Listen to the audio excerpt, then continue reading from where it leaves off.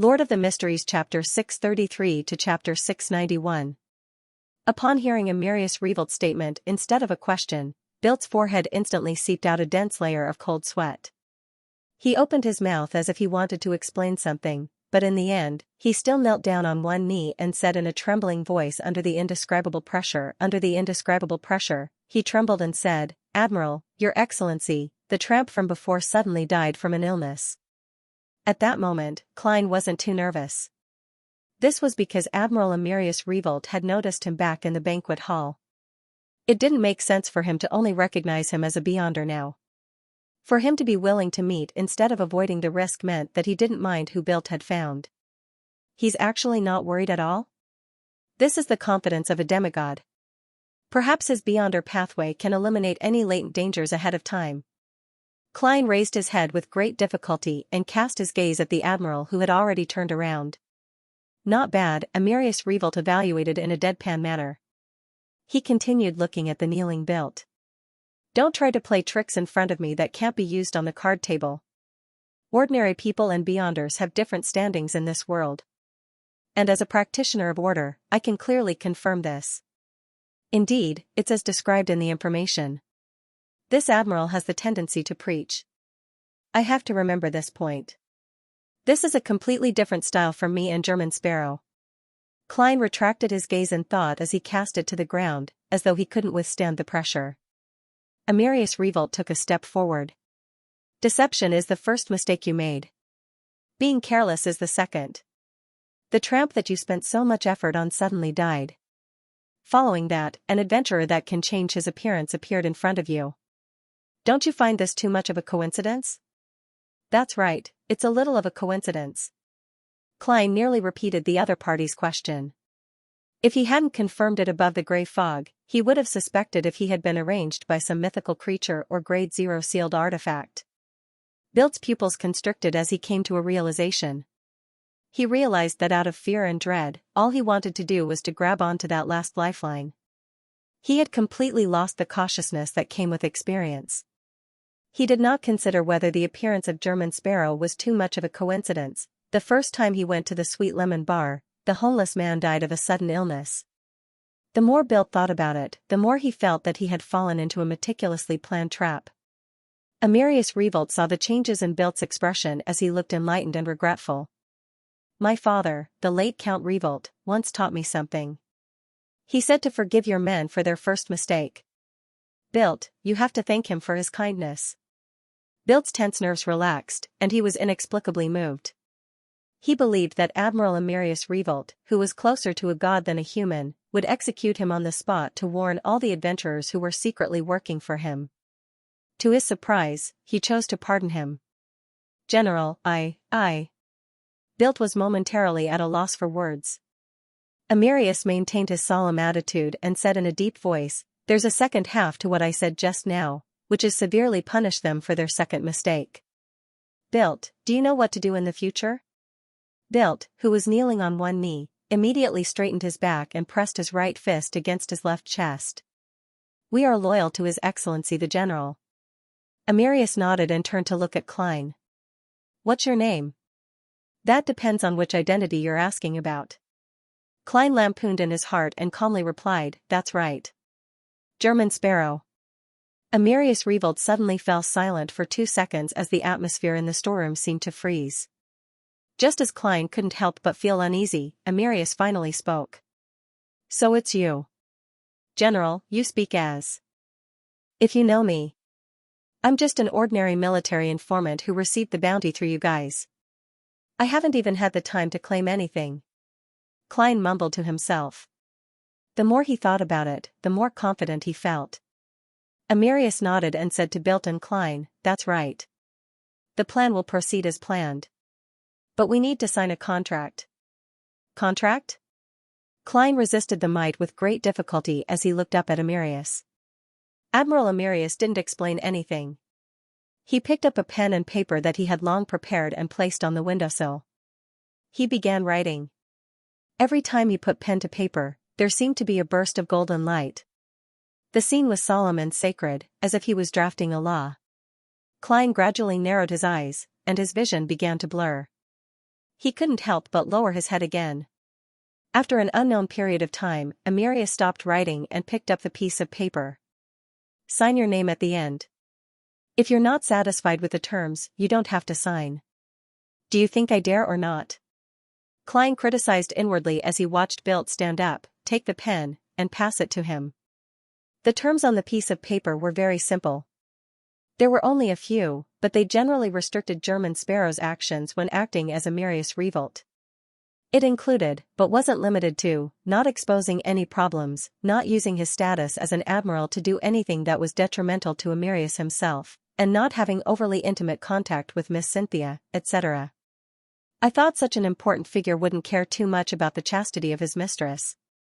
This admiral is indeed an old-fashioned man. However, I'm not that kind of person either. Klein hid his curiosity and asked as though he was discussing an academic question. What if Miss Cynthia wishes to have intimate contact with me? What he was implying was that if he appeared too distant and resistant, it would be easy for Cynthia to notice a problem and ask how he should handle it. It's fine, Emerius said without any expression. During the duration of the contract, you will either lack any desire when facing her, or your body will lack the necessary abilities. That's possible? This contract is a little impressive. Apart from a contract with a spirit world creature, this is the first time I'm seeing another contract. Furthermore, the former requires borrowing the powers of the underworld, but this contract only involves both parties. This is Admiral Emerius's demigod beyonder powers? From the Arbiter pathway? Klein glanced at the contract's duration and discovered that it was 5 days. Is he confident that he'll return in 5 days, or is his present level only able to maintain the contract for 5 days? Klein read the clause again, picked up a fountain pen, and wrote the name German Sparrow. As he finished writing the last letter, he saw the words on the piece of paper emit a golden glow, converging into a resplendent brilliance. Enveloped by the resplendent brilliance, the piece of paper rapidly faded away, as though it had fused with the laws of the world. The thin, invisible gray fog around him gently rippled as Klein clearly sensed that there were layers of indescribable restrictions on him. These restrictions rapidly internalized and temporarily became a part of his spirit body and body. The gray fog can withstand external bad luck and good luck to a certain extent, but it can't shield the contract I've already signed. That's right. If it could be shielded, the messenger's contract wouldn't have taken effect. In enlightenment, Klein looked at Emerius Revolt again. The admiral had already converged his might as he flipped his palm to produce a dark golden charm.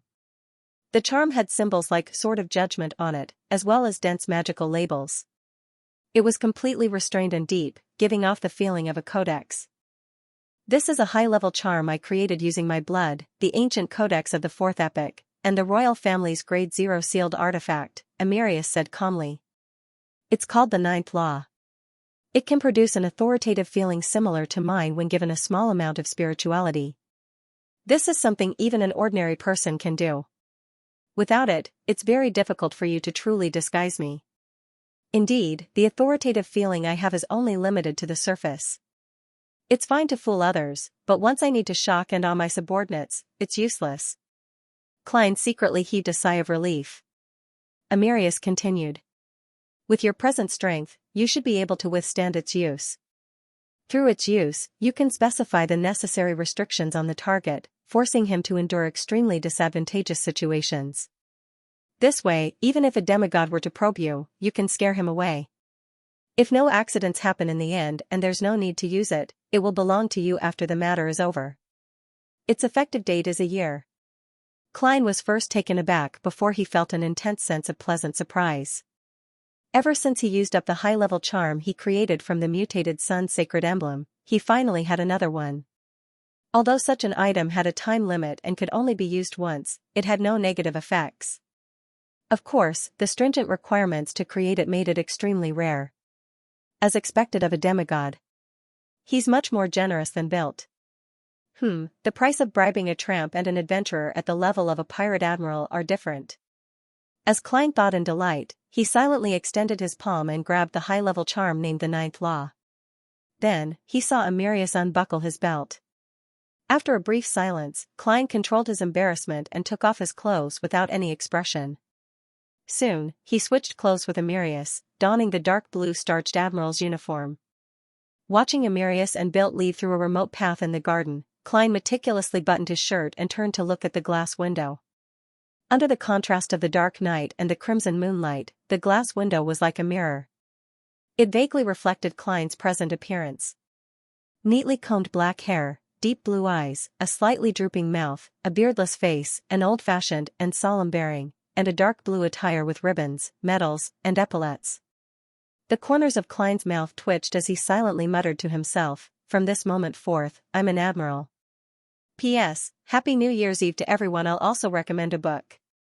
Classmate Yang Pingon, "No, it's Don't Soar with Warm Words to Alcohol.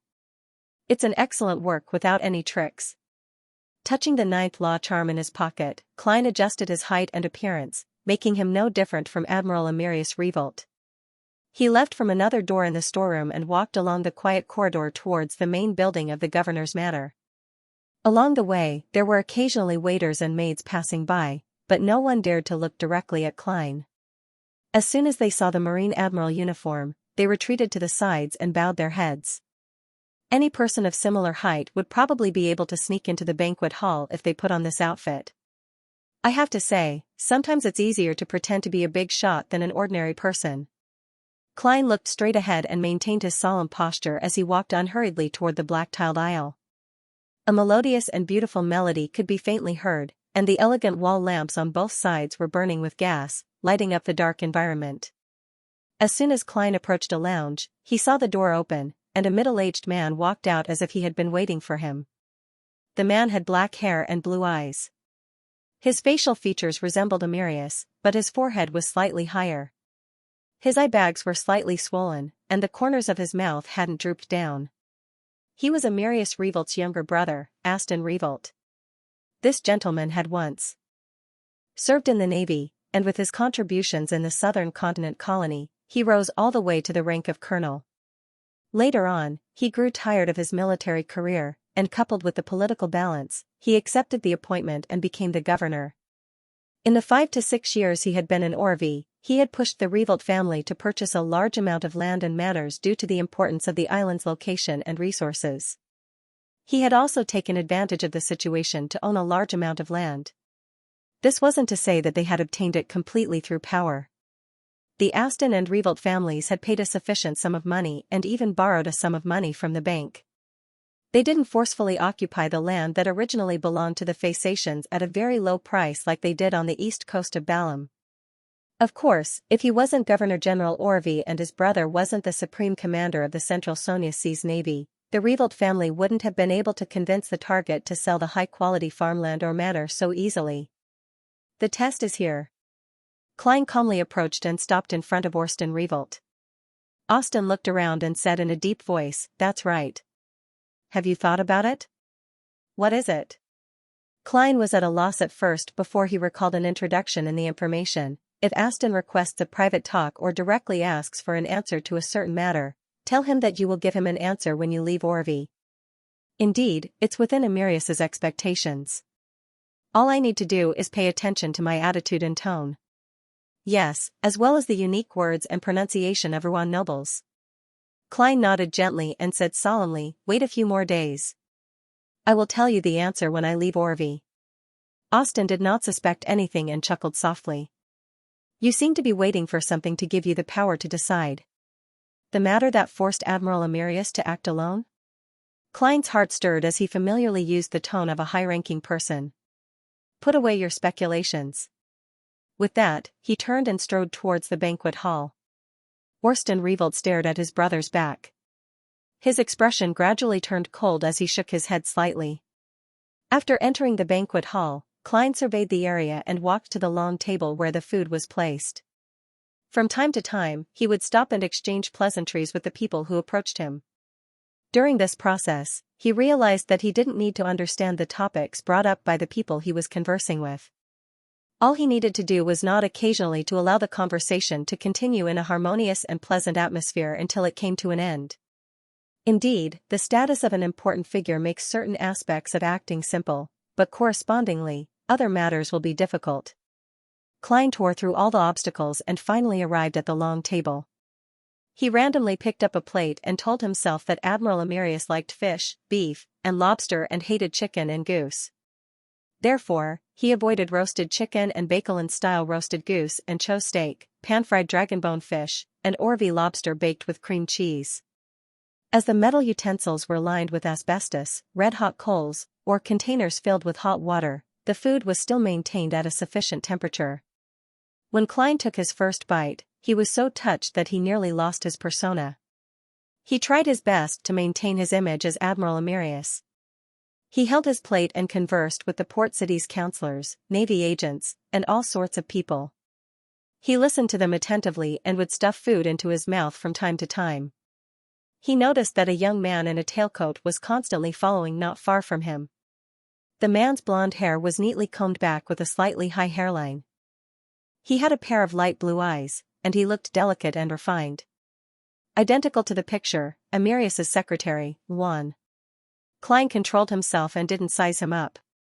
He quickly filled his stomach before the banquet ended. After leaving the Governor-General's office, Klein boarded a carriage that was protected by the Admiral's guards and sat beside the wine cabinet. The blonde secretary, Juan, followed him in. His leather boots stepped on the thick, soft carpet as he silently moved to the opposite side of Klein. He sat down, but there was only a third of his buttocks touching the seat.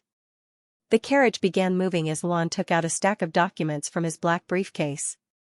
"Your Excellency, this is the consolidated accounts for 1349 submitted by the Orvie Naval Base." Klein extended his hand to receive it and casually flipped through a few pages. "What? A roll of toilet paper costs £1? The naval base's bathhouse was renovated 20 times in a year?" Klein did a rough calculation and discovered all sorts of ridiculous points. "Isn't this accounting method a little too simple and crude? I can even open a course for them and specially teach them how to claim expenses."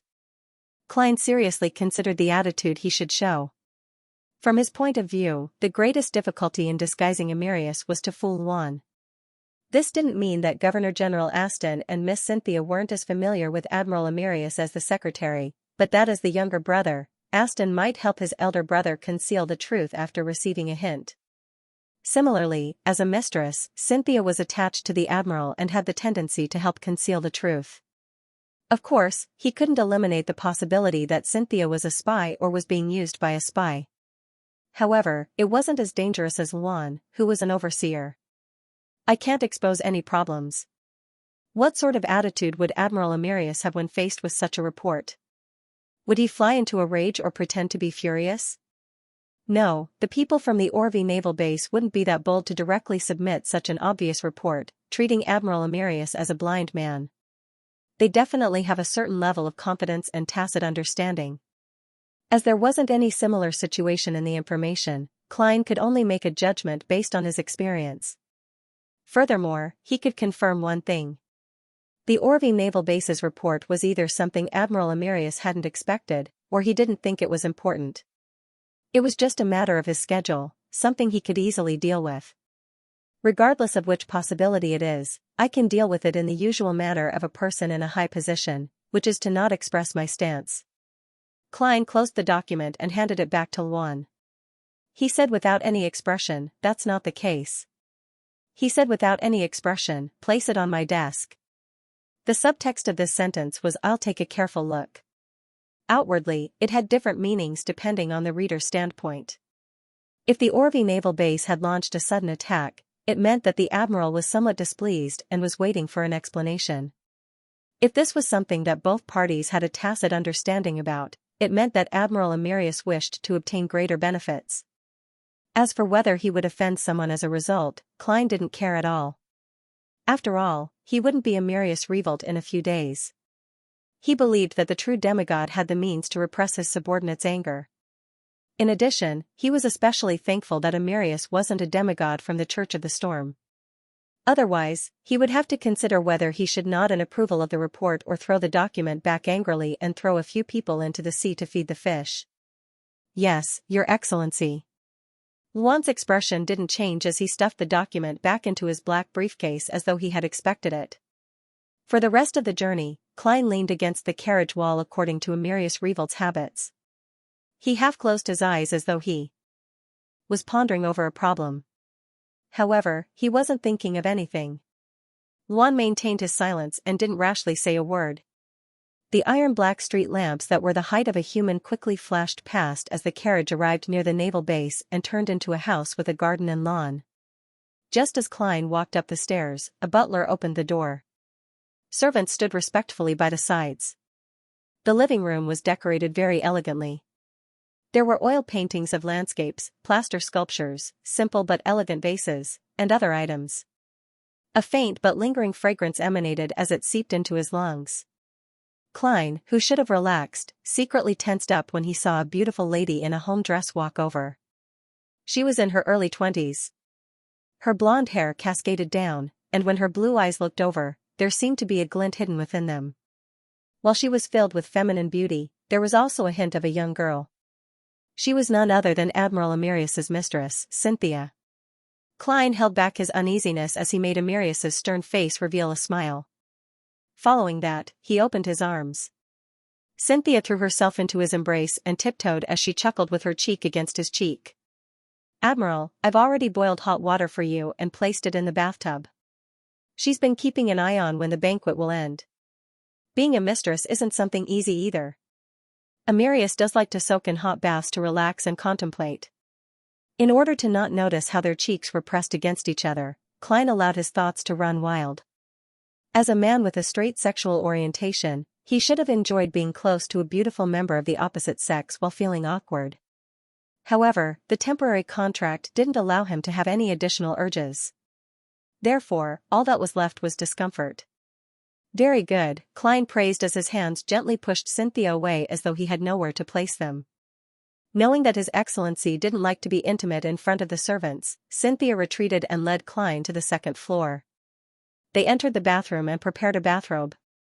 After doing all of this, Xianxia instructed the servants not to come to the second floor unless they heard the bell. Then, she returned to the bedroom and took off all her clothes, changing into a pure silk nightgown. The nightgown's collar was wide open, revealing an alluring snow-white area. And in between her cleavage hung a strange necklace. It resembled a black rhinoceros horn that had shrunk to the size of a knuckle. Xianxia took off the necklace and stuffed it under her pillow. Then, she left the bedroom with some embarrassment and hesitation. She walked to the bathroom where the Admiral was bathing and mustered her courage to twist the handle. Click. Her hand paused as she realized that the bathroom door had been locked from the inside at some point in time. With a blank look, Xianxia instinctively twisted it twice. Click. Click. The bathroom door didn't budge at all. "P.S. I wish everyone a happy new year. May everything go smoothly." Divine Emperor of the Nine Heavens. In the bathroom, there was a wet and dry section. Steam filled the entire bathtub. Apart from his head, Klein's entire body was immersed in the hot water. He lay there comfortably, not even wishing to move his toes. What a beautiful night. If only Xianxia wasn't outside. I'll still have to deal with her later. Klein sighed as he considered how to find an excuse to avoid intimate matters. According to Admiral Amirius Revolt's characteristics, he decided to start with his work. Following that, he would list his recent physical discomfort, the loss of his ability in that area due to his injuries, the fact that he had just ingested drugs that needed some time to digest, or the sudden awakening of his true sexual orientation, making him find a curly-haired baboon attractive. As for whether this would damage the Admiral's image, Klein didn't feel any pressure. As long as Xianxia didn't suspect him of being a fake Amirius Revolt, he would have successfully completed his mission. How to explain those excuses and find a reason to return to normal is Admiral Amirius's problem. What has it got to do with me, German Sparrow? What has the German Sparrow's ruined image got to do with me, Sherlock Moriarty? Klein stood up in satisfaction and walked out dripping wet. He wrapped himself in a towel and wiped his body. After changing into the hanging bathrobe, Klein silently drew a breath. As though he was facing a formidable foe, he unlocked the door and opened the bathroom door. Seeing the empty corridor with only the light from the wall lamps illuminating the dark corridor, Klein relaxed a little and no longer tensed up. This feels no different from challenging the pirate admirals. Amidst his mumbling, he suddenly discovered a serious problem. He didn't know which master bedroom or study was. Regardless, I have to inform Xianxia, otherwise, it will make Admiral Amirius look odd and guilty. Klein recalled the layout of similar houses and attempted to accurately find the master bedroom. At this moment, the door diagonally opposite opened with a creak. Xianxia, who was only wearing a silk nightgown, walked out. Her blonde hair was slightly messy, and there were even a few strands floating in front of her blue eyes and bright red lips. Her eyes were half hidden, and her lips were half closed. In the dim and ambiguous environment, she looked extremely alluring. The collar of the silk nightgown was wide open, and the snow-white cleavage was reflected in Klein's eyes at the same time. Klein nearly looked up at the ceiling to escape the intense stimulation. Calm down, calm down. You are Amirius Revolt. Furthermore, you are someone who has seen a demoness. Compared to Ailment Maiden, this lady's charm is clearly lacking. Wait, why am I thinking of demoness? Who knows if they were male or female in the past? Klein maintained his gaze and even sized him up with a teasing expression. At this moment, he could feel that primitive desire, but the lower half of his body did not move. Is this the second sign of a temporary contract? Actually, there's no need for Admiral Amirius to go through so much trouble. Even if I have the urge, I can control myself. What haven't I seen before? Xianxia is a little different from the records. Isn't it said that she has only been Amirius's mistress for a year or two, and that she doesn't see him most of the time? Isn't it said that she can't let herself go when it comes to such matters? Why does she have the inclination of taking the initiative to seduce him today? Is it because she feels that her position isn't stable, or has she been replaced? Ever since he became a faceless, Klein found everyone fake. Cynthia's eyes drooped. The courage she had mustered vanished bit by bit under Amirius's scrutiny. Her face was gradually dyed with a heart-stirring blush as she felt embarrassed and a little proud. Then, she heard the Admiral calmly instruct, "Prepare some coffee for me. Help me prepare coffee and put it in the study. I have many things to settle tonight. You don't have to wait for me."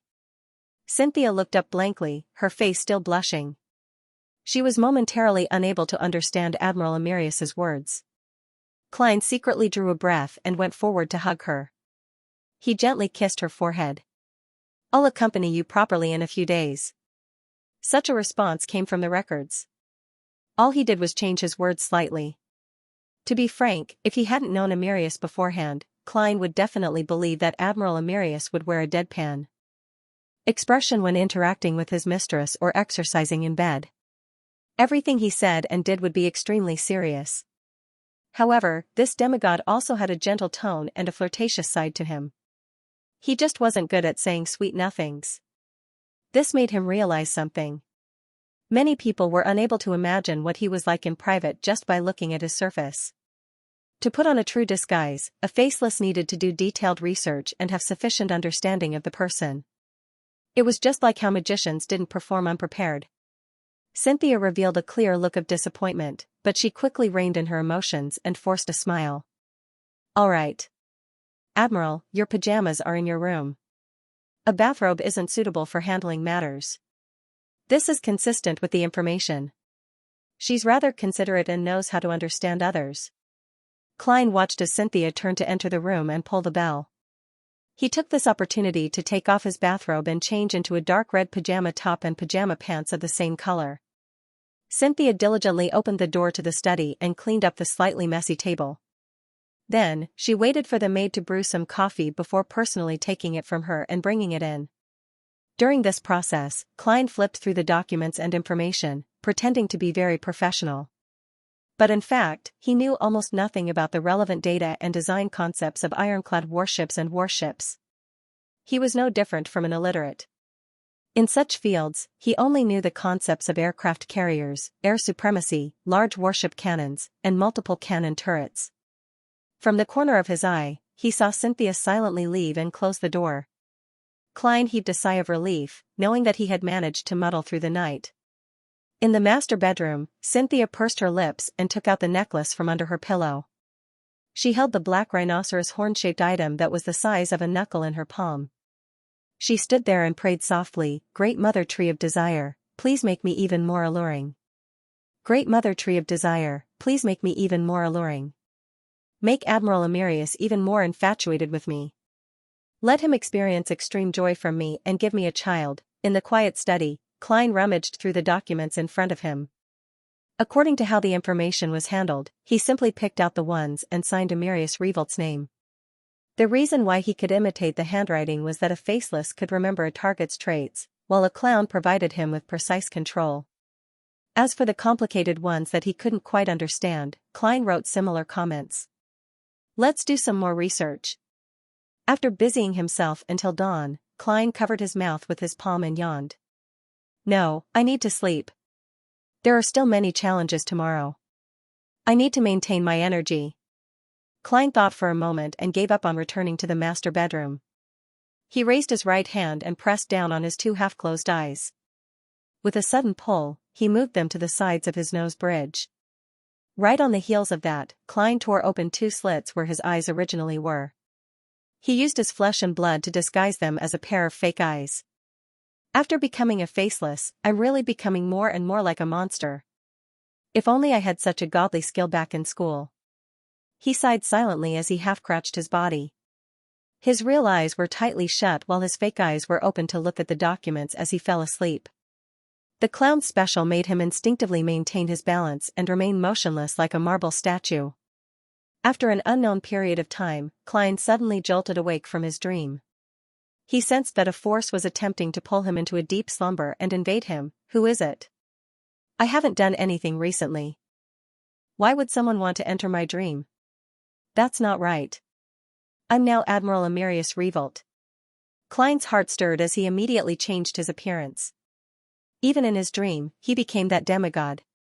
At the same time, he felt his consciousness contract as though he was hiding from something. This is different from a normal dream. I've clearly regained my rationality and can struggle free and wake up, but I can't leave the dream. Klein discovered even more oddities after some attempts. He knew very well that he was sleeping, and he could sense and control his body outside the dream. But regardless of what he did, he couldn't wake up. Right on the heels of that, a blurry white gas emanated in front of him, condensing into an indistinct figure. Klein narrowed his eyes slightly as his psyche penetrated the dream, allowing his body in the real world to silently move. Then, he placed his palm into his pocket and touched the ninth law charm. At this moment, the blurry figure calmly said, "Do not participate in Austin and Company's matters." This is a warning. That's impressive. To actually warn a demigod.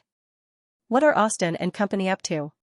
Klein thought for a moment and slightly emanated his spirituality, allowing the ninth law charm to emit a deep might. Then, he mimicked it and expressed a similar feeling in his dream. Following that, he said in a deep voice, "Who are you? Who do you represent?" The blurry figure was taken aback before he sighed and said with a smile, "As expected of spell weaver Amirius. As expected of Dharma weaver Amirius. He's actually able to maintain his lucidity under such circumstances." No. Although Amirius is known as a spell weaver, he isn't good at such matters. You should say that as expected of Lord Fool. Klein lampooned before saying solemnly, "Answer my question." The blurry figure chuckled. "You don't need to know who I am. You don't need to know who I am. Do not defy the fate of an era, which is also its trend. This will only make you a sacrifice of history.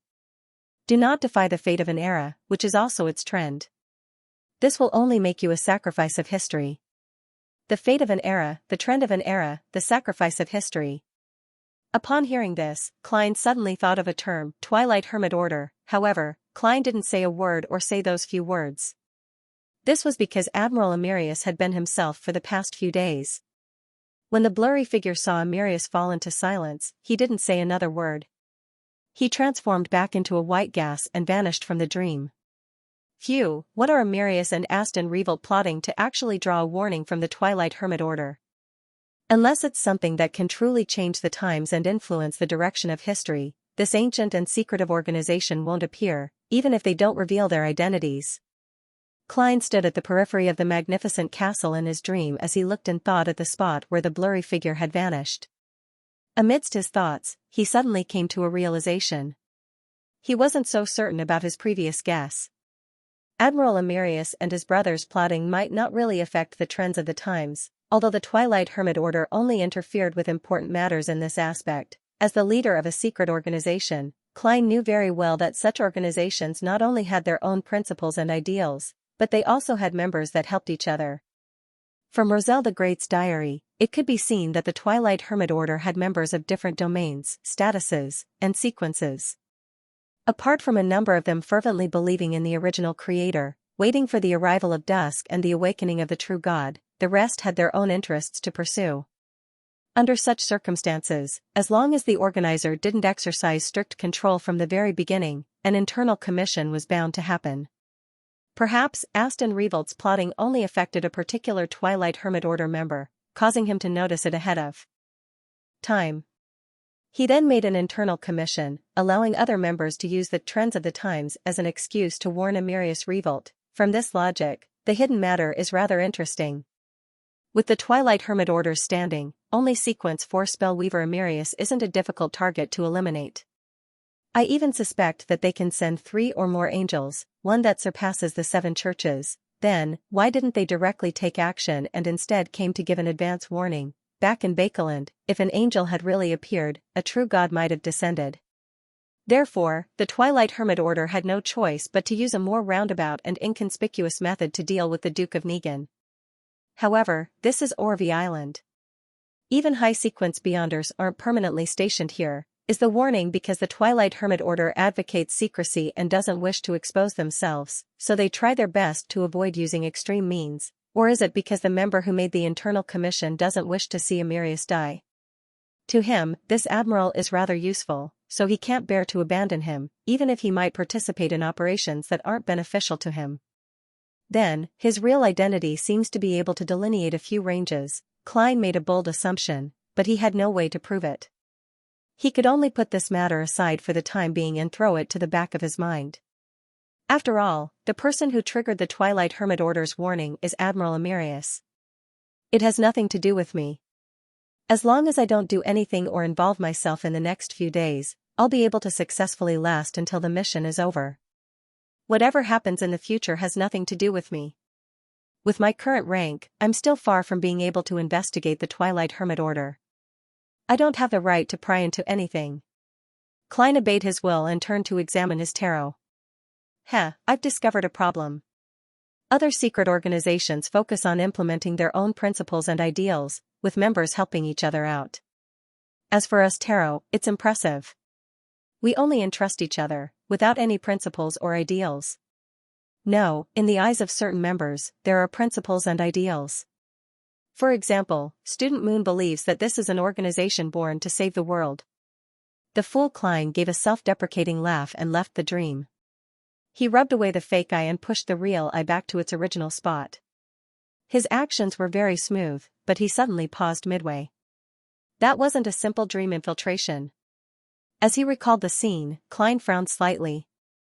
This was because the power had first attempted to pull him into a deep slumber, and back then, I was already asleep. Why did he still do that? Captain said that a nightmare can directly see dreams, so it's impossible for him to make such a mistake. Therefore, that visitor didn't use beyonder power similar to a nightmare, but some other method. Locating me in the spirit world? Or could it be that after knowing my location, he directly influenced my body of heart and mind through the sea of collective subconscious described by Ma'am Daly? I'm more inclined to the second possibility.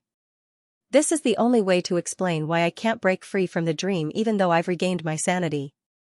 Emperor Roselle also mentioned in his diary that the organization he's part of is suspected to be the Twilight Hermit Order.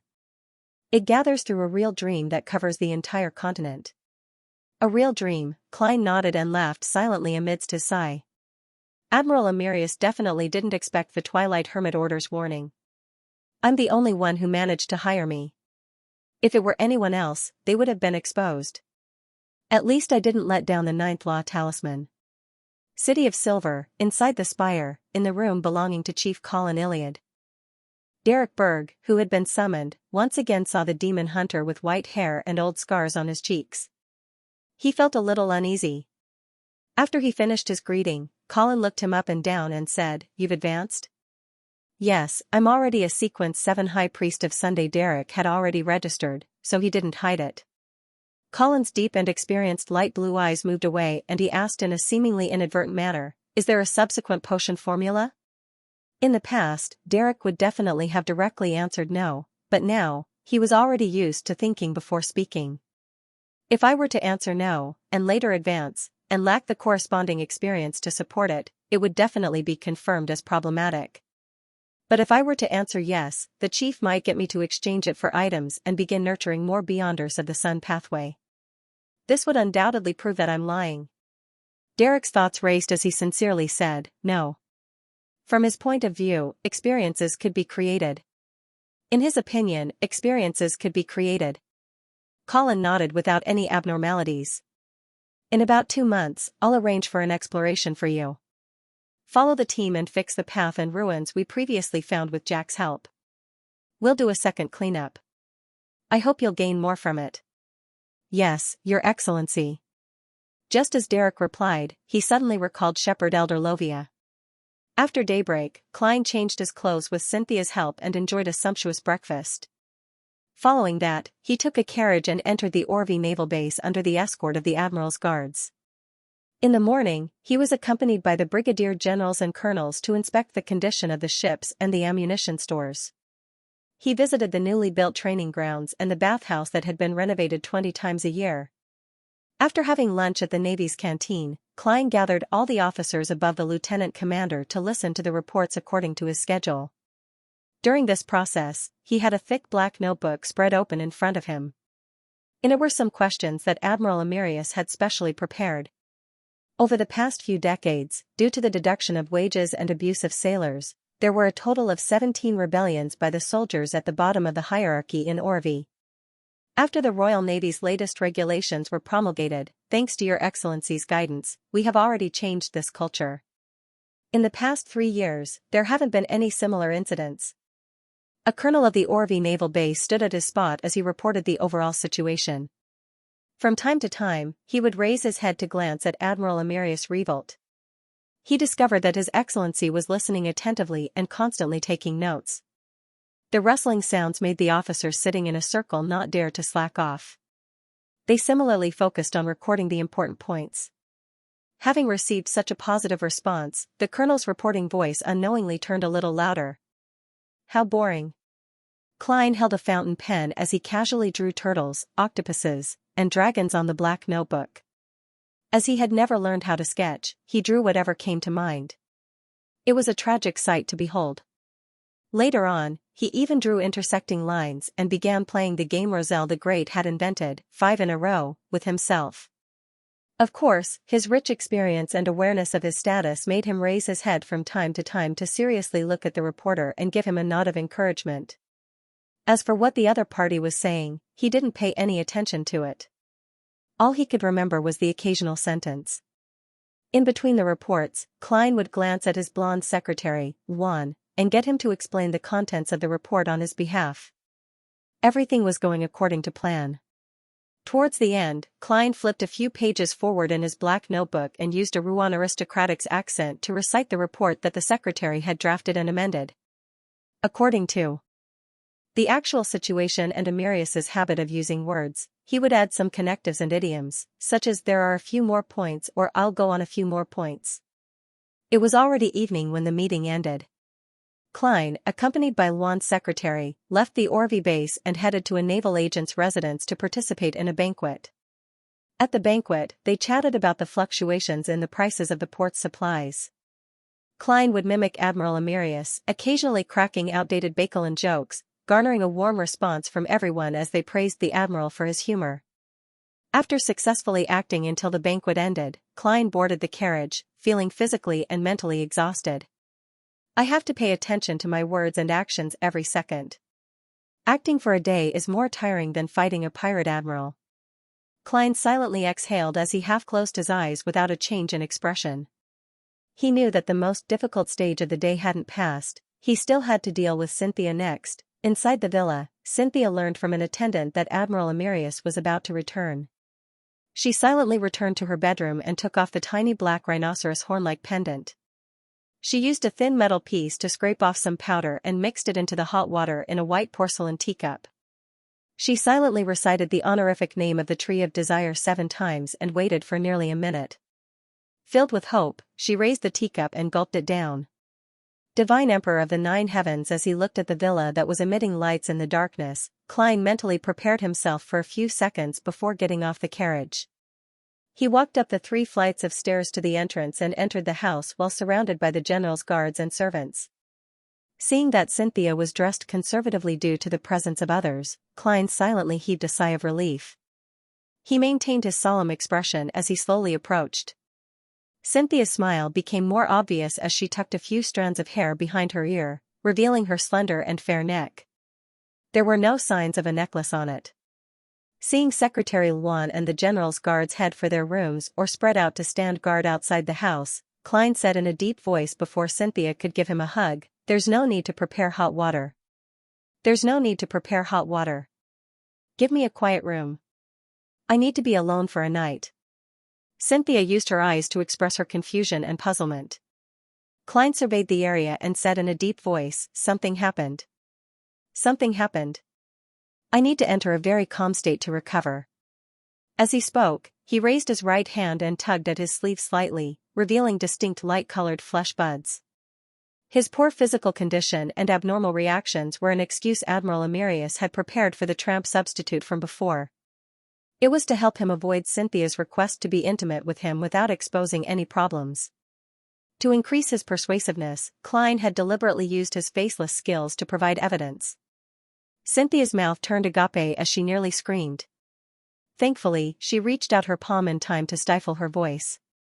"Are you all right? Do you need to find a doctor?" Xianxia calmed down a little as she immediately asked nervously.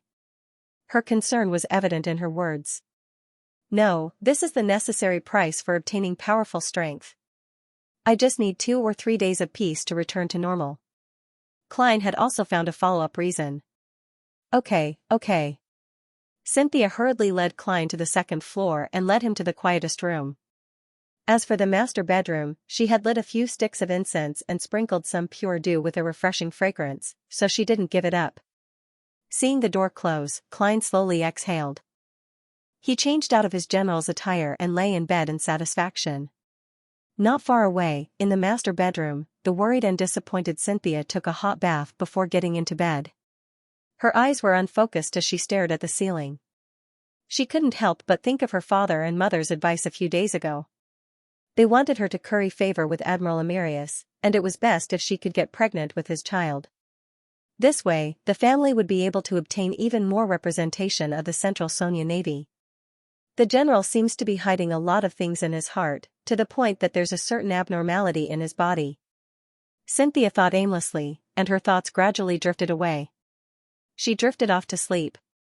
Vaguely, she felt her stomach heat up and her body heat up. In her dream, she seemed to see a pitch-black night sky dotted with bright stars. One of them seemed to sense her gaze and shone even brighter. The next morning, the refreshed Klein enjoyed a sumptuous breakfast that did not have any special characteristics. He was once again surrounded by the Admiral's guards and arrived at the Orvi naval base. He commandeered the most luxurious and spacious office. According to Admiral Amerius's habits, he would spend some time alone every 2 or 3 days to study and grasp his beyonder powers at a deeper level, as well as develop more practical techniques. Therefore, Klein had most of the day without any disturbances. All he needed to do was handle simple official duties. In the quiet and spacious office, Klein was either leisurely pacing back and forth or flipping through the books on the shelves. From time to time, he would reach his palm into his pocket and touch the 9th law charm, making it emit an abnormally heavy might. This was to make the blonde secretary, Juan, believe that there was nothing wrong with Admiral Amerius. After an unknown period of time, Klein felt a little sleepy and planned on taking a nap. At this moment, he heard knocking on the door. "There's something very important." Klein frowned. Something that could make Secretary Luan disturb Admiral Amerius's focus training was definitely not simple. "Come in," Klein reined in his emotions and replied in a deep voice. The delicate-looking blonde youth, Juan, twisted the doorknob and entered. In his hand was a telegram. He suppressed his voice. "Your Excellency, a telegram from Bakeland. Mr. Aston has been relieved of his position as Governor-General. He will be temporarily replaced by the City Council's chairman." It said that the new Governor-General will arrive today. Aston Revolt has been relieved of his position as Governor-General? Their ploy has been discovered? That's right.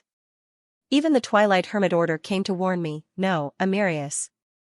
It means that they have long grasped the exact situation. Through the operations of certain members, there's a high chance that the matter will be resolved through a series of changes in positions. They gave the warning last night, and they are taking action today. They must have been preparing for a long time. Yes, just from the fact that the new Governor-General will arrive today, I can tell that. Klein was first alarmed before he felt that it was reasonable. He mimicked Admiral Amarius's attitude when faced with a major problem. He paced around and said with a solemn expression, "I understand." Klein didn't express his stance or give any orders. He appeared extremely brooding. However, in fact, he hadn't thought of what to do. There's a saying in our foodie empire, being still is better than being active. I wonder if Roselle has translated it. Klein thought in a self-deprecating and lampooning manner. Luan looked up at Admiral Amarius and didn't say a word before silently leaving the office. Phew. Klein paced around once again as he considered what choice the real Admiral Amarius would make if he were standing there.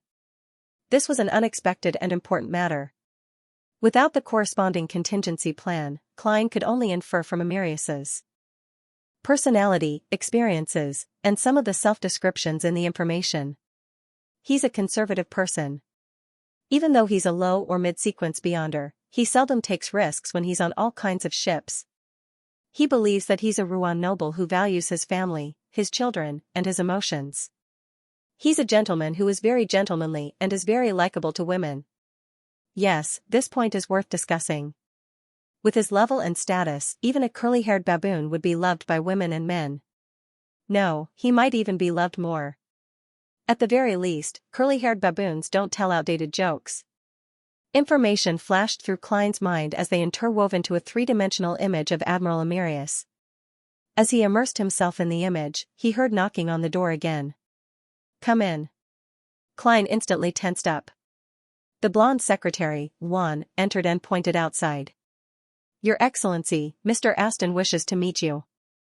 "Why is Aston here? Does he wish to meet Amarius for protection, or is he planning on putting up a last-ditch struggle?" Klein narrowed his eyes and realized that he had no choice but to make a decision for Admiral Amarius. What will he do? After receiving the warning from the Twilight Hermit Order, he should have understood that the matter had been exposed, and the target had long since made preparations. With his conservative personality, it's not hard to imagine his choice, but he also placed great importance on family. He even described some of the interesting things about Aston Revolt in detail. It's not hard to tell that it's the concern and love an elder brother has for his younger brother. He doesn't like marijuana or cigarettes. Drinking is just for socializing. Aside from being a little obsessed with women, he doesn't have any major problems. He places great importance on his family.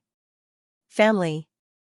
Klein quickly recalled, allowing himself to completely immerse himself in Amarius's identity. He experienced the emotions and the importance he placed on matters. Family. At that moment, he seemed to transform into Amarius, but he was analyzing all sorts of problems in a detached manner. After more than 10 seconds of silence, Klein heard himself speak in a somewhat unfamiliar and cold tone. "Tell him that I have a lot of things to deal with and don't have time to see him. Also, buy him a ticket back to Bakeland." Luan seemed to have expected it. He retracted his gaze and replied as if nothing was out of the ordinary. "Yes, Your Excellency." Seeing Luan leave the office and head outside in search of Aston Revolt, Klein sighed like the real Amarius Revolt.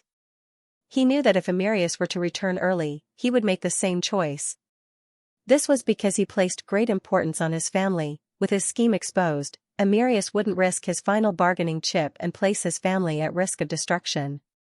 As long as he didn't get involved, as long as he was still a demigod, the Revolt family wouldn't suffer too much damage even if he was no longer the supreme commander of Central Sonia's navy.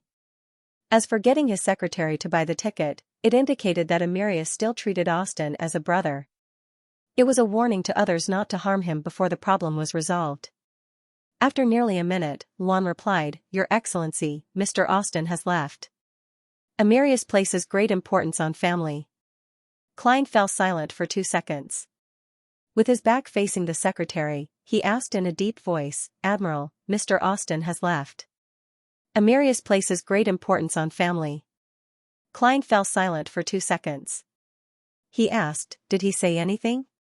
Juan answered truthfully, "He said that you are indeed a naturally cold person." Klein listened quietly.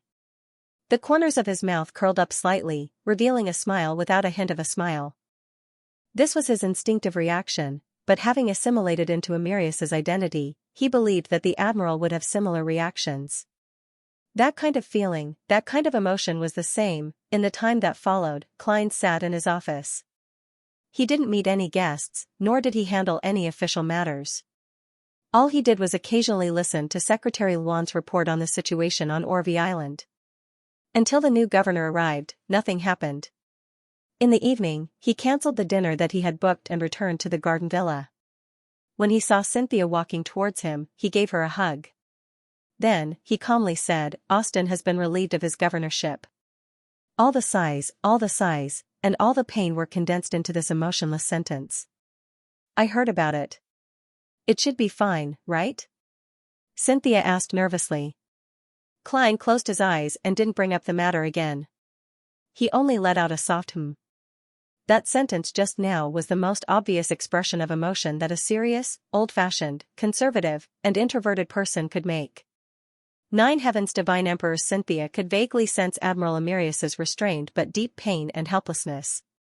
She didn't say anything else as she hugged him tightly. She used her companionship and dependence to give him the strength to calm his emotions. After a simple dinner, Klein took a hot bath and entered the quietest guest room as usual. He lay in bed and stared at the ceiling in a daze. He knew that he was immersed in the role of Admiral Amirius. This was because the helplessness towards fate and the hiding of pain were similar to his own life experiences. It resonated strongly with him. "If I hadn't figured out the method of blending in and separating myself, I might have lost myself a little.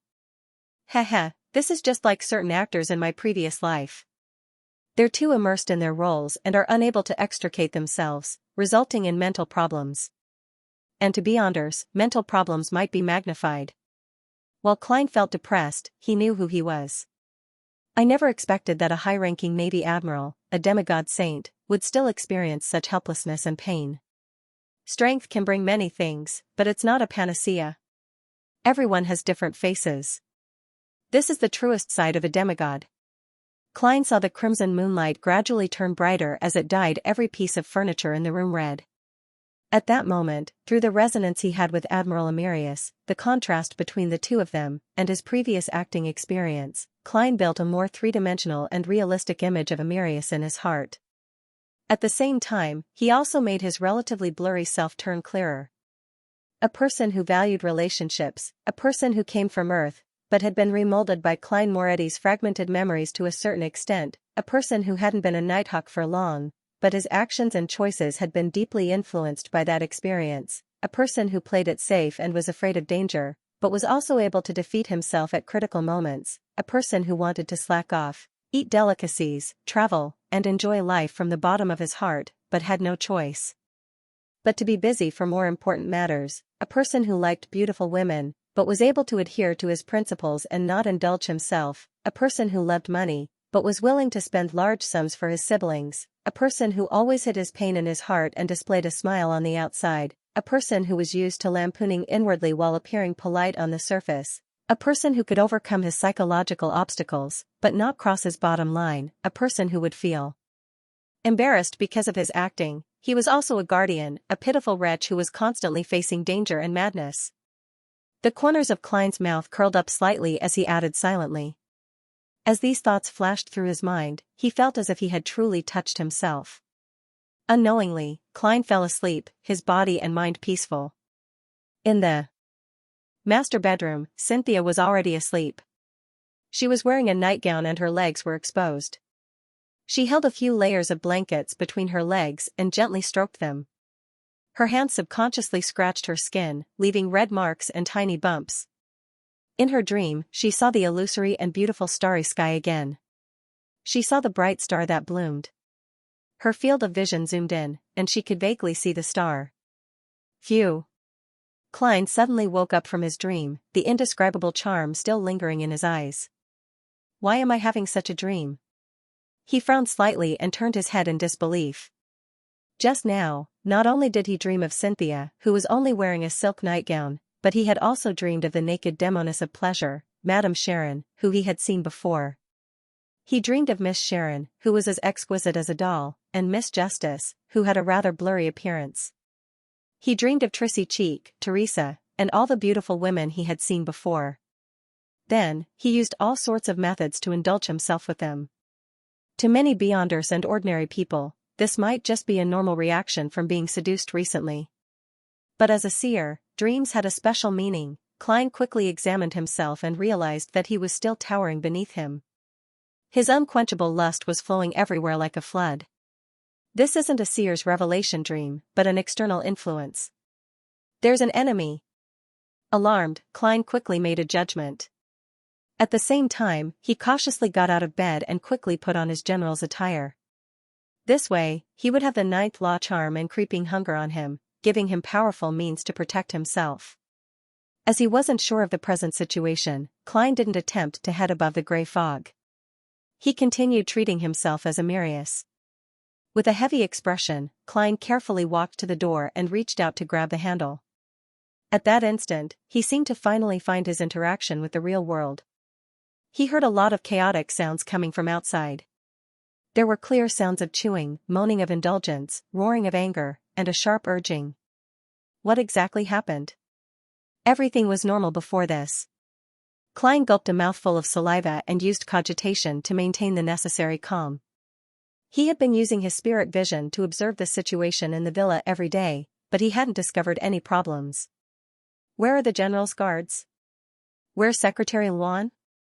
The more Klein pondered over the present situation, the stranger and more terrifying he found the situation. He touched the ninth law charm with one hand and emanated a deep and dignified aura, repressing the unease that flowed in the air. Exerting strength with his left palm, Klein twisted the handle and opened the door. Before he took a step forward, he saw an attendant in a red vest sitting opposite him.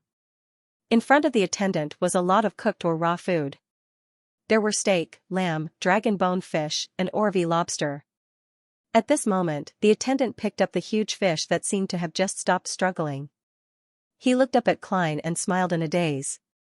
General, I've always been envious of your food. His belly was different from before.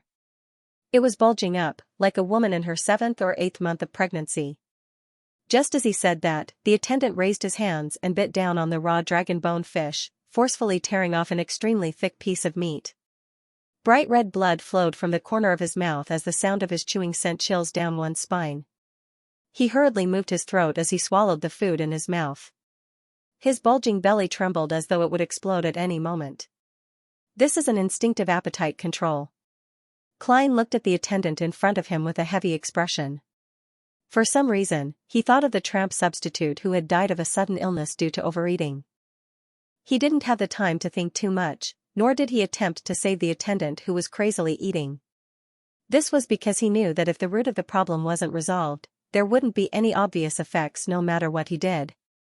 Klein moved his feet and, according to his spiritual intuition, he carefully walked towards the master bedroom.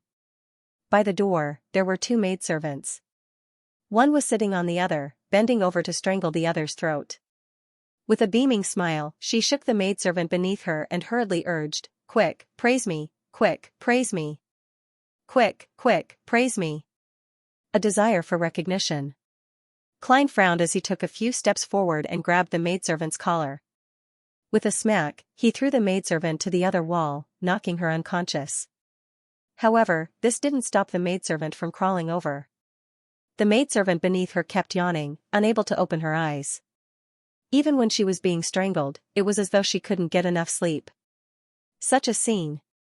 Klein momentarily had the urge to flee and seek help from the church and the military. However, the most powerful person on Orvie Island was Admiral Amirius, and I'm now Amirius. However, if the situation doesn't look right, I'll still have to retreat. I can't use my life to act. Klein's scalp tingled as he pushed open the master bedroom's door. The first thing that sounded from behind the door was the sound of indulging and happy moans. Following that, a smell that made one's heart race and blood flow drilled into Klein's nose. In addition, there were all kinds of bodily fluids that emanated in the air.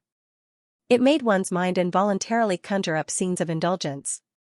Right on the heels of that, Klein saw the blonde secretary, Juan.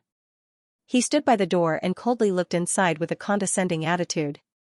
His arrogance seemed corporeal. Upon sensing someone enter, he turned his head and discovered that it was Admiral Amarius.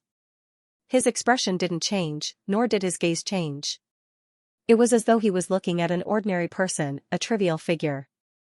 This secretary is usually very respectful, but in fact, he's such an arrogant person? Klein originally wanted to ask the seemingly rational Juan a question, but he saw the latter shift his gaze and look down at the center of the master bedroom. He only looks normal. Klein traced Juan's gaze and discovered a fair 3-meter-tall body on the bed in the middle of the master bedroom. Its surface was covered with brownish-green lumps that resembled tree pimples. Some of them had already split open, turning into flower-like organs. A number of the general's guards and the male attendants in the room were gathered around it. They were either standing or kneeling, floating or crawling as they copulated with the organs while emitting heavy panting. The other members of the general's guards and female servants were scattered across the carpet in the bedroom, enjoying each other's bodies to their heart's content. In addition, the tall, fair body with lumps and flowers had brown branches extending out, participating in every group's revelry. What kind of monster is this? Klein refreshed his knowledge of mysticism once again. He naturally lowered his left palm in preparation for battle. At this moment, at the top of the 3-meter-tall terrifying body, a head turned over. It was a woman. She had long blonde hair and azure blue eyes. She had a high nose bridge and plump lips. She was none other than the gentle and beautiful Xianxia, who still had traces of a young girl's charm. As the branches waved and the flowers opened and closed, Xianxia looked down at Klein with a blushing face and said shyly, "I'm sorry." She said shyly, "General, I want to have a child with you." Divine Emperor of the 9 heavens, upon seeing Xianxia's fair body gigantified with many tumors and flowers growing on it, making her look like a strange tree, Klein couldn't help but shiver when he heard her shy and low request. All his hair stood on end. Such a scene was terrifying beyond human imagination. Even in his dreams, he had never seen such a scene before. If he were facing Megos and Tingen, Klein would have definitely been affected by such a scene. He would have temporarily lost the ability to react due to his horror and panic, but after experiencing so much, he was a seasoned beyonder in the truest sense of the word. At the same time Xianxia's words entered his ears, the glove on his left hand silently changed color. It turned deep black, exuding a noble and sinister feeling.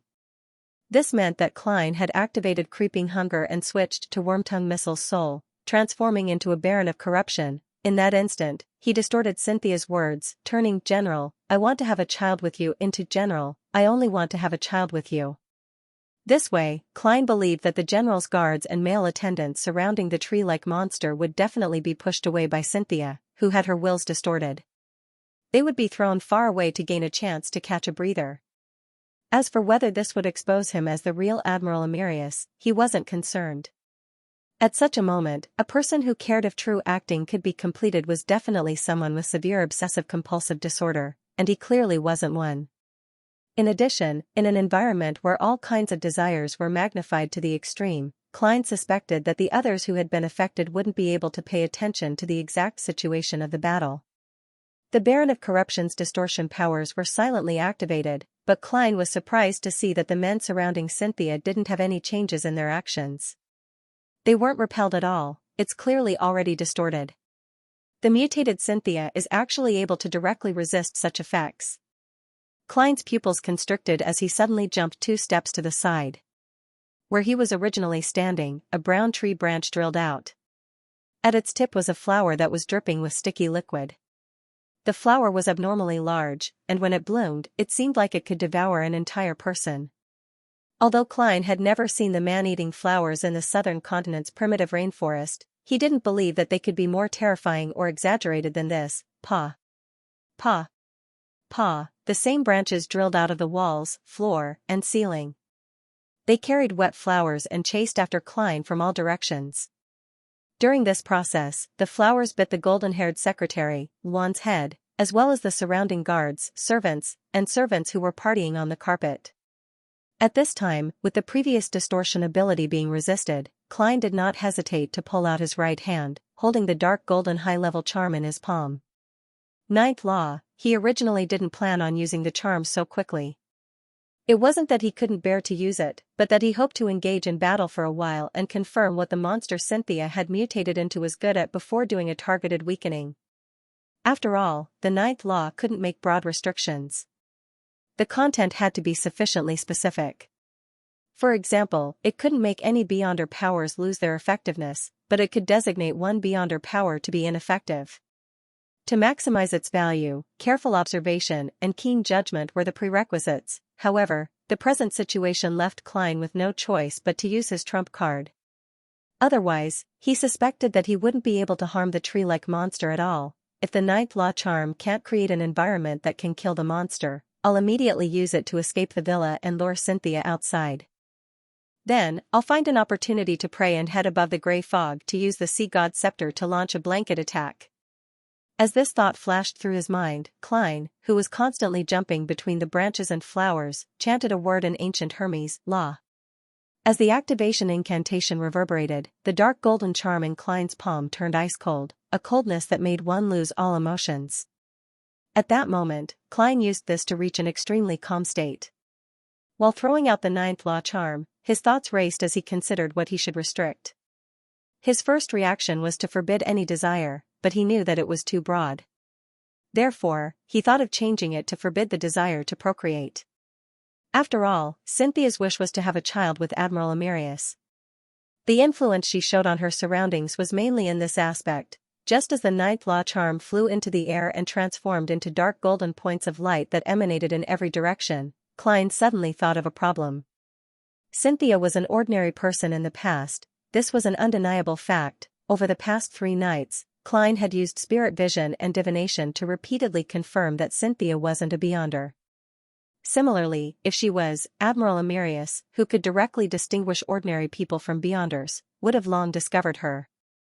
Therefore, the reason why she suddenly mutated into a monster was a problem that he had to pay attention to. Could it be that she was like Megos, and through some ritual, she became a vessel for an evil god's descent? No, if there was a ritual, it's impossible for me not to discover it. My spiritual intuition would have warned me not to activate my spirit vision or look directly at Xianxia.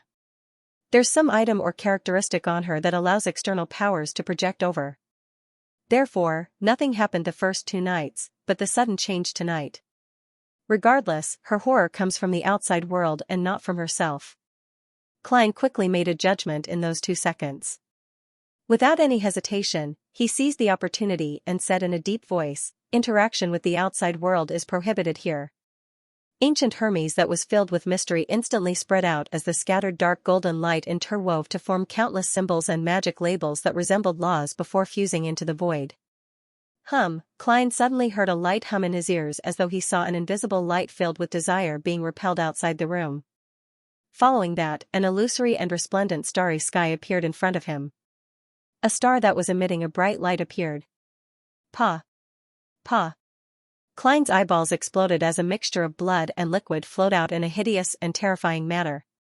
Although he had used the ninth law charm to isolate the external influence, the level of the power was extremely high. Just a normal backlash was enough to penetrate the natural protection of a high-level charm and blow up his eyes. The damage was rapid and without any warning. Klein didn't even have the chance to use paper figurine substitutes, just like Nimble Right Master Rosago.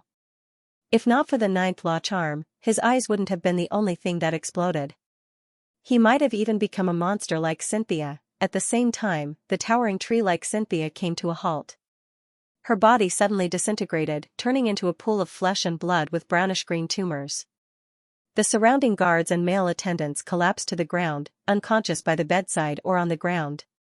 Cynthia's head was embedded in the mass of flesh and blood as she muttered to herself, "Admiral, I want to have a child with you. Admiral, I want to have a child with you." She tried her best to extend the remnant branches on the ceiling and walls, instantly binding the dazed Klein and dragging him towards her.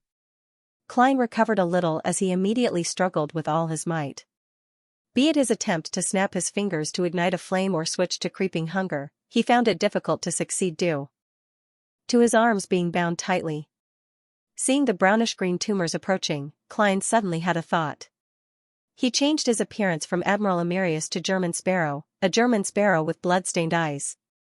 The entangling branches paused for a second before strangely loosening. They flailed around as though they were trying to grab something. Cynthia's head was filled with disappointment and confusion as she muttered, "Admiral, where did you go? Admiral, where did you go?" Without any external resistance, she was finally influenced by the Baron of Corruption's distortion. All she wanted was to have a child with Admiral Amirius and spare German Sparrow. Klein flipped to his feet and pressed his right hand to his eyes. With a sudden pull, he transferred the ruptured wound to his left shoulder. While his left shoulder turned into a bloody mess, creeping hunger was dyed with a pure and resplendent glow. Klein looked pitifully at Cynthia's head in the pile of flesh and blood as he spread his arms to the sides. A bright pillar of light with holy flames swirling around it descended from midair, enveloping the monster that had been reduced to a pile of flesh and blood. P.S. The rhythm has been disrupted. This chapter has fewer words, so I'll update it first. Amidst the holy pillar of light, the burl, flesh, and blood rapidly disintegrated after losing the external support, like snow that had encountered a red-hot metal ball. Amidst an indescribable sizzling sound, Cynthia's face scrunched up as though she was in extreme pain. She turned left and right with great difficulty, looking up and down as her expression gradually turned horrified and confused, as though she had finally realized that something wasn't right with her. "Admiral." Her voice trembled as she looked ahead in fear and despair, but all she saw was an unfamiliar face. Klein could have used Cynthia's remnant flesh and spirit body to feed creeping hunger, but at that moment, all he did was sigh and say calmly, "Don't come into contact with strange items or religions in the future." From his point of view, Cynthia's current state was either a result of a cult or a dangerous item that had formed a connection with an existence that couldn't be looked at directly. That was why she responded in such a manner. Cynthia vaguely understood something as she, who was only left with a head and some flesh, suddenly cried. It's the mother tree of desire. It's the heavenly body sect, Admiral, Admiral, I don't want to die. I don't want to die. Save me. Save me. Mother tree of desire. Heavenly body sect. This isn't within my knowledge of mysticism. Klein's expression didn't change as he looked pitifully at Cynthia, who was on the verge of breaking down and pleading for help. He opened his arms again and said in a deep voice, "Death isn't the end. You will receive salvation by the sight of the deities."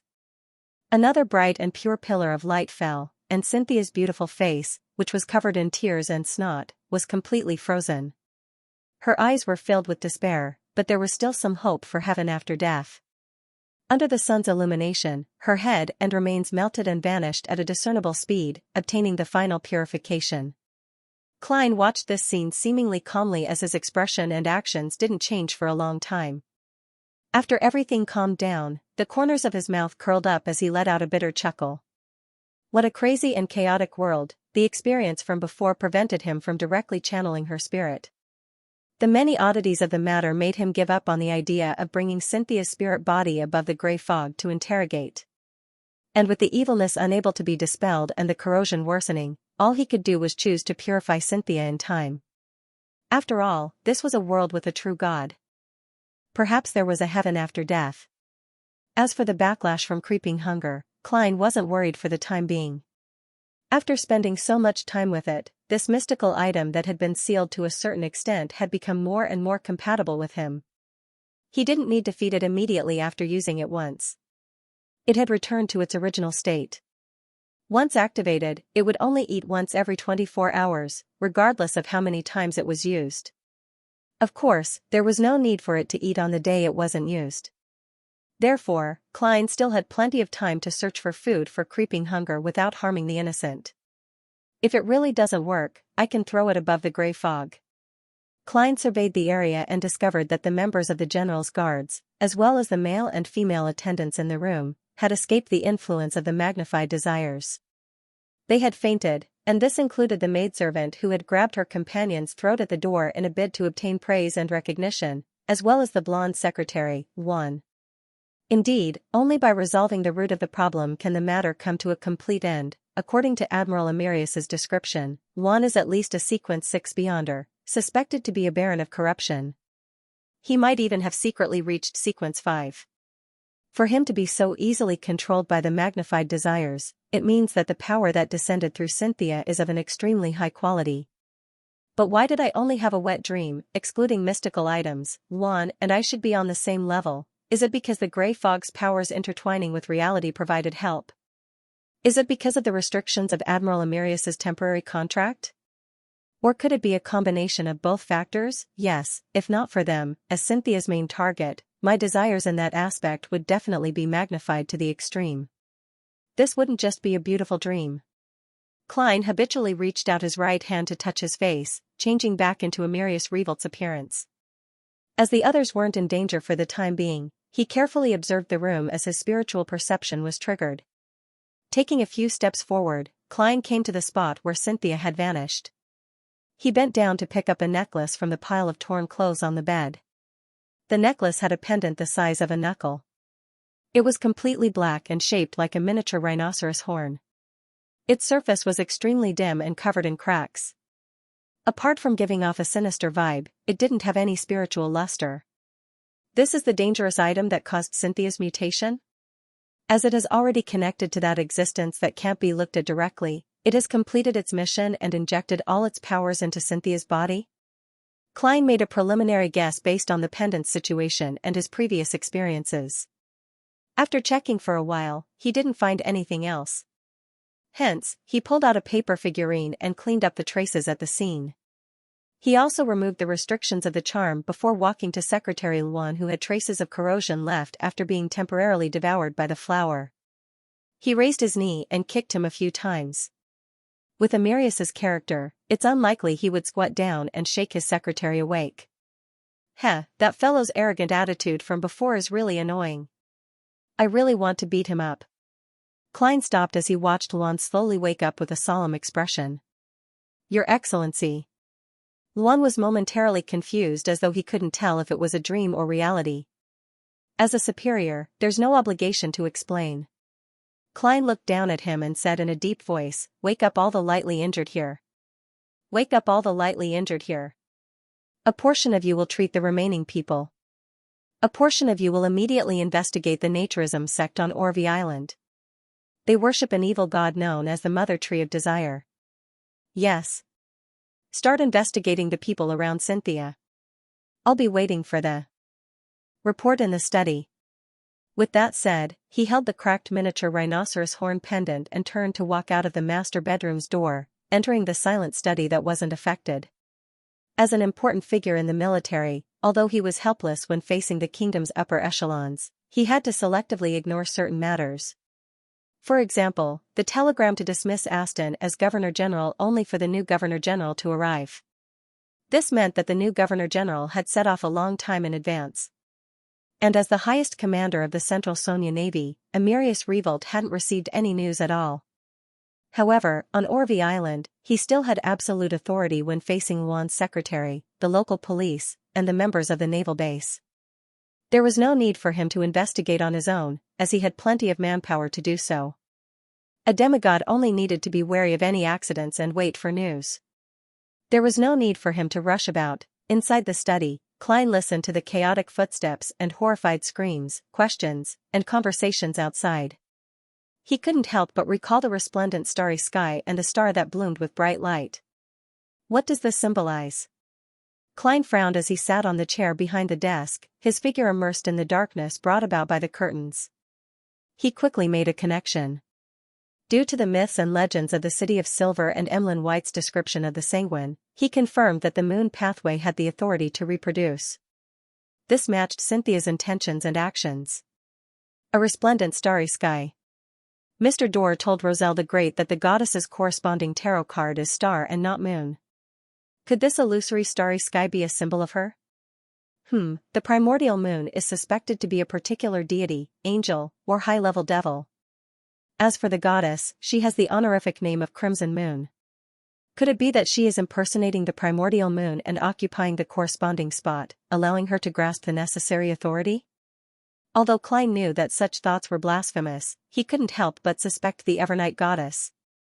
However, he quickly rejected this guess. This was because be it the vampire ancestor, Lilith, or the primordial moon, what they showed was purely reproduce. They didn't involve hunger, arrogance, or the desire for recognition. This was contradictory to the previous victims, and the other honorific titles of the Evernight goddess didn't include the corresponding domains. This does match the characteristics of the devil pathway. A desire apostle is an expert in such matters. Could it be that the one replacing the primordial moon is really a high-level devil, or even the devil king who calls himself the dark side of the universe, sequence 0 abyss? This is very likely, but the problem is that this shouldn't be an illusory starry sky and bright stars. Be it the moon or the abyss, they have nothing to do with such symbols. The more Klein thought about it, the more he felt that there was something wrong with this guess. Amidst his thoughts, he suddenly thought of a concept. It was a concept that often appeared as important content in his knowledge of mysticism, but it had never been described or explained in detail. That was the astral world, apart from a small number of organizations like the Life School of Thought who believed in the knowledge of the absolute rational world. In most mysticism, the world was made up of reality, the spirit world, and the astral world. There was no need to mention reality. The knowledge of the spirit world was the foundation of many ritualistic magic and beyonder powers. Only the astral world was basically a blank in Klein's knowledge. So, the illusory starry sky represents the astral world, and the bright stars are a certain existence in the astral world? I've always suspected that the astral world is the residence of a true deity. Then, it's not impossible for this symbolic scene to represent the primordial moon. Klein didn't think too much about it. As he recalled the details from the past few days, he waited for the results of his subordinates' investigations. As time ticked by, Klein finally heard familiar footsteps approaching the stairs. The blonde secretary, Juan, knocked on the door and entered. He lowered his head and calmly reported, "Your Excellency, we found the Naturism sect and captured their leader. This is a clue provided by Miss Cynthia's parents. This sect has been rather active in Orvie in recent years. They don't wear clothes, return to nature, and indulge their natural instincts. They believe that humans can achieve the liberation of their spirituality in such a state. Reproduction is a byproduct of this philosophy." After a pause, Juan added, "Their leader is a beyonder, a sequence 8 lunatic. Their leader is a beyonder, a sequence 8 lunatic. A lunatic of the prisoner pathway? A lunatic of the prisoner pathway? It's related to Rose School?" "Yes, there are two factions within the Rose School of Thought, temperance and indulgence. The latter's philosophy matches the present situation rather well." Klein was alarmed, but he maintained his composure. "Bring him over." Divine Emperor of the Nine Heavens. The leader of the Naturism sect was called Flight Ken. He was a man in his 30s with a brown beard on his thin face and a sinister green tattoo on his neck. When he was brought to Klein by Juan, he was extremely dispirited, as if he had suffered severe mental torture. "Your Excellency," in the process of being captured, he repeatedly exchanged his rationality for strength. "He's already on the brink of a mental breakdown." The blonde secretary, Juan, didn't care if Admiral Amirius could tell the exact details as he reported the matter. "That's perfect." Klein had been worried that Flight Ken would turn into a lunatic and resist the mental pressure, refusing to answer his questions. In that case, he would have no choice but to risk being suspected, dismiss his subordinates, and attempt to communicate with him. Staring coldly at Flight Ken in front of him, Klein's left hand was covered in a layer of gold with the help of the table. Creeping hunger switched to the interrogator's soul, and the interrogator was sequence 7 of the arbiter pathway that Admiral Amirius was from. In the depths of Klein's eyes, two sparks of light flickered like lightning, completely overlapping with Flight Ken's reflection. Psychic Pierce was ready to be unleashed. However, Klein didn't directly use this beyonder power because it was only at the level of a sequence 7. Once he used it in front of Juan, the blonde secretary would immediately see through his identity. With psychic piercing suppressive might at the spirit body level, Klein sat there as though he was the real Admiral Amirius. "Do you know Cynthia?" As he spoke, he raised his right hand and let the black pendant that resembled a miniature rhinoceros horn slide down from his palm. It swayed in the air. "What does it do?" The dispirited Flight Ken trembled all over. He felt as if his spirit was being pressed against by a sharp dagger, about to be pierced at any moment. He couldn't help but lower his head and stutter, "Yes. Miss Cynthia wishes to have a child with beyond her powers with you, Admiral. She was introduced to me by her parents. That's a reproduction necklace made from the aura bestowed by the gods. As long as you consume its powder and wear it for a long time, you'll be unable to resist it, Your Excellency General." Klein listened in silence, half believing and half doubting Flight Kent's words. Part of what he believed was Cynthia's goal.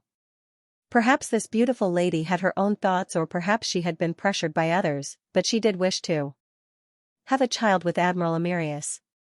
This could be seen from how persistent she was after her mutation. Although the nobles of the Kingdom of Rouen didn't like or even ostracize illegitimate children, it depended on the situation.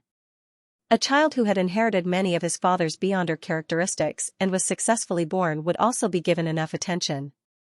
The ancient families that knew many secrets valued this aspect even more, including the Revolt family.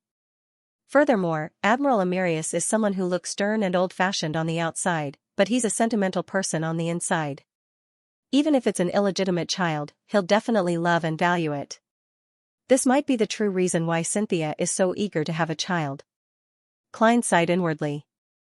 His doubts towards Flight Kent's answer focused on the true effects of the reproduction necklace, as well as if the Heavenly Body sect had deliberately misled Cynthia on this matter. Slowly increasing the pressure brought about by psychic piercing, Klein silently stared into Flight Kent's eyes until he couldn't bear it any longer and lowered his head once again. "What other uses does this necklace have?" Klein shook the cracked pendant in his hand again.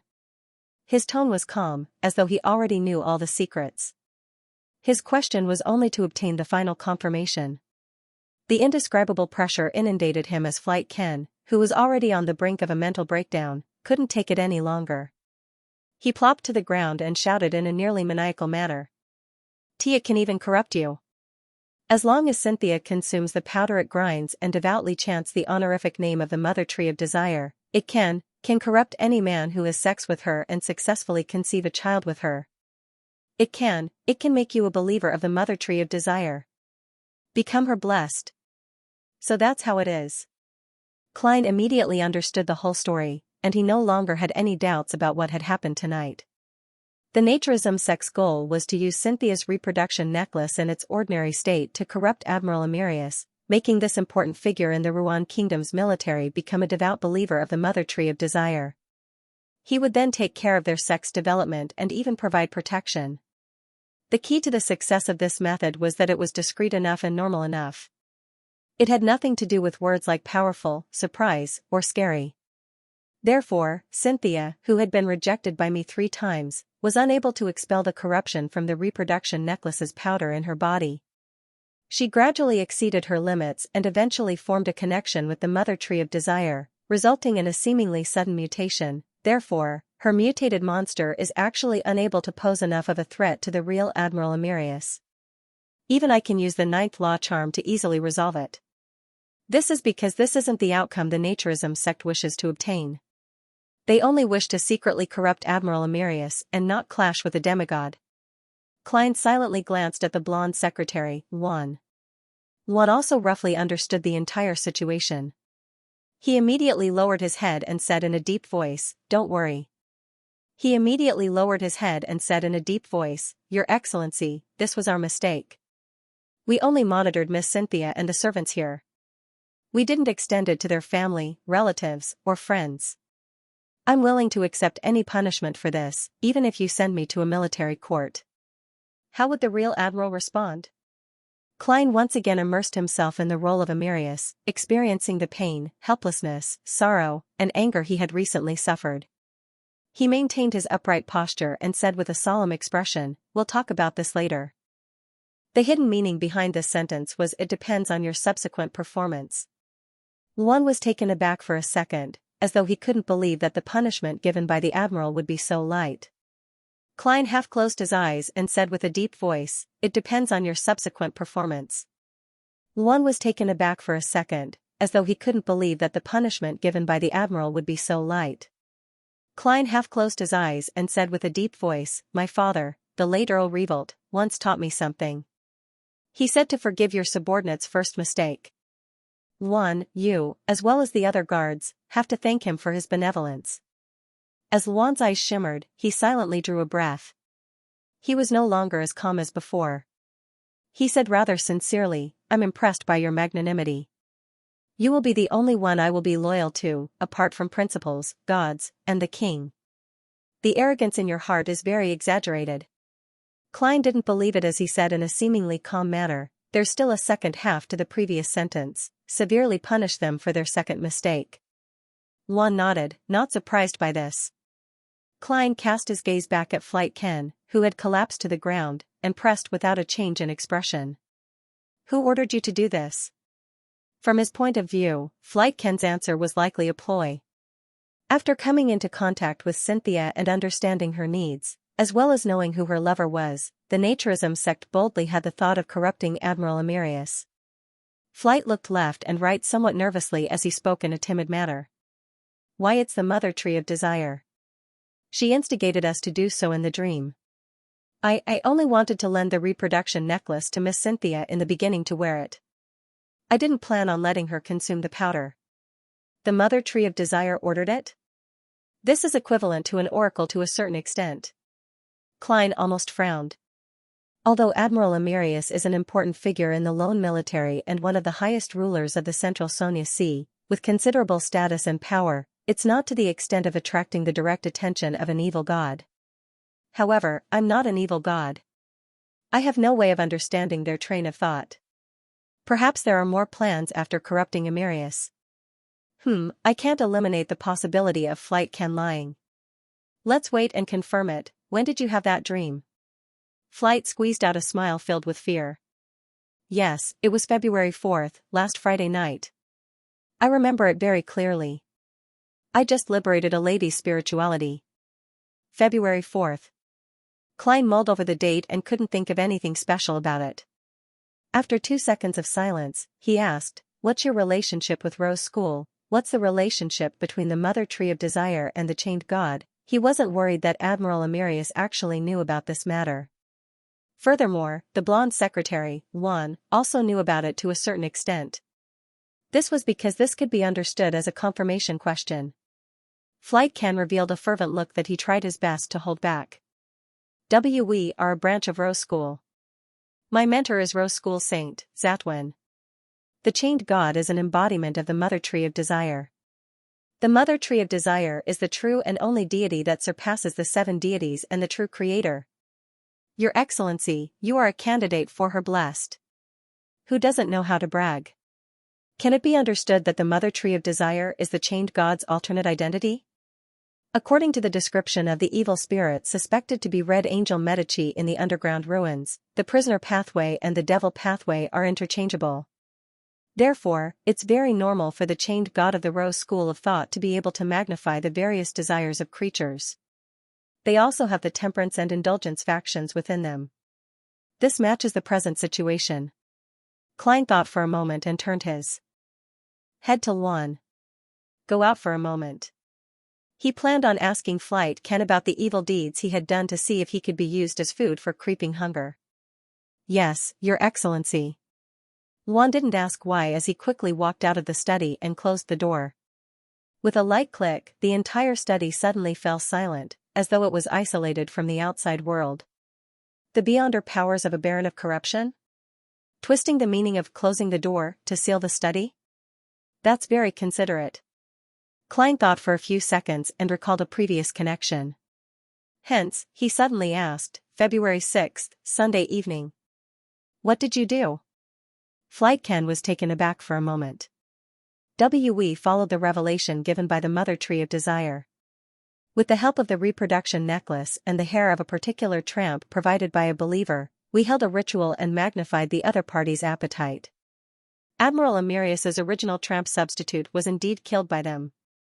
It was to prevent the admiral from leaving, allowing him to step into a trap and have a relationship with Xianxia, resulting in him being corrupted?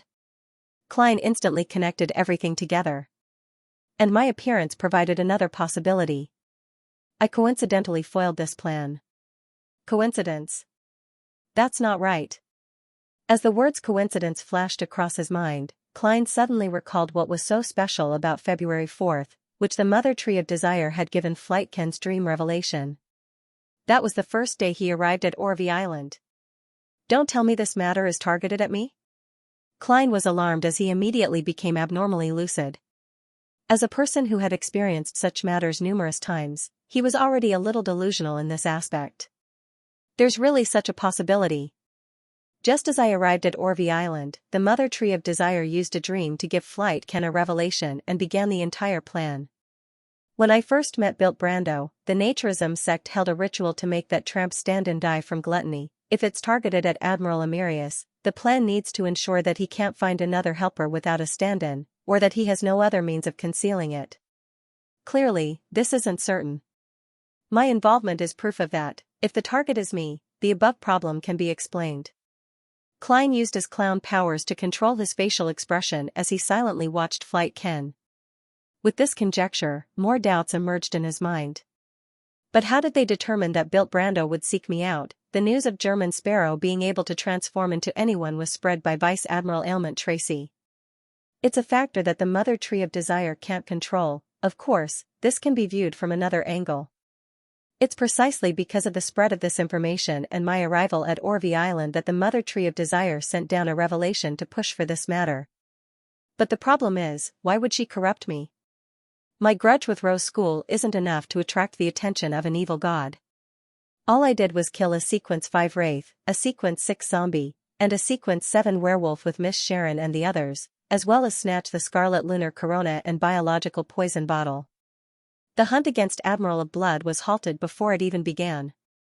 Before it could be carried out, all I did was kill Steel Mavady. The vengeance that comes because of these matters can't even exceed the level of a saint. Is it because I'm special to begin with? The moment I arrived on the island, I had a certain degree of resonance with the items formed from the Mother Tree of Desire's aura, but when I was in Bakeland and Tingen City, I didn't see any holy artifacts left behind by deities showing any abnormal reactions. Also, I had previously divined above the grey fog, and the revelation I received was that the tramp's death was a coincidence.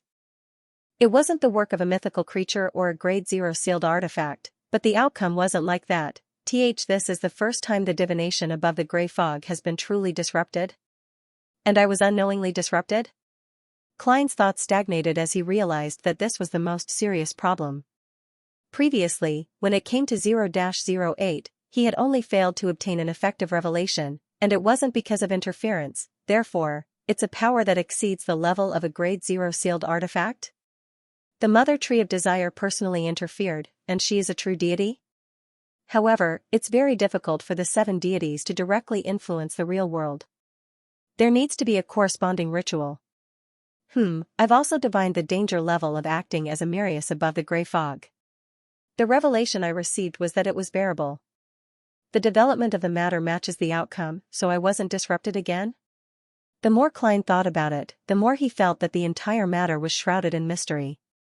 What he couldn't understand the most was that if the target of the corruption was him, why didn't he suffer any particularly difficult tests?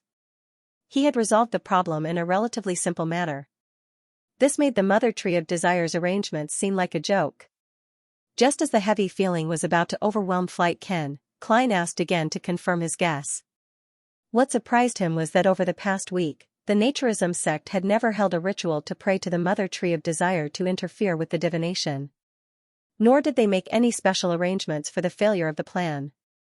Strange. Klein took out a gold coin and flicked it to make a final confirmation. Even without divination, he was almost certain that Flight Ken wasn't lying.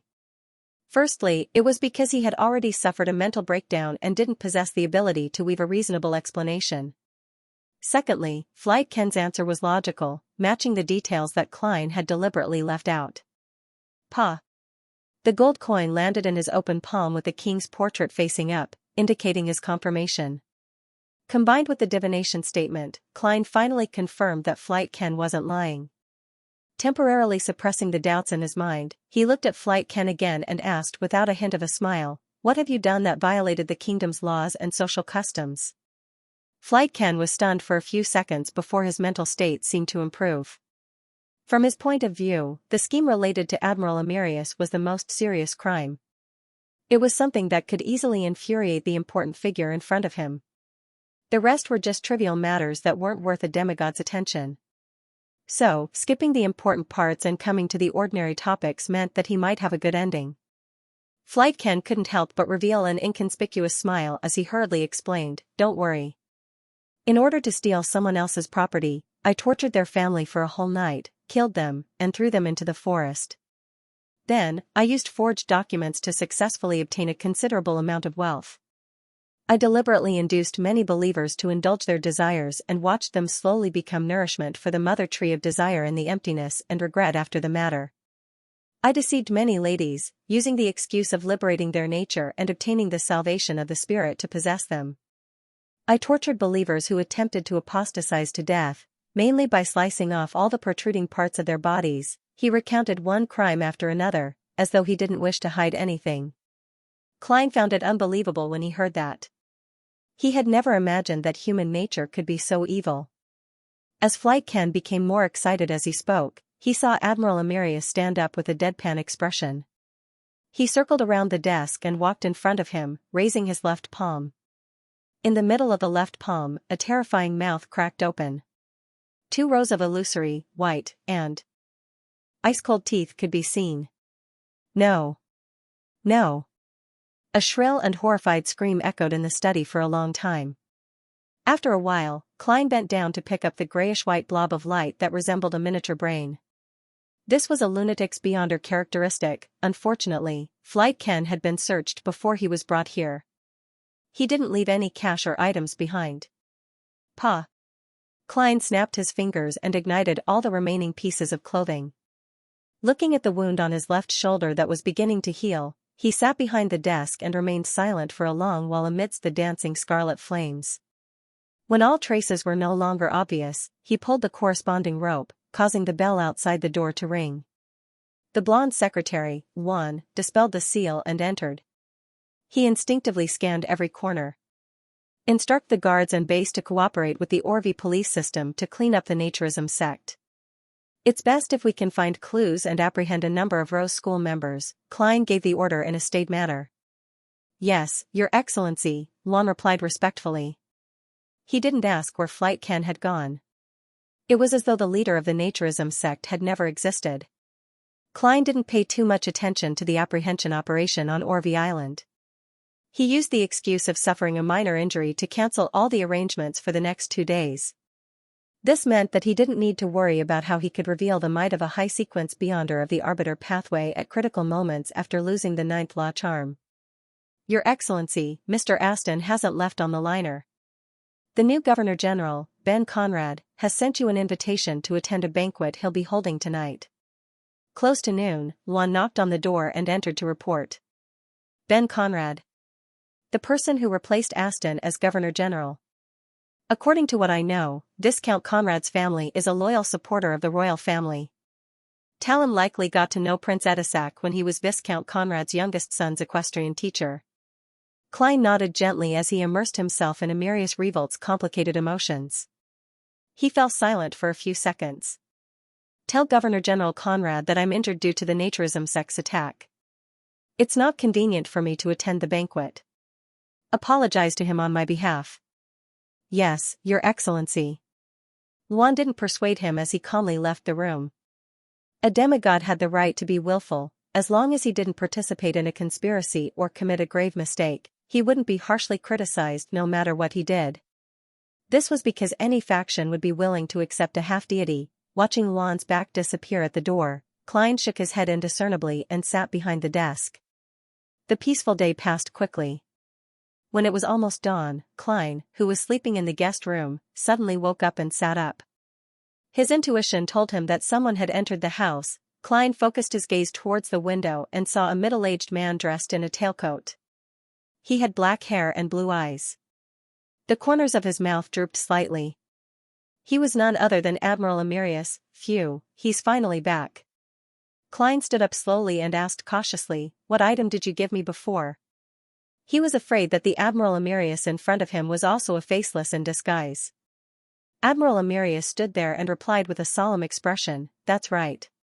9th law talisman." Without waiting for German Sparrow to speak again, he took 2 steps forward and calmly asked, "Has anything happened in the past few days?" Klein controlled his facial muscles and said, "Your secretary made a mistake and got hurt." Anything else? Admiral Amirius nodded with a deep and reserved expression. Klein tried his best not to look away as he stared straight at him. "Your brother has been relieved of his position as governor, and a new governor has been appointed.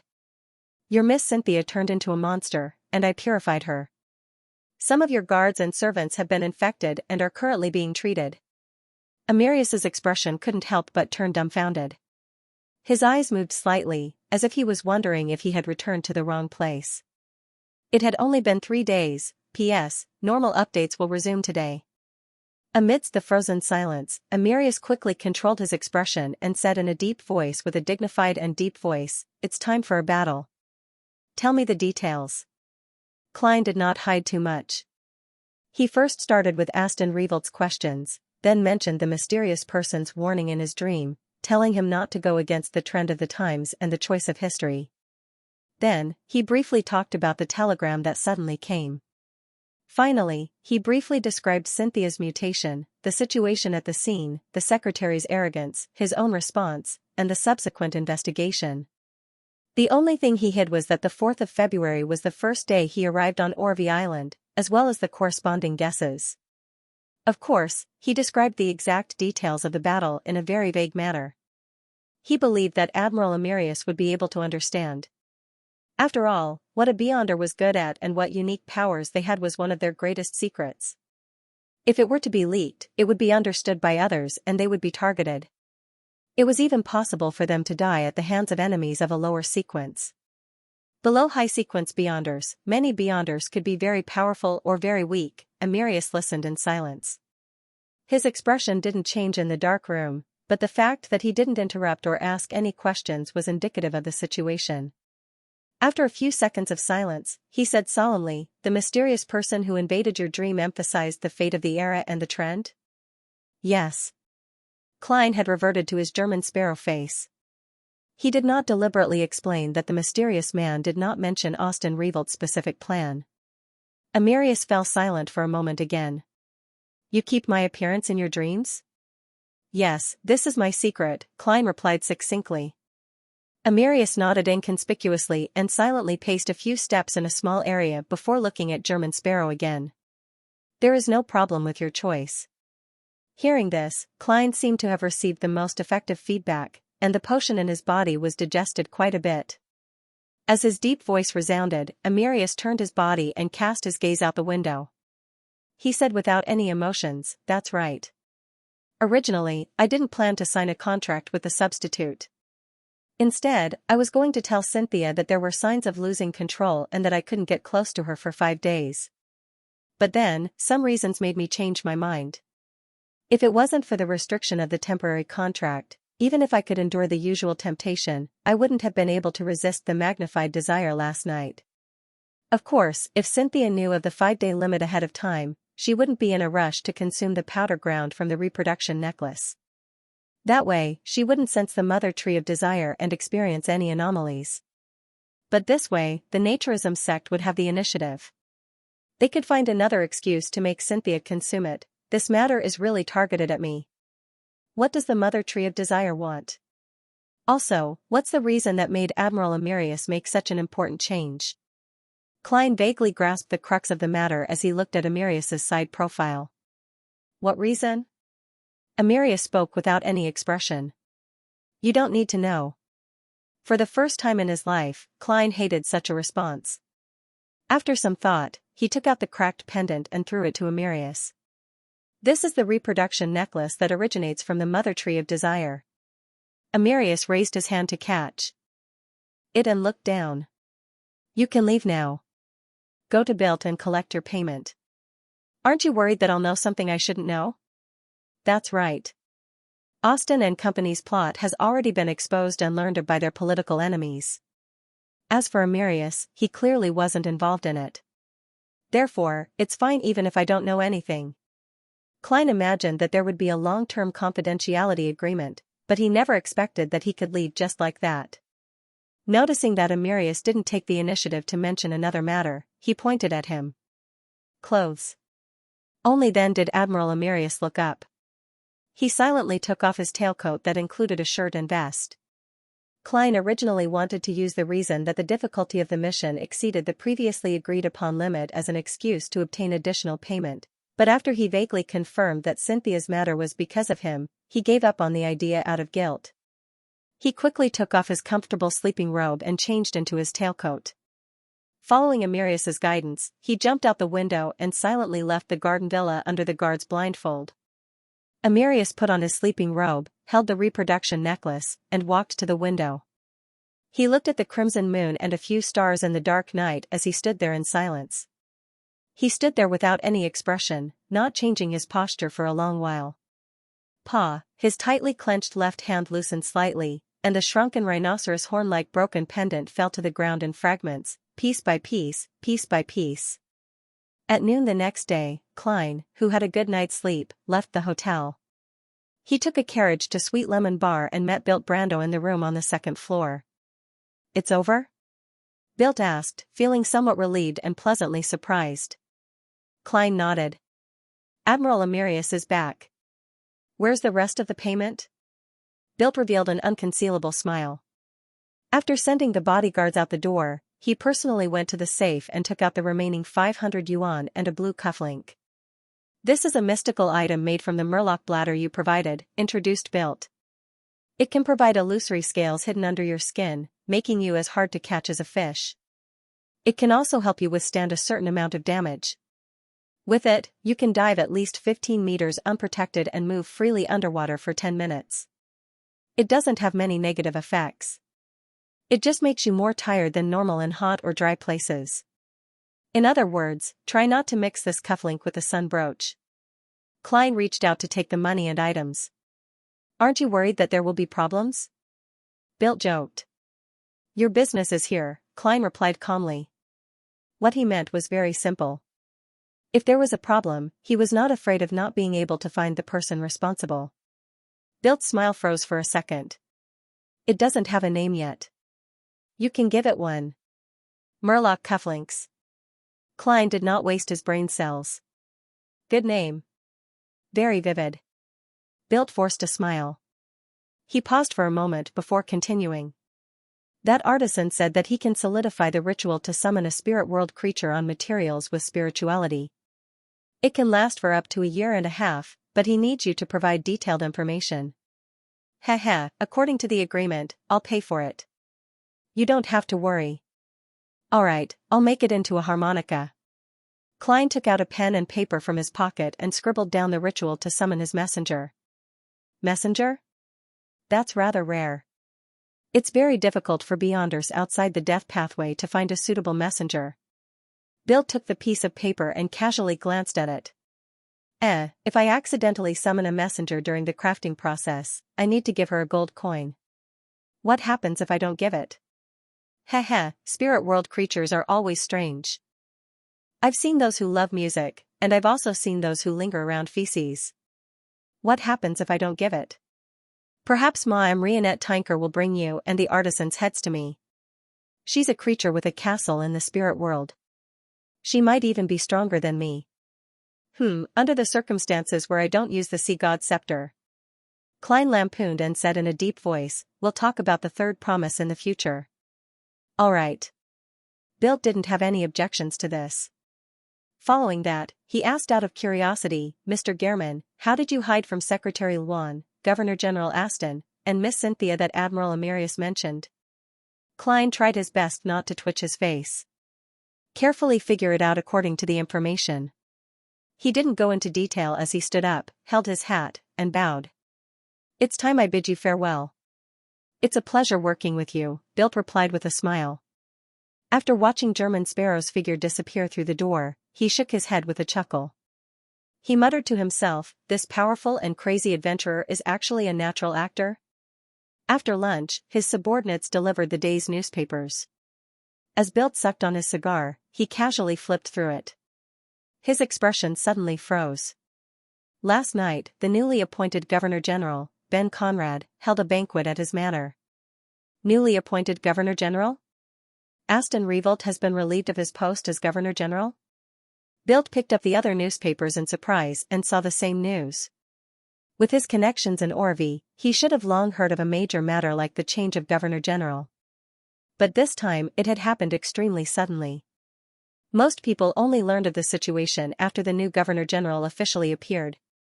After a while, a collaborator who secretly served Admiral Amarius entered the room.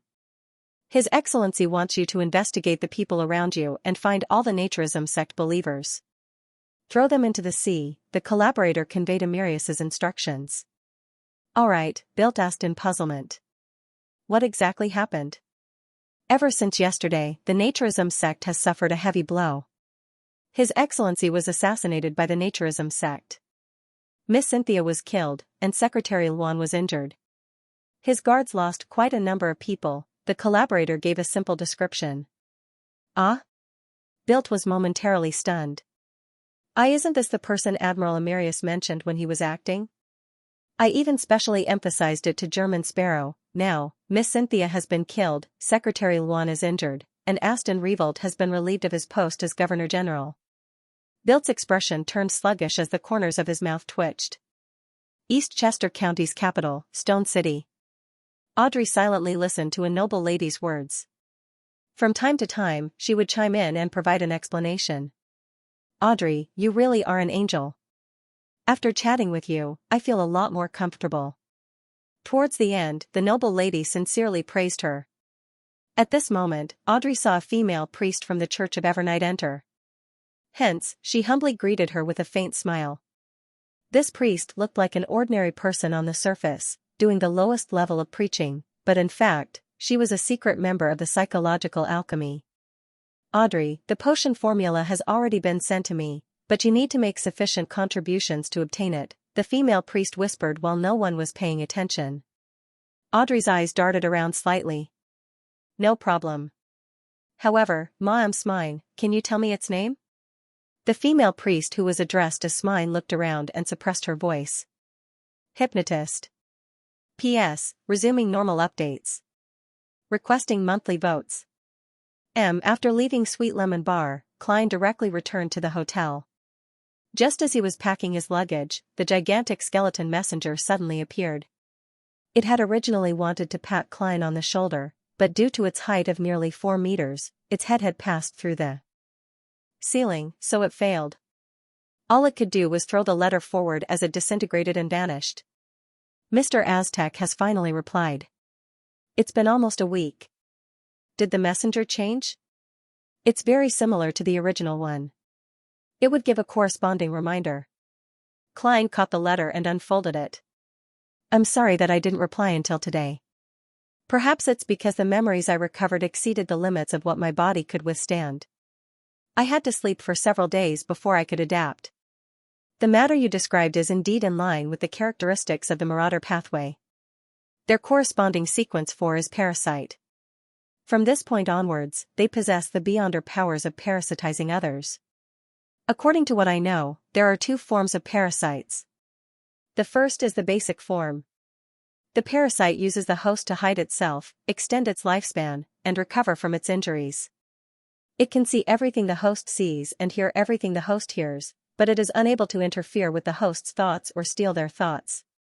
Therefore, if the host wishes to communicate with the parasite, it has to take the initiative to speak. The other form is full control. The parasite and the host's spirit body are nearly fused. It knows the host's thoughts and intentions, and it can take the initiative to take over the host's body. Against the first form of parasite, it can warn the host through dreams or subconscious conversations. There's no need to worry about being discovered, because the parasite needs to use the host's senses to sense what's happening around it. In the second form, there's no way to bypass the parasite to communicate with the host, but there's also a chance to eliminate it. That is to rely on the host's faith. It's very difficult for me to accurately describe such matters to you. All I can tell you is that when you open your heart and pray, the faith's target will discover the parasite's existence. Through certain rituals, it will give feedback and complete the separation or elimination. Of course, the prerequisite is that the host doesn't know what will happen. Otherwise, the parasite will definitely be alarmed and stop it. Wasn't the situation after what happened to Little Sun back then? He prayed to me in a daze, allowing me to see the existence of Amon's avatar. Then, I hid my intentions and taught him the secret deed ritual, using it to purify the parasite. Klein had a deeper understanding of the matter from before. But I have no way of ascertaining what state the poet is in. When he was in Tianjin, he would occasionally mutter to himself. This might be a manifestation of the first type of parasite, but the problem was that it had already been months. The parasite might have already taken complete control of him. I need to confirm this matter before I know what to do. Otherwise, entering the dream blindly will only lead to the parasite discovering my goal ahead of time, making the problem more serious and harder to solve. If it's the second parasite, Bard believes in the goddess, but the goddess has tens of millions of believers. It's unlikely that she would pay attention to a red glove who isn't a blessed or a saint. For example, I, the fool, am different. I always check on any prayers and often provide one-on-one services. This is the state of entrepreneurship. As Klein thought about it, he suddenly felt a little wistful. He had originally planned on entrusting Emlyn to secretly monitor Leonard Mitchell to figure out if he would often mutter to himself. But considering that the matter of Tinder had already made Emlyn appear in front of Leonard and the parasite, there was a high chance that he would become a target of vigilance and investigation, so he could only rationally give up on this idea. Miss Magicians is only a sequence 8, a trick master. She doesn't have the ability to monitor a parasite at the angel level and a red glove. Miss Justice's identity is a very good disguise. Furthermore, she's also a believer of the goddess, but the problem is that she's now back at her family's fief. She'll only return to Bakeland in June. Mr. the Hanging Man and Ma'am Hermit are at sea, and Little Sun isn't even able to communicate with the outside world. There aren't enough members in Tarot, and there aren't enough factions to develop themselves. I can't even find a suitable candidate to help me complete this matter. Among the people I know, Miss Sharon should be the best at concealing herself when it comes to such matters, but I can't contact her, even if I use Miss Magicians and Emlyn. Sigh, I was in too much of a rush when I fled Bakeland, so I didn't consider the consequences. Klein rubbed his temples. Thinking that Leonard was an elite red glove of the Nighthawks, with high-ranking deacons and the church watching over him, the parasite wouldn't dare to do anything for the time being. Therefore, he decided to temporarily suppress the problem and wait until he found a suitable helper. Perhaps after I finish digesting the potion, I'll head east of the Sonia Sea to find mermaids and complete my advancement. Then, I'll return to Bakeland and do it myself. The experienced Klein no longer hesitated as he quickly made up his mind. Inside Sweet Lemon Bar. After the uneasy Bilt dealt with two of his trusted subordinates from the Naturism sect, he finally received good news. "You said that Admiral Amirius has set off for Byam today," he asked as he stood up with a cigar in hand. His deputy, Sothoth, nodded gently. "Half an hour ago, his fleet left the harbor and headed for the Rorstad archipelago." Phew. Bilt heaved a sigh of relief without hiding it, confirming that the admiral wasn't blaming him. Thinking back to how German Sparrow, a stand-in, had caused the admiral's guards to suffer heavy losses in less than 4 days, causing the admiral's younger brother to be relieved of his governor-general position, his secretary to be injured, and his mistress to die tragically in the villa, he couldn't help but doubt his abilities. Although the responsibility for these matters wasn't necessarily on German Sparrow, with all of them erupting at the same time, it still made people feel that this was the problem of a crazy adventurer. At the very least, he was sufficiently unlucky. And as the person who recommended and hired him, Bilt believed that there was no way he could shirk the responsibility.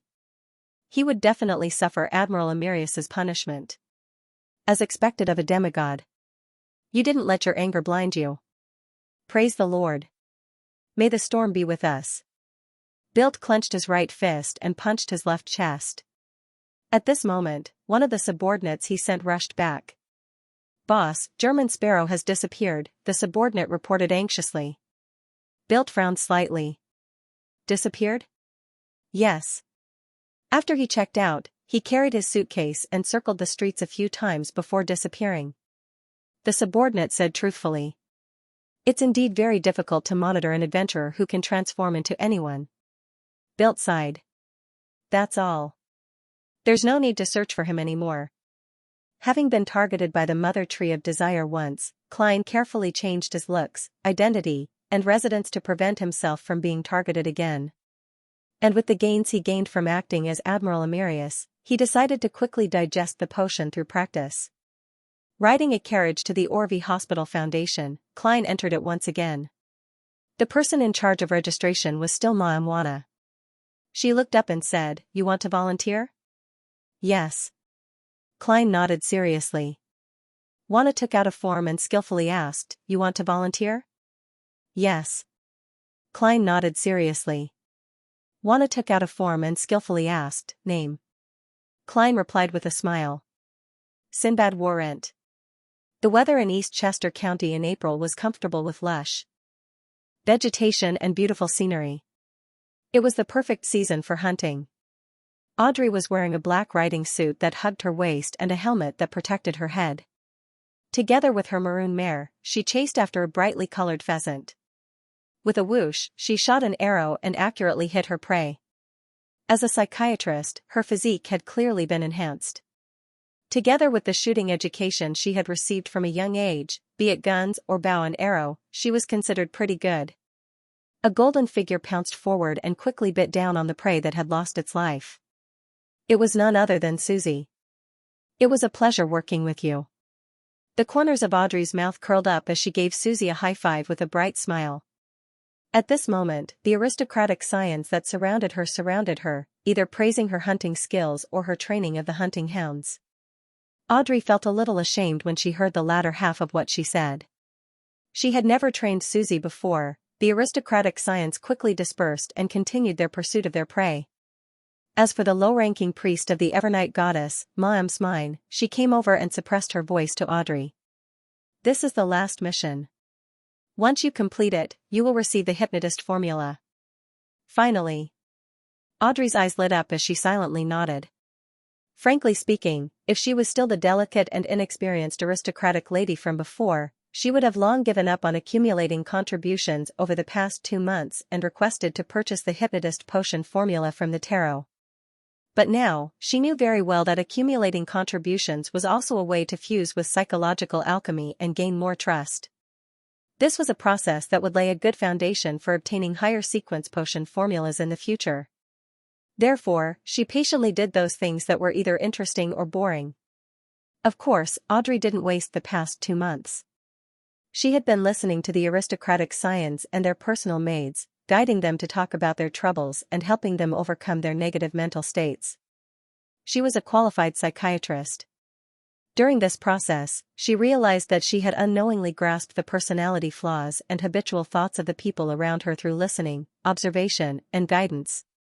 She believed that if she were to deal with any one of them, she could make them suffer or even break down without them noticing. She could even make them take the initiative to help her achieve her goals without them realizing it. It has to be said that this is actually a little terrifying.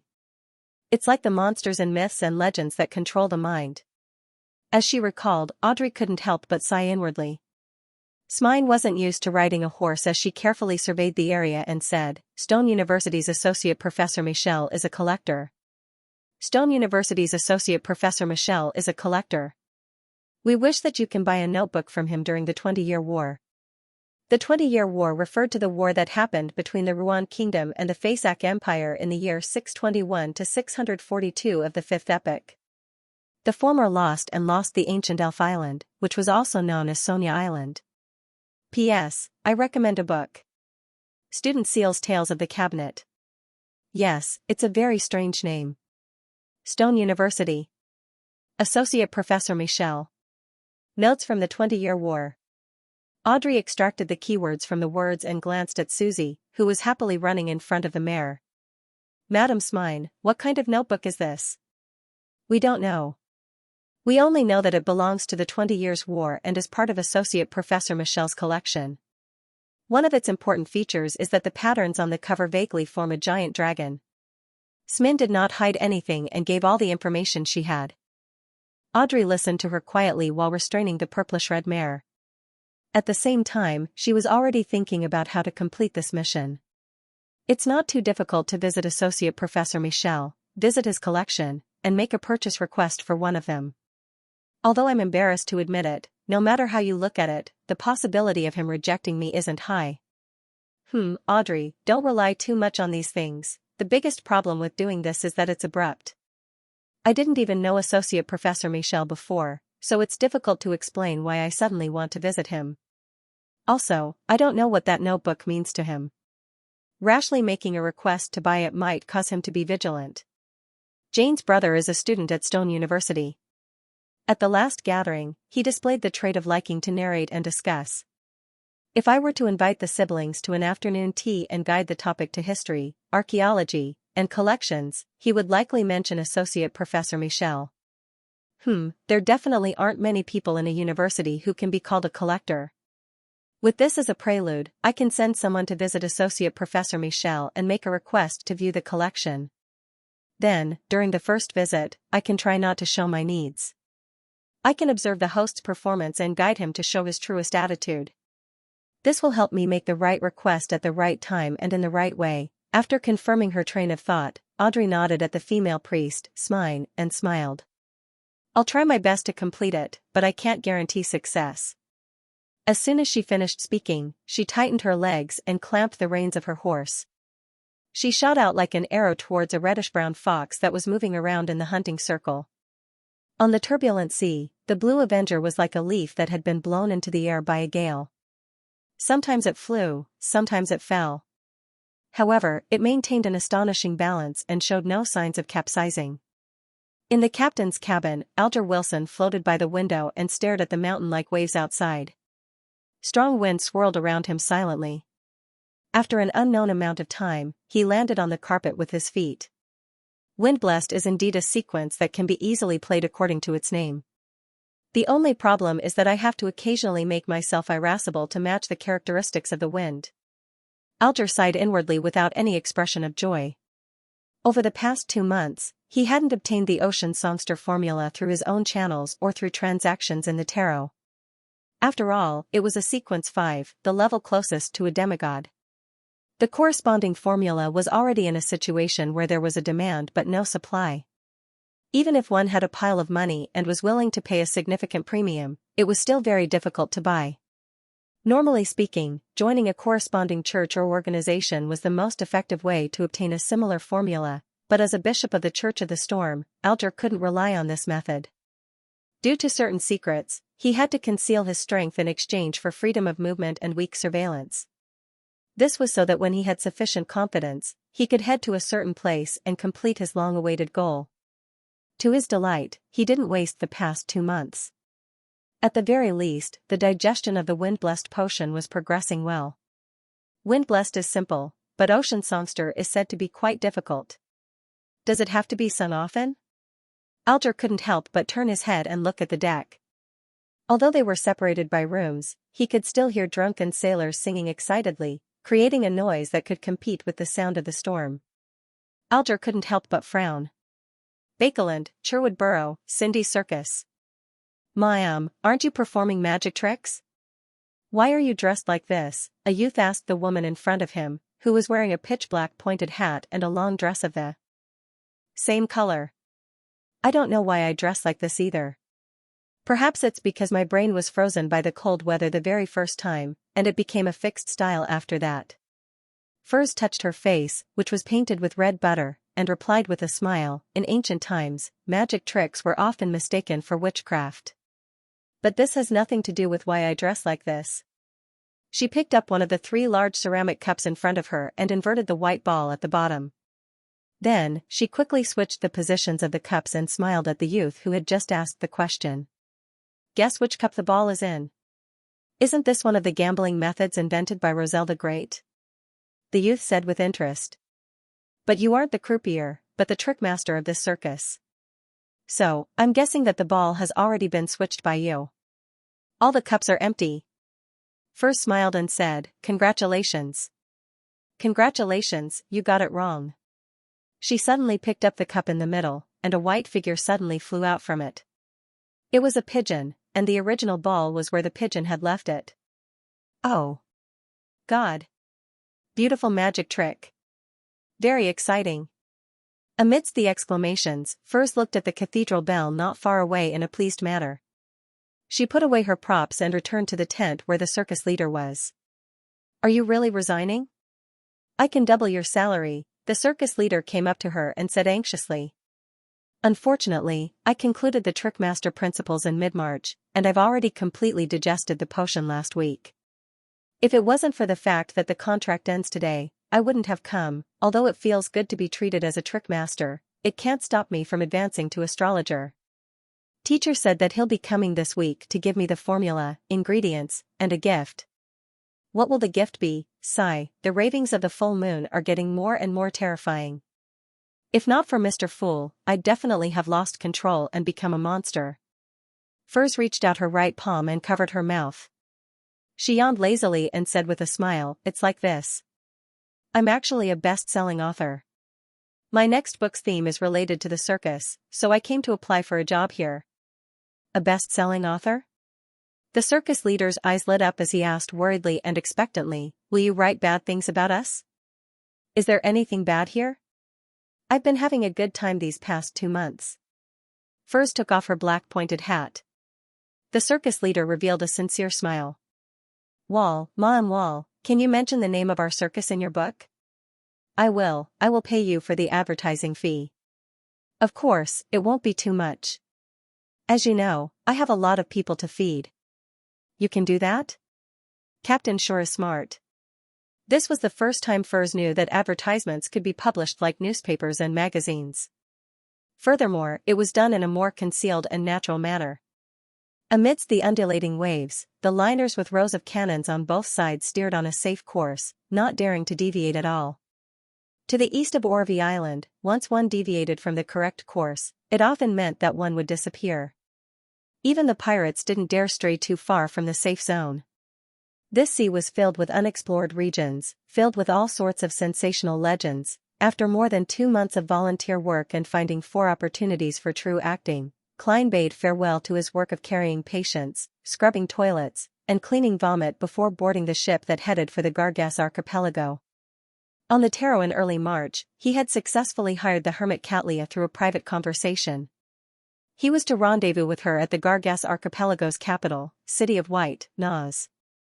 He would then take Admiral of Stars's ship to the easternmost side of the Sonia Sea, which was a dangerous and illusory sea, in search of the mermaids that lived there. Catlia seemed very interested in meeting the Taro members in real life. Back then, she only thought for a few seconds before agreeing to the world's request.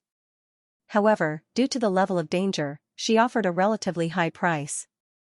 £3,000. Klein's first reaction was to give up and take Mr. the Hanging Man's ghost ship.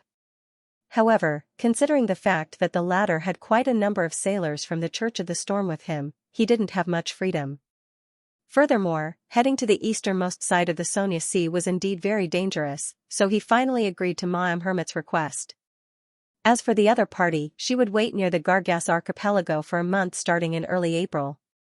Beyond that, the cooperation would be terminated. In order not to waste the £1,000 deposit, Klein didn't wait for the digestion to be completed. He set off from Orvie Island and headed straight for the Gargas archipelago. Of course, with the conclusion and the opportunity for true acting, he was already very close to digesting the faceless potion.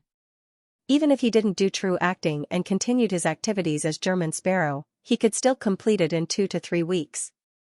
Due to this reason, coupled with the identity of the world being bound to German Sparrow, Klein turned back into a crazy and powerful adventurer after leaving the hospital. However, he did a certain disguise. Looking at the undulating sea outside the cabin, Klein finally saw the port city that used white rocks as the main building material. The easternmost colony of the Fasak Empire, the capital of the Gargas archipelago, Naz. "I've finally left the country." Klein watched as a fishing boat loaded with whale meat sailed into the port. The boorish vibe seemed corporeal. At the same time, he discovered that many ships flying pirate flags were docked at the port without any reservations. Indeed, the east side of Orvie Island is a paradise for pirates. Klein wore his hat and carried his luggage. After the liner came to a stop, he walked out of the cabin and took the ladder to the dock. After taking a few steps, he saw a group of pirates who seemed to be in conflict with a local gang. Both parties drew their weapons and clashed loudly. Klein calmly passed by without any intention of stopping them. At this moment, he saw a suspected local take out a few cans of food from his pocket, open the lids, and throw them into the middle of the road. What's the meaning of this? Klein nearly laughed as he thought of an item famous at sea. Canned wolffish that was popular on the east coast of Faisac, the Gargas archipelago, and other places. Just as the thought surfaced in his mind, an indescribable stench drilled into Klein's nose. His face twitched a few times as he forcefully endured the discomfort in his body and quickly left the area. As for the pirates who were attacked, a small number of them vomited on the spot. The rest hurriedly dragged their companions and fled, as though they had lost all their combat strength. A minute later, in a hidden corner, the crazy adventurer, German Sparrow, squatted down and silently retched. 9 heavens divine sovereign, the smell of canned wolffish is really pungent. Not only is it smelly, but it's also disgusting. It's basically a biochemical gas. Klein squatted in a corner and took more than 10 seconds to recover. In that instant, he had underestimated the smell of canned wolffish and failed to respond effectively. He didn't use paper figurine substitutes or create invisible air tubes to pretend that he was breathing underwater. Now, he finally realized how wise his decision to not open canned wolffish in public was. Phew. Klein exhaled and slowly stood up. He picked up his luggage and walked out of the dock. His first impression of this city called Naz was that most of the houses were white, and stone materials were widely used. Secondly, it wasn't too far north, but the temperature was rather cold. Even though it was already April, the temperature was only a few degrees Celsius. Thirdly, there were many whaling houses. Gigantic beluga whales were dismembered into skin, meat, fat, bones, and gray amber. The latter two could be used to make a skirt for a banquet dress, and the other was a top-grade spice. Be it as incense or as a perfume, it was a luxury that only wealthy nobles could enjoy. As for the white whale skin, meat, and fat, they also had their own uses. They could be made into clothes, food, and refined into oils. In Naz and the Gargas archipelago, the cooking of the white whale had already formed a unique culture. There were all kinds of techniques and famous restaurants. Klein passed by one whaling house after another and saw the separated fat being carried by a carriage towards a factory that was spewing black smoke not far away. It was an oil refinery that was extremely unique to Gargas. The white whale's fat would be refined into whale oil there. It would be filled into bottles and barrels, becoming an outstanding fuel and the blood of certain industries. Very unique. Klein exhaled white gas as he stood by the side and watched for a while. After leaving the harbor and arriving in the city, he heard a cacophony of Faisac. Having mastered ancient Faisac, which was the origin of the northern continent's language, Klein was already familiar with the language of the northern barbarians. He turned his head and looked over. He saw tall people with blonde hair holding banners as they marched on the streets. The banners at the front clearly stated their demands: oppose the indiscriminate hunting of white whales. We need sustainable development. Pfft. Klein almost lost his composure. He immediately believed that the concept of sustainable development was 99% invented by Roselle the Great. Turning his gaze, he looked at the banners behind him and became more and more aware of the purpose of this demonstration. Whaling for survival, not for pleasure. Humans are not as noble as the white whale. Greedy demon, leave Naz. At this time, policemen in gray uniforms with shields, pitchforks, and clubs stopped the march. After a short argument, the scene quickly became intense. Many young people in the parade threw open cans of wolffish and lit bottles of liquor stuffed with cloth strips. The police also stopped restraining themselves and pushed back, using their shields to block the blows. Klein pinched his nose and looked at the fire on the street. He found that many pedestrians did not feel anything. Apart from a small number of onlookers, the rest were heading to their destinations as usual. It seems like this is something that often happens in Naz. Could it be that demonstrations have evolved into conflicts? As expected of the Faisac Empire. Klein mumbled to himself, circled around the street, and found a random hotel to stay in. He still used the name German Sparrow to register. He wasn't worried that the information spread by Vice Admiral Ailment Tracy would make the Church of the Evernight Goddess treat him as a faceless. This was because he didn't plan on searching for mermaids who had become believers of the goddess on the whaling route. He planned on heading straight for the dangerous zone in the easternmost part of the Sonia Sea. As for his safety in the Gargas archipelago, there was no need for him to worry about it. This was a colony of the Faesac Empire, and the only legal religious organization was the Church of the God of Combat. They were extremely hostile towards the Church of the Evernight Goddess. Klein was originally worried that he would encounter many faceless here, the kind that would encounter 7 or 8 faceless when he went next door to enjoy whale cuisine. After serious consideration, he rationally eliminated such a possibility. Firstly, Beyonders of the Seer pathway were rare to begin with. Klein had only encountered 3 Beyonders that exceeded Sequence 8. Secondly, Sequence 6 Beyonders weren't weeds that could be found everywhere. Even though this was a paradise for pirates, those with a bounty of 5,000 pounds were considered rare. Thirdly, faceless were prepared. They would board a whaling ship to search for mermaids. They would either begin to believe in the goddess, sink to the bottom of the sea, or become a researcher. Otherwise, they would be extremely intelligent. They would seize the opportunity to advance successfully and leave safely. Few of them would stay in the Gargas archipelago for too long. In all of Nas, other than me, there aren't more than 2 faceless. Klein straightened his clothes. He wasn't in a rush to contact Admiral of Stars Katlia. In a good mood, he went to the streets and searched for delicacies according to what he had heard during his travels. Raw beluga whale slices, fried whale steak, skinned whale oil, roasted whale meat. Klein was like an authentic tourist as he went to 3 different restaurants and tasted different foods. It's not bad. It's quite unique. The fishy smell isn't too strong. Instead, it's very appetizing and tempting. Burp. Klein covered his mouth and came to the streets. He discovered that there were few street lamps, but the houses on both sides of the street were brightly lit. To a certain extent, it alleviated the darkness of the night. The cold wind tore through the sea, causing Klein to raise his hand to pull up his collar. The blue cufflink converged its luster as it was deeply embedded into his wrist. Compared to a ring, an item like a cufflink was more in line with German Sparrow's persona. Therefore, Klein didn't blame the artisan for changing the requirements without permission. As for the harmonica that was enchanted with the ritual of summoning a spirit world creature, it was completely in line with Klein's intentions. It could be used for a year and a half, and it was silvery white in color, exquisite and beautiful.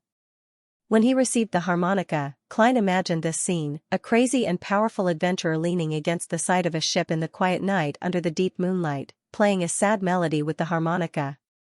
Unfortunately, the harmonica couldn't produce any sound. It could only be used to summon Rionette Tinker. Shaking his head indiscernibly, Klein walked steadily on the cold and empty streets of Nas and returned to the inn. After using sleep to adjust his condition, he went to Grey Amber Street the next morning and entered a grocery store called Crazy Whale Dance. Looking at the white-haired boss who was a head taller than him, Klein rapped the counter with his finger and said in Faesac, "You're right. Buy whale oil." The boss's face was crisscrossed with wrinkles, but he only wore a coat made of beluga whale skin.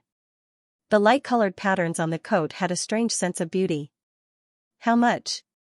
The boss was gulping down strong alcohol and didn't care about the messy display of goods. 1¼ buckets, Klein replied according to the agreed code. The boss slowed down his drinking as he placed the brownish-green bottle on the counter. "Do you want a sip?"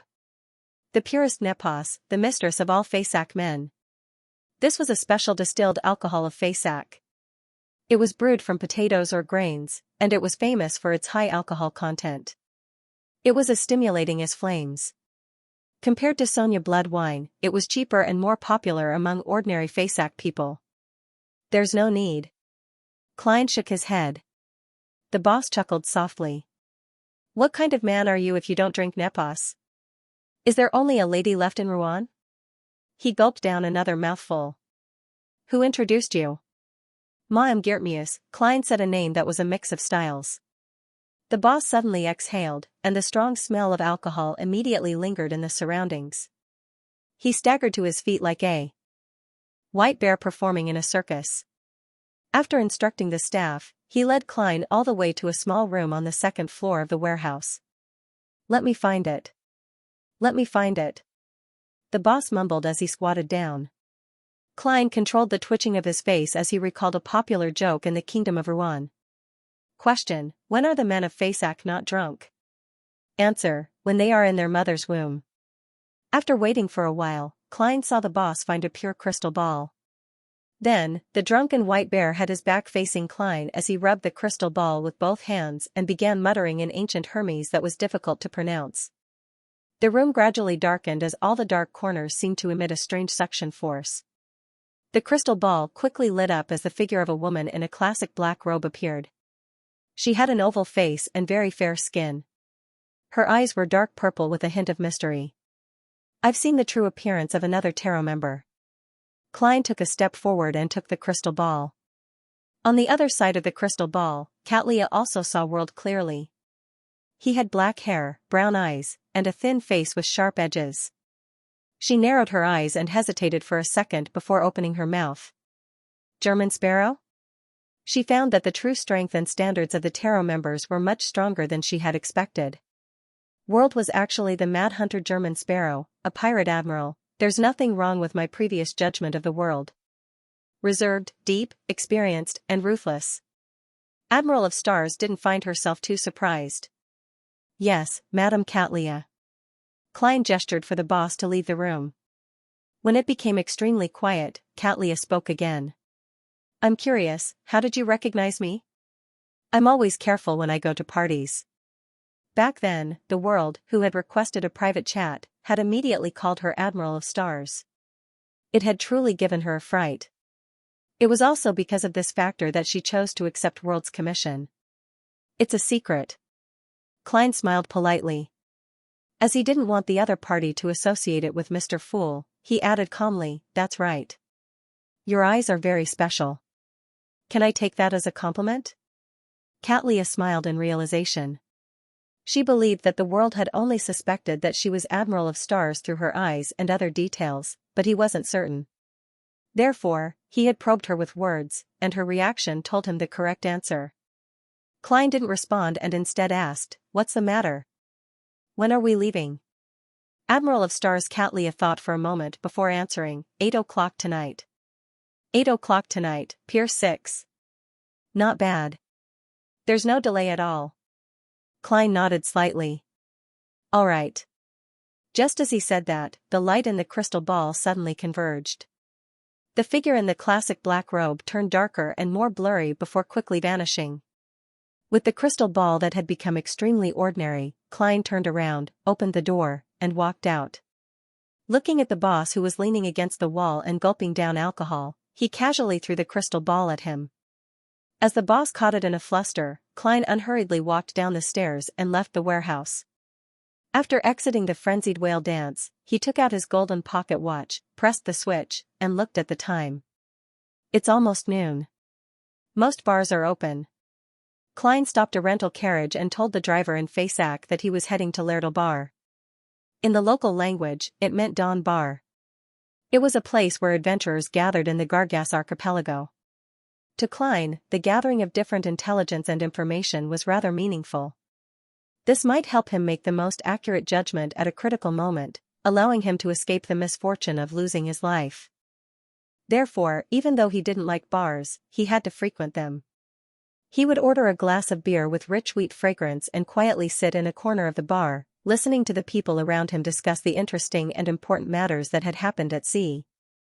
In addition, he also wanted to know if Roy King, who was imprisoned in the City of Generosity Byam Governor General's office, had been rescued.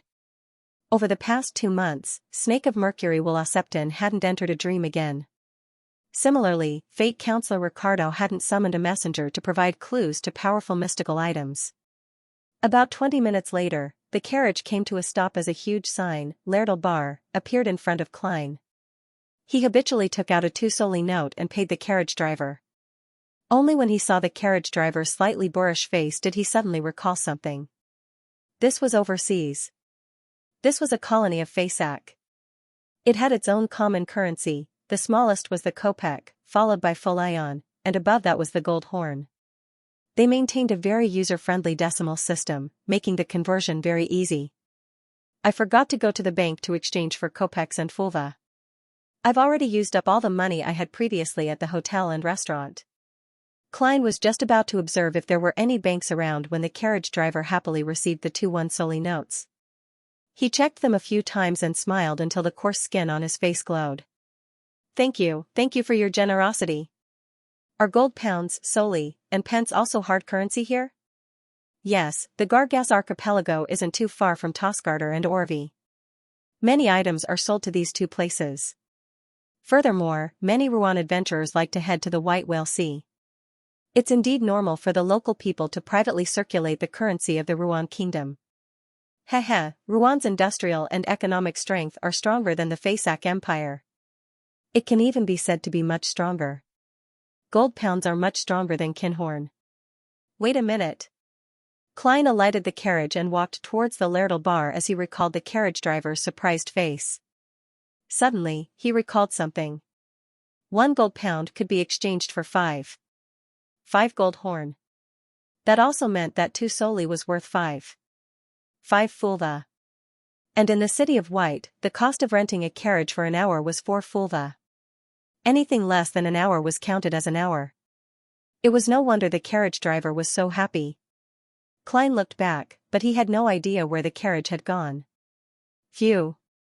With a light exhale, Klein pressed down on his hat, pushed open the heavy wooden door, and entered the Lardal bar. In this world, bars near the docks or industrial zones often sold lunch and dinner. Therefore, they would open at around 11. At that moment, there were already many adventurers who had nothing to do gathered in front of the bar. They ordered liquor, smoked fish, and greasy soup. They ate happily with bread. Drinking Lantiproof and Nepos for lunch? Are they planning on getting drunk the entire day? This custom of Faesak is really hard to accept. Klein mumbled as he walked to the bar counter with a deadpan expression. He sat in a corner and rapped the wooden counter.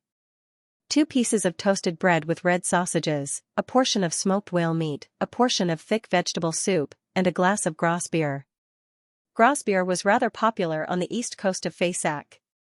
It wasn't uncommon in places like Sonia Island and the Gargas archipelago. Newcomer? The bartender looked up at Klein. That's a total of 4 fulva and 6 kopecks. He's a newcomer if he doesn't drink liquor? Klein ignored the bartender's question and threw a 2 soli note over. It was worth 5 fulva and 5 kopecks. Realizing that he was German Sparrow, Klein resisted the urge to get the bartender to give him change. He treated it as a tip. Of course, in a bar in Bakeland, such a large amount of food would cost about 2 soli. After receiving the tip, the bartender didn't ask any further. He quickly poured a glass of Gras beer and pushed it in front of Klein. The beer was black in color and had thick foam. It had a charred flavor when it entered the mouth. Amidst the mellow flavor, there was a hint of stimulation. It made Klein feel that the alcohol content was on the high side, and he suspected that liquor had been mixed in. While waiting for the food, he sipped his beer and quietly listened to the adventurers around him chat. And the group's topics were mostly focused on who had made a fortune, who had been killed by pirates, who had killed the pirate captain without asking for the bounty, and instead took over the other party's subordinates, who had an illegitimate child with a woman in Naz, and who had performed poorly in a brothel, becoming a laughingstock.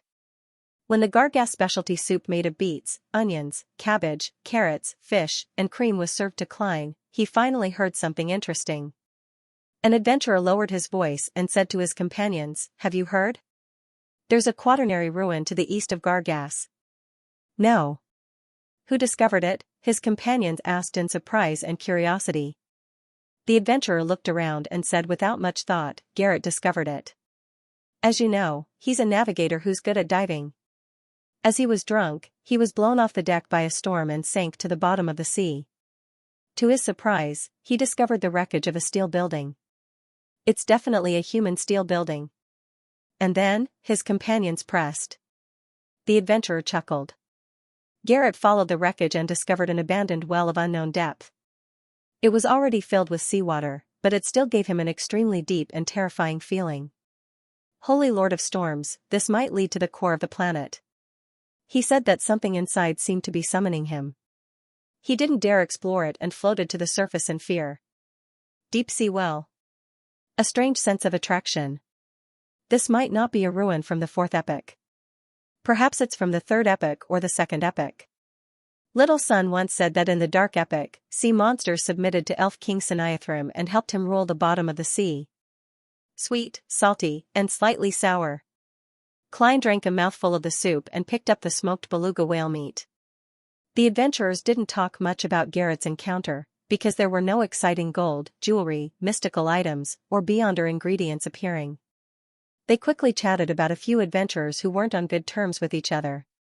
They mocked the adventurers for marrying beautiful local girls, but after a few years, they had all turned into fat and muscular women, the kind whose strength was comparable to a low-sequence beyonder. Finally, they concluded that this might be due to the small amount of giant blood flowing in the Phasacian's veins. They didn't talk about anything of value until Klein finished his lunch and focused on drinking. However, there were more and more people in the Lairdal bar. Suddenly, the heavy door opened and slammed into the wall. A young man wearing a top hat with obvious Loanese ancestry rushed in and shouted nervously, "Don't worry. Is there anyone from the Adventurer Association?" "Yes, Bilt still owes me an item creation." When Klein saw the young man nervously look back, he instinctively believed that he was being chased by someone. Before he could decide whether or not he should help, 3 adventurers stood up from different corners. One of them was more than 2 meters tall, with broad shoulders and bulging muscles. His hair was light yellow, and his blue eyes were deep-set. He was very eye-catching. His strength feels like it's corporeal. This is a beyonder of quite a high sequence. Klein retracted his gaze and turned back into a spectator as he looked at the bar's entrance. Soon, a man in a linen shirt and a brown jacket appeared. He was of medium build, and his lips were purple. His brown eyes hid a strong malice that he tried to hide but could not hide. Klein immediately thought of the portrait on a certain wanted poster. It belonged to King of Immortality Agalito's second mate, Slaughterer Curtius, with a bounty of 9,500 pounds. This is a notorious pirate. Klein tensed up as his gaze locked onto the man. His left hand hung down naturally as his body prepared to pounce forward at any moment. Curtius swept his gaze at the 2-meter-tall giant before looking at Klein. Suddenly, he retracted his gaze and turned to leave the Lairdal bar's entrance without any hesitation. Very decisive and alert. Klein frowned slightly. He believed that he hadn't revealed any killing intent. Even his gaze was controlled very well. Is he worried about the giant, or is his intuition that sharp to a certain extent? Just like a devil's premonition of danger? Klein gulped down the rest of the glass beer and didn't participate in the private conversation between the Adventurer Association members. Instead, he left the bar and came to the streets. Now, he didn't wish to stir up any new problems other than finding mermaids. Surveying the area, Klein discovered that Slaughterer Curtius was long gone. Hence, he silently returned to the inn. City of Silver, inside the spire. Derek Berg met the 6-member council's chief, Colin Iliad, once again. He clearly remembered that nearly 70 days ago, the other party had told him that he would be going on an exploratory mission in about 2 months. He needed to be prepared. "Are you ready?" Colin's back was facing the window as he asked in a normal tone. Derek, who was wearing the axe of Hurricane, lowered his head slightly. "I'm ready." Over the past 2 months, with the help of his repeated patrol missions and arduous practice, he had completely grasped the various beyonder powers of High Priest Sunday. He wasn't too far from digesting them. What he wished for the most now was to obtain the Sequence 6 potion formula of the Sun Pathway in the next 2 or 3 tarot gatherings, so as to establish a foundation for his continued advancement. The release of Shepherd Lovia gave him a strong sense of danger. He believed that only by reaching the same Sequence 5 could he effectively restrain her and eliminate the latent danger of the City of Silver. However, with his proficiency in the acting method and no lack of beyonder ingredients, as long as he could survive the repeated patrols and exploration missions and accumulate enough contributions, Sequence 6 was definitely a target he could aim for. However, Sequence 5, which required a specific ritual, was rather difficult. The grizzled, disheveled Colin nodded. "In another 2 days, I'll lead an exploration team to the vicinity of the Giant King's Court. I'll do a second cleanup of Afternoon Town that we previously found. And your powers are very suitable for such matters." Afternoon Town. Derek, who had been crazily revising on his mythological knowledge in the past few months, wasn't unfamiliar with this term. This was the path that the Kingdom of Silver had to take to head to the Giant King's Court. There, humans and giants lived together in the town, surrounding the residence of an ancient god that was forever frozen in dusk. It was like the final door from the real world to the mythological legends. Yes, Your Excellency. Derek couldn't find a reason to reject. City of White, Nas, in a particular hotel. Klein sat behind a table, looking out the window at the constantly changing clouds as he quietly waited for the evening to arrive. At 8, he would board the flagship of the Star Pirates at Pier 6, the Future, and head for the easternmost side of the Sonia Sea. Regardless of what happened in the Gargas archipelago and this sea region that was known as a pirate's paradise, it would no longer have anything to do with him. That was why he was tolerant of the pirates who walked the streets and alleys, mingled in bars and casinos, and did not attempt to hunt them, lest they disrupt his plan to find mermaids. My spiritual intuition tells me that Slaughterer Curtius from Noon seems to be targeting me. If he really wishes to deliver himself to my doorstep, I wouldn't mind it too much.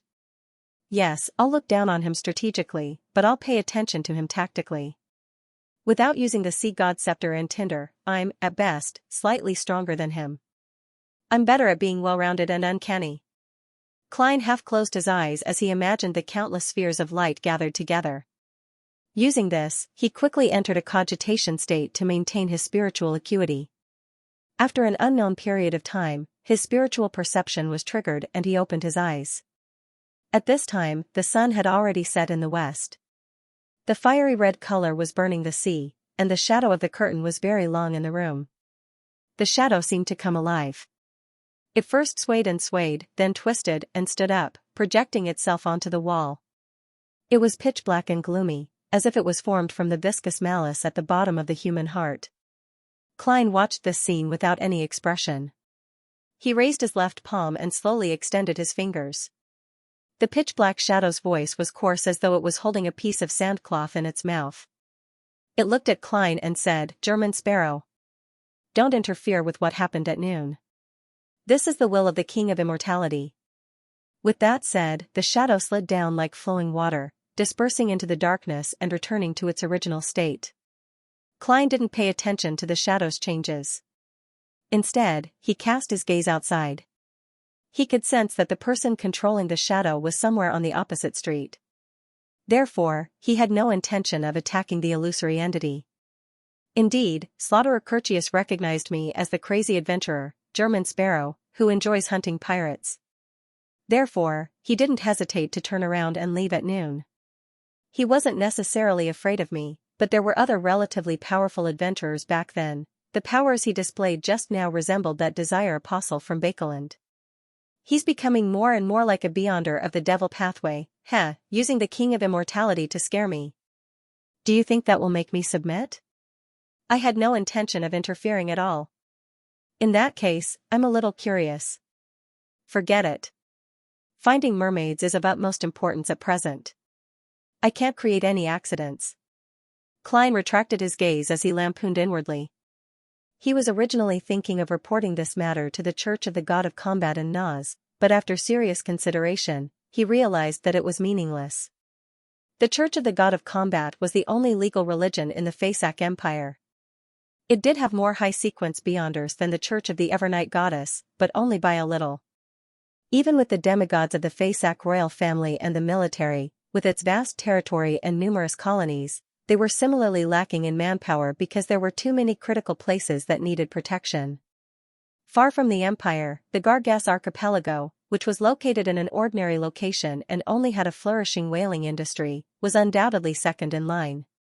There were no saints guarding it. According to Klein's prior knowledge, the Gargas Archbishop of the Church of the God of Combat was only a Sequence 5 guardian. Together with an executioner from the tribunal, a baron from the royal family, and a brigadier general from the military, they formed the top beyonder combat power here. Of course, the existence of sealed artifacts was key to ensuring the rule of this place. Klein suspected that the Church of the God of Combat in Nas had at least one Grade 1 sealed artifact. Only then could they cooperate with the fleet and beyonders to ensure that the whale oil refinement industry and the grey amber trade industry weren't controlled by pirates. They also ensured that this place wouldn't become a vassal of one of the four kings. They ensured that they could last until reinforcements arrived in the event of a sudden attack. It was precisely because of this that the official forces of the Gargas archipelago were constantly in a defensive state. As long as the pirates didn't cause any major trouble, they were allowed to freely enter and leave the archipelago. It's useless to report it. It's no wonder this place is called a pirate's paradise. It's no wonder Bilt wants to organize an adventurer association. Klein sighed and gave up on his previous plans. After dinner and some rest, Klein took out his golden pocket watch and opened it to check the time. Seeing that it was already 7, he began the ritual. He summoned himself and responded to himself, bringing different items in and out of the gray fog to adjust his equipment. As he was going on an adventure at sea on the future, the Murloc cufflink and various charms from the sea god's domain were necessary. Therefore, Klein left Tinder and the brooch of the sun above the gray fog. With creeping hunger as his main force, he matched it with the biological poison bottle and a revolver loaded with different Beyonder bullets. He still had 7 purification bullets, 13 demon hunting bullets, and 2 exorcism bullets. After putting on his coat, Klein stuffed the brass Aztec whistle and the wallet containing 50 pounds into his inner pocket. Then, he put the silver adventurer's harmonica and the charms together. After doing all of this, he touched the pistol under his armpit and wiped the blue cufflink on his left wrist. He buttoned up his double-breasted frock coat, wore his half-top hat, and picked up the black suitcase that only contained a change of clothes and a few daily necessities. He opened the door and walked out of the inn, taking a carriage to the harbor. After waiting at Pier 6 for a while, he saw a gigantic sailboat slowly appear in the distance. Based on his limited knowledge of ships, Klein knew that a sailboat of such a length wasn't scientific. However, this didn't stop it from slowly advancing over the dark sea as it steered towards the lighthouse that emitted light. As the sailboat approached, the flag gradually became clearer. The crimson but weak moonlight allowed the people at the harbor to see 10 white stars of the same size. And those stars circled a cold eyelash-less eye. Admiral of Stars. The future. The pirates and sailors guarding the ship let out exclamations of astonishment. All the docks in the harbor were instantly filled with a restless mood. After more than 10 seconds, the cannons on the 2 sides of the mountain nervously adjusted themselves and aimed at the gigantic sailboat that didn't attempt to conceal itself. Gong. Gong. Gong, the distant cathedral emitted a melodious and ethereal chime. It happened to be 8 o'clock. As the tension in the harbor became more and more obvious, the future came to a stop. At some point in time, a lady dressed in a black classic robe had appeared at the bow of the ship. Her clothes were covered in different symbols and magic labels, making her look like a powerful warlock from ancient legends. Under the crimson moonlight, the area in front of her suddenly lit up. Resplendent starlight scattered down, forming a long, transparent bridge. The long bridge kept extending forward and landed on Pier 6. She's quite impressive. As expected of one of the 7 pirate admirals. Furthermore, she's an admiral that's on a higher level than Iceberg and Ailment. As Klein sighed, he wished to cover his face with his hand. He didn't wish for others to know that the crazy adventurer, German Sparrow, had cooperated with Admiral of Stars Xianxia. At this point, all I can do is maintain my persona. Once I'm done digesting it and return to the northern continent, there won't be a German Sparrow anymore. Klein walked out of the shadows, pressed down on his half-top hat, and steadily walked up the long bridge that was condensed from starlight. His feet were firm and as firm as metal. Klein straightened his back as he unhurriedly walked to the future that was docked outside the harbor under the sights of the cannons and indecipherable gazes. The long bridge beneath his feet was transparent as the dark blue seawater that was nearly black gently swayed. It made people with acrophobia turn limp. Thankfully, I'm already a clown. I've even jumped over bell towers. Klein walked the last 10 meters with a cold expression before stepping onto the future's deck. Facing Admiral of Stars Xianxia, whose eyes were black and hair purple, he wasn't nervous at all. He took off his hat and bowed. Good evening, ma'am. As Klein bowed, Xianxia, whose black hair was simply draped over her shoulders, converged her purple eyes, as though they had turned into an abyss that could suck in souls. The mysterious aura that she had to begin with became even more obvious. She saw that deep in German Sparrow's ether body, the astral projection surface was a lightless, pure darkness. In the fine spots, there were dark currents surging with infinite changes. She saw that German Sparrow's left hand was bright, but it was dyed with a rich blood color. She saw that German Sparrow's cuff had an azure blue luster, and in his left pocket, there was silvery white flowing. The colors were bright, as though they were connected to the illusory spirit world. Around them, there were many objects that resembled tides and illusory winds. She saw that green and black light intersected in German Sparrow's right pocket. Under his armpit, there were 2 points of gold, silver, and bronze. His chest was grayish-white, as though it was rotting death. For mystical items, beyond or artifacts or spirituality charms in units of 10. Catlia's eyes were a little dazzled as she couldn't help but close them for a moment. She nodded. "Good evening, Mr. Sparrow."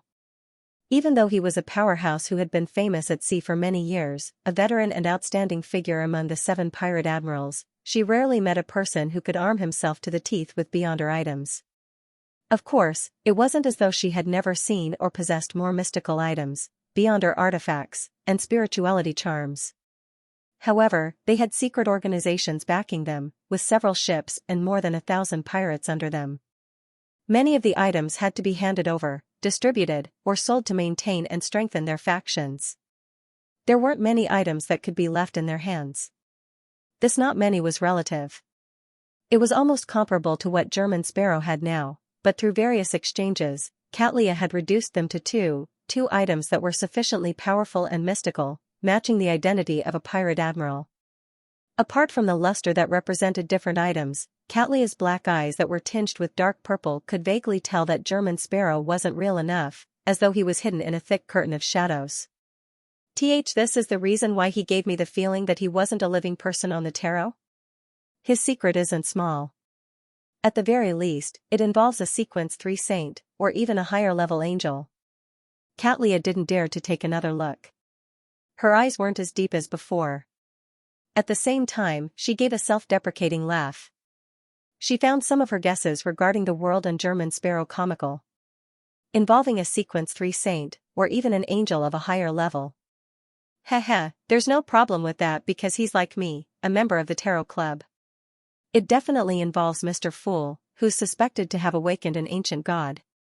After exchanging greetings, Catlia didn't make any small talk. She led him to the cabin's entrance. At this moment, the stopped Future set sail once again, drawing a long arc on the surface of the sea as it followed the whaling route east. The tense atmosphere in the Nosport dissipated as a result. Gazes from the sailors were cast over, but Klein didn't feel uneasy at all. Instead, he surveyed the area and said in a relaxed tone as though he was returning home, "There are fewer people than I imagined." Catlia turned her head to glance at him and simply replied, "It's extremely dangerous to head east of the whaling route." It's extremely dangerous to head east of the whaling route. Only Ludwell frequently heads there, as though he's searching for something. Apart from the Future, the other pirate ships won't head there. Similarly, I've placed most of the sailors on other ships. There's only the minimum number of sailors left to ensure the voyage. A very rational move. Ludwell, that Admiral Hal Ludwell? When Mr. the Hanging Man first mentioned him, it was said that he had begun his voyage to explore the eastern end of the Sonia Sea. Klein nodded slightly and didn't speak further. This was a bearing that belonged to German Sparrow. He observed his surroundings in silence and discovered that the deck, walls, and masts of the Future were covered in mysterious and abstract symbols. The entire structure seemed to overlap into a gigantic ritualistic magic. Just like the Golden Dream, it's a sailboat of the mystical type, but it's not at the level of a ghost ship.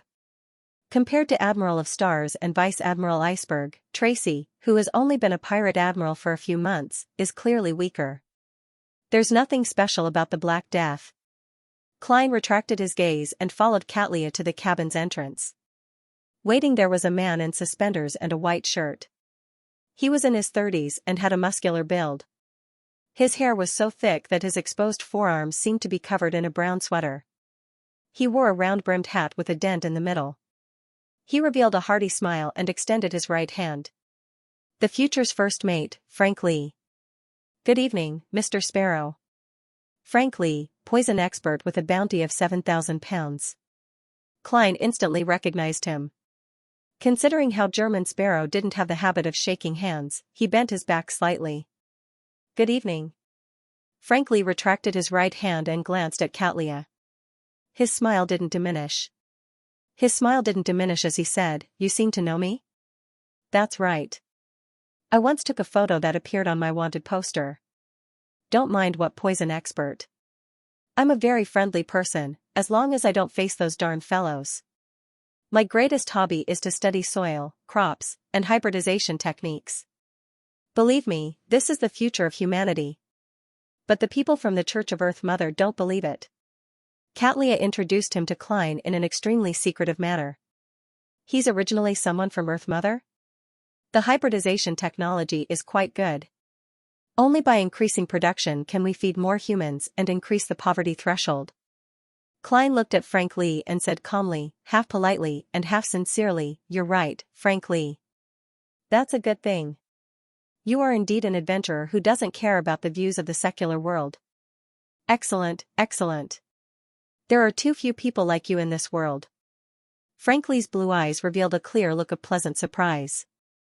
"I only attempted to hybridize bulls, cows, and wheat, allowing calves to grow like wheat, but I was nearly sent to court by the Church of Earth Mother. Merciful Mother, they don't truly understand your will. Hybridizing bulls, cows, and wheat. You devil." Only then did Klein realize that the hybridization techniques he understood were completely different from what Frank Lee was saying. He maintained his expression and didn't give any explanation. Under Frank Lee's sudden surge in enthusiasm, he walked down the corridor with Admiral of Stars Xianxia. After stepping onto the staircase and arriving at a higher level, Klein's spiritual perception stirred as he cast his gaze towards the shadows to his side. The darkness distorted as a figure grew out. It was a thin but pale figure. The skin on his cheeks was nearly transparent, and his nose bridge was incongruously high. He had a sickly look to him. "This is the second mate of our future, Heath Doyle," Frank Lee introduced with a smile. "Bloodless Heath, whose bounty is higher than yours, reaching 7,600 pounds? Klein quickly matched it with the correct bounty. Heath nodded as a form of greeting before silently shrinking back into the shadows. "He's a Rose Bishop." On the way to the captain's room, Frank Lee enthusiastically talked about Heath Doyle's matter. "He directly told me his second mate's sequence?" Klein nearly pricked up his brows. He secretly glanced at Admiral of Stars Xianxia and discovered that she looked a little helpless. "Are you very curious and worried? Are you afraid that he's a devout believer of the true creator, a corrupted lunatic?" "No, haha, he's a lucky fellow.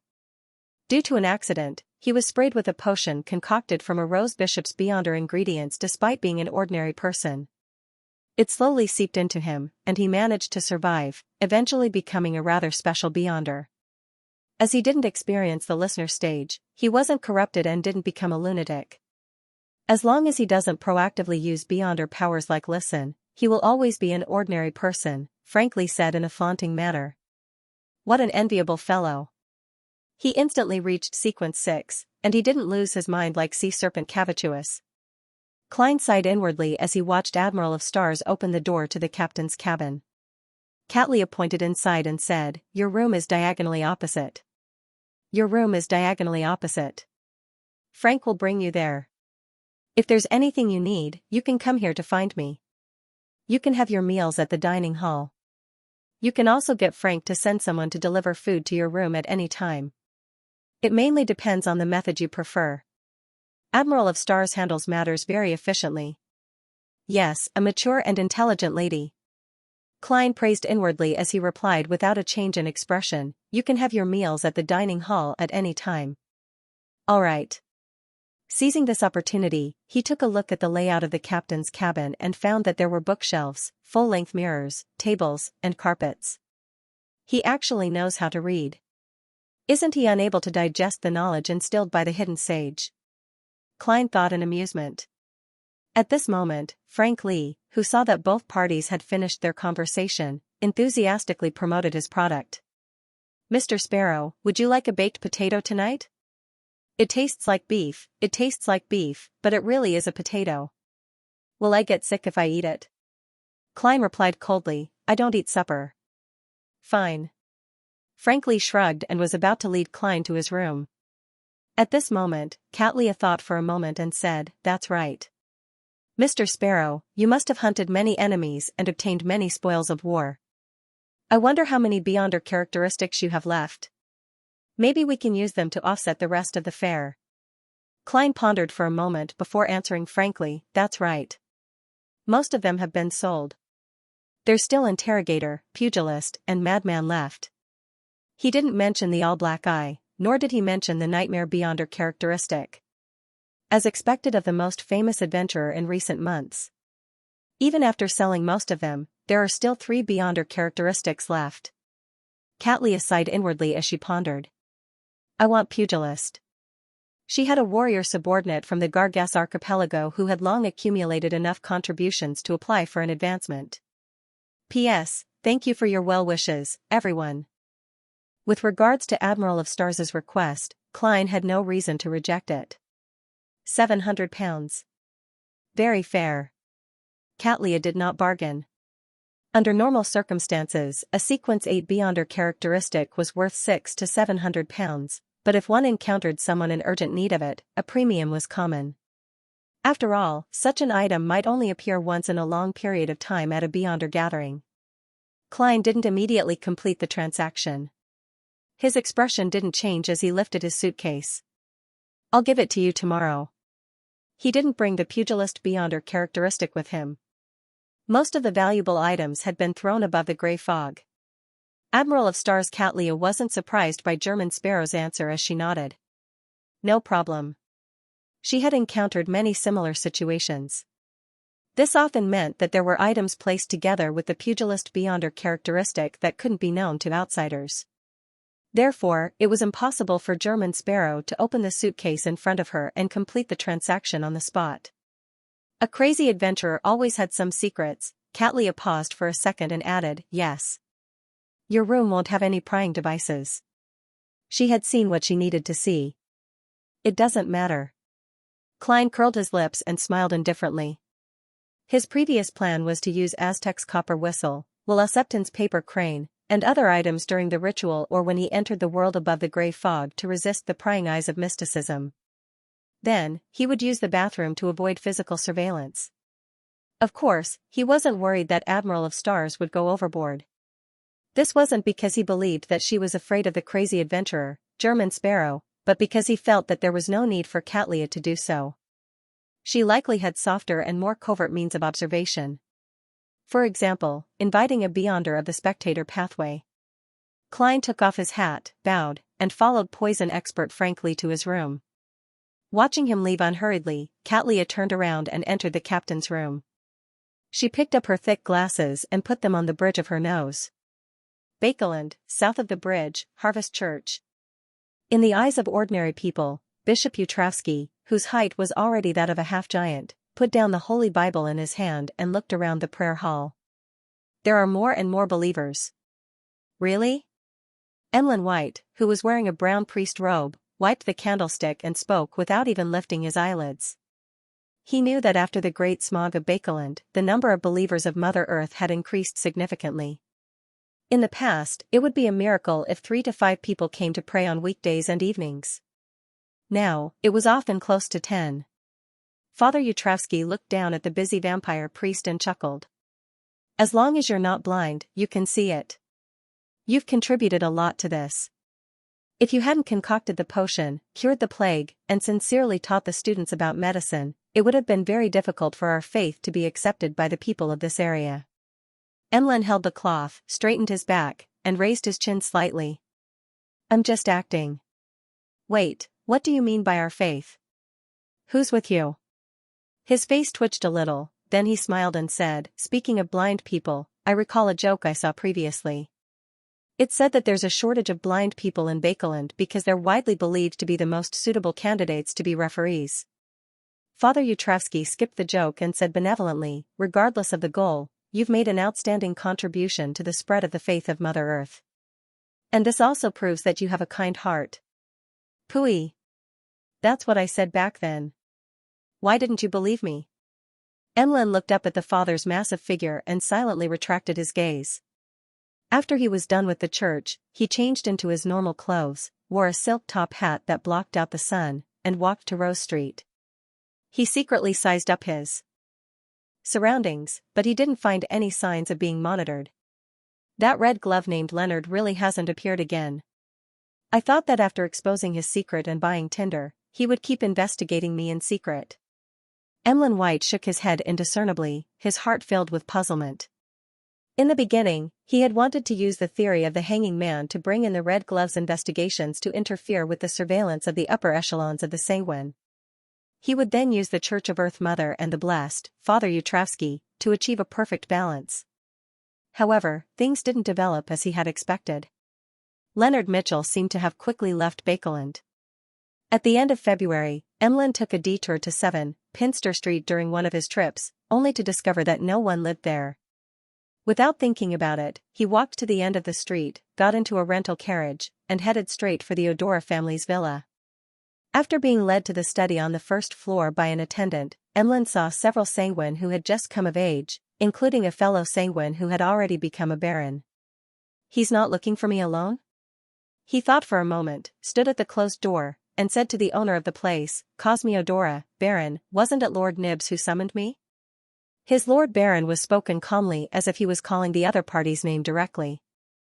That was because he was also a vampire baron, but it had not been announced yet. Cosme was a middle-aged gentleman with an air of elegance. "You are all the elites of the blood race's younger generation. My grandfather has entrusted me to give you some tests." "What test?" asked Russ Bathory, the other Sanguine baron who had inherited the inheritance. Cosme drank a mouthful of the dark red blood mixed with wine and surveyed the area. "Perhaps you aren't aware, but the life school of thought's snake of fate has been missing for some time." As Emlyn White and the other Sanguine exchanged looks of surprise and confusion, Cosme continued, "But I believe all of you should know very well that the Life School of Thought is an organization that barely holds together. But I believe you should know very well that the Life School of Thought is an organization that barely holds together. The Beyonders who believe in fate and regard themselves as transcendent and rational, and the believers who worship the primordial moon and seek the essence of life and spirituality formed an alliance under the immense pressure of the 7 churches in the early 5th epoch. Due to the existence of the snake of fate, there haven't been any major problems internally. The worship of the primordial moon has always been limited and fixed in a symbolic sense. Furthermore, it has been fused bit by bit through master-disciple inheritance and the exchange of formulas. Unfortunately, with the disappearance of the snake of fate, this process has been disrupted. The believers of the primordial moon quickly became fanatical, and a schism appeared between them and the faction that represented fate, resulting in an intense conflict. This matter was used by Rose School, causing them quite a bit of damage.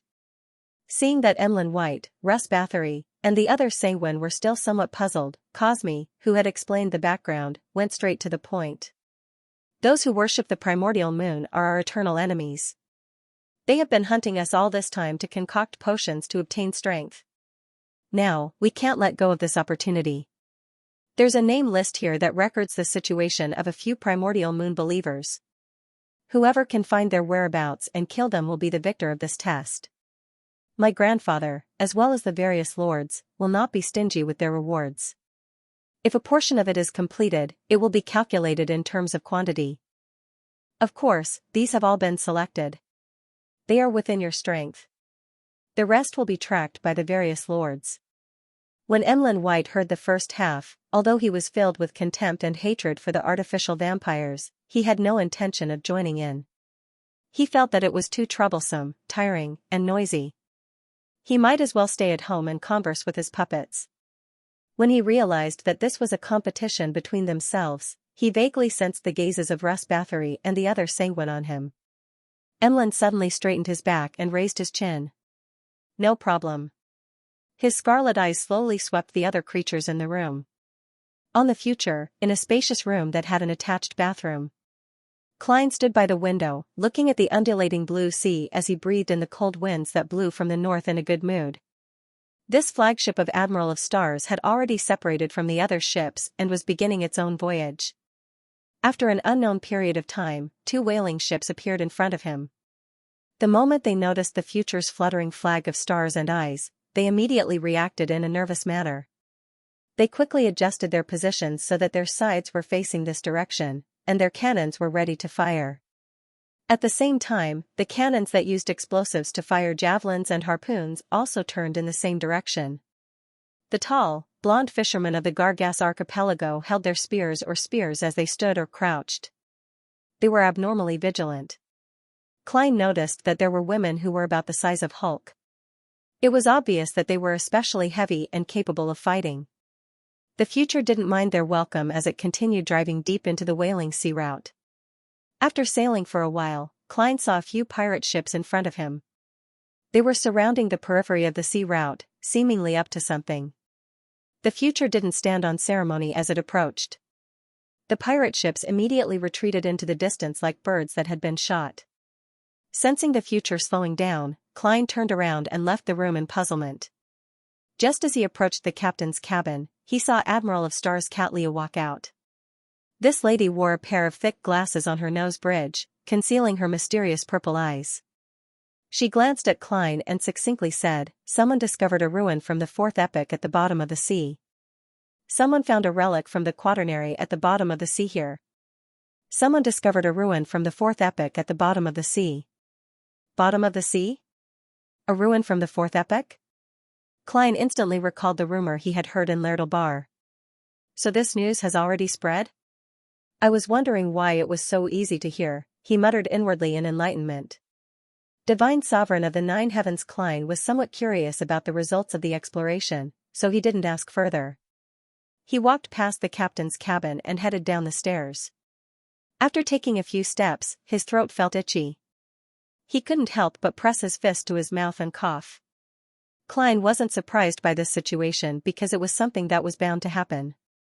He had definitely carried the biological poison bottle for more than 2 hours last night. Only when it was late at night and he confirmed that Admiral of Stars had no intention of attacking did he move the mystical item into the black suitcase. As a result, he tragically fell ill. Of course, he hadn't carried the biological poison bottle for too long. His body wasn't in a weakened state, so his illness was relatively mild. It was just a simple sore throat. Xianxia, who was slowly following behind, saw this scene, but she didn't find anything wrong with it. Instead, she felt that it was normal. Mystical items definitely had negative effects. This was a rule that knowledgeable Beyonders knew. Furthermore, they had learned from the 7 churches and labeled items with severe negative effects that were difficult to carry around for long periods of time as sealed artifacts. The reason why Xianxia had sold or exchanged many of her low and mid-level mystical items was firstly because she wanted items that were stronger and could raise her survivability. Secondly, the variety of negative effects was also a problem. Often, one could avoid one, but not the other. Some of the negative effects would even stack up, resulting in an effect that was greater than 2. To Beyonders, the disadvantages outweighed the benefits. She discovered that German Sparrow had used mystical items, Beyonder weapons, and spirituality charms to arm himself to the teeth. Amidst her surprise, she was already guessing what kind of negative effects he would suffer. From the looks of it, it was only a simple illness for the time being. With steady footsteps, Klein came to the deck and immediately saw Frank Lee. He was still in his white shirt and overalls. His sleeves were rolled up high, and his arms were stained with mud. He didn't seem afraid of the cold winds that blew down from the clear sky. "Good morning, Gehrman." Frank waved his hand warmly. "Come, take a look at my latest product. This is definitely the most popular item on the sea." As he spoke, he raised his other hand. In his palm was a thick and fat fish of unknown species. "No, I don't want to know what kind of monster you've created." Klein stopped and looked at him coldly. Frank Lee didn't notice anything wrong with his attitude. He took out a dagger from his waist and stabbed it into the fish. Then he made an opening. The gurgling blood flowed out and accurately fell into the large beer mug on the deck, but there was not the slightest smell of blood. "Can you smell it? What an intoxicating aroma." Frank Lee half closed his eyes and said fervently, "This is a fish with red wine as its blood. The wine also contains a lot of nutrients." Klein found himself at a loss for words. Frank looked at the sailors around him in excitement and said to German Sparrow, "Captain, I'm here. Do you know what troubles us the most at sea?" That meant that the wine had run out and they had yet to reach the shore. As long as this fish can quickly reproduce and become the main product of the sea, no matter where we go, we will never lack for alcohol. Yes, they will be divided into different species. Some produce lanti-proof, some produce nepos, some produce red wine, and some produce beer. Beer has to be made from sharks or whales, otherwise, there won't be enough to drink. Isn't the most troubling problem the lack of water? Of course, most of the time, you use beer to replace water because it's less likely to rot. Poor fish. Just as Klein was pondering over how to respond to Frank, Xianxia came to the deck. She walked past him and asked her first mate, "What's the matter?" She walked past him and asked her first mate, "Is Nina ready?" "Yes, she's already finished a bottle of nepos." Frank pointed to a shadow created by the sail. The so-called preparation is to drink a bottle of nepos, a specialty of Faisac. Nepos that can be struck with matches? Klein suddenly felt that the lady named Nina mentioned by the first mate likely had Faisac blood. "Captain, I hope it's a bottle of Sonia blood wine." A female figure slowly stood up from the shadows and walked out.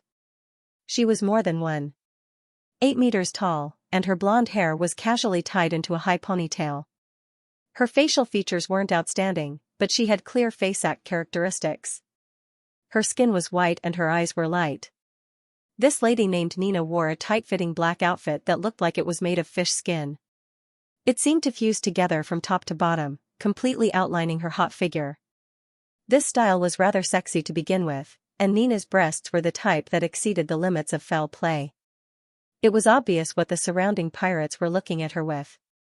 Klein was a little embarrassed and wanted to look away, but he realized that German Sparrow wasn't such an inexperienced person. All he could do was empty his gaze and look at Nina's face. "Gehrman, this is our bosun, Nina. She's also the navigator's assistant." "Haha, her sequence name is Seafarer." Frank Lee continued introducing without holding back. "This poison expert is very simple when it comes to researching hybridization. I remember now. This Ma'am Nina's bounty is 3,600 pounds. Her nickname is Seabed Killer. Sigh, I've seen too many wanted posters. I can't even recall some of them." Klein looked into Nina's eyes and nodded calmly. "Good morning, Ma'am." Nina held back a smile as she sized up Klein. "Good morning, Mr. Sparrow. I'm very curious. Is Vice Admiral Ailment as charming as the rumors say?" As a female pirate who had spent a long period of time in the lower echelons of society, she had always been frank and direct when it came to men and women. She wasn't bashful at all. She originally wanted to directly ask German Sparrow if she wasn't charming enough, or if he was the cold type, which resulted in him completely ignoring her without any reaction. However, considering that the person standing in front of her was a powerful fellow, an adventurer who had nearly successfully hunted Vice Admiral Ailment, a lunatic who could draw his gun and shoot at any moment, she rationally retracted her teasing words and asked about Vice Admiral Ailment in a roundabout manner. "How am I to answer you?" Klein fell silent for a moment. "Her bounty is very charming." Nina was taken aback for a second, unsure of how to continue the topic. All she could do was turn to look at Admiral of Stars. "Captain, shall we begin now?" Xianxia, who had her bounty flashed in her mind for some baffling reason, nodded at Nina. "Begin." Just as she said that, Nina strode to the side of the ship. With a push of her right hand, she jumped straight into the sea and swam downstream like a black fish. At the same time, with a few splashes, a few sailors jumped down to provide support. "This?" She began without any buffer. "This lady has the bearing of the Church of the Storm." As expected of a beyonder of the sailor pathway. Klein looked out the ship and couldn't help but cough twice. "Are you sick?" Frank Lee asked directly. Klein nodded indifferently. "A little." Frank thought for a moment and didn't greet him. He ran back to the cabin and ran off somewhere unknown. By the side, Xianxia nudged her thick glasses and smiled. "Frank is a toxicologist and an excellent doctor. She's indeed from the plantar pathway." Klein didn't ask further as he stood there, waiting for Nina to complete her initial exploration. Noticing the sudden silence, to the point of awkwardness, Xianxia took a few steps forward and casually said, "In another day, we'll leave the whaling channel. In another day, we'll be out of the whaling channel." We're still at least a week away from that ocean, Klein thought and raised a question. In fact, it'll be even further north, and there's a roundabout route. I know of a secret sea route that can allow us to reach the ocean you want in 2 to 3 days. Katlia's gaze pierced through the thick glass and landed on Klein's eyes, as though she was trying to figure out what he knew about the extremely dangerous ocean. Klein thought for a moment and simply said, "Very good. Very good, that's exactly what I wanted. In addition, that ocean is closer to an illusion than reality." Katlia retracted her gaze in thought and looked at the cabin's entrance. Frankly ran out, holding a green apple in his hand. "This is another result of mine. I've crossbred medicine and fruit, turning medicine into enjoyment." He handed the apple to Klein with a beaming smile. "I'm afraid that my condition will worsen if I eat it." Klein glanced at Admiral of Stars and saw her nod gently. Although he appeared calm, he reluctantly accepted the apple and bit down on it. It had the taste of a normal apple, but there was more. Liquid, and the flesh was softer. After taking a few bites, Klein realized that his throat suddenly stopped hurting. He had no idea when his coughing stopped. "I have to say that this is truly miraculous. As long as it doesn't involve animals or humans, Frankly should be considered a genius that's highly regarded in the Church of Earth Mother. Unfortunately, he eventually became a devil-like fellow." Klein looked at the poison expert and said frankly, "I've been cured." "Very good. Very good." Frank didn't praise himself as he casually introduced the pirates on the deck to Klein. After a while, Nina and the supporting sailors swam out of the sea and returned to the captain. In her hand, she held a metal bar that was so rusted that its original form was indistinguishable, and a patch of hard black soil covered in honeycombs. She grumbled to Katlia, "Captain, there's no such thing as a deep-sea well. That well isn't even as big as my breasts. Of course, it's very deep and dark. I don't know what it is hiding." She gestured in front of her. "Exaggeration is a common trait of pirates and adventurers."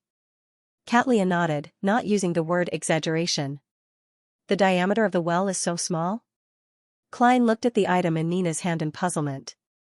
He politely avoided Nina's body, which was dripping with water. Katlia synchronized her gaze with his and said, "Tell me the details.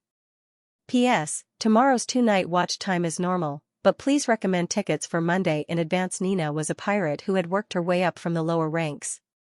Although she was irritable most of the time, she was definitely experienced. She was considered a relatively reliable person. After some thought, she described seriously, "That well is rather deep at the bottom of the sea. I needed sufficient buffer time to adjust to the pressure and temperature there, so it took me a long time to reach it. It wasn't easy to discover, but the remnants of the steel buildings were rather obvious. I found them the moment I adapted to the environment. They had completely collapsed and rotted. There's no way to imagine what they originally looked like. However, I can tell that they were definitely not small in the past. It's just that they've shrunk a lot now."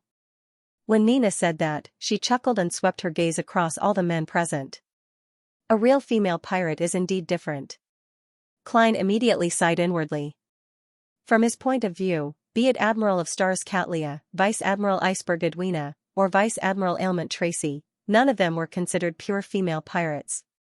This was because they came from large factions or secret organizations.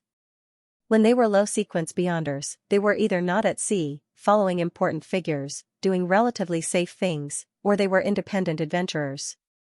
They weren't influenced by the style and atmosphere of low and mid-ranking pirates. After Nina finished laughing, Katlia pointed at the rusty object in her hand that was difficult to describe as a metal strip. "This is a portion of those steel buildings?" "Yes, Captain. As you know, I don't know much about history or mysticism, so I could only bring some back for you to study. You're an expert in this area." Nina smiled as she handed over the metal strip. Then, she pointed at the remaining black soil that was covered in honeycombs. "Not far from the steel ruins, I found that well. It's really not big. If this can be described with the word huge, then I must have seen many huge cannons. Those drunk adventurers are better at bragging than us pirates. This is the soil inside that deep well. I can't imagine how these marks were formed." Nina's fingers repeatedly struck the honeycomb-shaped spots on the black soil. At first, Klein thought that they were traces left behind by the concentrated shooting of small objects, but after careful observation, he suspected that they were the remnants of a corrosive pattern. Each spot was very shallow, and the edges of the spots spread slightly and irregularly in all directions. As Nina handed the black soil to Admiral of Stars Xianxia, she continued describing it. That well is really very small. Even a child from Nas wouldn't be able to crawl into it. It's very deep. I even feel like it has no bottom. In that environment, its interior was dark and gloomy, as though something was slowly calling out to me. Yes, slowly. I found a few stones nearby and threw them in, but there was no response. In short, it was filled with water. Xianxia raised the metal bar and the black soil. Through the thick glass lens, she carefully examined it. Since the mouth of the well is very small and humans can't enter it directly, there's no need for us to start exploring now. It'll be very dangerous. Once I figure out the secrets hidden in these two items and if the ancient well is valuable enough for us to take the risk, we'll return to make an attempt. All right, Captain. The drenched Nina shivered from the cold wind, causing the surrounding pirates to stare straight at her. Xianxia nudged her glasses and said to Nina, "You can drink a bottle of Sonia blood wine today. You can drink a bottle of Sonia blood wine today. Everything else is unlimited." Long live Captain! Nina cheered in extreme joy. An ancient well at the bottom of the sea that humans can't enter. Klein, who had no desire to explore it, summarized Nina's description inwardly. Suddenly, he had a wonderful idea. Just because humans couldn't enter the ancient well at the bottom of the sea didn't mean that non-humans couldn't. Many deep-sea fish weren't that huge, so there was a high chance that they could pass through the well. And as a sea god, when wielding a scepter, he had sufficient means to control sea creatures. There's no rush.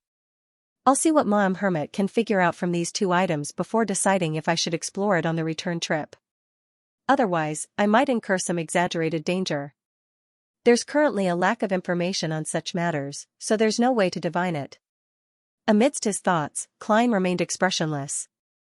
At this moment, Xianxia turned her head to glance at him curiously before retracting her gaze without leaving a trace. Why is she suddenly looking at me? Why is she looking at me? It's impossible for her to know that I have the sea god's scepter, allowing me to control sea creatures. No, she knows, but she knows that Mr. Fool wields the godhood scepter left behind by sea serpent Cavituous, not the world. Unless she's seen through the fact that the world is the fool. But that's even more impossible. Even Mr. the Hanging Man is still stuck at the level of the world being a blessed. She didn't even realize this. Let's change my train of thought and consider it from the perspective of Admiral of Stars. She's a person pursued by knowledge, and she has followed Queen Mystic and is loyal to the Moses ascetic order. She has roamed the seas for many years and has seen and experienced many things. It's not strange for her to know that the sea god domain has the beyonder powers to control sea creatures. Therefore, after discovering that humans can't pass through the ancient well at the bottom of the sea, she naturally made the connection to the scepter in Mr. Fool's hand. She plans on requesting the corresponding help in the future? She thinks that I'm observing to see if the world has the corresponding information and if he has similar thoughts. Klein immediately thought of many things. With the powers of a clown, he forcefully maintained his indifferent expression and didn't have any abnormal reactions. When Nina went to collect the Sonia blood wine, Klein pressed down on his hat and returned to the cabin's entrance. As he approached the door, a scene suddenly surfaced in his mind. In a room on the upper level of the cabin, the windows were tightly shut and the curtains were covered. A pair of blurry eyes hid behind the curtains as it silently watched the people on the deck, watching German Sparrow. Who is it? Klein didn't stop in his tracks. His body didn't show any signs of stiffness as he entered the cabin normally like before. At 3 in the afternoon, bright but not scorching sunlight shone upon a garden near Stone University. Michel Duff, who was already a senior associate professor at the age of 40, was wearing a long tuxedo for banquets and a beautiful bow tie as he waited patiently by the door.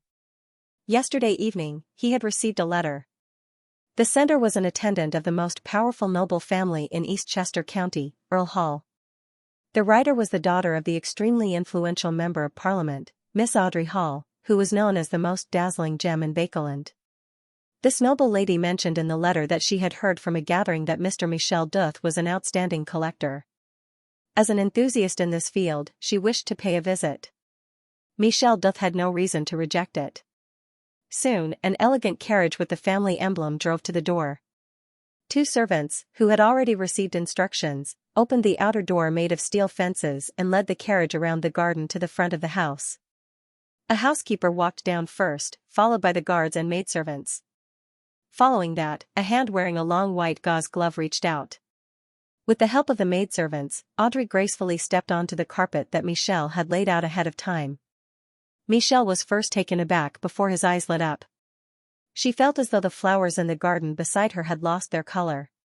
He took 2 steps forward and took off his hat to bow. "Welcome, honorable lady. Your visit is an honor for me and my family." Audrey took off her gauze hat and handed it to the maidservant. After exchanging a few pleasantries, she followed Michel Duth through the living room and into the collection room on the first floor. Here, Michel seemed to have regained her confidence as the owner. She started from the left side and pointed at the collection. Starting from the left edge, she pointed at the collection and introduced, "This is a helmet that appeared during the White Rose War. After a long period of research, I can confirm that its owner is a member of the Sauron family. Back then, they were still part of the royal family." The golden helmet was intricately designed. There were decorations that resembled flying birds, and the visor was made up of metal scales. "My ancestor obtained his first noble title during this war," Audrey replied with piqued interest. She had adjusted her mental state ahead of time, making it seem as though she was really here to visit. The defeat in the 20-Year War caused the kingdom to suffer many years of humiliation, but it also produced many heroes, Michel flattered her indirectly. The White Rose War happened after the 20-Year War and before the Battle of the Violated Oath. Rouen defeated Intis and became powerful again. Michel continued introducing her collection as Audrey listened attentively. From time to time, she would raise questions and interact with her. Finally, Michel pointed at a notebook with a black cover. It belonged to a knight who was stationed on Sonia Island during the 20-Year War. This knight's name has already vanished into the annals of history. Only this notebook proves that he once existed, and that he once defended Sonia Island to the very last moment. Not only is this notebook first-hand information for studying that period of history, but it also hides certain problems. That knight has many unusual habits when it comes to grammar. This might be a clue that can help us figure out his exact identity. Audrey instinctively believed that this notebook was her target, so she leaned closer. Indeed, she found inconspicuous lines on the black cover. Together, they outlined a rather abstract dragon. From Associate Professor Michel's tone and subtle expressions, his interest in this notebook is mainly focused on the content and not the notebook itself. He doesn't particularly cherish it. "I have a high chance of buying it." Audrey calmly made a judgment. She turned her head and smiled at Michel Duth. "What kind of unusual habits is it?" "He likes to use short sentences, very short ones." Michel described as though he was showing off. Audrey had always been a good listener. She looked at her with a smile and listened attentively, allowing Michel to say more. As she listened, she suddenly felt that the knight's grammar habits were somewhat familiar. "That's..." Audrey's eyes darted around slightly as she quickly recalled the source of the familiarity.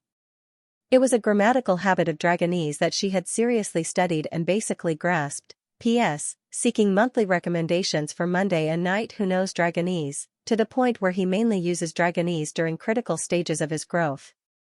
It's no wonder psychological alchemy wishes to obtain the notebook he left behind.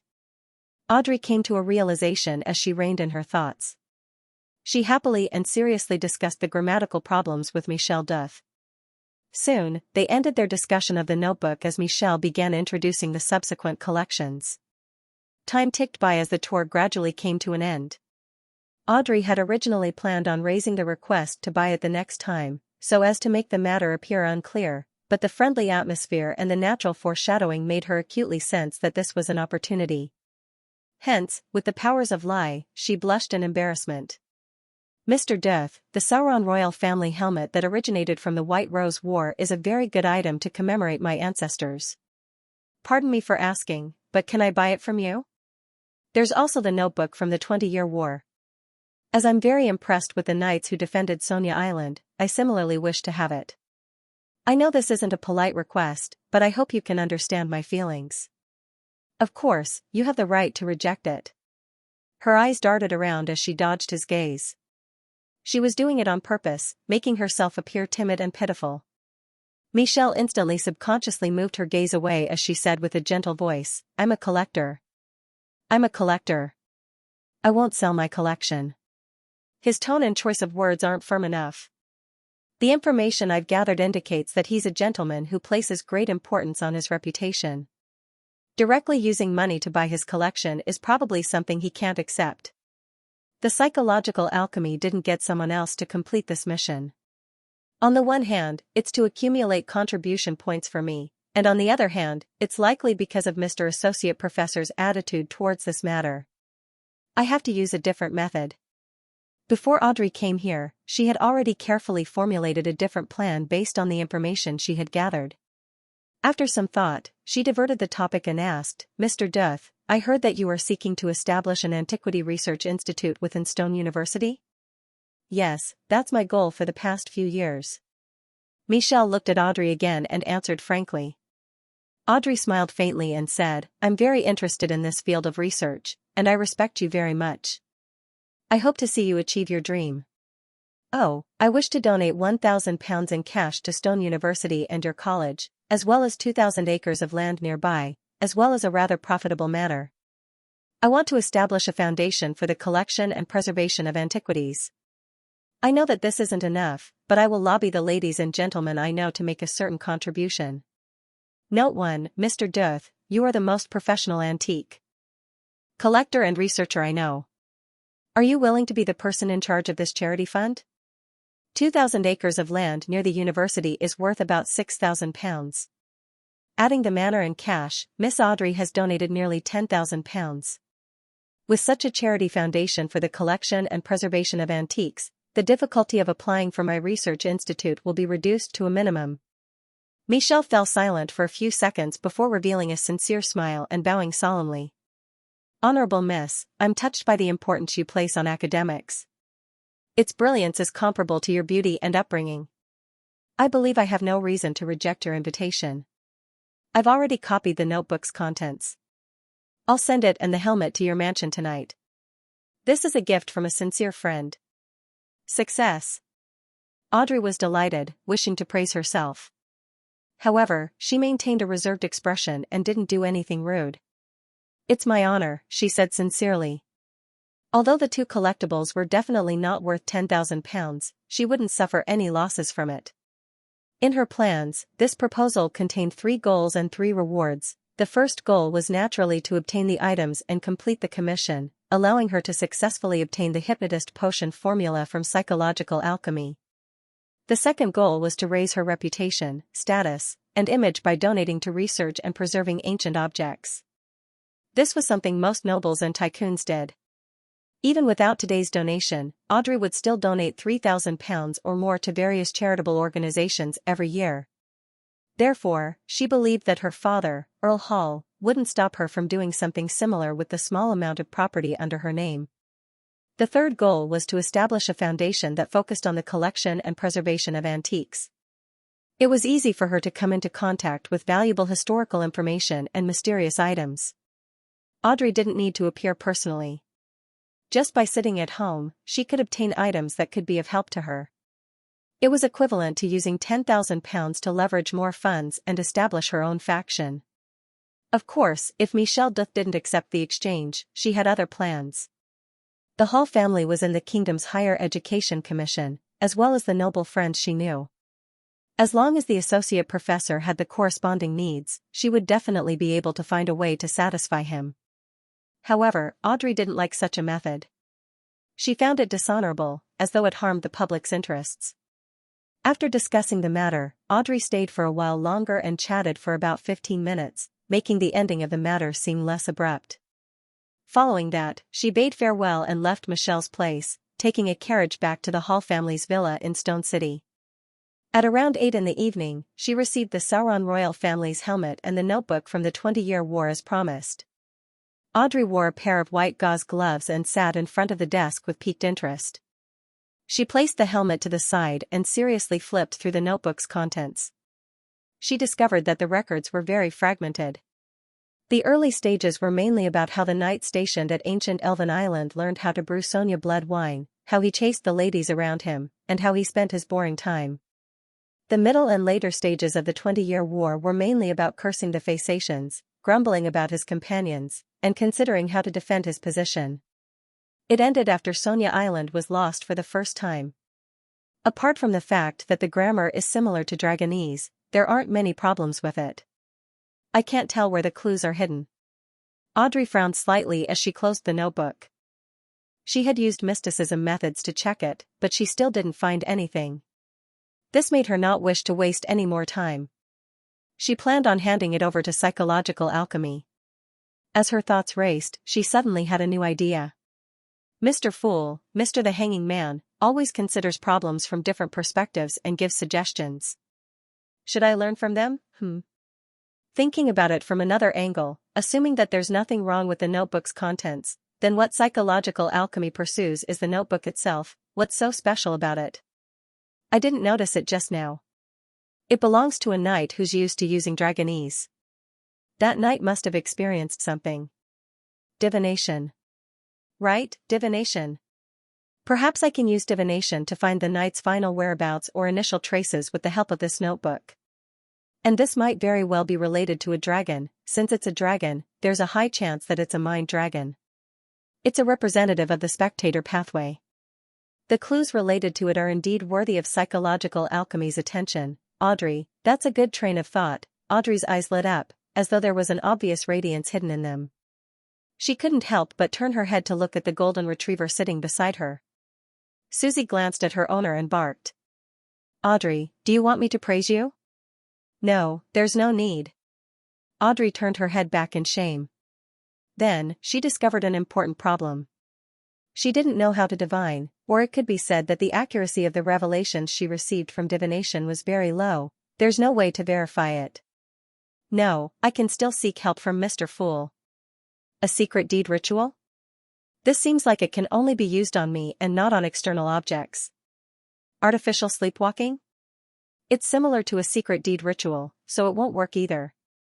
Sacrificing it to Mr. Fool and letting him help with divination before bestowing it to me. No, that won't do. That's not respectful enough.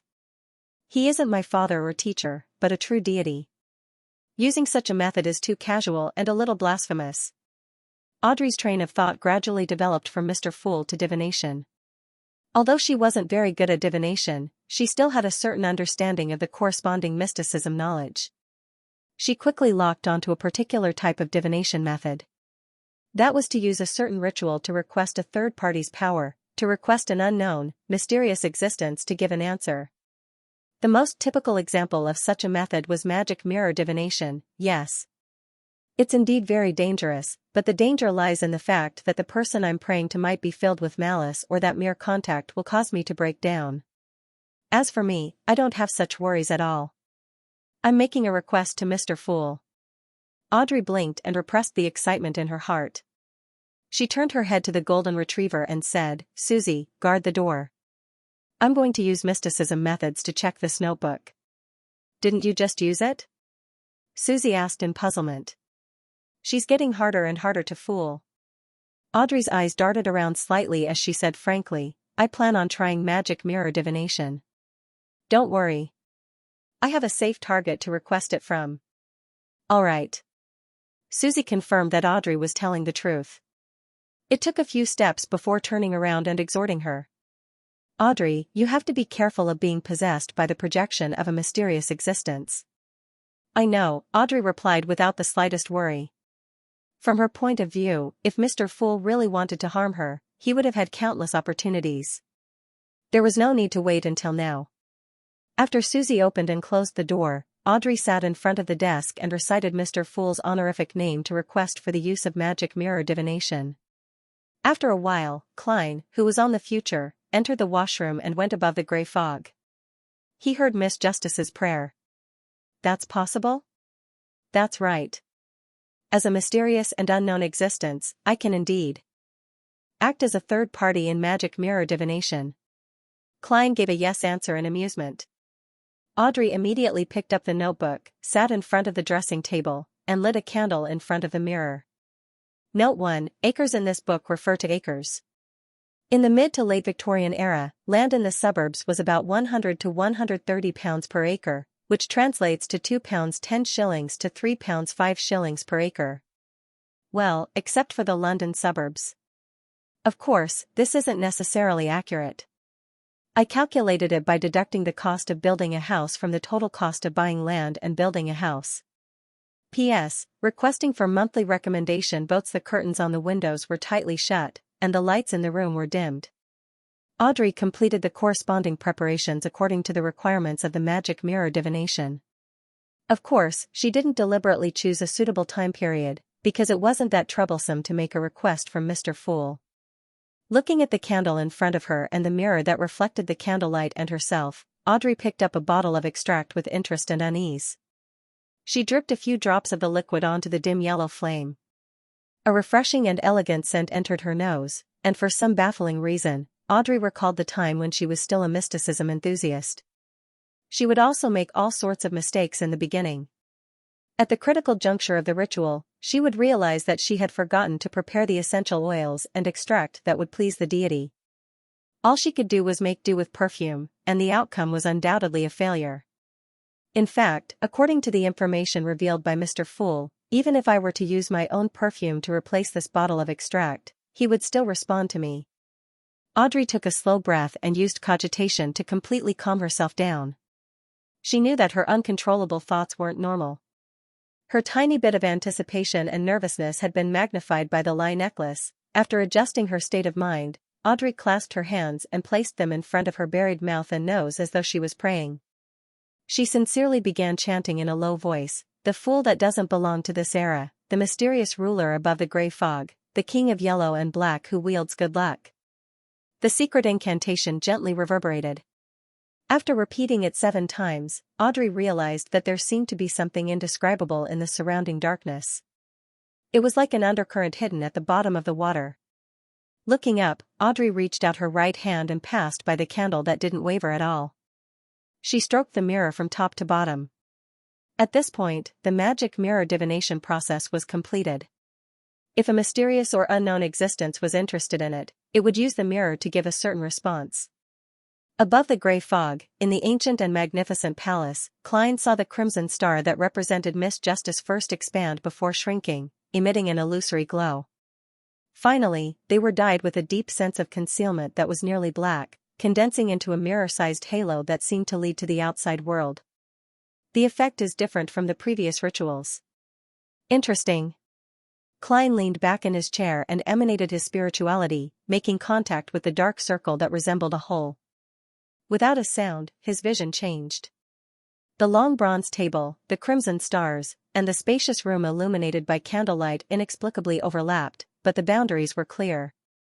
At that moment, Klein felt like a mirror had become an extension of his body and eyes. It helped him clearly see and interfere with the world above the grey fog.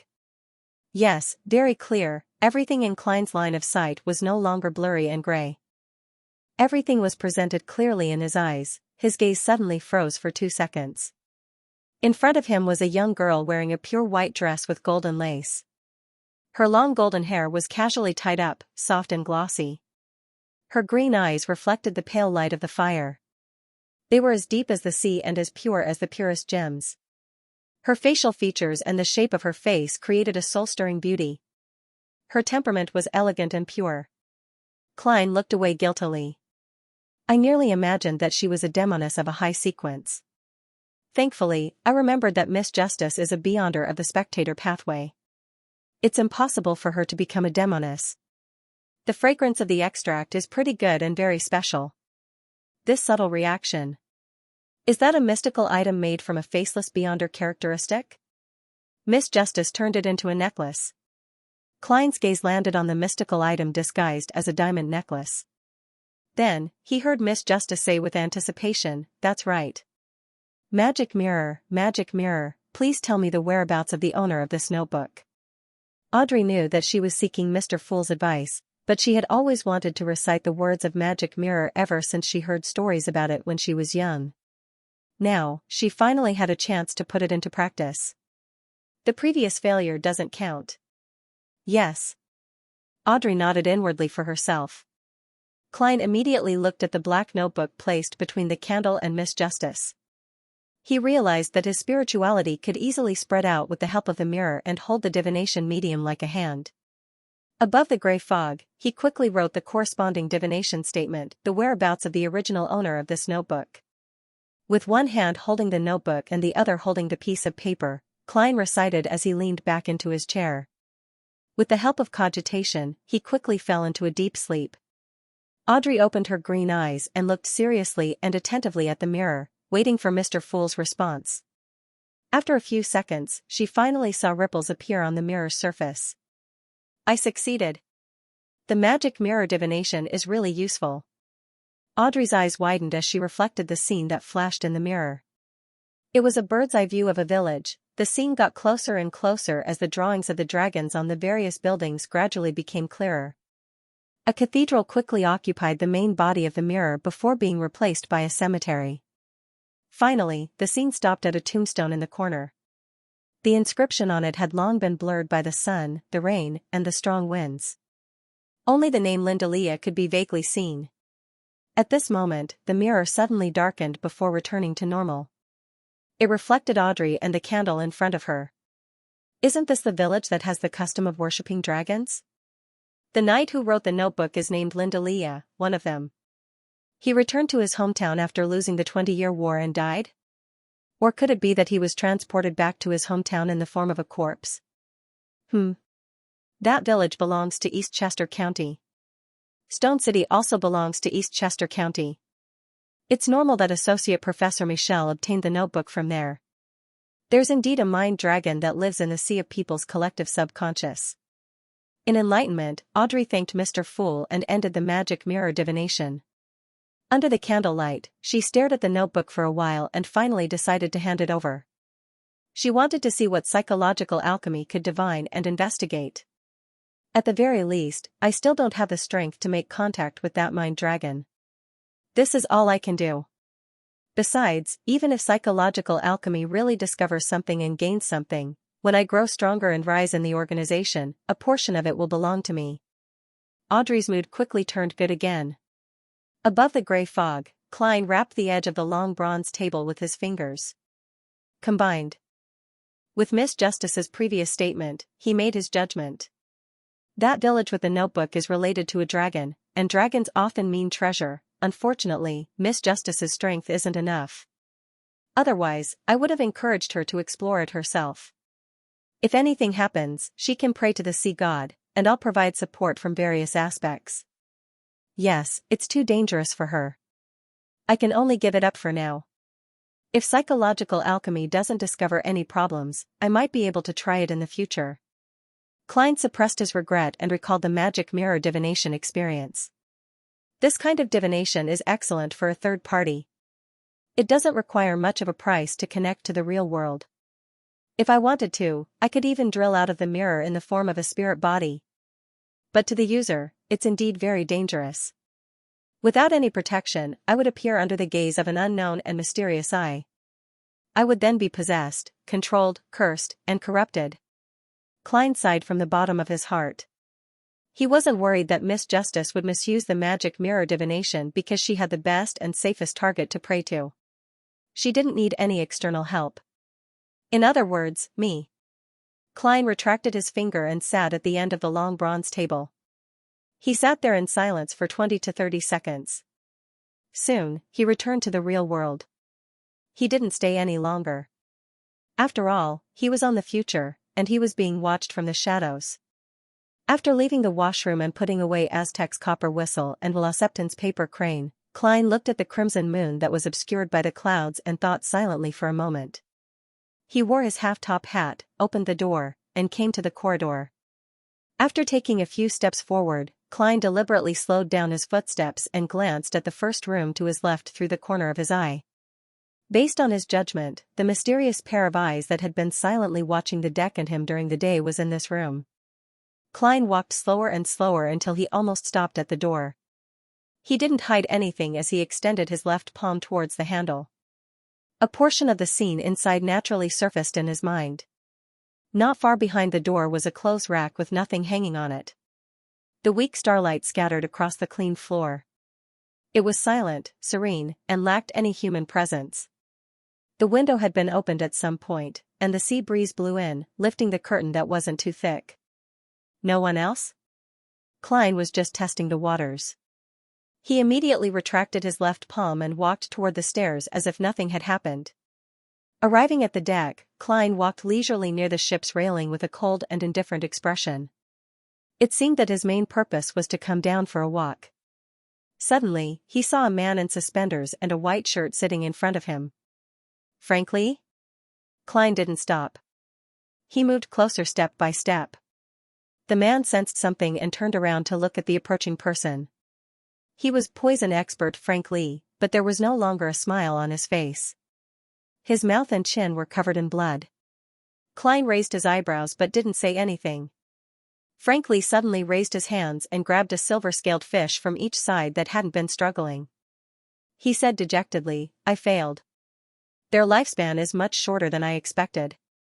They can't reproduce at all, even if they're planted in the soil." As he spoke, he raised the silver-scaled fish in his right hand and sucked in a mouthful. "This is a good thing. Otherwise, I'm really worried that I'll cause some kind of ecological disaster."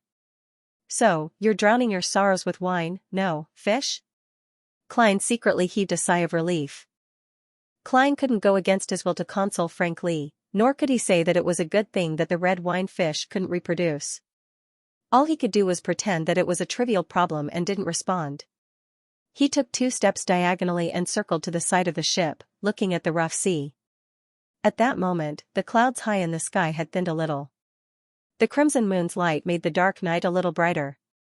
In such an environment, Klein could clearly see the scene not far away. There were dark clouds that hung low, and he could see corporeal hurricanes sweeping back and forth, enveloping an unknown expanse of the sea. Under the illumination of the silver bolts of lightning, the dense rain danced in the wind, creating a scene of the apocalypse. Such a terrifying disaster might be just a few nautical miles away from the future or even closer, but it didn't seem to affect the ship. Only the winds turned a little stronger. This is the meaning of a safe sea route. Proceeding in between storms. If one doesn't have a qualified navigator, one might end up being embroiled in a disaster just by proceeding normally. Klein turned his head to look in front of the ship and saw that it was dim and foggy. Visibility was extremely low, making it difficult to distinguish the dangerous and non-dangerous zones with the naked eye. Such a situation wasn't obvious on the west side of Orvie Island, but here, in a hidden sea route, it was normal. Klein was just about to retract his gaze when he suddenly saw a black behemoth hiding at the edge of the storm, a sea monster. He suddenly recalled the rumors he had heard at the bars at sea. After departing from a safe sea route, it was easy to encounter all kinds of monsters. Some of them were large in size and possessed strong offensive abilities. Once they surfaced, they would devour the ship. The future didn't stop advancing, and it didn't take long for it to close the distance between it and the dark behemoth. Klein finally saw it clearly and realized that it wasn't a sea monster, but a sailboat that was even larger than the future. The sailboat was nearly 200 meters long. It was raised high from the front and back, making it look like a crescent moon. Its surface was painted black. The cannons by the side of the ship were arranged in 3 rows, one above the other. The parts that protruded out of the deck, apart from the masts, were similarly tall and massive. They were at least the size of a 5-story house. The strangest thing about this ship was that it only had one sail, and on it was a black tombstone. "Death Announcer." A heavy voice rang in Klein's ears. At some point in time, Frank Lee had abandoned the silver-scaled fish that had red wine as its blood and walked to his side. The first mate, who had a bounty of 7,000 pounds, had a sullen expression on his face. His muscles were tense, as though he would attack at any moment due to the slightest change in the huge sailboat. Death Announcer? Klein was stunned for a moment before he remembered what the name represented. It was one of the most famous and legendary ships in the 5 seas. It was the flagship of King of Immortality Agalito. I actually encountered one of the 4 kings. Klein clicked his tongue and couldn't help but be on high alert. However, he maintained his indifference and calmness on the surface as he continued looking at the death announcer from afar. Recalling how the second mate of the King of Immortality, Slaughterer Curtius, who had a bounty of 9,500 pounds, had recently appeared in Nas and warned him, Klein immediately felt relieved. He was no longer puzzled as to why he would encounter the death announcer not far from the Gargas archipelago.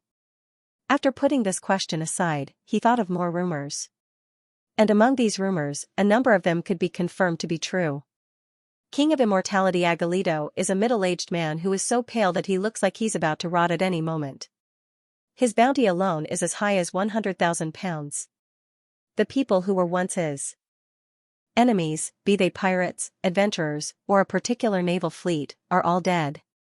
Only the other 3 of the 4 kings are still alive. He has never directly clashed with the official demigods. In this aspect, he appears to be extremely restrained. Almost no one knows his exact sequence. No one understands his beyonder powers. He's cruel by nature and has a penchant for slaughter. He might attack any person or ship at any moment. He likes to find excuses to renege on his promises. Apart from the title of King of Immortality, he's also widely known as the non-believer. Thankfully, I'm currently on the future. The King of Immortality will likely give Admiral of Stars some face. After all, Ma'am Hermit is one of the 7 pirate admirals. No, the 4 kings and the pirate admirals, apart from being able to coexist peacefully during the pirate conventions convened by the kings of the 5 seas, they would either cooperate or oppose each other under normal circumstances. Furthermore, it's mostly the latter. A few months ago, Admiral of Blood and Vice Admiral Dusk had a huge battle. Together with the King of Immortality's style, this matter might not be limited to a mere encounter. Just as this thought flashed through Klein's mind, he heard a deep bugle. Whoosh, the resting sailors in the cabin instantly woke up. Without bothering to put on their clothes, they either ran for the different cannons or came to the deck to prepare to engage the ship. The future instantly went from a peaceful state to a state of war. Klein turned his head and looked up. He saw that the window of the captain's cabin had been opened. Admiral of Stars Katlia was standing there in her unchanging black robe, staring in the direction of the death announcer.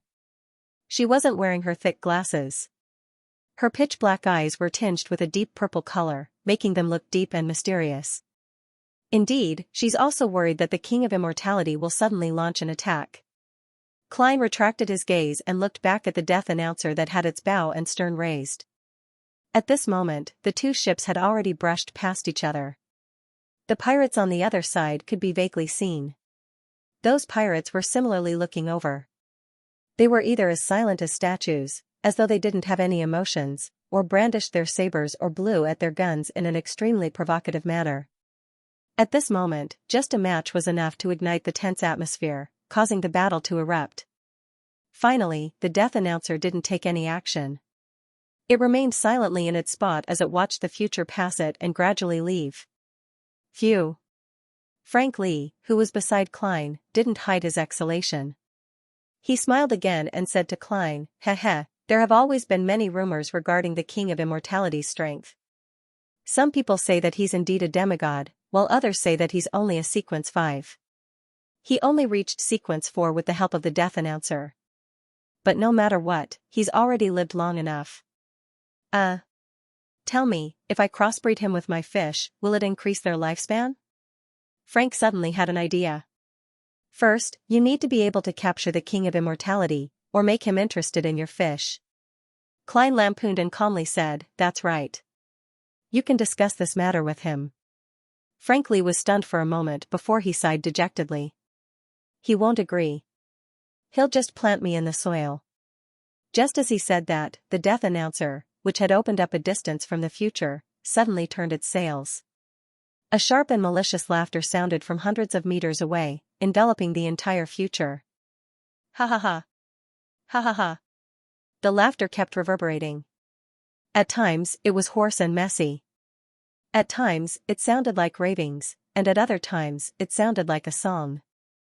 The sailors on the deck fell to the ground one after another, forcefully covering their ears as they struggled in pain.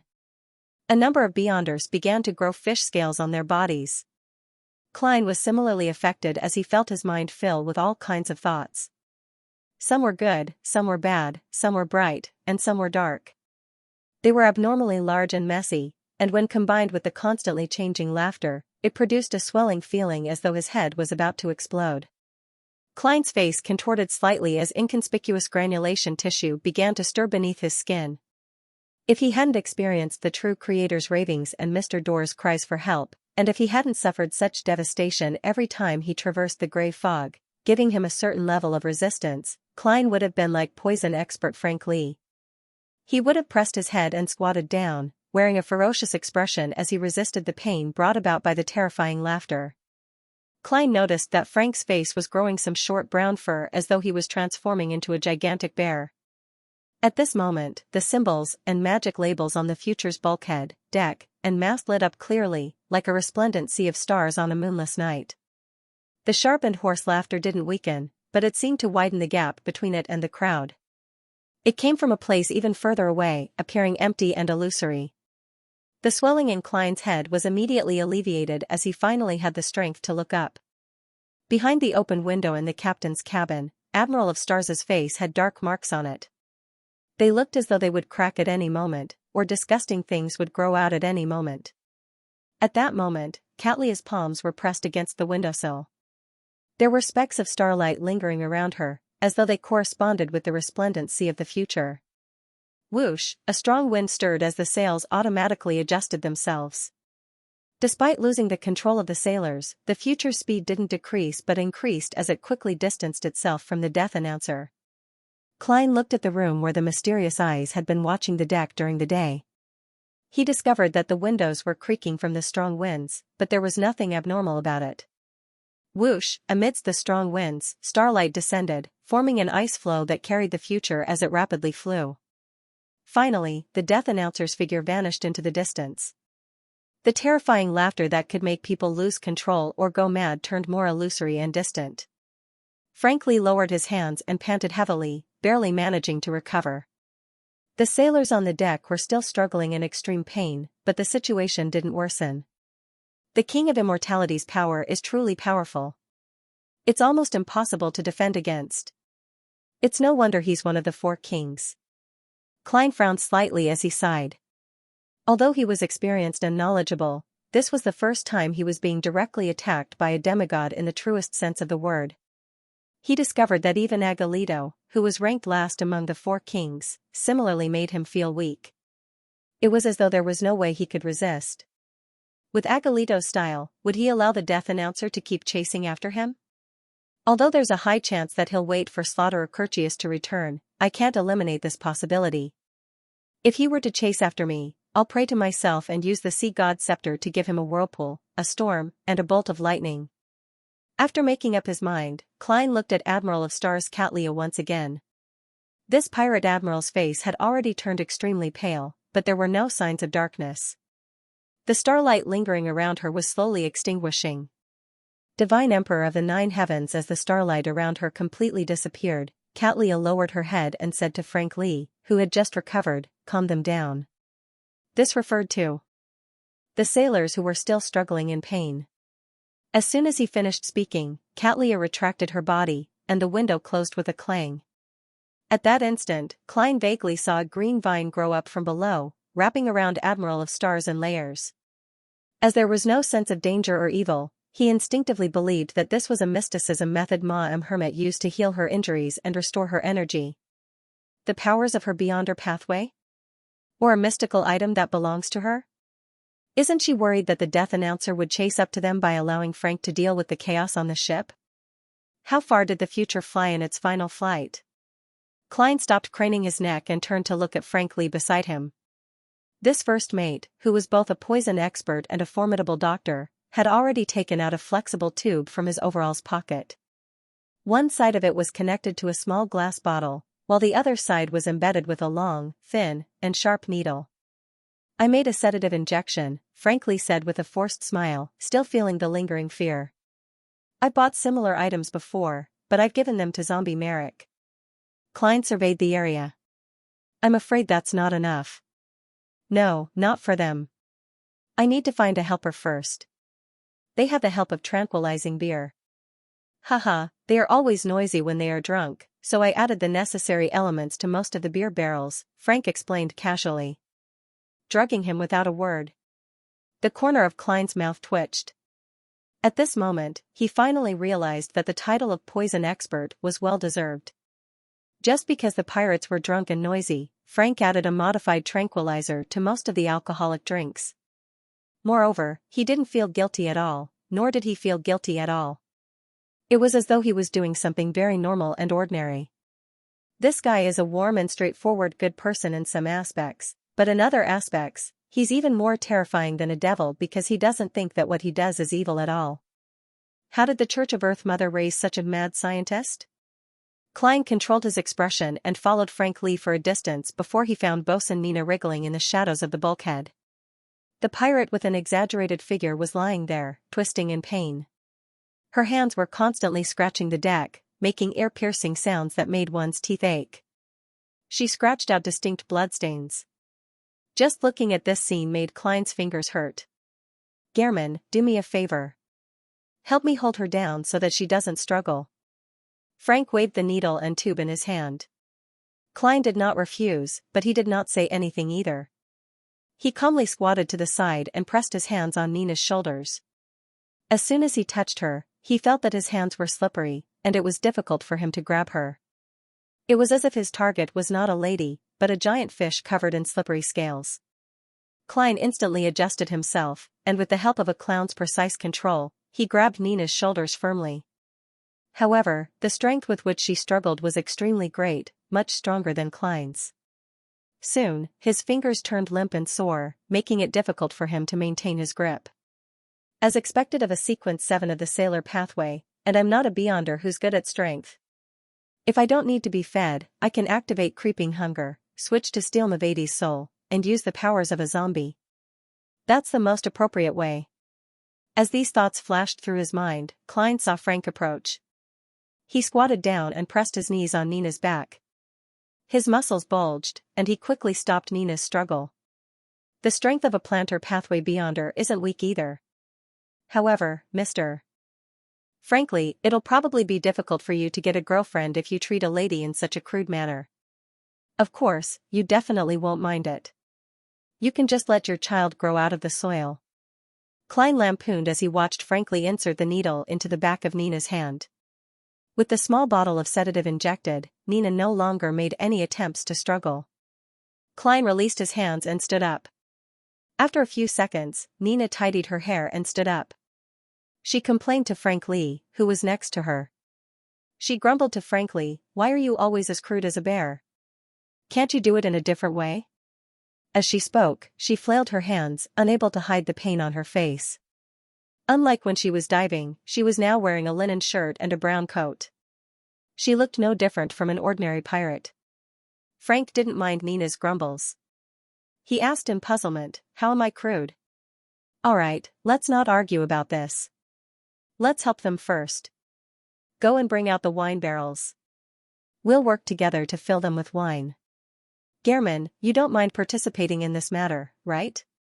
Klein glanced at the sailors on the deck and deliberated for 2 seconds before asking, "The goal is to calm them down?" "Yes." Frankly nodded heavily. "The goal is to calm them down?" Klein asked calmly. "Can I knock them out directly?" Klein asked calmly. "This should be similar to the effects of sedative alcohol, and it's even more efficient," he added inwardly. Nina turned her head in surprise and looked at German Sparrow, momentarily at a loss for words. Frankly thought seriously and said, "Sure. All right. All right." Klein walked to a long saber that he had long locked onto, picked it up, and used the back of the saber to strike its owner's head. Bang! Under his precise control, the pirate who was writhing in pain calmed down and lost consciousness. Nina stared blankly for a second before returning to normal. She then walked past Klein, slowed down, and suppressed her voice with a smile. "I've heard rumors about you, but I never expected you to be more exaggerated than the rumors. Under normal circumstances, it should be the opposite." Your train of thought is very, very unique.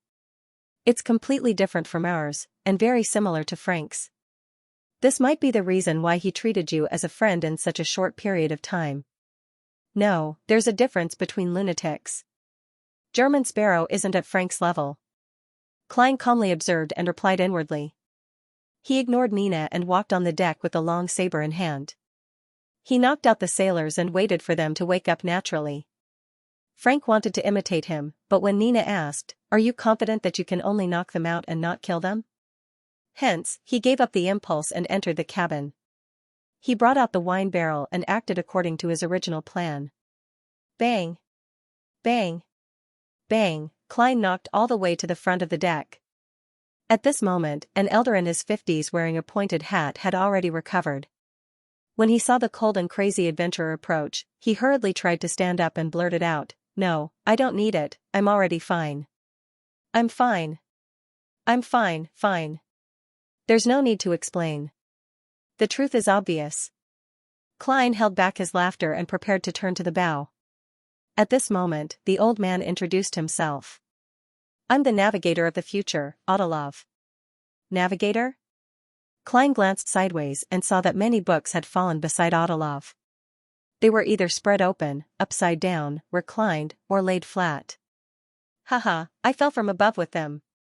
They seem to have gone crazy just now," Audiobook explained. Klein shifted his gaze to his eyes and found that there was a hint of the color of the deep sea in his light blue eyes.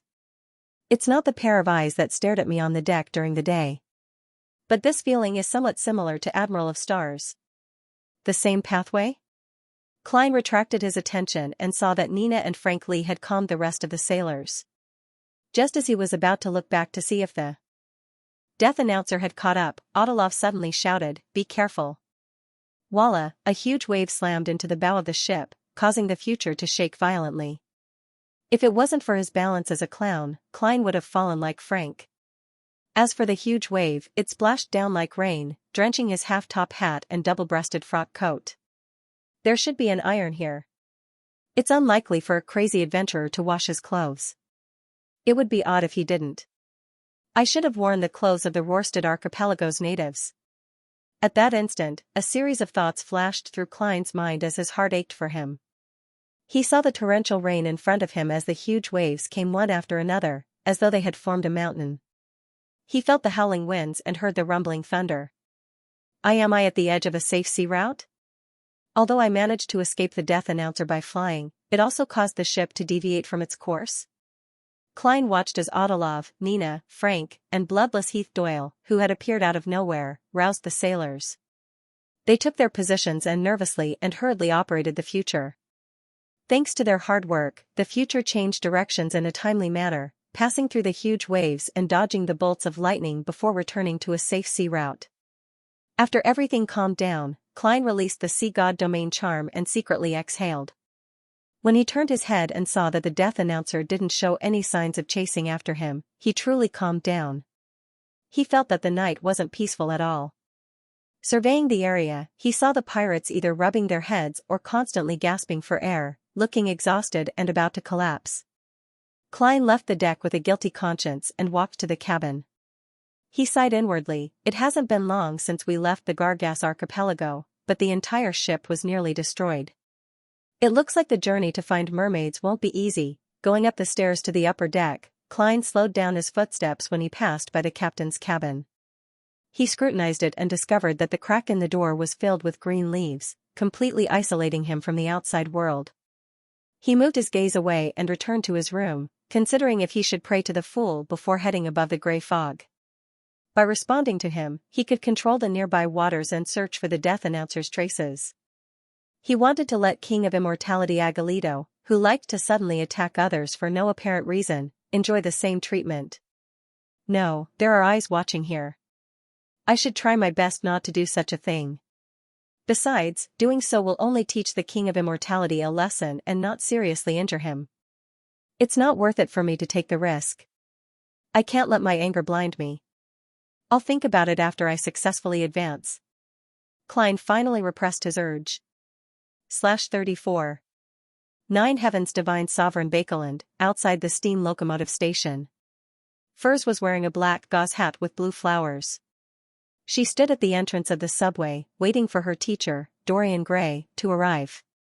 The drizzling rain on the streets and the cold wind blowing from underground made the author shiver a little. She felt that she had underestimated Bakel in spring. I wonder how Xiao manages to be busy all year round. Sigh, she said that before her father passed away, she wouldn't even get out of bed at home. Apart from going to the bathroom, servants would bring her food and drink. Now, she can actually leave early every day and only return home at night. Regardless of the storm or the fog, nothing has changed. She completes one commission after another and catches one wanted criminal after another. With this in mind, Furs couldn't help but admire Xiao. By last week, not only had Miss Sheriff paid off her debts, she had even saved up £200. I have to say that Sheriff is the most suitable Beyonder job to be a bounty hunter. Of course, the choices are limited to low-sequence Beyonders. Just as Furs's thoughts were about to wander, her gaze suddenly swept across a familiar figure. It was a gentleman of medium height, dressed in the most fashionable black suit in Rouen. He wore a half-top hat, and his shoulders were unusually broad, almost exaggerated. This was none other than Furs's teacher, one of the few remaining members of the House of Abraham, Dorian Gray Abraham. Furs was delighted as she immediately held up her umbrella and walked over.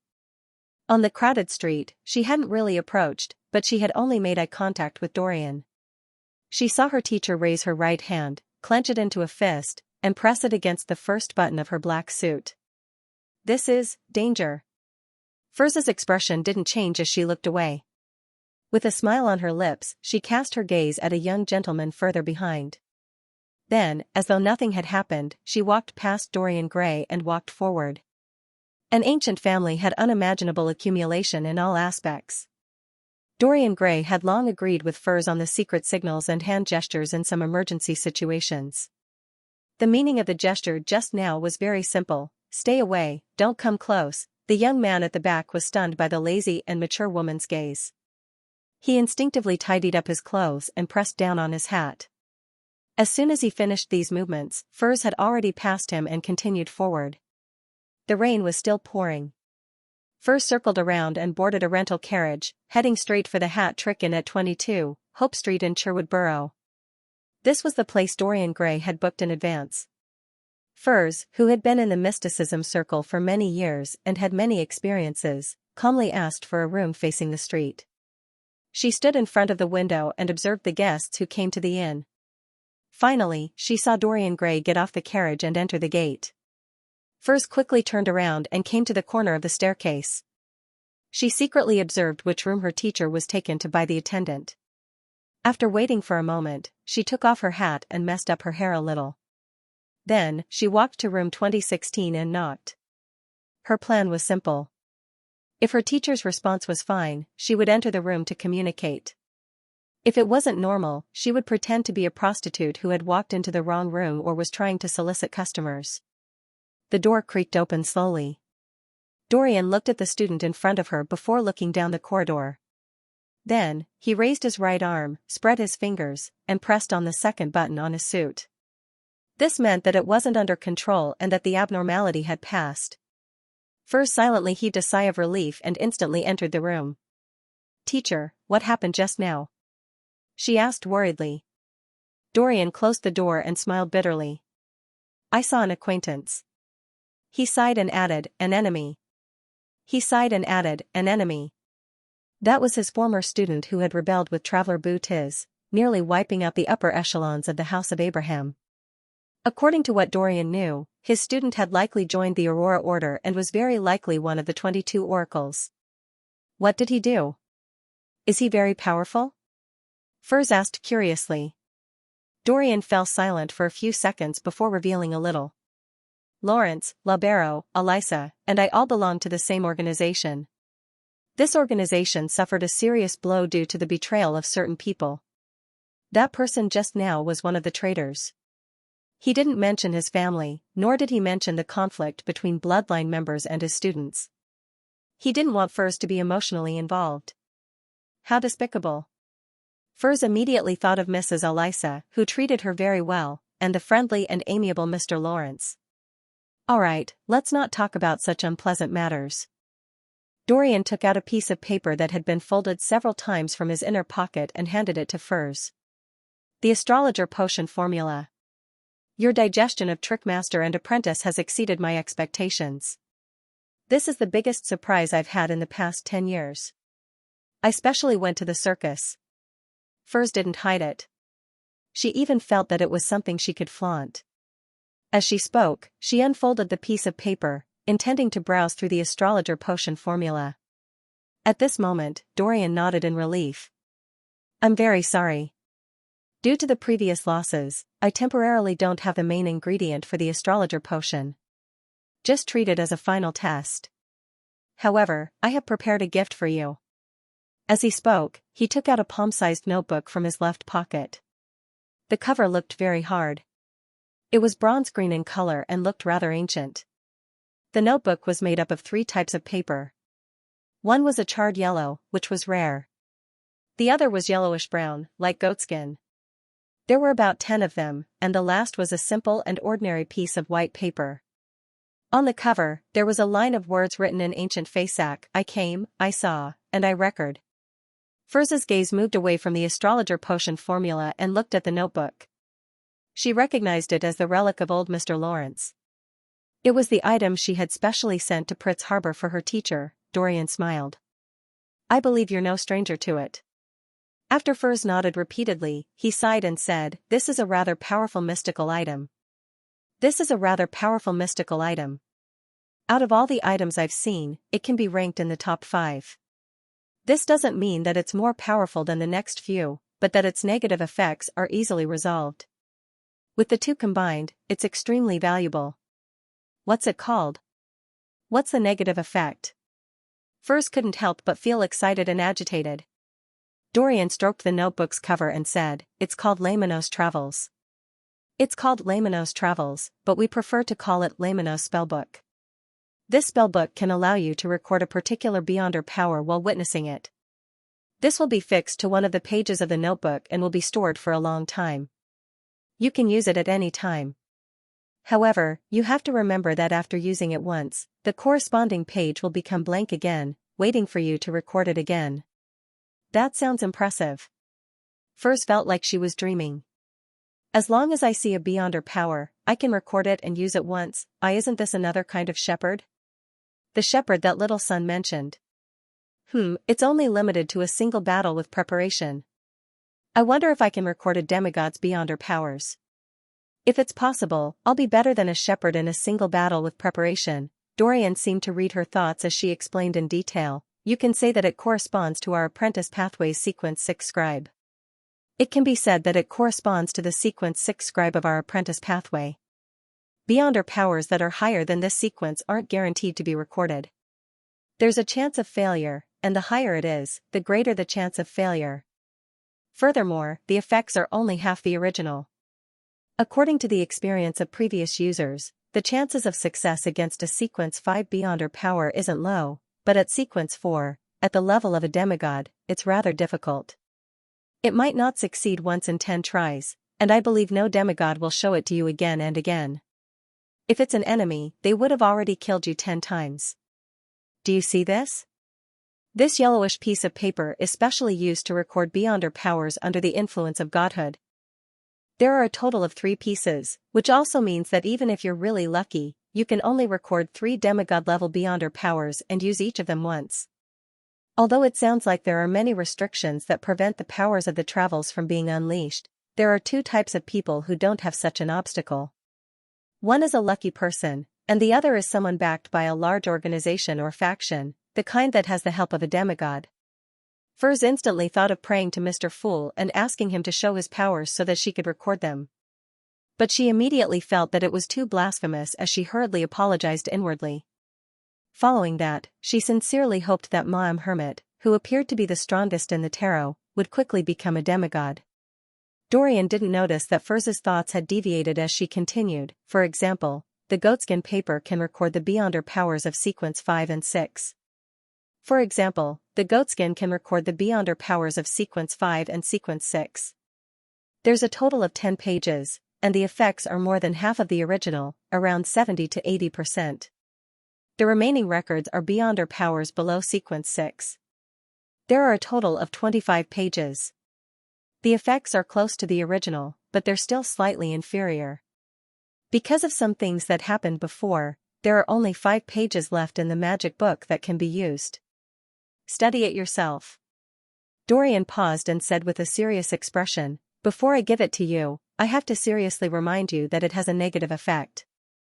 Every time you use it, it will make you lose your way. You will encounter all kinds of dangers and get lost. You have to draw your own blood and smear it evenly on the cover to get rid of this effect.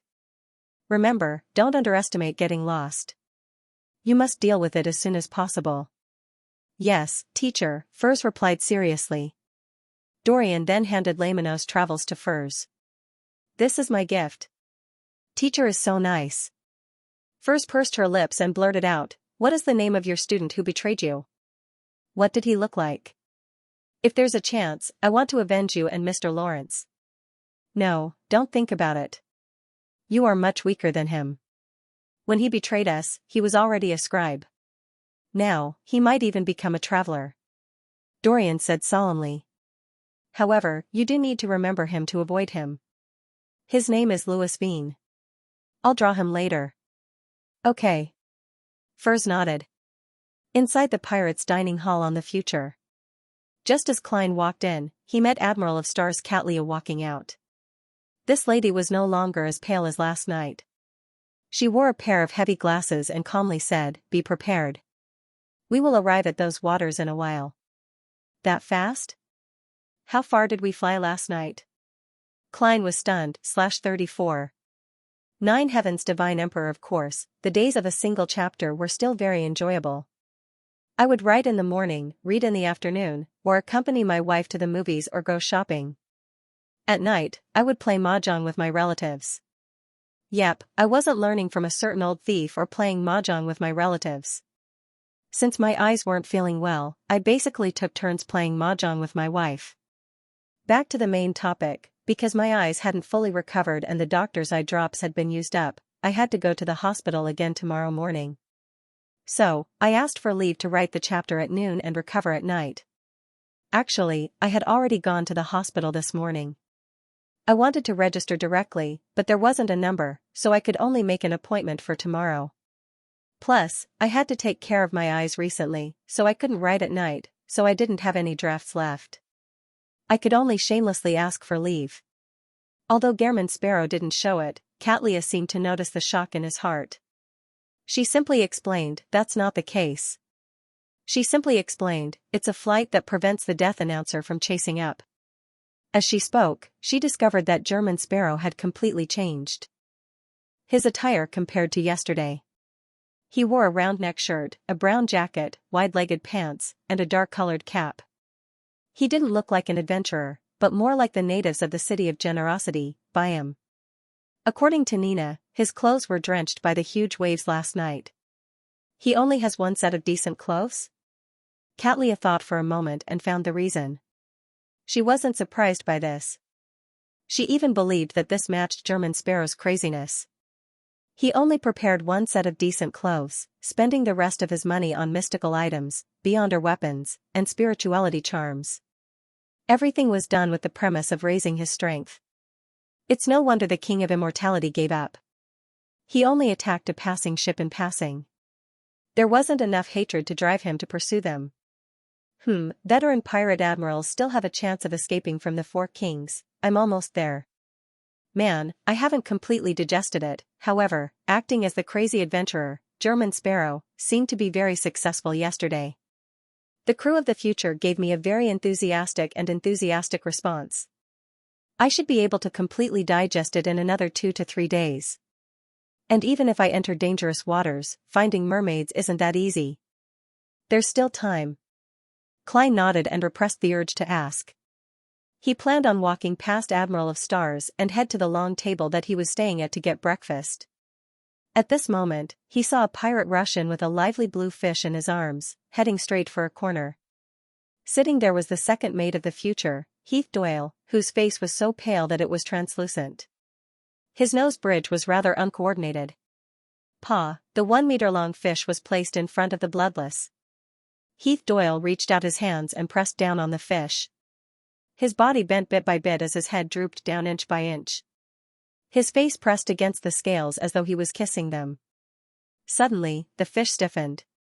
Then, like a candle meeting fire, it quickly melted, turning into a pool of disgusting flesh and blood. The flesh flowed into Heath Doyle's mouth like liquid and covered his skin. Amidst the unbearable wriggling motion, the fish disappeared along with its bones and flesh. Not a single trace was left behind. Heath Doyle's face became very clean. Only his lips turned bright red, like a blooming rose. Rose Bishop. The name of this sequence appeared in Klein's mind. Xianxia, who was standing beside him, also saw this scene. She nudged her glasses and said, "Every Rose Bishop needs to replenish enough flesh and blood so that they can fully unleash their Beyonder powers. Furthermore, it's not easy for them to lose control after being injured in battle." The corners of her mouth curled up slightly as she added, "However, the lunatics from the Aurora Order are more inclined towards human flesh and blood. Actually, they can be replaced with something else. From the looks of it, this bloodless with a bounty of 7,600 pounds is indeed very lucky." On the one hand, he accidentally reached sequence 6 without any abnormalities. On the other hand, he joined Admiral of Stars's pirate crew. If not for the various secret knowledge grasped by this lady who is pursued by knowledge, even if he didn't take the initiative to listen to the true creator's voice, he would have sooner or later become a monster due to his desire for human flesh and blood. Klein sighed inwardly. He increasingly felt that the secret suppliant pathway, which was also the shepherd pathway, was the Beyonder pathway that made it easy for one to lose control and go crazy. Even the abyss pathway that represented malice was slightly inferior.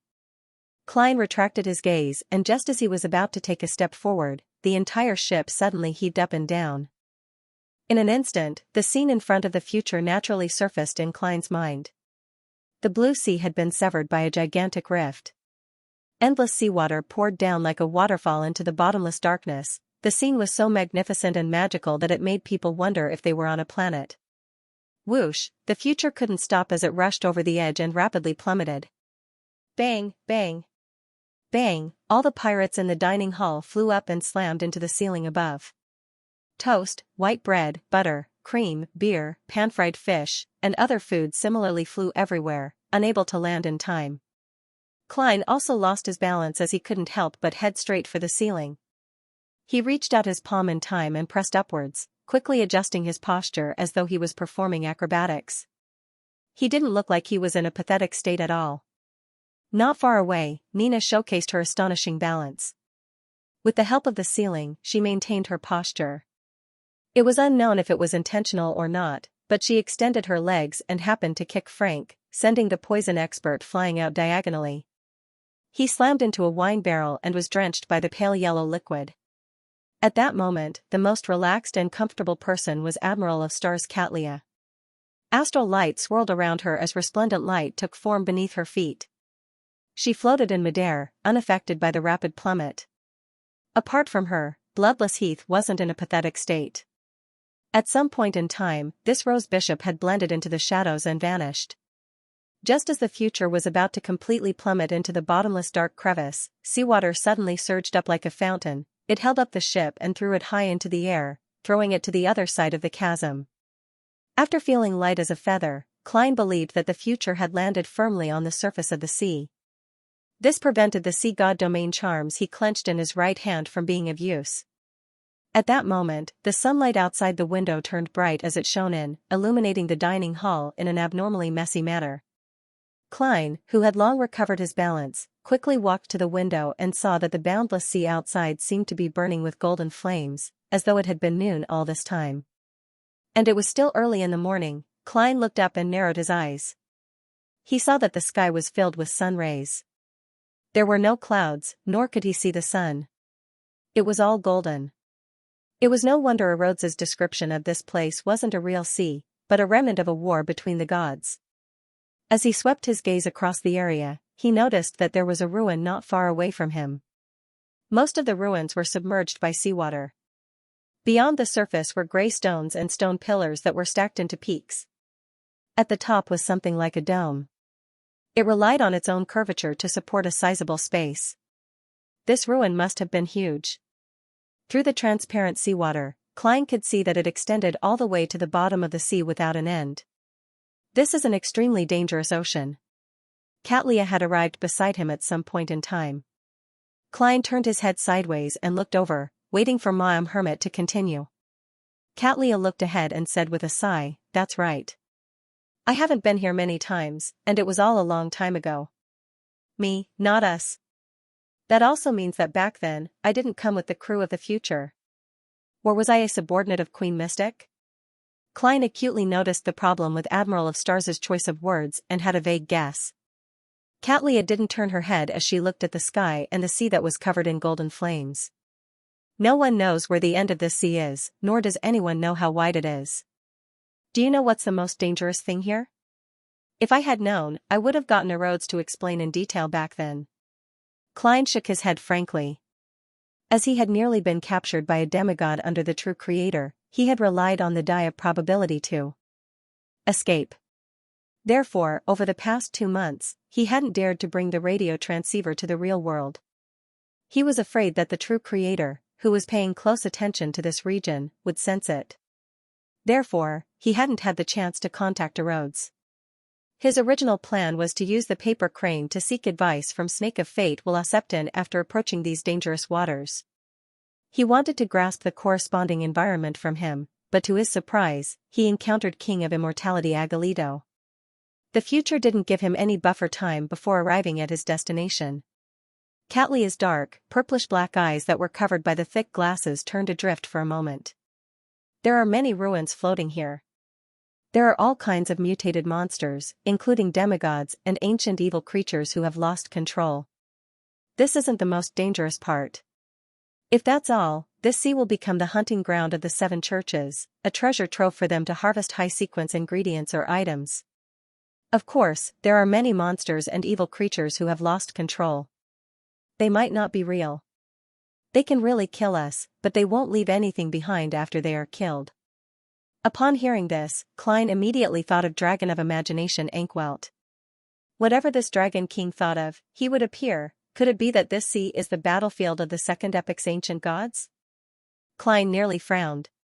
Admiral of Stars Katlia continued with an airy voice, "In here, you will never be able to guess what kind of danger you will encounter.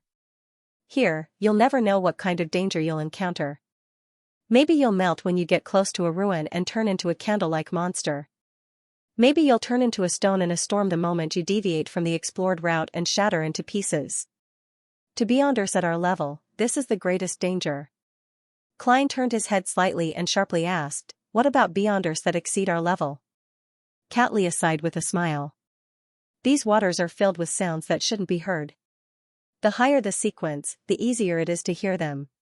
Therefore, most of the demigods who dare explore this place will encounter problems. They will either go mad or lose control, forever lost here. It's no wonder the 7 churches didn't send any powerhouses to reap the harvest. Most of them have problems. That also means that a small number of demigods can survive here?" Klein looked out the window in enlightenment. At this moment, the future had closed the distance between it and the ruins. All of a sudden, a loud and clear panting sound rang in everyone's ears at the same time, /34. 9 Heaven's Divine Sovereign Few. Gasp, the loud panting slowly and rhythmically entered Klein's ears, sending a chill down his spine. He felt an inexplicable sense of horror, but he didn't have any premonition of danger. It wasn't only him. Admiral of Stars Katlia, poison expert Frank Lee, and all the other pirates heard the panting. They either turned their heads, looked out, picked up their weapons, or were on high alert, clearly showing their rich experience. After a little analysis, Klein discovered that the violent panting originated from the ruins in front of him. It came from the pile of rocks and stone pillars above the sea. At this moment, bloodless Heath Doyle appeared from the shadows. He held his head with both hands and grunted in pain. There's a corpse there." "Corpse? A corpse that's panting heavily?" As Klein's thoughts raced, he subconsciously took off his heavy glasses and looked at the ruins. Katlia's expression suddenly turned solemn as she turned to the pirates in the mess hall. "Quick! Speed up and circle around it. Don't approach it." Her voice had a magnetic quality to it, jolting everyone awake.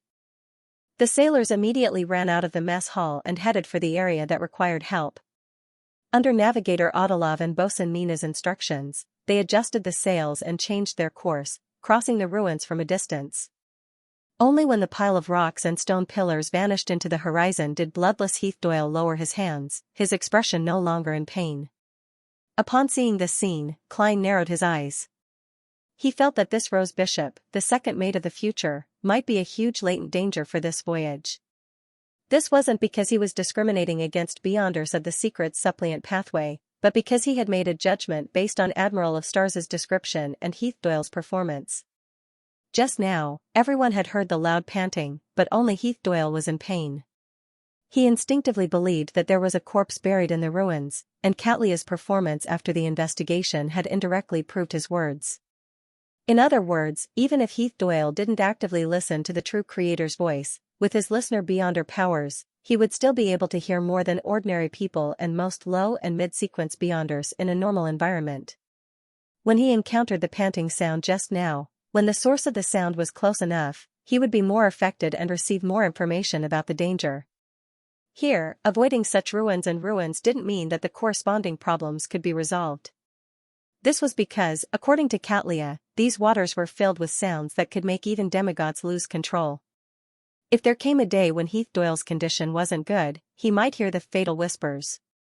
In a similar aspect, even if a Sequence 6 Rose Bishop is inferior to a demigod who isn't good at listening, it wouldn't be too great. To explain it in terms of the die of probability, all I need to do is throw a 2, not a 1, for Heath Doyle to go crazy or lose control from the sounds he shouldn't hear. I have to warn Ma'am Hermit, although she should have long thought of it and made the corresponding preparations. Klein retracted his gaze and heard his stomach growl inconspicuously. He had not had time for breakfast. At this moment, light beer was spilled all over the floor, cream was trampled everywhere, fried fish, toast, white bread, and other food were either lying or hanging, all of which had become rather dirty. I should be able to eat it if I remove the outer layer.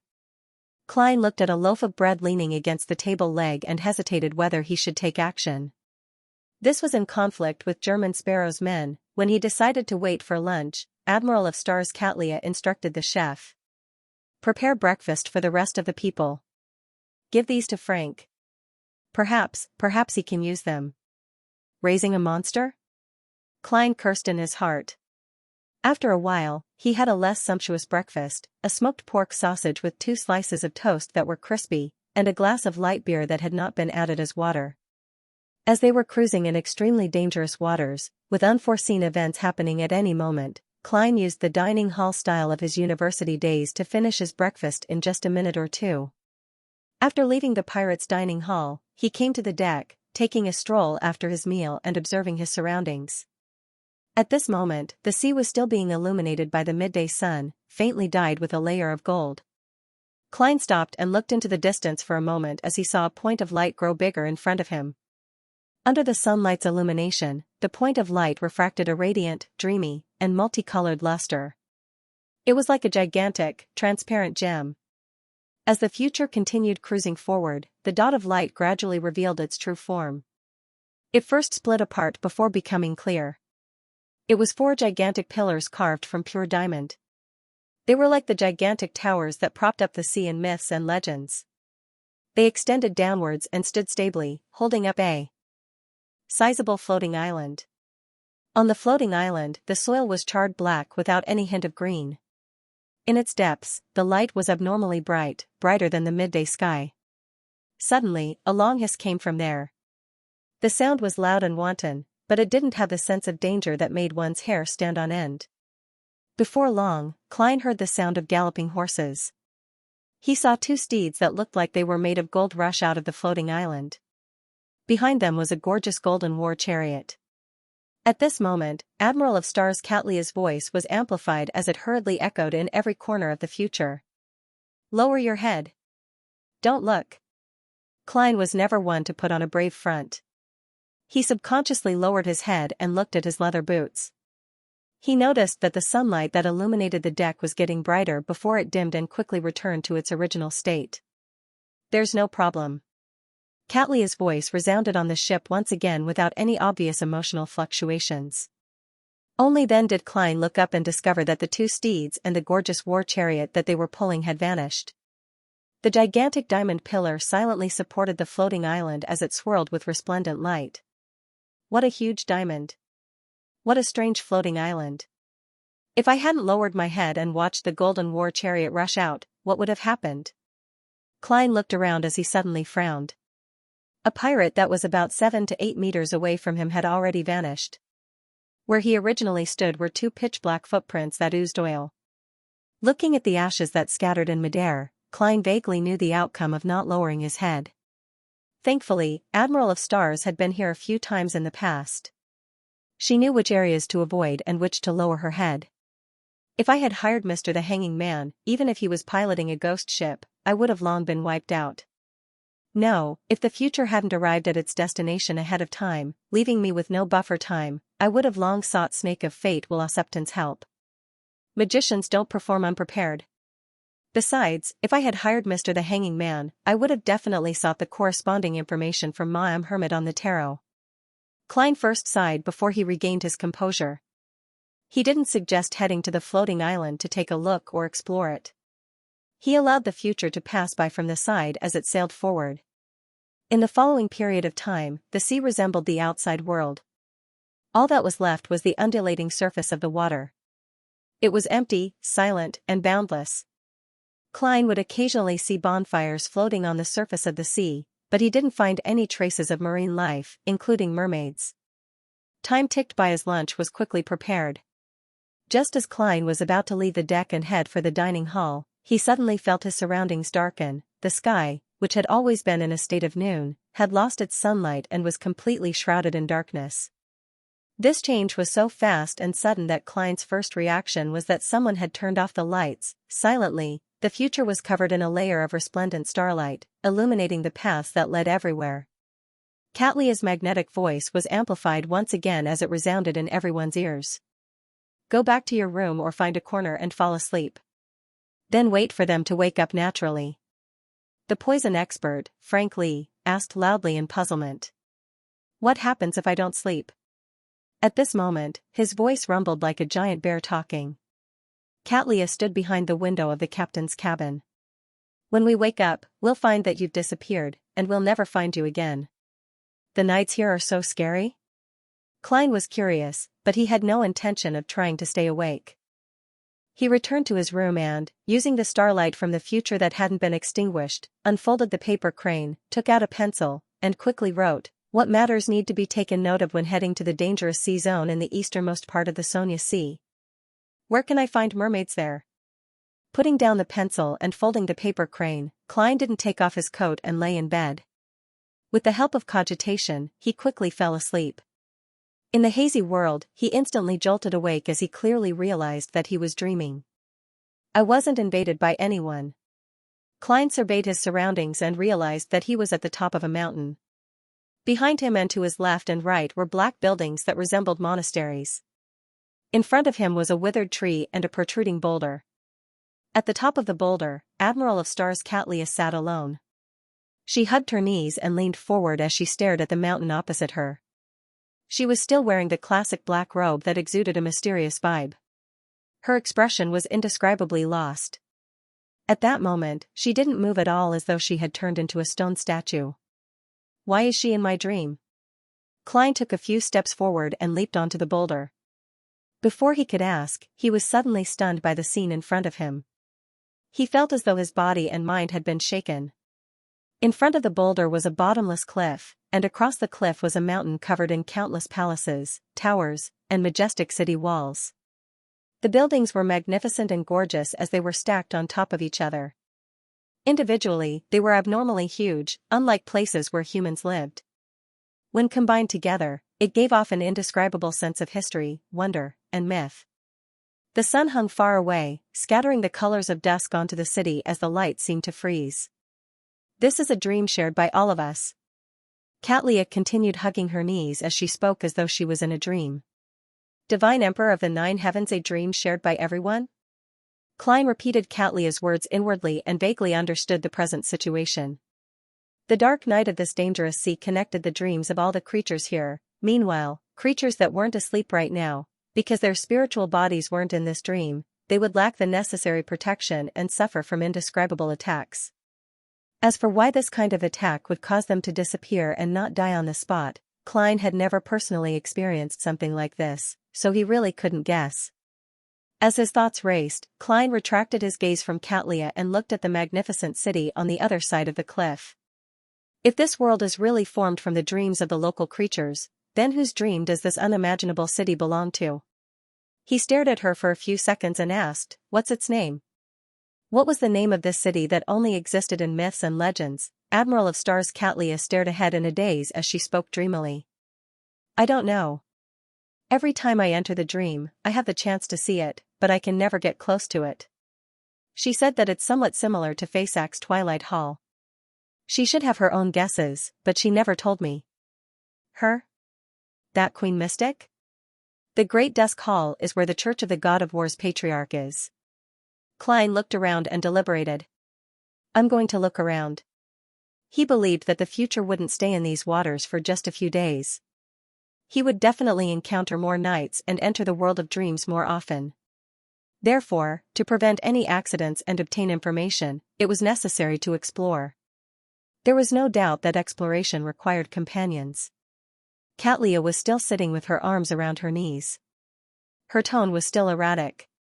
"Not interested. This isn't something a mature pirate admiral should say. You can be more tactful." "Ma'am Hermit, you are like a willful young lady." Klein was taken aback as he nearly suspected that he had heard wrongly. This conflicted with his image of Admiral of Stars. When he thought of how German Sparrow was also a volunteer who was not afraid of dirty or hard work, he immediately felt relieved and quickly made a guess. Catlia wasn't completely lucid in the dream. She knew that she was dreaming, but she was unable to effectively control it. In other words, she would unconsciously reveal the emotions buried deep in her heart and the part of her personality that she usually suppressed.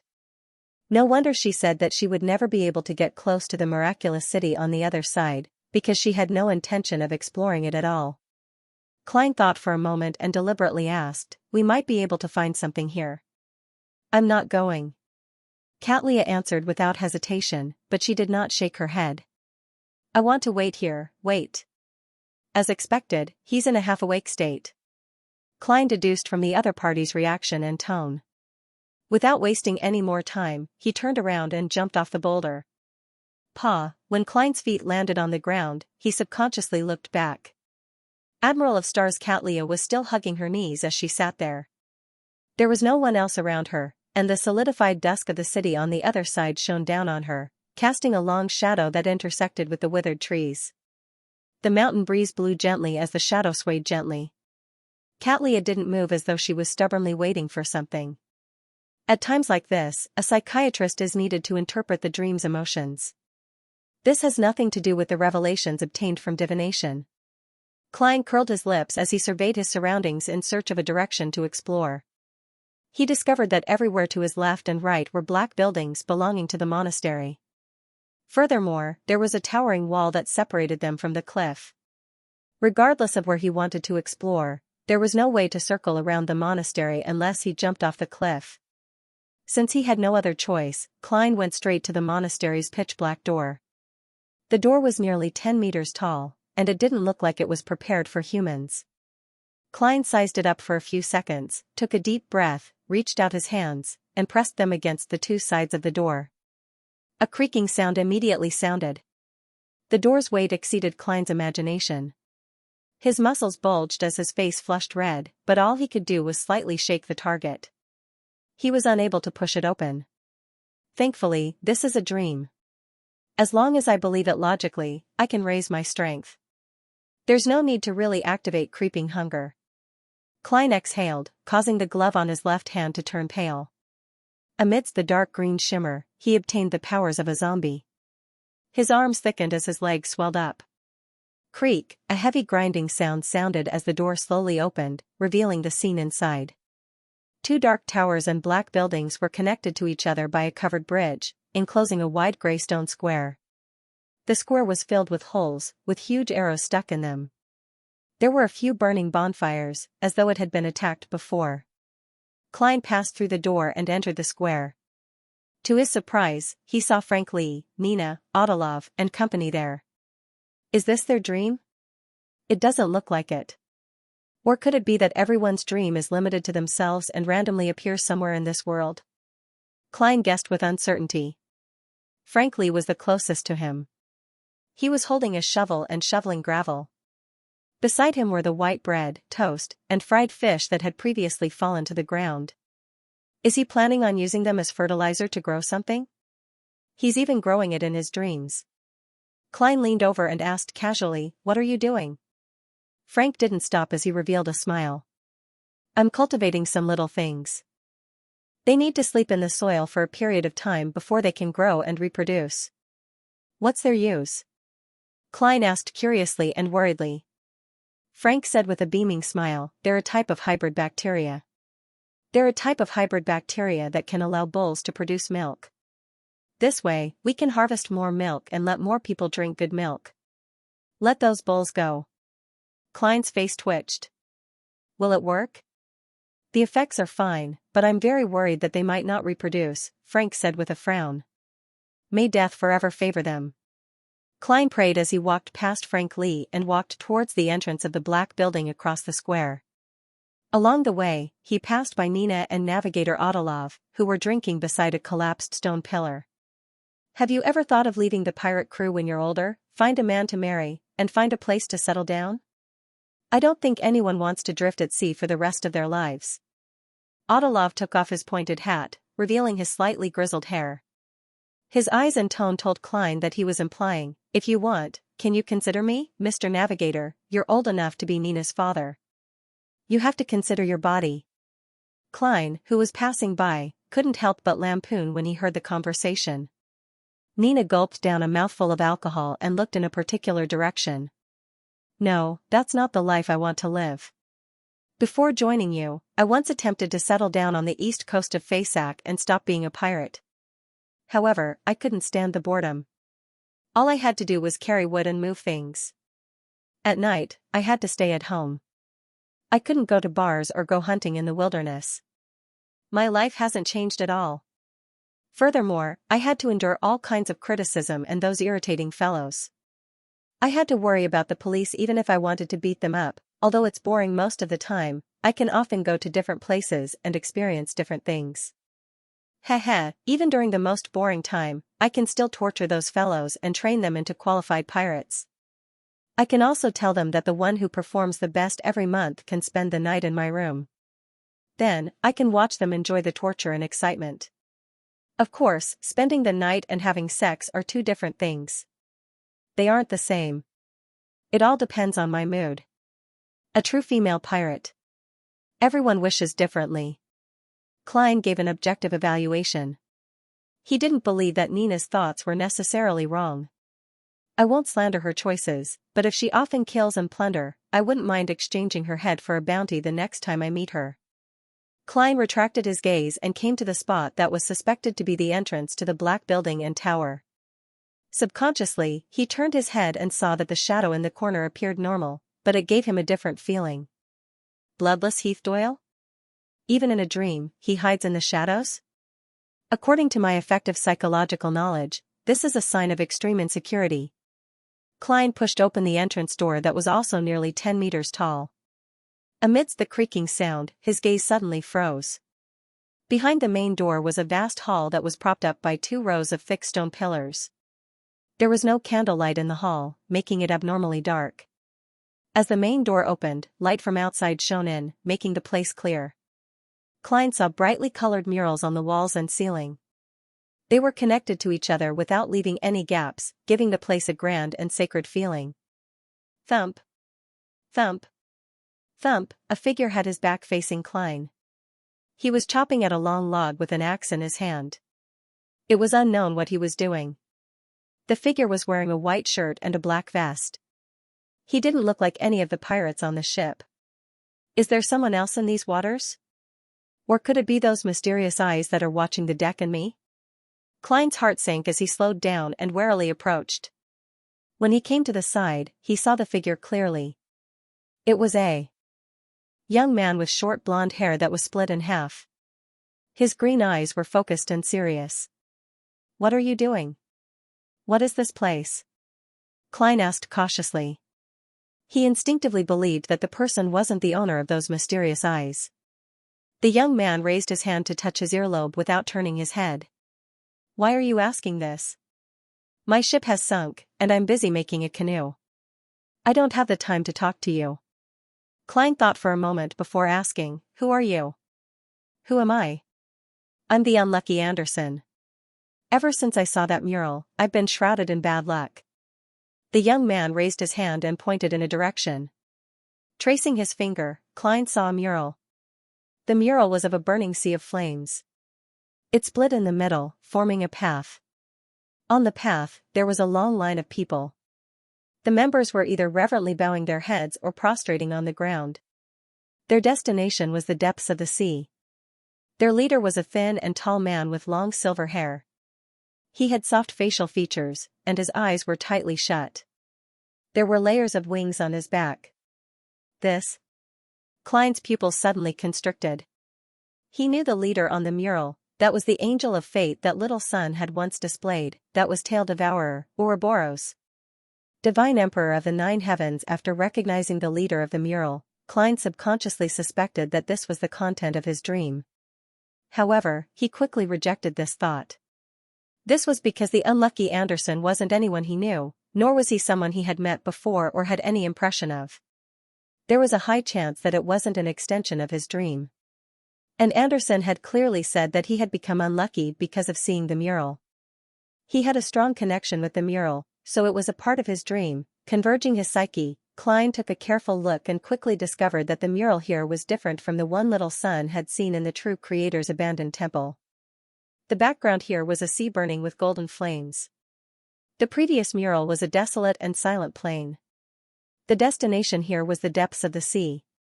The previous mural was a distant mountain. At the top of the mountain was a huge cross and a person hanging upside down.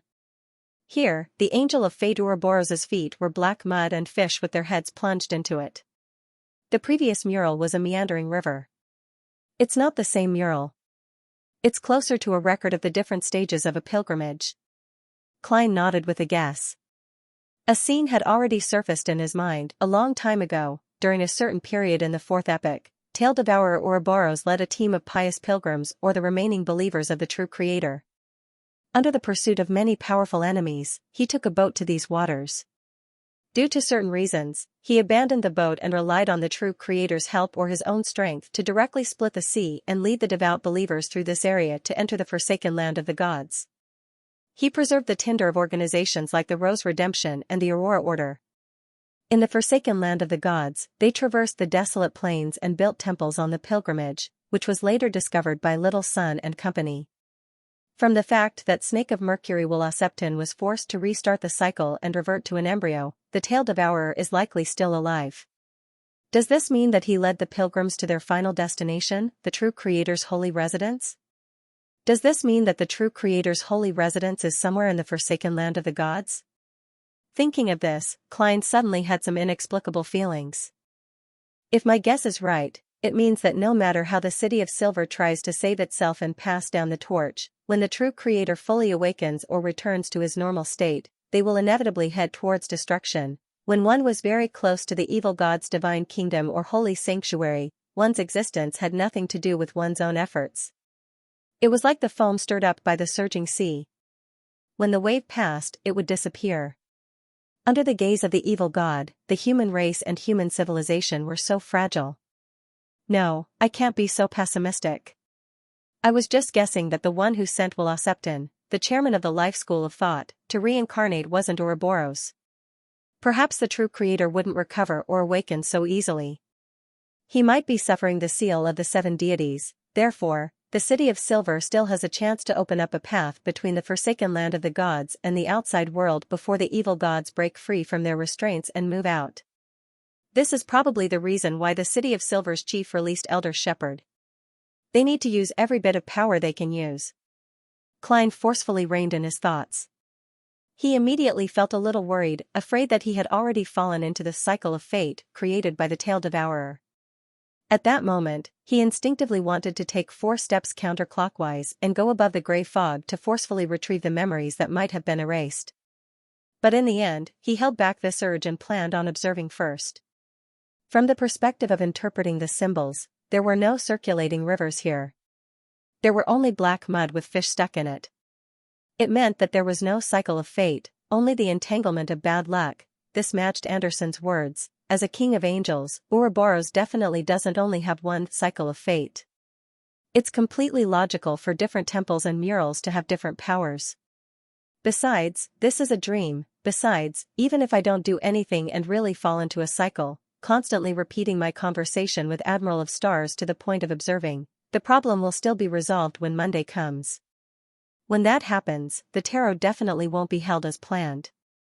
Miss Justice and the rest will definitely pray in puzzlement, and I'll be able to use this to recover my memories. Klein instantly felt confident. The panic and tension in his heart had either vanished or been buried deep within him. He looked up and realized that the hall was very deep.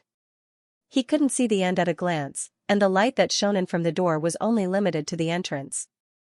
The other areas were rather dark, and the deeper he went, the darker it became. He could only vaguely see wooden doors on both sides, but he had no idea where they led to.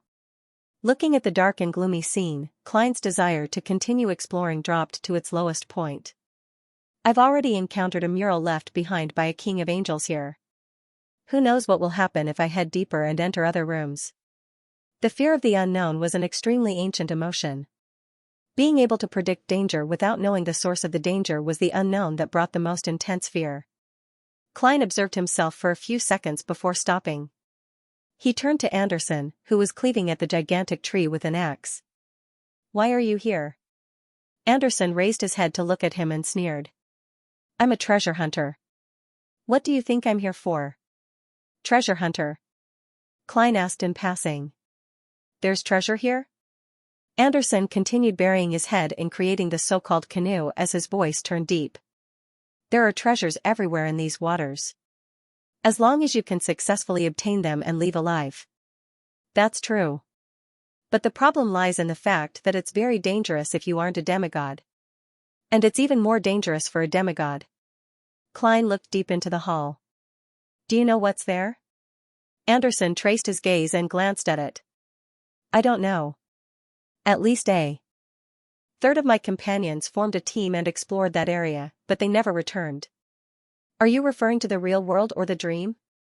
Klein asked with careful thought. Bang, after the axe landed, Anderson smiled.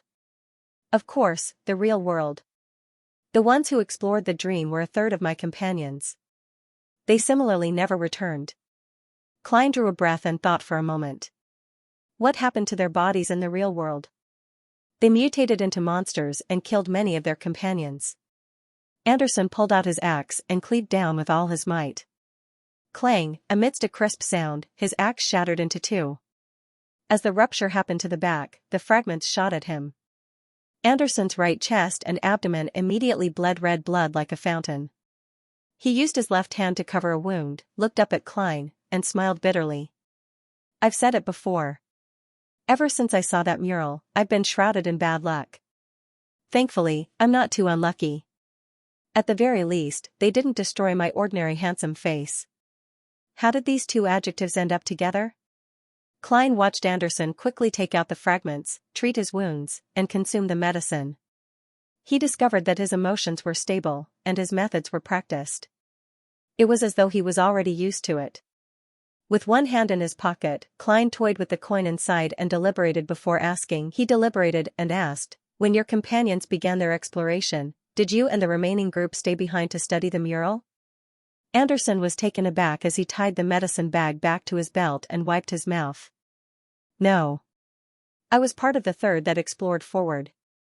As he spoke, the corners of his mouth curled up bit by bit, revealing a genial smile. "This?" Klein's pupils constricted as he arched his back slightly and raised his left palm. At this moment, blinding sunlight shone down. Everything was first bright white before it faded and vanished. Klein naturally opened his eyes and realized that it was noon again. He took out his golden pocket watch, opened it, and glanced at it. "It's only been half an hour." This night is a little short. That unlucky Anderson clearly looked very normal, but I never expected him to be so terrifying. After getting out of bed, he suddenly recalled something. The snake of fate, Septon, had yet to reply to him, as everyone's dreams have been pulled into the world and aren't connected to the spirit world. He isn't able to locate them? Or could it be that he sensed Tail Devourer Ouroboros's aura and didn't dare approach? Or is there something wrong with these waters? As his thoughts raced, Klein decided to verify the matter. As for how to verify it, the method was simple. It was to take advantage of the noon to sleep again. However, he wasn't in a rush to do so. This was because he didn't know if there were any taboos about not sleeping during the day. Wearing his cap, Klein came to the captain's room and knocked on the door. After 3 knocks, he retracted his hand and waited patiently. Before long, Admiral of Stars Xianxia opened the door. Her face no longer had the confusion from her dream. She had also put on her thick glasses again. "Can I sleep during the day?" Klein asked directly. Xianxia nodded. "Yes." After answering, she hesitated for a moment. "In the dream just now, you seemed to be very mobile?" Thinking of the dangers lurking in these waters and how he might be forced to reveal something in the future, Klein decided to take the initiative to lay the groundwork. He looked at Xianxia and smiled politely. "Yes. This is a gift from my lord." "My lord?" Xianxia's eyes shimmered under her thick glasses. She frowned, which was a rare sight, before relaxing it without asking further. Klein thought for a moment and added, "Be careful of Heathdoyle." "Be careful of Heathdoyle."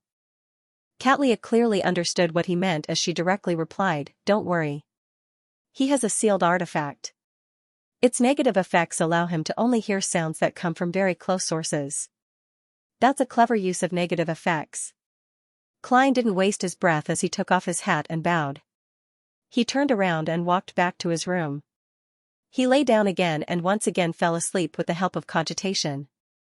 In the world of dreams, he woke up and saw the familiar pitch-black wasteland and dark steeple. "Phew, thankfully, I can make contact." Klein heaved a sigh of relief. He walked all the way to the tower and saw the scattered tarot cards and new words in the same spot. There are many dangers there, but the most dangerous is the dream that comes after night falls. This doesn't mean that it will vanish if you don't sleep. Do not explore that dream. Absolutely do not explore that dream.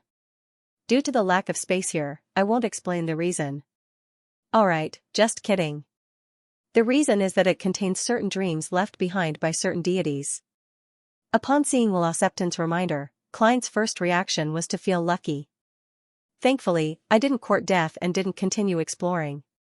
He heaved a sigh of relief without hiding it. Although he had also seen the mural related to Tail Devourer Ouroboros and encountered Anderson, who had mutated into a terrifying monster for some unknown reason, he wasn't in actual danger. I wonder if the next time I enter a dream, will I appear in a random area, or will I start from the end of this dream? If it's the latter, the best thing to do is not to disturb Anderson to prevent agitating him. I'll return the way I came and leave the Black Cloister. Klein retracted his gaze and continued reading the remaining hints. Apart from the dream, everything else isn't that troublesome. As long as you don't attempt to approach the ruins, don't look directly at the things that fly across the sky at noon, don't challenge the storms that show signs, and then follow a safe sea route that has been verified by others, then there won't be any problems. As for mermaids, you will definitely encounter them if you keep sailing forward. This is because at their level, they can only live in relatively safe areas, and there aren't many of them. Finally, I wish you all the best. Your sincere friend, Septon, who is at a critical stage of his development and might often sleep. The final long sentence was a little hard to pronounce, but Klein instantly understood what the snake of fate meant. Before I'm born, don't disturb me unless it's something extremely important or critical, I'll work hard. Klein replied inwardly with uncertainty. If he could successfully advance this time, it might not take long for him to seek advice on where to find the sequence 4 potion formula for Seer.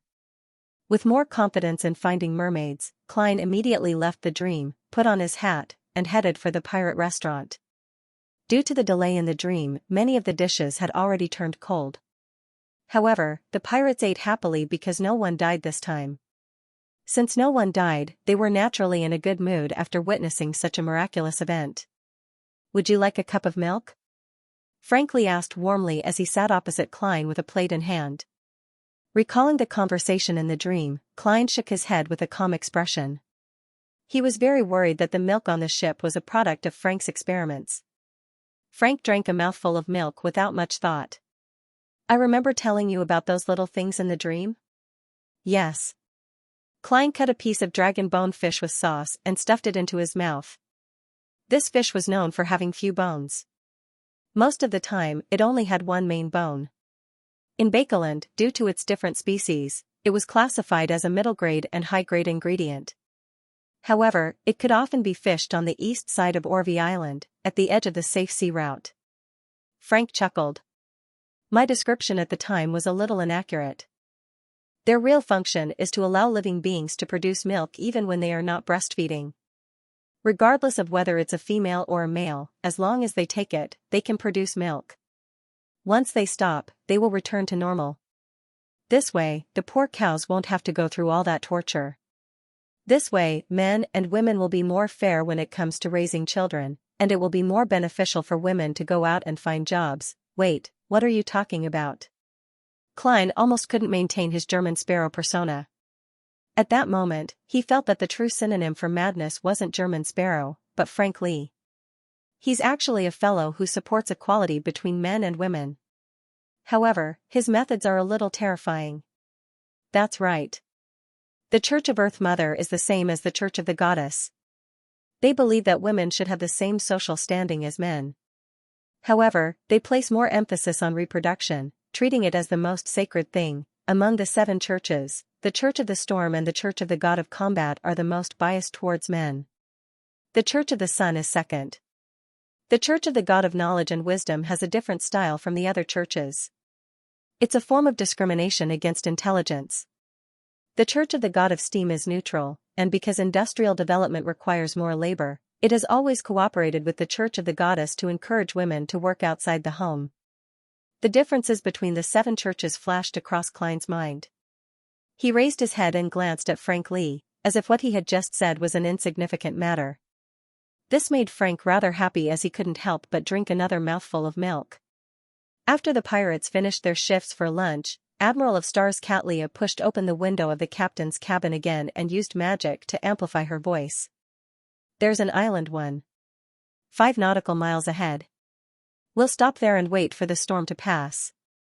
In this sea, there's a chance of a terrifying storm whenever noon and night alternate. I'm not sure when it will come, but I believe it's safer to wait for it to pass before continuing our voyage." She explained in a lot more detail than before. As this wasn't a sudden situation, there was still plenty of time. People at sea were most afraid of storms, so they naturally didn't have any objections. According to Catlia's instructions, they anxiously prepared to dock the ship under the command of Navigator Odilov and Bosun Nina. And this made Klein confirm one of Wolosepton's reminders. Don't challenge a storm with signs. Before long, an island covered in gigantic trees appeared in front of the future. The sailboat that was more than 100 meters long steered over and stopped at the leeward side. More than half an hour later, the sky suddenly turned dark as lead-colored clouds appeared one after another. They overlapped with each other as though they had completely enveloped the surrounding waters. Amidst a loud boom and blinding lightning, a hurricane swept over from afar. It was connected to the clouds above and the sea below. It was more exaggerated than any legendary giant. It was like a coiled serpent that wanted to destroy the world. This terrifying hurricane brought with it waves that resembled mountains. The lightning that resembled tree branches didn't stop because of the storm. It constantly struck the surface of the sea, splitting into tiny bolts that spread in every direction. Raindrops pelted the deck of the future, making the pirates who had long entered their cabins or shelters feel like the apocalypse was upon them. Such a storm didn't last long. About 15 minutes later, the waves calmed down and the hurricane dissipated. The midday sun ruled the sky once again. "You can move around on the island, but don't venture too deep. You have to stay within the range of the cannons." Catlia gave the pirates a brief chance to relax. Klein kept in mind Snake of Mercury Wolosepton's warning. He had no desire to explore the island. After leaving the future, all he did was walk around the beach, enjoying the feeling of having his feet firmly planted on the ground. Beach, sunlight, trees. It feels like a vacation. Klein thought in amusement as he suddenly noticed a rapidly moving black dot through the corner of his eyes. It was running over from the edge of the cliff. The black dot grew bigger and bigger. It was a figure, not far from Klein. Xianxia, who was treading on the sand, also noticed the abnormality. She turned her body halfway and took off the heavy glasses on her nose bridge. The figure approached. He was wearing a white shirt, black vest, and black pants. He was a youth with a medium build and blonde hair that was parted at 3 to 7. Anderson, unlucky Anderson. Klein instantly recognized the person. The person was the terrifying Anderson from the world of dreams, the Anderson who claimed that his companions had ventured forward and never returned, but claimed to be a member of the exploration team. At this moment, Anderson raised his right hand. Without any hesitation, as a German sparrow, Klein took out a charm and chanted a word in ancient Hermes' storm. The talisman made of white tin immediately became prickly to the hand, as if it had grown tiny blades. As spirituality was injected into it, the wind in midair stirred. With a deadpan expression, Klein threw the charm in his hand at Anderson. Whoosh, whoosh. Whoosh, sharp blades condensed into a green color as they shot towards the target, as though they were lining up to be executed.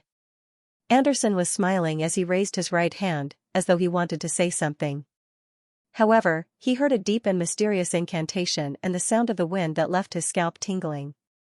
His gaze focused as he fell to the side. He tumbled around as though he was in a sorry state, as though there was a red-hot metal plate in front of him. So, the wind blades stabbed into the beach, slicing out clear cracks, but they were still a little short of hitting their target. Stop. Stop. Anderson rolled agilely to avoid the attack as he shouted, I'm not hostile. I mean no harm. Anderson Hood. Admiral of Stars suddenly said a name as she raised her hand to stop German Sparrow, who had already taken out a bunch of charms. She knows this Anderson? Klein didn't rashly recite the incantation to activate the incantation. He said in a deep voice, he has already mutated. I met him in a dream. He wasn't surprised to meet the unlucky Anderson. This was because since the pirates were in the same region in the dream and were very close to each other, Anderson, who wasn't far from them, was definitely nearby the future. No. No. Anderson stood up, at a loss whether to laugh or cry as he raised his hands in surrender. I know you. You asked me many questions. Back then, I wanted to crack a joke. Seriously, it was a joke to liven up the mood. Don't you think it's great to have the environment suddenly turn horrifying? Of course, I'm talking about making the other party, not myself. If I were to explore it, how would I still be alive? This is what I'm worried about. Klein didn't believe his explanation. Anderson shrugged his shoulders. As soon as I said it, I was about to explain and tell you that I was just joking. I was going to ask you for help, hoping that you could come here and take me with you. But in the end, the dream ended. Bastard, I'm so unlucky. It fits the characteristics of being unlucky, Klein muttered to himself. He had planned on taking out a coin in front of her and using divination to probe her when he suddenly heard Xianxia say, listen to him tell me what has happened. He's very famous in the bewildering fog sea and has the title of strongest hunter. The strongest hunter. Klein was shocked by this title. After thinking about it carefully, he realized that there was no bounty on him. In other words, Hood's self-description in the world of dreams was true. He was more of a treasure hunter. It's a pity that the German Sparrow hasn't killed any of the pirate generals. Otherwise, I'd be the strongest hunter. Klein didn't let down his guard as he stared coldly across from him. As long as Anderson had showed the slightest abnormality, he would immediately throw out the charm in his hand. Anyway, the activation incantation was the same. For him, who was now a sequence, he could also inject spirituality at the same time.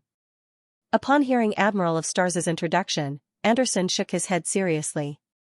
No, not the strongest hunter. Oh, he's quite modest. Klein sighed in his heart. Anderson chuckled and added, if Admiral of Stars still insists on it, it's best to add a restriction in front, below demigod level. Yes, the strongest hunter below demigods. I take back what I said earlier. The corner of Klein's mouth twitched slightly. Upon seeing Admiral of Stars not respond, Anderson's hands naturally drooped down. This region of the sea is very dangerous, but it also hides many treasures. I believe the two of you are aware of this as well. There were many adventurers, or more accurately, treasure hunters, who entered this place in search of fortuitous encounters. However, most of them didn't make it out alive. Haha, I'm talking about most of them. There are definitely some lucky ones who were able to obtain items and materials and successfully leave. This treasure hunting group was gathered by two treasure hunters who have experience in this area. They claim that they have figured out which ruins should not be explored in the first half of the safe route, which ruins should be explored, which monsters should be hunted, and which methods should be used to avoid the out-of-control evil creatures. I've always been curious about this place, and I was successfully convinced by them to join their treasure hunting group. And then? Admiral of Stars Catlia's dark purple eyes had long reflected the other party's figure. Anderson sighed. In the beginning, it was very smooth. We avoided danger and obtained quite a number of items left behind by the explorers before us. We also hunted some monsters and obtained several materials. The turning point was when we discovered a strange temple on a submerged island. There were quite a number of well-preserved murals there. This gentleman has seen them in the world of dreams. He pointed at Klein with his chin. That's not the point, Klein replied calmly. Anderson shook his head with a bitter smile. One of the murals was extremely sinister. It depicted a group of pilgrims advancing through a parted sea. The leader of this team is depicted as an angel. He has long silver hair that reaches his back, and his facial features are very gentle. At the time, I was the first to reach the mural.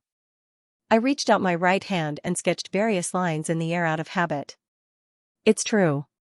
I didn't touch it. There was at least 5 centimeters between us. Unexpectedly, the angel in the painting seemed to open his eyes at that moment. He had silver hair that reached his back, and his facial features were very soft. Your title of strongest hunter must have been forced out of you because you had caused too much trouble. Klein scoffed silently without any sympathy. A silver-haired angel? Catlia returned with a question. Yes, but I don't know which angel it is. At the very least, it hasn't appeared in the various murals of the 7 churches. Of course, it might have been randomly added by the muralist and might not be real. Just as Anderson was about to raise his hand to stroke his hair, he realized that the man in the round-neck shirt, brown jacket, and cap was staring at him coldly. It was as though he would attack without any hesitation if he made any strange movements. And at that moment, Klein was thinking of something else. This fellow is very professional when it comes to art. At the very least, the typical person wouldn't be able to understand so many religious paintings. Having failed to obtain an effective answer, Catlia immediately turned her head to look at Klein. Her gaze had a hint of inquiry. She had just heard from Anderson that German Sparrow had seen the mural. Perhaps, this member of the organization with the Lord's blessings can recognize which angel it is. Admiral of Stars Catlia had a baffling feeling that German Sparrow might really know the answer. Thinking of how Ma'am Hermit could easily obtain an answer by asking on the next tarot, Klein didn't hide it. He simply said, Tail Devourer Ouroboros. Tail Devourer Ouroboros? That angel of fate? That king of angels? Catlia subconsciously pursed her lips as the purple in her eyes turned more obvious. The last time she heard this name was on the tarot, thanks to Miss Justice's information. That was the first time she learned of the existence of a king of angels. She never expected to encounter a clue in the real world in just a few months. Tail Devourer Ouroboros? Anderson ruminated over the name in a daze. Klein didn't say a word, looking as though he had no interest in explaining. Seeing that Admiral of Stars wasn't saying a word, all Anderson could do was laugh out loud and continue. Back then, I thought it was a hallucination because nothing abnormal happened after that mural. Following that, our team split into 2. Most of them were frightened by my description, believing that we shouldn't explore the temple. The remaining 1/3 yearned for more treasures and set off deep into the temple. We waited an entire day, waiting for the turn of noon and night thrice, but we didn't see them return. We were all outstanding treasure hunters, so we knew that something had definitely happened. After some confirmation, we didn't dare stay any longer or wait. We immediately left the temple and boarded a ship to return the way we came. We had already obtained enough, so we didn't wish to take any more risks. Wait, none of you have any plans to save your companions? The members of an adventurer team that were gathered at the last minute will definitely only care for themselves and their closest friends when they encounter danger. According to my experience, those companions of yours who have disappeared might be eating the corpse's fingers. Klein lampooned, but he didn't reprimand Anderson. Anderson sighed again and said, after we left the temple, we discovered some abnormalities in our bodies. After we left the temple, we discovered that there were some changes to our bodies. On one hand, we became very unlucky. No matter what we did, nothing went smoothly. Even when we were quietly drinking a few mouthfuls of light beer, we would discover that someone had mistaken the barrel for a toilet and peed in it. Well, this wasn't my experience. It was my companions. On the other hand, we obtained control over our bodies in the dream. We were no longer in a daze, knowing something but being unable to take action. Therefore, a portion of my companions, about a third of the original number, ventured deep into the world of dreams out of curiosity. They never returned. Xianxia, who was listening silently, asked, on the other hand, we obtained control over our bodies in the dream. She asked, what happened to their bodies in the real world? They mutated into monsters and killed many of our remaining companions, as well as most of the sailors. Anderson took a deep breath. Although we successfully killed those monsters, we lacked enough sailors and encountered a series of unfortunate events. We didn't reach the island before the storm, so our ship sank and so did our loot. The rest of our companions either drowned, were struck to death by lightning, or were eaten by the monsters in the water. I didn't see all of them with my own eyes. I was the only one who was slightly stronger and luckier than them. I was tossed away by the waves and successfully swam to this island. I began to try to make a canoe to get out. As you can see, my last axe was shattered and reflected in my dream. Anderson's last sentence was directed at Klein. What an ill-fated treasure-hunting team. Klein drew a crimson moon for him in his heart. He believed that Anderson's description was likely true. His experience didn't seem fabricated out of thin air, but it was unknown if he was hiding anything. Perhaps, Anderson had really gone deep into the temple and ate the corpse's finger, but he had come out thinking that he was fine. Perhaps, he had already explored several places in the world of dreams and had suffered from unnoticeable corruption in the dreams of certain unknown creatures. After Anderson had recounted his experience, he smiled at Admiral of Stars Xianxia and an unknown person. Do I have the honor of writing the future? I'll pay the fare. He looked like he was willing to let them name a price. Xianxia turned her head again and looked at Klein, as though asking him if he would agree. Does that mean you're more inclined to agree? Aren't you going to do a check? Even I have to head above the gray fog for a divination before I can give a clear answer. Why are you so confident? A sequence 5 beyond or power of a mystery prior? Klein deciphered some information from Xianxia's glance. Just as he was hesitating and guessing, Anderson anxiously said, I'm very familiar with the upcoming sea route. I can help you avoid the dangers lurking in the safe sea route. I can tell you which ruins you can't explore and allow you to avoid the singing of mermaids in time. Singing of mermaids? Klein's eyes nearly lit up. It wasn't easy for him to maintain his image as a German sparrow. Yes, it's a day's journey from here. I'm referring to a day in the outside world. We'll circle around a ruin and turn. At this point, Anderson suddenly came to a realization as he closed his mouth with a smile. He didn't speak further. Klein thought for a moment, took out a gold coin in front of Anderson, and recited in a low voice, That's right. He softly recited, There's a problem with Anderson Hood. He repeated it 7 times, following the standard procedure of divination, but in fact, he didn't expect an answer. He was probing the other party. If there really was a problem with Anderson, he would likely show signs of guilt. After all, he couldn't confirm German Sparrow's divination standards, so he couldn't be certain that his interference would succeed. Clang, the gold coin bounced up and down. Klein glanced at it and stuffed it into his pocket. No problem. I'll head above the gray fog to confirm it later. Klein added inwardly. Katlia looked at Anderson and nodded. I agree to your request. But after we leave these waters, you have to split half of your items with me. If you don't have anything, I don't want anything.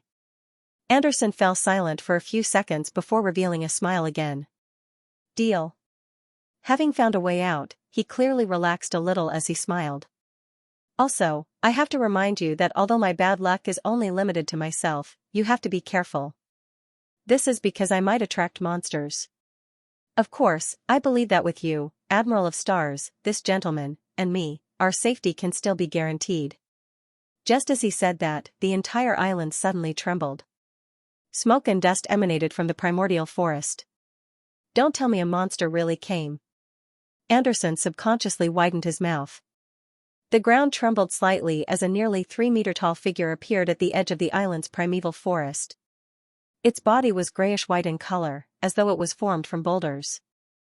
Its face was filled with potholes, and it didn't have any obvious eyes, nose, mouth, or ears. Stone giant. Katlia whispered the monster's type. And be it Klein or Anderson, they didn't know anything about such a monster. However, none of them cast a questioning look at Katlia. Instead, they stared intently at the monster as though they were professionals. Katlia turned around and faced the docked future. She raised her right hand and amplified her voice. Aim. The pirates on duty immediately adjusted the direction of the dozens of cannons on the port side, aiming them at the heavy stone giant. Boom. Boom. Boom, cannonballs flew out and landed around the stone giant. Dust instantly billowed up, blanketing a large area. Amidst the obvious tremors of the ground, flames lingered as fragments flew in every direction, as though they could destroy everything. Tap. Tap. Tap, the grayish-white figure tore through the smoke and dust, but it didn't suffer any serious damage. Only its surface had cracked a little. Katlia said without a change in expression, "This isn't a type of giant. This isn't a type of giant. It's a stone golem. Its core is the main ingredient of a Sequence 5 guardian of the God of Combat pathway, so its defense is extremely high." Amidst the reverberating cannonballs, Klein nearly suspected that there was something wrong with his hearing. Since you know the stone giant's forte, why did you fire a salvo of cannons? Isn't this a waste of cannonballs? He thought, puzzled and lampooned. Perhaps hearing his thoughts, Katlia looked at the approaching stone giant and said, "That's right. I've never encountered such a beyonder creature before, so I wish to do a test. I'm convinced by this reason." Klein was left speechless. At this moment, Anderson Hood, who had been observing the stone giant, raised his hand. "Which one of you has the beyonder powers of the frost domain?" "Me," Katlia replied calmly. Seeing that Ma'am Hermit had a solution, Klein swallowed the words he was about to say. To him, if it wasn't necessary, he really didn't want to activate creeping hunger even though the zombie did have the ability to control ice. He reckoned that he wouldn't be able to find any suitable food on this island. Katlia took out a grayish-black scroll from a hidden pocket in her wizard robe and whispered a word in ancient Hermes. "Freeze." Without a sound, the scroll was engulfed by the icy blue flames, and soon after, a crystal-clear stream of light fell from the sky. They quickly landed on the stone giant's body and froze the target inside, hanging one icicle after another. With a teeth-aching cracking sound, the layers of ice shattered one after another, and the stone giant slowly walked out of that area. However, the ash-gray color on its surface deepened a bit, and its movements were much stiffer than before. At this moment, Anderson raised both of his hands, like a conductor gesturing for the audience to applaud. The bottom of the stone giant's feet instantly burst into orange-yellow flames, as if it had stepped into some sort of trap. Water vapor quickly rose from its surface, and then it cracked, revealing deep cracks one after another. Anderson pulled his right arm back and condensed a blazing white spear in his palm. The flame at the tip of the spear shrank to a point and burst forth with a dazzling brilliance. The spear flew out and accurately hit the crack in the stone giant's abdomen, burning a large hole there. Anderson Hood, who was originally on the beach, seemed to have merged with the white spear. When the fire lit up, he strangely appeared behind the stone giant. He clenched his left fist and swelled his arm. Then, with an uppercut, he dug into the stone giant's abdomen. this seemingly simple attack created an exaggerated effect. The stone giant immediately froze on the spot, and cracking sounds could be heard from within. In just a few seconds, it collapsed into a pile of rubble. An absolutely fatal attack. Klein's pupils constricted. Katlia stood calmly in her spot and said, "Without any surprise, that's right." "Without any surprise," she said, "Sequence 5 of the Hunter pathway is Reaper. Furthermore, they are good at discovering the weakness of their prey." "Reaper harvests lives? No wonder." Klein nodded slightly. At this moment, Anderson crouched down and rummaged through the stone giant's remains. Then, he turned his head and smiled bitterly. "This isn't a real monster." In other words, there was nothing. As Anderson described the situation, the pile of rubble disappeared at a discernible speed. "An unlucky fellow like you shouldn't open boxes to loot corpses." Klein couldn't help but lampoon inwardly. Anderson returned unhappily as he kept nagging, "This is the biggest problem in these waters. That's the biggest problem with this sea region. Not every monster can provide you with wealth. This is because such a conjured monster is a part of a higher and more powerful monster. Of course, it could also be the influence of remnant powers and auras." Klein had long made a judgment on this. After this period of sailing, he discovered that there were beyonder traces of the sun, Evernight, Storm, and Spectator pathways. He had more concrete guesses about his previous thoughts. He had originally suspected that these waters were a battlefield left behind by the second epic ancient gods. Storm belonged to Elf King Sinayathrym, Spectator belonged to Dragon King Ankwelt, and Evernight belonged to Annihilation demonic wolf Fleegria. With Little Sun providing the City of Silver's mythological records, Klein had a basic grasp of the authorities of the 8 ancient gods of the second epic. However, the constant noon and the golden sun chariot made Klein waver in his judgment. This was because none of the 8 ancient gods grasped the sun pathway. Soon, Klein thought of Amon and Adam's father, the City of Silver creator who had the title of God of the ancient sun. After this creator awakened, he took back the authorities of the ancient gods after numerous intense battles, hence, he left behind the ruins of the Battle of the Gods. The incomplete mural he had seen in the ancient elven ruins surfaced in Klein's mind.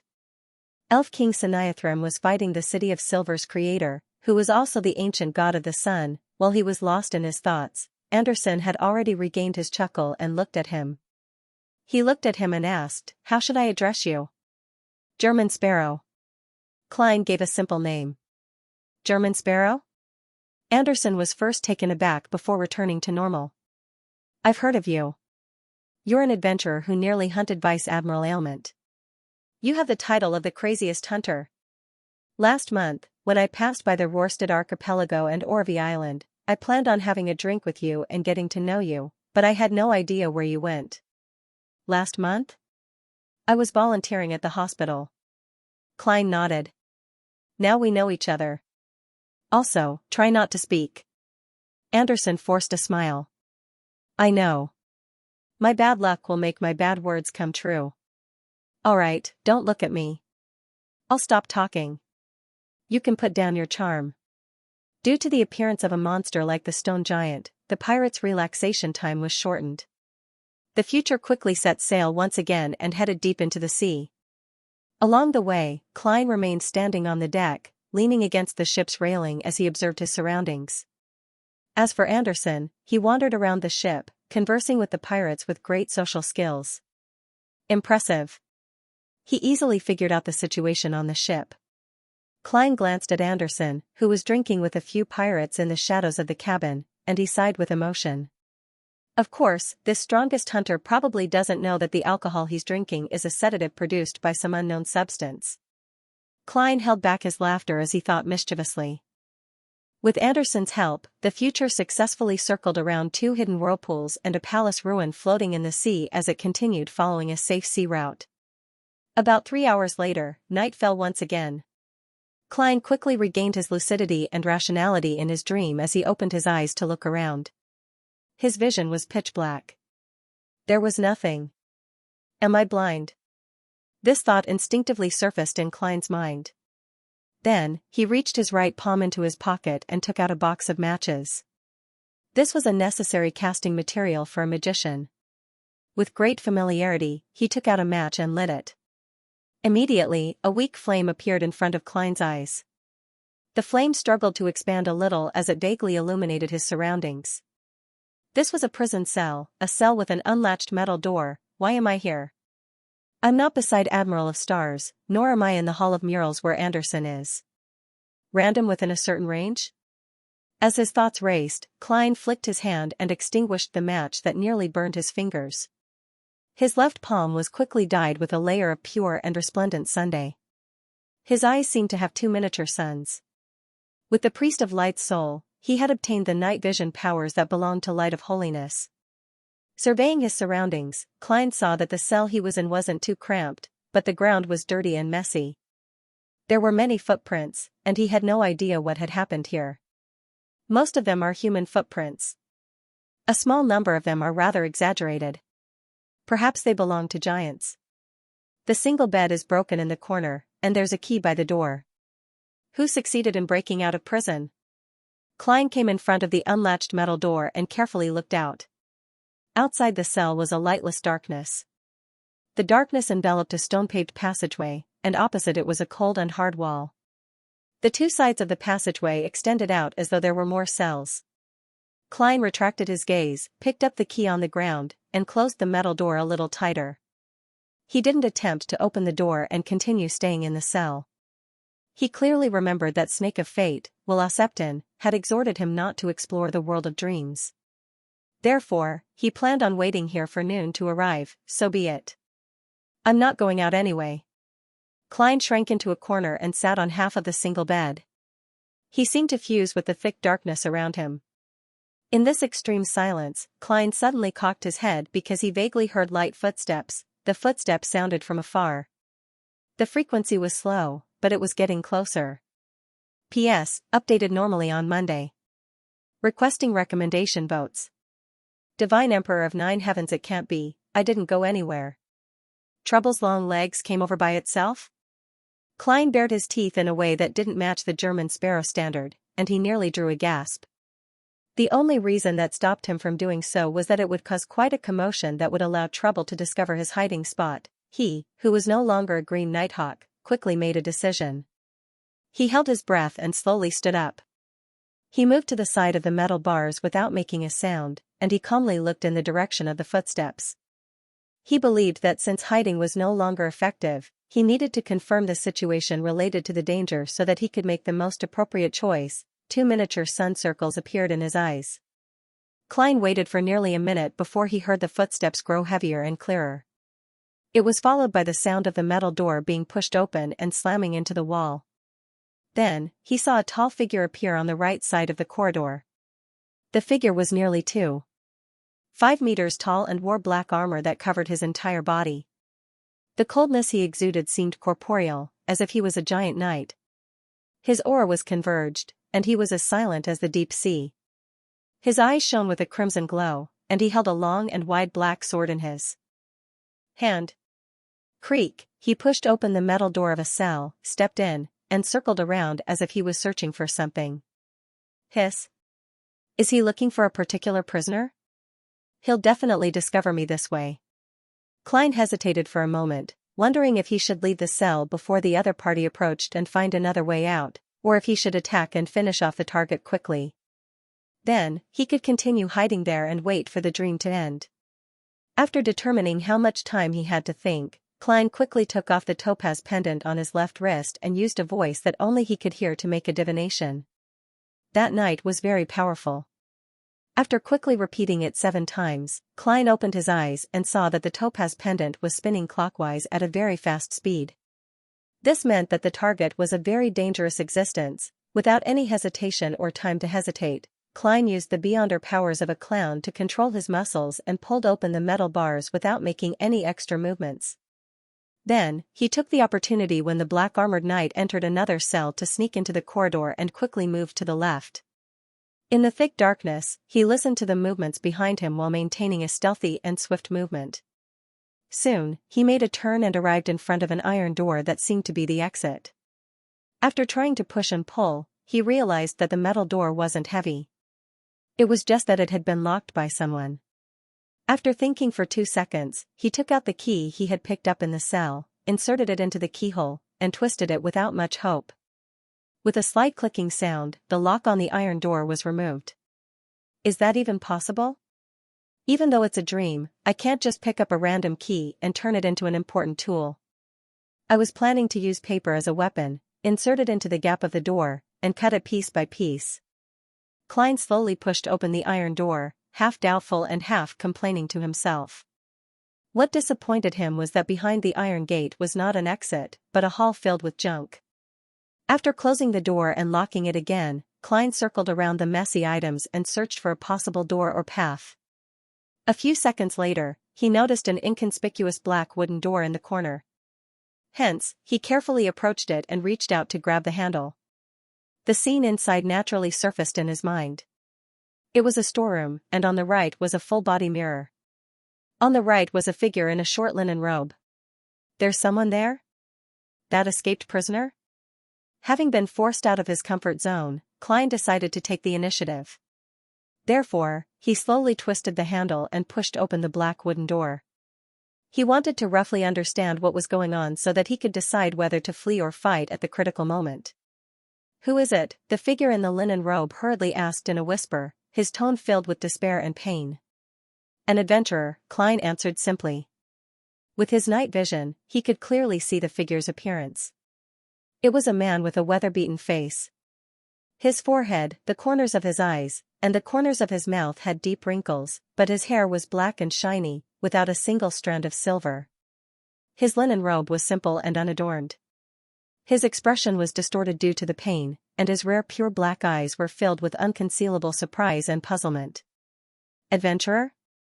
How did you get here?" Klein maintained a certain distance from the man who could be considered young or old. He stood at the door and looked at him. It's a necessary courtesy to introduce yourself before asking questions. As a faceless, he had already grasped the man's characteristics from the short observation. Apart from the conflicting hair color and wrinkles, there was also a hideous old scar on his cheek. The man was taken aback as he glanced worriedly at the hall. "It's best you close the door. We can't be caught by that devil, otherwise." The muscles on his face visibly twitched, as if he had recalled something bad. "Devil?" Klein muttered, reached out his hand, and closed the black wooden door. The man heaved a sigh of relief and smiled bitterly. "Sorry, I was indeed impolite just now. My name is Leo Master, an ascetic from a religious organization." "A religious organization? From the looks of it, you aren't a believer of one of the 7 deities." Klein discovered a problem with the man's choice of words. If he was an ascetic who believed in one of the 7 deities, he could have said it directly. Even a priest of the Church of the Sun and a bishop of the Church of the Storm wouldn't come to blows the moment they met in such a dangerous place. Leo Master gave a self-deprecating laugh. "Yes, I worship the original creator. He is an omniscient and omnipotent existence, the source of all greatness. He is the beginning and also the end. He is the God of all deities." This. Upon hearing that the man worshipped the original creator, Klein's first reaction was that it was the Twilight Hermit Order. However, there are indeed some small religions in the northern and southern continents that worship the original creator. There are quite a number of people who believe in the original creator. Klein deliberated and asked, "What's the name of your religious organization? How did you come here?" Leo Master hesitated for a moment. "The easternmost side of the Sonia Sea is where my lord slumbers. His holy mountain is hidden somewhere here. I led a pilgrimage team here in an attempt to witness a miracle and redeem myself. Perhaps it was a necessary test. We were captured by that devil, and we died one after another. Later, I seized the opportunity and escaped the cell. I hid here and waited for the devil to leave." Klein thought for a moment. "Do you know the name of that devil? What characteristics does he have?" "Him?" Leo Master shook his head and said in puzzlement, "I don't know his exact name, but many pilgrims seem to know him. They address him as the Saint of Darkness." "Saint of Darkness? A demigod? Is this Leo Master's dream, or is it the demigod's dream? From the results of my divination, it should be the latter. Otherwise, I wouldn't be in such great danger." Klein was just about to ask which organization Leo Master belonged to and figure out the Saint of Darkness's beyond her powers when he suddenly noticed the full-body mirror in front of the ascetic through the corner of his eye. In mysticism, a mirror was a passageway that connected a hidden and unknown world. It was very easy for terrifying accidents to happen. Therefore, Klein, who was in a dangerous dream, carefully walked over. He planned on using the powers of a priest of light to destroy the item. "No, don't." Leo Master seemed to sense Klein's intentions as he shouted in horror, "If not for it, I'll die immediately." "Ah?" Klein looked at the mirror in puzzlement. Although the environment was abnormally dark, the mirror clearly reflected two figures. One of them was the wrinkled, raven-haired Leo Master, and the other was the thin, black-haired, brown-eyed German sparrow who wore a cap. At that moment, while Klein didn't take any action, the German sparrow in the mirror slowly turned his head and revealed a sinister smile at him. The mirror's surface suddenly rippled as a hand reached out. Klein blinked his eyes, and the German sparrow who looked identical to him crawled out of the mirror. His face was tainted with an obvious gloominess due to the darkness. "It's terrifying. Unfortunately, I don't look like German sparrow. Therefore, you didn't scare me. If Zhou Mingrui were to crawl out of the mirror, I'd probably wake up from the fright." Klein calmly looked at his opponent and raised his left hand. A layer of sunlight flowed over it. The sinister German sparrow laughed as he similarly raised his left hand, causing his glove to suffuse a noble but sinister black color. This corresponded to the powers of a baron of corruption, my clone? Klein thought for a moment before he raised his right hand with a deadpan expression. In his palm was a short, milky white scepter that had appeared out of nowhere. The scepter's tip was embedded with a circle of azure blue gems.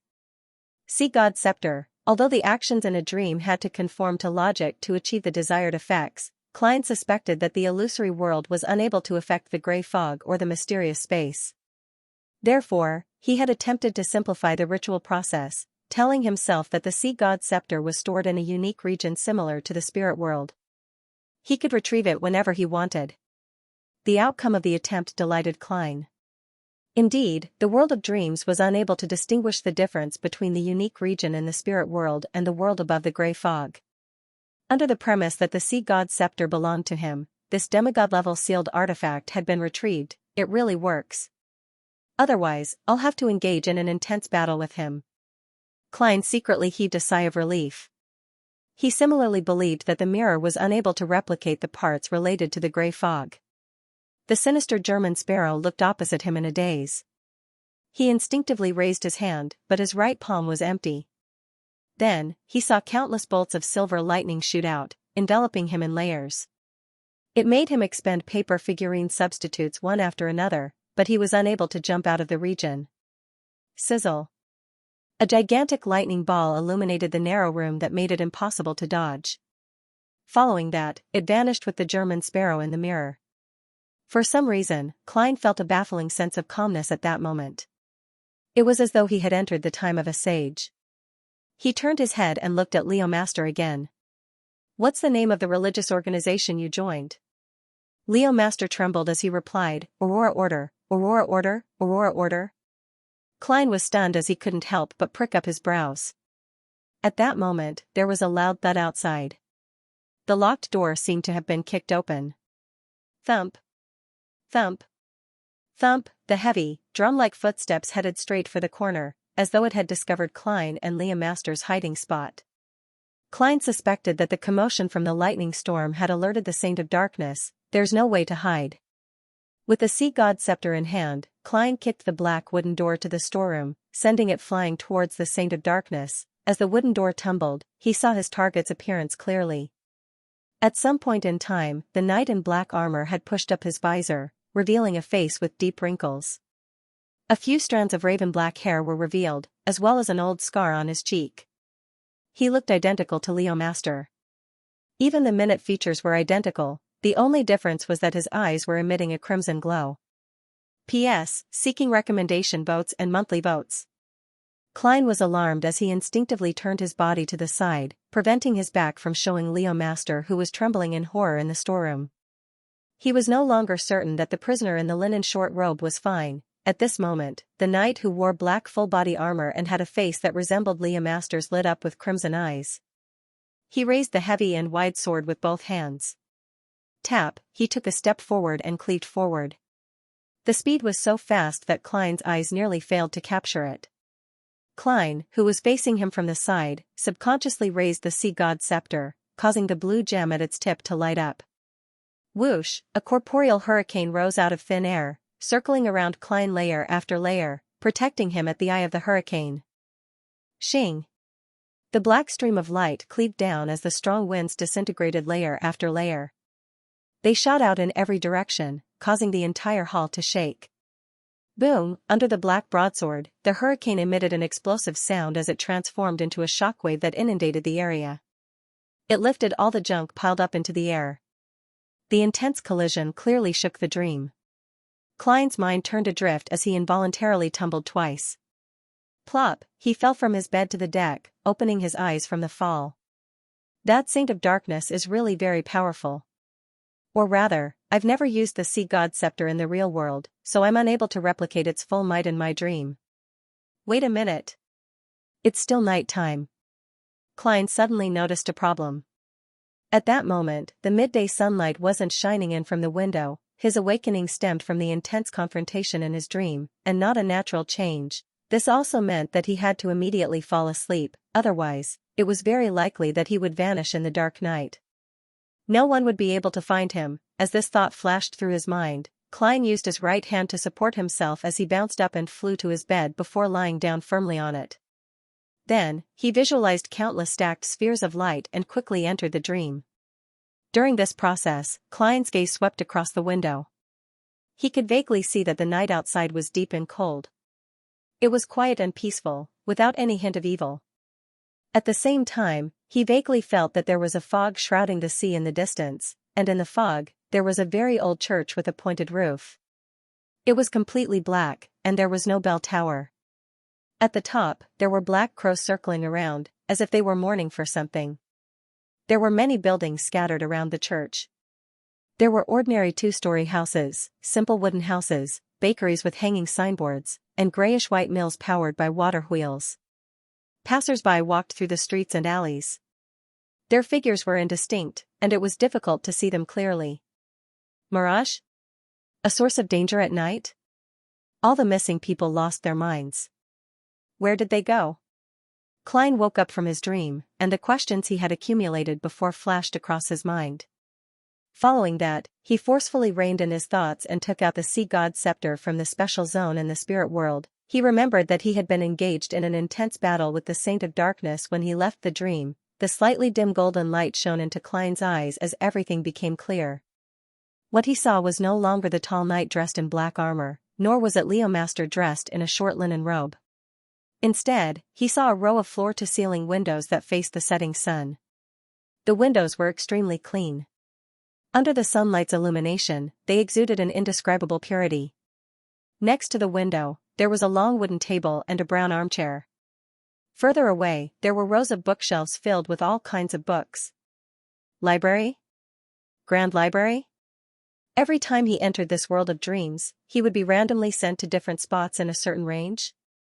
Klein carefully observed his surroundings and confirmed that the area was temporarily safe. There were no so-called Saint of Darkness, nor were there any strange or evil creatures. He held the sea god scepter and first came to the floor-to-ceiling windows to look at the environment outside. The first thing that entered his eyes was the magnificent building complex that covered the mountain opposite him. The gigantic palace, the majestic steeple, and the towering city walls were all frozen in the dusk. It was a visually stunning sight. Even though it wasn't his first time seeing it, Klein still held his breath as he silently admired this miraculous scene for a few seconds. He then moved his gaze towards the cliff. He saw the black cloister's high walls and the withered trees beside the boulders. However, due to the obstruction, he was unable to confirm if Admiral of Stars Catlea was still in her original spot. Indeed, within a certain range, I haven't left this region. Did I enter deep into the black cloister? Klein retracted his gaze in thought as he walked to the side of the bookshelves. He temporarily didn't have the time to think about the Saint of Darkness and Leomaster in his dream. This was because he had to first confirm his present situation.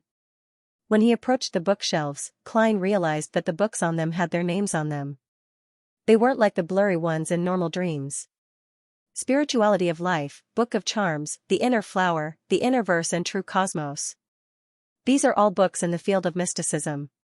Klein carefully extended his hand and pulled out the Book of Charms. He quickly flipped through it and discovered that he had grasped most of the content in the book, but there was a small portion that he had never come into contact with before. I can confirm that this isn't a reflection of my dream. Ma'am Hermits? The knowledge that she's being chased and instilled has materialized in the Black Cloister's library? Klein didn't have the desire to explore further. He took the Book of Charms and returned to the floor-to-ceiling windows. He found a spot to sit down and began reading seriously under the glow of dusk. In a dream, you can even learn. As he lampooned himself, he took out a pen and paper to write and draw. Just as he was engrossed in it, the light suddenly brightened as a blinding whiteness dominated his vision. Klein naturally opened his eyes, feeling warm from the sunlight that shone in from outside. I've only read a few pages and was planning on quickly skimming through it before using dream divination to recall it. Klein sat up in frustration, feeling that he had missed a great opportunity to learn. This was because he couldn't be sure if he would randomly end up in the Black Cloister's library the next time. He stroked his hair, wore his hat, and went down to the deck. As he observed his surroundings, he recalled the dream from before. There's a high chance that the prison is in the Black Cloister. Yes, it might be underground. In other words, the Saint of Darkness and Leo Master are in a ruin or ruin nearby. It's no wonder Snake of Mercury, Will-O-Septon, told me not to attempt exploring it. Those places are really filled with danger. Why does the Saint of Darkness and Leo Master look identical? This dream is a little strange. Also, that full-body mirror is very magical and sinister. It actually replicated a German sparrow. Upon recalling this, Klein began to search for examples from his own experiences, using comparison to confirm his train of thought. This was what it meant to rely on experience. Soon, he made the connection. He recalled how he had used the mental terror candle back in Bakelin to help Father Yutravsky get rid of his past self, a split personality. Could it be that Leo Master himself is the Aurora Order's Saint of Darkness? Due to certain reasons, he had a split personality. His good self and evil self were separated? That deep and sealed prison of darkness is a reflection of his inner dream, yes, that full-body mirror.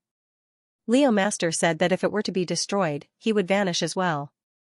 And when I looked at the mirror, the German sparrow in it had indeed formed a corporeal body. It's inclined towards evil. It's no wonder I had the feeling of being a sage after killing the German sparrow in the mirror. So it's because I had purged some of the evil thoughts in my heart. Yes, that full-body mirror might not be in the form of a mirror in the real world. These waters clearly have the beyond or remnants of a visionary, conjuring many monsters that aren't real but can kill. And this belongs to the spectator pathway. Therefore, the existence of a ruin that separates good and evil, as well as a split personality, is completely logical. The Saint of Darkness, Leo Master is a high-ranking member of the Aurora Order. He was definitely evil, but that ruin or item triggered his opposite side, which is the good hidden in his heart. It caused his personality to split, causing him to be trapped in a certain spot nearby. Klein felt that he had roughly figured out the truth of the matter and felt a little regretful. Unfortunately, he didn't enter the same spot the second time. Otherwise, with the Sea God Scepter and Leo Master's good side, he might really be able to defeat his evil side, the Saint of Darkness. And the damage done to him in the world of the dream would extend into reality. This way, a good saint who knows the Aurora Order very well will appear. He will be able to strike a blow against this evil cult. Klein silently drew a breath and turned his body halfway to look at Anderson Hood, who had just walked out of the cabin. "Where did you go in your dream?" "I didn't see you," the strongest hunter said as if they were close. Klein frowned and asked, "Why should I let you see me?" Anderson was taken aback. "Shouldn't I be where I was when I left the dream when I entered it again? There are other reasons why I randomly appear in certain places within a certain range. My own uniqueness?" Klein realized that the problem was more complicated than he had imagined. He deliberated and said, "After I entered the dream, I was somewhere else." "That's strange." Anderson frowned, seemingly perplexed as well. Without waiting for Klein to speak, he said thoughtfully, "There's another strange thing." "What?" Klein cooperated and asked. Anderson looked around and said, "The last time I pretended to be a canoe in that hall, I heard the sound of a door opening and footsteps coming out. But when I looked up, I didn't see anything. I thought it was someone from this ship, but I don't think so. P.S. It's the last few days of February, looking for monthly votes and recommendation votes. Who opened the door deep in the Hall of Murals and came out? A rampager or beyonder creature that was nearby back then? Furthermore, he has the ability to move in dreams?" After hearing Anderson Hood's recount, Klein made a logical guess. As his thoughts raced, he suddenly had a new idea. Could it be the owner of the mysterious eyes that had been watching the deck and me? That's possible. If that mysterious person has really been lurking on this ship all this while and has entered these waters, he'll definitely fall asleep when night falls and appear in the world of dreams. Ma'am Hermit doesn't know of his existence at all, or has she tacitly approved of his actions? This is the trump card that allows her to accept my mission and not be afraid of the dangers here? No, I can't be sure. At the very least, I can't be sure that the person who opened the door deep in the Hall of Murals is the mysterious person on this ship." Klein looked deeply at Anderson. He asked, "Why don't you think so?" Anderson had mentioned that he originally suspected that the person who opened the door was a member of the future, but he later felt that it wasn't the case. Anderson chuckled. "I just visited everyone on this ship in a dream and discovered that none of them possess the ability to move freely in that world, apart from you. Unfortunately, I was pushing open the door from outside," Klein said calmly. Anderson shrugged his shoulders. "I know, so I didn't suspect you. This sea is filled with hidden dangers. There are all sorts of unimaginable monsters active. Perhaps the person who opened the door was the stone giant from before, or a rotting dragon that dreamed of countless treasures." Having said that, he leaned to the railing of the ship and looked out at the sea that was blanketed in golden sunlight. He smiled wistfully and said, "I discovered that after I escaped from the shipwreck crisis brought about by the storm, my bad luck was slowly dispelling. Haha. Clearly, it's not fixed or permanent. Look, I successfully swam to that island. Although I encountered all sorts of bad luck, I managed to last until you arrived. Yes, I did attract the monster and made the stone giant appear, but didn't we easily finish it off? Also, I'd been on the ship for hours, but nothing happened." "Doesn't that mean," before Anderson could finish his sentence, Klein coldly interrupted him. "Shut up. Doesn't this fellow know to speak less when he's angry? I really want to hit him. If I hadn't divined that you didn't mutate above the gray fog and that you weren't possessed by a bigwig, I would have sunk you into the sea." Sequence 8 of the Hunter Pathway is Provoker. He must have easily digested that potion back then. Klein sincerely felt that Anderson was much better than Donna's when it came to provoking. Okay, I'll shut up. Anderson raised his hands and smiled bitterly without any anger. Seeing that he did not provide any more clues about the person who opened the door in the world of dreams, Klein was silent for a few seconds before he suddenly turned around and walked into the cabin. He realized that he had been negligent in one matter. Since Anderson, who was shrouded in bad luck, had boarded the ship, it meant that the chances of encountering an attack would increase. Therefore, he needed to make some preparations. After returning to his room, Klein took out the Aztec copper whistle and Will Acceptance paper crane before entering the bathroom. He set up the ritual to summon himself and then brought Tinder, the sun brooch, and the nightmare beyonder characteristic from above the gray fog to the real world. He didn't immediately change the items he carried with him. Instead, he placed them in his luggage and placed them beside the biological poison bottle. This way, even if danger were to suddenly arise, he would have the chance to adjust his equipment in time and make a targeted choice. After doing all of this, Klein relaxed a lot. He packed the rest of his items and left the room to head for the deck, afraid that he would miss any traces of mermaids. Just as he walked out of the cabin, he saw Frank Lee squatting beside him with a look of shock and confusion. What happened? Klein's heart skipped a beat. He was afraid that something had gone wrong with this crazy hybridist's experiment, causing everyone on the future to fall into a terrifying ecological disaster. Frank shook his head in a daze. Didn't I tell you about those tiny things? They originally needed to hibernate for a period of time before they could grow and reproduce, but in the end? Klein's expression turned heavy. This made strongest hunter Anderson, who was bragging to the pirates on the deck about the number of pirates he had hunted, completely oblivious to the changes in the eyes of the listeners around him. He stopped his narration out of curiosity and came over. Frank, who was squatting, looked up. They just completed a large-scale reproduction and even mutated. This is a miracle. And then? Where did they go? Are they still in your laboratory? Klein instinctively felt that it wasn't a good thing. Frank took 2 seconds to digest the question. He rolled up his sleeves and revealed his hairy arms. He rapped the deck in front of him and revealed a puzzled smile.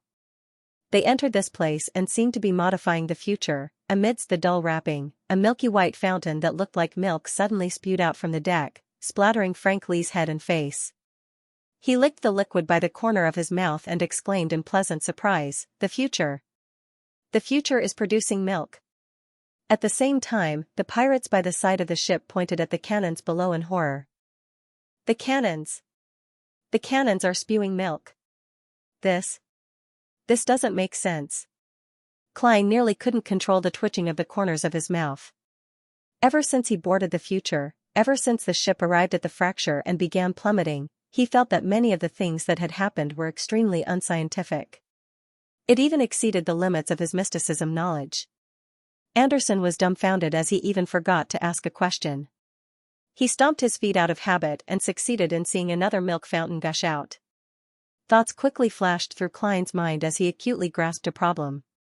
He immediately looked at Frank Lee and asked in a deep voice, "After your tiny things infect the future, will they continue infecting the people on board?" As he asked the question, Klein's right palm had already reached into his pocket.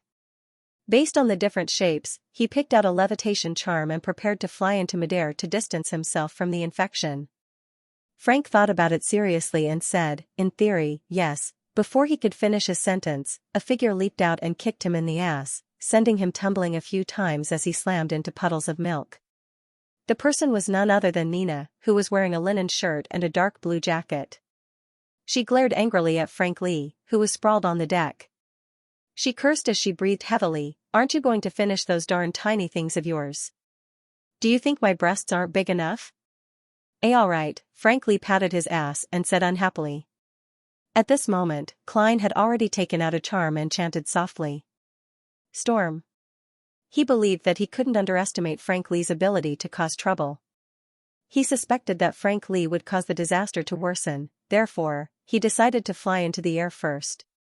Blue flames enveloped the charm made of tin as a strong wind instantly stirred. It swirled around Klein's feet and body, lifting him off the deck and into the air. He was first taken aback before he reached out his palm in an attempt to grab Klein. However, he was a beat too slow and failed to succeed.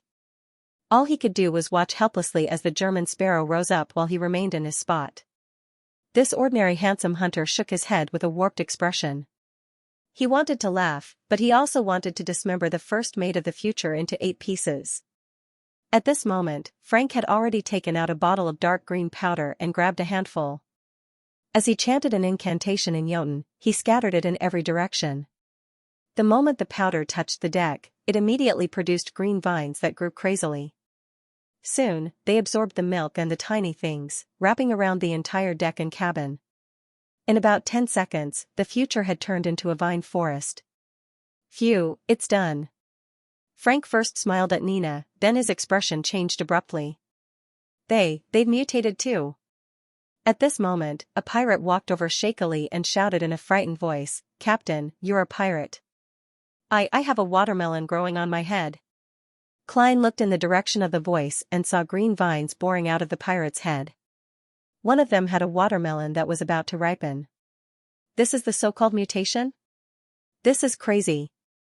Darn crazy." Anderson sighed. His eyes darted around as he said in a deep voice, "There's something wrong with the nearby sea." In midair, Klein made the same judgment. If there weren't any external interference, Frank Lee's experimental products and Beyonder powers wouldn't have mutated at the same time. Rip, the vines were torn apart as the window to the captain's cabin opened. Admiral of Stars Catlia appeared there and used a voice amplified by witchcraft to say, "That's right. Frank, stop all attempts. There might be remnants of Earth Mother's aura here." Earth Mother? Klein looked at Ma'am Hermit in surprise, feeling that his previous speculations regarding the battle of gods in these waters might be overturned. Oh, what a kind mother. Frank crossed his arms as though he was hugging a baby. Following that, he sprawled down and piously kissed the vines. Admiral of Stars Catlia watched this scene in silence as resplendent starlight swirled around her, causing the entire future to light up. She curled her finger and flicked it gently, making a colorless flame land on the vines beside the captain's cabin window. The vines were immediately ignited, silently turning to ashes. The colorless flame silently spread and wreaked havoc, but it didn't harm a single sailor. And the light emitted by the future helped it successfully withstand the flames. Before long, the vine forest vanished, leaving only the watermelon that grew out of the pirate's head. Of course, the vines that connected it to the watermelon had already been burned to ashes. Phew, this is the descent of a devil. The pirate from before took 2 steps forward and hugged the watermelon that grew out of his head. Don't open it. Just as Admiral of Stars Catlia's warning resounded, the pirate used brute force to open the watermelon, partly to vent his anger and partly out of curiosity. The watermelon split into 2, revealing a milky white brain that was filled with ravines. Around it flowed bright red liquid that resembled blood. With a plop, the pirate died without any room for rescue. The Beyonder characteristic on his body began to condense at an extraordinary speed. How evil and crazy. Klein sighed inwardly as he prepared to land on the deck. At this moment, he saw a gigantic palm suddenly reach out from beneath the surface of the sea, slapping the side of the future. The palm's 5 fingers were extremely long, nearly half a meter in length. Its entire body was grayish-black like a barren plain. Klein silently hissed as he couldn't help but look at Anderson Hood. This fellow had just said that nothing had happened since he boarded the ship. P.S. It's the end of the month. Seeking monthly boats, the grayish-black palm grabbed the side of the ship and quickly climbed up, pulling out the portion beneath the sea surface inch by inch. Through the azure-blue water, Klein first saw a huge grayish-black shadow. Following that, squirming flesh occupied his entire vision. The monster looked like it was pieced together from countless grayish-black corpses. Behind the 2 gigantic palms were withered arms that resembled firewood. The arms came from a corpse that seemed to be a giant. The giant's single eye was tightly shut, and there were a few heads attached to its neck. And from those heads, they extended out a fish body covered in scales, a lizard-like carcass, and a human corpse. Layer after layer, they formed a floating island of flesh. From the different corpses, yellowish-green gases emanated out from the gaps that were pieced together. They spread in every direction, as though they were enveloping the entire region. Cough. Cough. Cough. Just the smell alone made many sailors on the deck cough violently. They coughed so badly that they couldn't even straighten their backs. Upon seeing this scene, Frank Lee didn't hesitate to take out the materials from his belt's hidden compartment and cast the corresponding Beyonder powers. To his surprise, Catlia's voice sounded in his ear. "You're not the only one. Frank, stop. Help Nina command the sailors and adjust the sails with them." "Why?" Frank Lee asked back instinctively. "In this region, the supernatural objects within Earth Mother's authority will experience anomalies, including your powers." As Catlia spoke, she had already extended her palms forward and pressed them on a particular spot on the desk. The symbols and magic labels on the future immediately lit up one after another, turning the entire ship into a resplendent sea of stars. This seemed to correspond to the deep space lights that lingered around Catlia. The emanating yellowish-green gases were kept out by the starlight as Klein floated towards his room's window from the periphery. The coughing pirate's symptoms were alleviated. Under Bosun Nina and First Mate Frank's lead, they quickly adjusted the sails under Navigator Autolaw's instructions in a bid to allow the future to leave the nearby sea at a faster speed so that it wouldn't be affected by the anomalies. However, the grayish-black monster had already entangled the front of the ship. It was unknown where the underwater body was connected to, but it forcefully held back the future, making it difficult for it to proceed forward. At the same time, it was as though an invisible mountain had appeared around them, blocking the distant sea winds. No matter how the future adjusted its sails, it wasn't able to borrow any strength. Against such a situation, there's a need for a backup steam engine system. Unfortunately, the future doesn't have one. It can still use the starlight to fly, but this seems to be extremely draining for Ma'am Hermit. Furthermore, it's very difficult for her to grasp the direction and speed. To fly in such a manner in these waters, as long as she isn't blessed by luck, there's a high chance that she will end up in a more dangerous region. There's still that extremely unlucky Anderson on board. Klein floated by his window as he looked at his surroundings. He wasn't nervous. This was because, be it Admiral of Stars Xianxia or strongest hunter Anderson, they had yet to showcase their true strength. Of course, that includes me. Klein added inwardly. He planned on returning to his cabin and wearing tinder. There was no food nearby, so using this mystical item was more suitable than creeping hunger.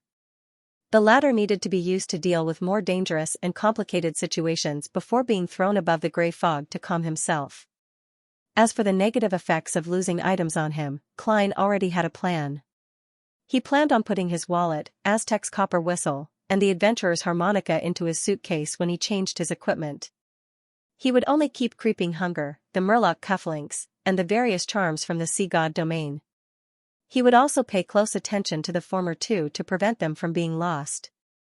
And based on probability, the item that was most likely to be lost by Tinder was the charms because they were the most numerous. Klein wasn't worried about this. He had made several charms with different effects. He could use one and throw another. Besides, the corresponding metal for the storm domain is tin. It's very cheap and worthless. The Beyonder effects are bestowed by the sea god's scepter, so there's no additional cost. As Klein mumbled, he reached out to push open the window in his room. At this moment, the huge grayish-black monster that was pieced together from pieces of meat had climbed up quite a bit. As it approached, the busy sailors on the deck had their hair grow crazily, quickly reaching past their waists. This wasn't the most terrifying situation. What was most horrifying was that one of the flaxen-colored hair seemed to have a life of its own. It intertwined and wrapped around its owner. Clumps of hair began to experience similar changes. The resplendent sea of stars on the surface of the future failed to completely block out the effects. To a number of pirates who had shaved their heads, they weren't lucky because of their uniqueness. Their nose hair was growing at a discernible speed, blocking their breathing passages. By the window of the captain's cabin, Admiral of Stars Xianxia had raised her arms at some point in time. In her hands was a scroll made of smooth fish skin. F***CK. As the ancient Hermes incantation reverberated and the scroll silently burned, a pale green beam shot out and struck the monster's gigantic palm that had appeared by the side of the ship. The squirming pieces of meat that were pieced together from countless corpses didn't stop at all. The palm struck the resplendent sea of stars, causing light to scatter as the ship shook. The dark purple color in Xianxia's eyes deepened. She didn't take out a new scroll as she pushed her right palm forward. Cage.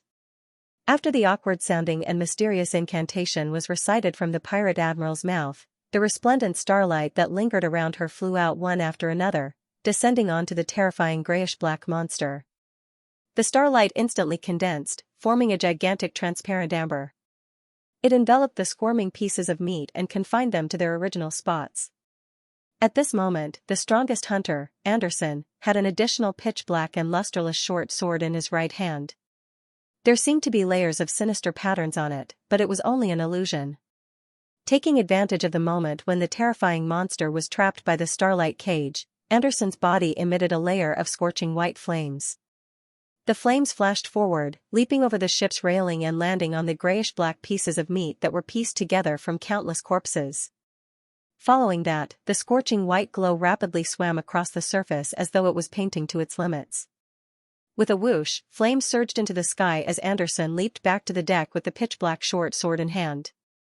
The massive monster remained frozen in place as though it had lost all its vitality. Kacha, kacha, kacha.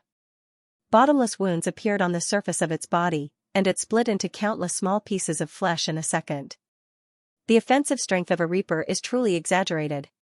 Klein, who had adjusted his items, saw this scene the moment he returned to the window. Suddenly, he frowned indiscernibly. At this moment, something unexpected happened. The pieces of flesh that had split up stretched out their limbs and shot towards the deck of the future in a blanketing manner. The gigantic grayish-black assailant appeared to be unkillable. The number of pieces it was diced up into was the number of monsters it would transform into. Silently, a grayish-black piece of meat leaped up from the deck opposite the captain's cabin. It headed straight for Admiral of Stars in a bid to wrap around her head. A figure appeared from the shadows and blocked Xianxia. It was none other than bloodless Heath Doyle. He opened his mouth as it split open from his nose to his chest and abdomen. Soon, it formed a vortex of slowly squirming flesh and blood. The vortex sucked at the grayish-black piece of meat and rapidly swept it inwards, wrapping it within its body. Heath Doyle's shadow landed on the deck as his body trembled a few times before finally returning to normal. As for the grayish-black piece of meat that the monster had split up, it had completely vanished. The most terrifying thing about this monster is its insane vitality. If only I can steal such a trait. After using another levitation charm, Klein floated out the window and extended his black-gloved right palm before spreading out his fingers. The scene in front of him changed as blobs of different colors replaced the corresponding people and objects. These blobs of light constantly changed as they rapidly flickered, making it difficult to grasp the patterns contained within. With this angle, Klein discovered that the grayish-black pieces of meat shared some luster. They appeared to be split up, but they were actually one. He then calmly closed his right hand's fingers, grabbed one of the blobs of light, and turned his wrist to the right. Suddenly, Klein saw the yellowish-green luster be extracted as it fused into his right palm. This was the corresponding symbol of the fog of poison. He had stolen away the grayish-black monster's fog of poison. This was the effect of the tinder glove. At the same time, he realized that his beyonder power, damage transfer, had disappeared. In 12 hours, I can only steal from the same target once. In enlightenment, Klein saw the yellowish-green fog that enveloped the future and corroded the resplendent sea of stars rapidly thin out. It was no longer obvious.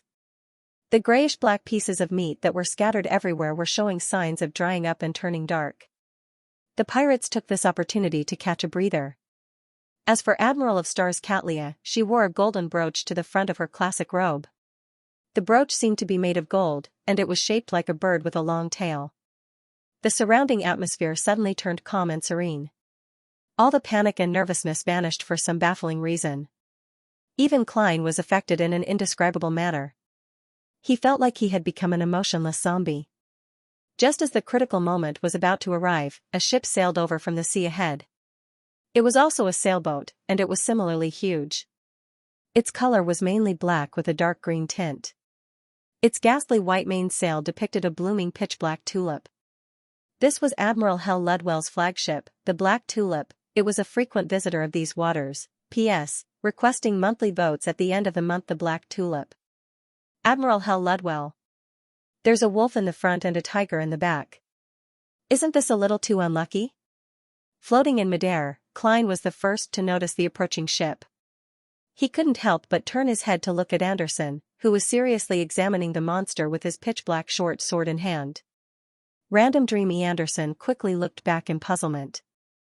As he was wary of the grayish-black flesh that could shoot at him at any moment, he said, "The look in your eyes is odd. You have a strange look in your eyes." What happened? Before he finished his sentence, he instinctively shut his mouth. Sensing something, he leaped to the side and rolled, dodging the monster's body fragments that rapidly grew his fingernails. He quickly arrived at the other side of the ship. Straightening his back and stretching his neck, Anderson suddenly hissed. "Admiral Hell, this wasn't a kind-hearted fellow." As a pirate admiral who was famous for killing indiscriminately, he definitely didn't have any psychological burdens when it came to using the crisis of others for his own benefit. After weighing the pros and cons, he discovered that he could use the powerful monster's attack to finish off Admiral of Stars and everyone on the future. He would definitely take action after reaping the bountiful spoils of war. My bad luck hasn't weakened. It's just in a different form. A lump sum withdrawal? Anderson's expression warped. It was unknown if he was crying or laughing. At the same time, the corresponding information surfaced in Klein's mind. Admiral Hell Ludwell. Just Rouen alone had a bounty of £55,000. He was an extremely powerful spirit medium, the one with the highest bounty among the 7 pirate admirals. There weren't many pirates alive on his flagship, the Black Tulip. Most of the matters were handled by the undead creatures and spirit world creatures under his control. He killed indiscriminately, but he didn't have a perverted interest in it. All he did was seriously complete the job of casting living beings into hell. He was inextricably linked to the charismatic order. Rumor had it that he had a ring left behind by an ancient death. As Klein and Anderson stared at the Black Tulip, the golden brooch on Admiral of Stars Catlia's robe began to emit pure, bright, but not blinding sunlight. In front of the captain's cabin, a blurry figure appeared as it rapidly elongated. It was filled with a silent and tranquil ghostly aura, but it also emitted a warmth that resembled sunlight. This was an abnormally incongruous existence. It was like a wraith formed from the holy water of the sun. It was both sacred and evil. The sun wraith spread its arms and flew out at an exaggerated speed, hugging a grayish-black piece of flesh. The sun wraith and the wraith pounced at the grayish-black piece of flesh that was invading the future. Admiral of Stars's eyes flowed with a deep purple color as her brooch shone with a golden luster. She quickly created one sun wraith after another outside the captain's cabin's window, making them lunge at the grayish-black flesh that had invaded the future. And at that, bloodless, Hester Wraith, and Hell, and waved to Wraith, awakened. And at that red of, he, the dark, black, het. The king's son, the sea, king, 6, Luth dark. With, God, sea. The dark sailboat that suffused a gloomy green slowed down and stopped by the edge, as though it wasn't aware of what was happening. Suddenly, Klein saw a nearly transparent eye appear in midair corresponding to the future. It had a ghastly white pupil as it looked down without blinking.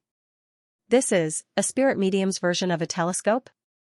After a second of surprise, Klein drew his revolver with his right hand and aimed at the eye that belonged to a spirit world creature.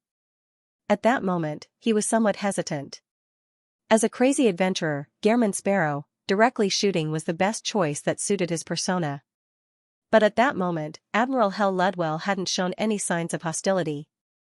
He might be wary of the faction backing Admiral of Stars Catlia and maintain restraint. If he were to rashly kill his telescope, it would inevitably lead the situation to a more chaotic and dangerous development. Amidst Klein's momentary hesitation, the nearly transparent, illusory eye vanished. The distant Black Tulip continued moving forward as it became clearer. On it, white skeletons who were either unclothed or draped in leather armor busied themselves with controlling the sails. The pale white zombies with swords were patrolling, using their eyes that were dyed with gloomy green flames to observe their surroundings. Shadows, wraiths, and all sorts of strange spirit world creatures would fly and circle around, boring into the ship's hull from time to time, revealing transparent faces with indistinct eyebrows. In Klein's spirit vision, there was only one living person on the Black Tulip. It was the man dressed in captain's attire who was standing on the front deck, silently watching him. He wore an exaggerated triangular hat embroidered with white skulls and feathers. He wore a lace-trimmed white shirt and a complicated and gorgeous brown short coat. A thin rapier hung from the cowhide belt that held his white tights in place. The man's face was covered with a silver mask, concealing his facial features and contours. Around the holes that represented his eyes, nose, and mouth, there were cold lines that left one in awe. This matched the rumored Admiral Hell Ludwell's image perfectly. Where are his first mate, second mate, third mate, and bosun? Klein was first surprised that there was only one living person on the Black Tulip before he quickly came to a realization. Just like how the future sent the third mate, gunner captain, and many sailors to the other ships of the pirate crew, leaving only the minimum number of people to enter these waters, Admiral Hell Ludwell didn't allow his weak subordinates to follow him. After all, he could control the undead and spirit world creatures to control the ship. At this moment, the Black Tulip clearly turned as dozens of cannons on the starboard side were aimed at him. As Admiral Hell Ludwell touched his silver mask, a series of rumbling booms sounded. Cannonballs flew over, but before they came close, they would land in the seawater and blast up a wave. Others would leap over and land further away. This was a calibrated shot. Soon, the Black Tulip began its second barrage of cannons. Just as Klein was about to activate Creeping Hunger and use the Baron of Corruption's distortion powers to change the target of the cannonballs and blast further away, he saw Anderson and had raised their right hand and push it forward. Orange-yellow fire ravens instantly condensed and flew out, accurately intercepting every cannonball. Boom. Boom. Boom. Blinding sparks flew in midair as shrapnel flew, as though dozens of fireworks had been released. I have to say that a pyromaniac's powers are quite useful at sea. A mysterious ballistic missile defense system. However, this is also because Anderson is the strongest hunter, having reached the level of a Sequence 5. If it were Donna's, there's no way he could intercept them one by one. It would be impressive if he could detonate half of them. Sigh, when I use flame controlling, I can only deal with one at a time. As Klein sighed, the Black Tulip stopped its cannons and accelerated once again, closing the distance between it and the future. As it approached, the surface of the sea between the two gigantic sailboats that was dyed with golden sunlight rapidly turned black. It was so black that it didn't look like ink, but like the deepest moonless and starless night. In the deep and dark sea, translucent and illusory ferocious creatures crawled out. Pale corpses reached out their palms that had rotting flesh hanging from them. Dark red or cold flames surfaced, forming pairs of eyes. Suddenly, this place seemed to become the entrance to hell. All kinds of undead creatures swarmed to the surface of the sea as they charged forward like a tidal wave. Anderson turned his head to look at the sun rays that were destroying the grayish-black flesh.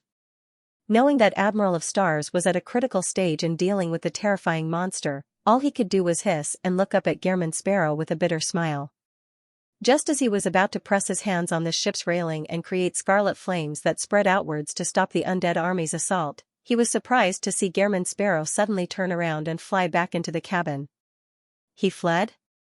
No way. Anderson's expression clearly froze. He then revealed a grimace as he quickly leaned forward, reached out his palms, and pressed them on the ship's railing. Without a sound, a scarlet flame rose out of thin air and swept forward. At this moment, a charm suddenly fell in front of him as he heard a word in ancient Hermes. Storm. Eh? Anderson instinctively looked up and saw Gehrman Sparrow, who was wearing a round-neck shirt and a brown jacket, being swept up by a strong gust of wind as he rapidly flew towards the Black Tulip. Is he committing suicide?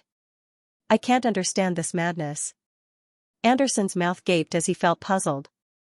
Whoosh, with the charm's effects, Klein flew to the space in front of the Black Tulip under the blessings of the wind. Admiral Hell Ludwell looked up at him as two pale white flames burned silently in the eye sockets of his silver mask. The shadows, wraiths, and spirit world creatures that were circling around the Black Tulip immediately swarmed up and charged at the enemy. They either opened their mouths wide as they let out silent screams or spat out their thin tongues that were embedded with miniature human faces. They appeared extremely excited. Klein looked at them with a deadpan expression as he reached into his pocket with his left hand and removed the wall of spirituality from a square metal box. Then, he took out the Aztec copper whistle that was tied together with a few matchsticks and threw it towards the Black Tulip's rear deck. All of a sudden, the transparent, cold, and blurry vengeful spirits and shadows all stopped moving like frozen insects. Following that, they didn't hesitate to turn around and fly to the back of the Black Tulip at high speed. The strange-looking spirit world creatures followed closely behind. In less than a second, the skeletons and zombies that were adjusting the ship's cannons betrayed Admiral Hell. The front deck was instantly empty, leaving Ludwell alone. Klein pressed down on his hat and landed on the deck in front of Ludwell. He arched his body slightly as he released his right hand that was pressing down on his hat. His gaze locked onto the silver-masked Admiral Hell. P.S. It's the last 2 days of February. Seeking monthly votes on the future, Anderson had pressed his hands against the ship's railing as he watched the undead army that surged out from the pitch-black sea recede like a receding tide. They scrambled to rush to the Black Tulip's rear deck, and he saw Gehrman Sparrow press down on his cap with his right hand as he descended from the sky and landed firmly in front of Admiral Hell Ludwell. Such a scene had an indescribable sense of beauty when illuminated by dark red or dark green lights, wraiths, shadows, and all sorts of strange spirit world creatures. Cool. As expected of the craziest adventurer. Anderson praised from the bottom of his heart before thinking of something else. Before Gehrman Sparrow flew over, he seemed to have thrown a charm in front of him. Furthermore, he had specially demonstrated the incantation to activate it. What he means is. Anderson had lowered his gaze and discovered the charm made of tin by his feet. On the black tulip, Klein's body was slightly hunched as he locked his gaze onto his enemy. His heart wasn't as cold and calm as he appeared on the surface. Anderson, this fellow, quickly used the charm to fly over. There's a high chance I can't handle him alone. It might even be very dangerous. As his eyes reflected the silver mask and the two pale white flames, Klein suddenly prayed silently. Due to the existence of the mysterious pair of eyes that was watching the deck and him, as well as the fact that Anderson had mentioned the door opener in the depths of the world of dreams, he had carefully given up on immediately praying to himself and using the sea god scepter above the grey fog to respond. He also warned himself not to expose this problem unless he was in dire straits. He believed that creeping hunger, tinder, the various beyonder powers of magicians, and the different charms of sea god's domain would allow him to have the strength to fight Admiral Hell Ludwell. And with Aztec's copper whistles a lure towards undead creatures and spirit world creatures that were inclined towards the undead domain, it could help him cripple the most powerful means of a powerful spirit medium. To a sequence 5 of the death pathway, as long as it didn't exceed the necessary limits, they would always have the advantage in numbers when facing a certain number of mid-sequence enemies. However, Klein didn't believe that he would definitely be able to defeat Admiral Hell Ludwell or even kill him in such a situation. Firstly, the main battlefield was on the Black Tulip. With reference to how Admiral of Stars used the future, anyone with a brain would know that the situation wasn't optimistic. Secondly, Admiral Hell Ludwell was currently the most senior pirate admiral. He had the King of the Five Seas and Charismatic Order backing him. The mystical items and sealed artifacts he had on him weren't much inferior to Klein's. In addition, there were many rumors that indicated that he had a ring left behind by an ancient death. Furthermore, his sequence was indeed lower than Admiral Hell's. Not only did Klein not have the excitement of a successful hunt or the excitement of a crazy adventurer, but he also restrained himself. He didn't dare be careless, hoping that the strongest hunter, who was plagued by bad luck, would fly over as soon as possible. With two people of equal strength joining forces, there was a high chance of defeating or resisting Ludwell, who had lost his undead army. This would give Admiral of Stars Katlia and her pirates the time and space to wipe out the monsters that were pieced together. As this thought flashed through his mind, Klein didn't hesitate to launch an attack. He made the toxic fog stolen by tinder rapidly spread outwards. No one could tell that he was feeling so conflicted and worried. Wearing the exaggerated triangular hat and silver mask, Admiral Hell Ludwell raised his clenched left fist at the same moment. He spread his fingers and aimed his palm at Klein. In the blink of an eye, the front deck was enveloped by a ghastly yellowish-green fog. And in front of Ludwell, illusory light first erupted. Then, with a point as the center, it rapidly spun and collapsed inwards, forming a slightly blurry pair of bronze doors that opened in half. The surface of the bronze door was covered in all sorts of mysterious patterns. It had an indescribable sense of depth and stillness. With a creak, the door shook and cracked open a crack. Behind the crack was a boundless darkness that couldn't be seen through. It was like the deepest and darkest night sky. Pairs of indescribable eyes were hidden in the deep darkness. They were densely packed and everywhere, but it was impossible to discern their exact appearance. Skinless and bloody arms extended out as bluish-black vines with baby faces protruded out. Palms with cracked mouths filled with teeth reached out as they screamed, laughed, cried, and made a ruckus as they scrambled to grab at everything outside. This brought about a terrifying suction force as a cold hurricane that could freeze a person's bone marrow stirred. It pushed one item after another towards the strange objects, towards the crack in the bronze door. The yellowish-green toxic fog was instantly cleared as Klein involuntarily leaned forward as he staggered forward. The glove on his left hand immediately turned pitch black. It had the evilness of the night but also the nobility of the cosmos. Klein's brown eyes turned deep and dark as he spread his left arm to the side, making an inviting gesture. The terrifying suction force that swept the front deck suddenly changed directions as it grabbed the skeletons and rotting zombies that were running to the rear deck and threw them towards the crack in the door. It allowed them to be bound by the bluish-black vines with baby faces as they were grabbed by bloody arms and dragged towards the area behind the bronze door where the countless eyes were. Distortion. It was the Baron of Corruption's distortion, Klein had distorted the mysterious door's target, using the skeletons and zombies on the Black Tulip to replace himself. But even so, he was still affected by the aftermath of the massive suction force. It made it difficult for him to move, preventing him from using his advantage of agility and speed. The cap he wore had already been blown up by the hurricane as it spun in midair and floated towards the undead creatures that had been sucked in. At this moment, Admiral Hal Ludwell, who was wearing the exaggerated triangular hat, raised his right arm again and extended his palm forward. The right side of his upper body rapidly turned incorporeal as though it belonged to a specter or a wraith.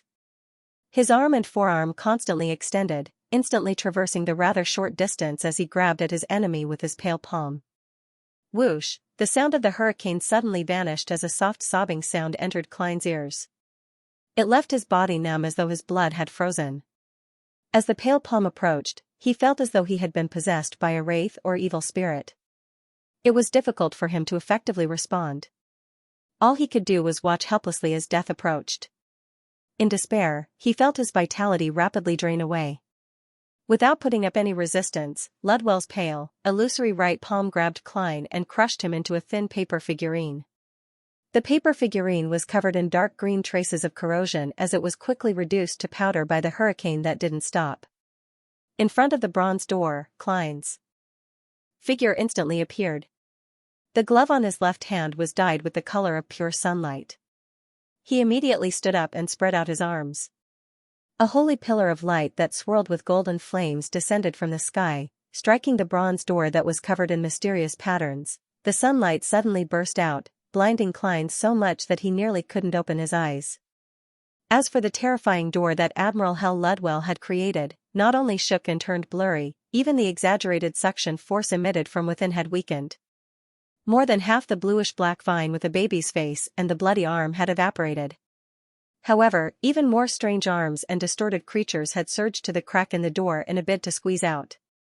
Klein was just about to continue using the Priest of Light's holy light to purify the bronze door when Admiral Hal Ludwell's pale white palm reached over in a frenzy. He hurriedly leaped to the side and constantly rolled to dodge the hurricane's aftershocks and soul-devouring palm. Once, twice, thrice. His body suddenly bounced up as he leaped diagonally. At some point in time, creeping hunger seemed to be made of gold. Klein's eyes first reflected Admiral Hal's silver mask and the pale white flames in his eye sockets.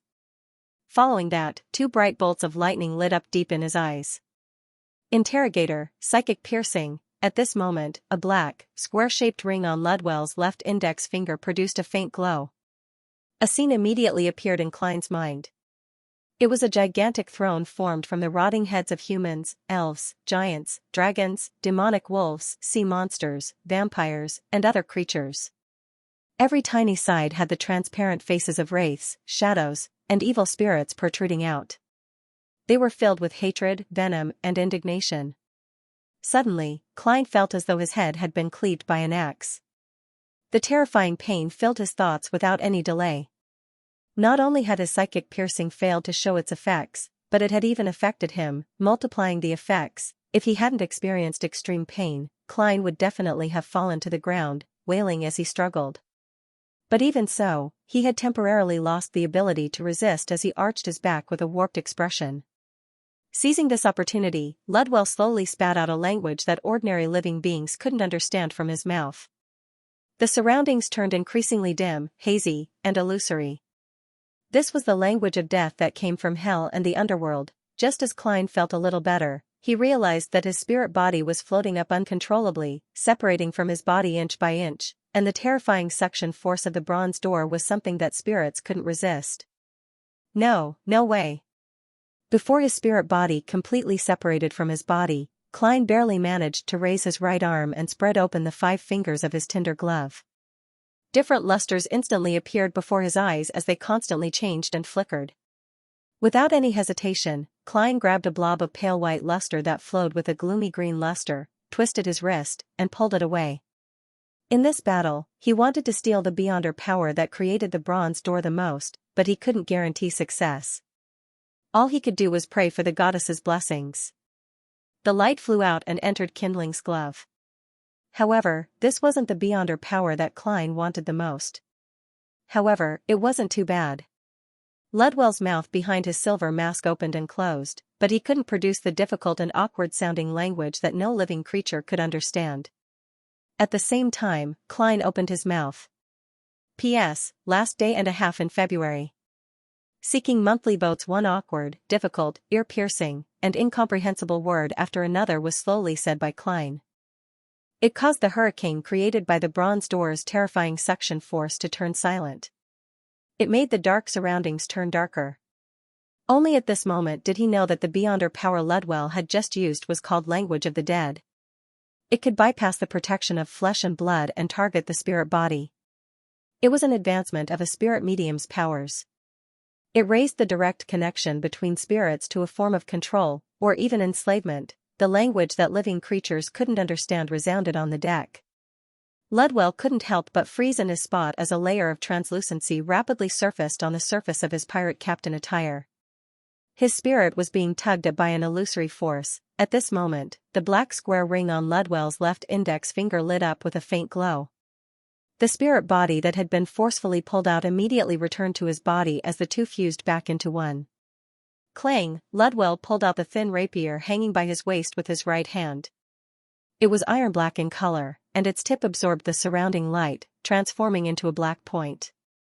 This Admiral Hell suddenly took a step forward, and with a violent gust of wind, he suddenly closed the distance between them. Following that, the rapier in his hand stabbed out like lightning. The bronze door covered in mysterious patterns remained standing where it was. It didn't vanish despite Ludwell retracting his left palm. This was different from the powers that Klein had previously seen from Miss Sharon that relied on mystical items. The black rapier pierced through Klein in an unavoidable manner. Klein's figure rapidly shriveled, turning into a thin piece of paper. The paper's surface was a dry yellow, as though it had been weathered for 10,000 years.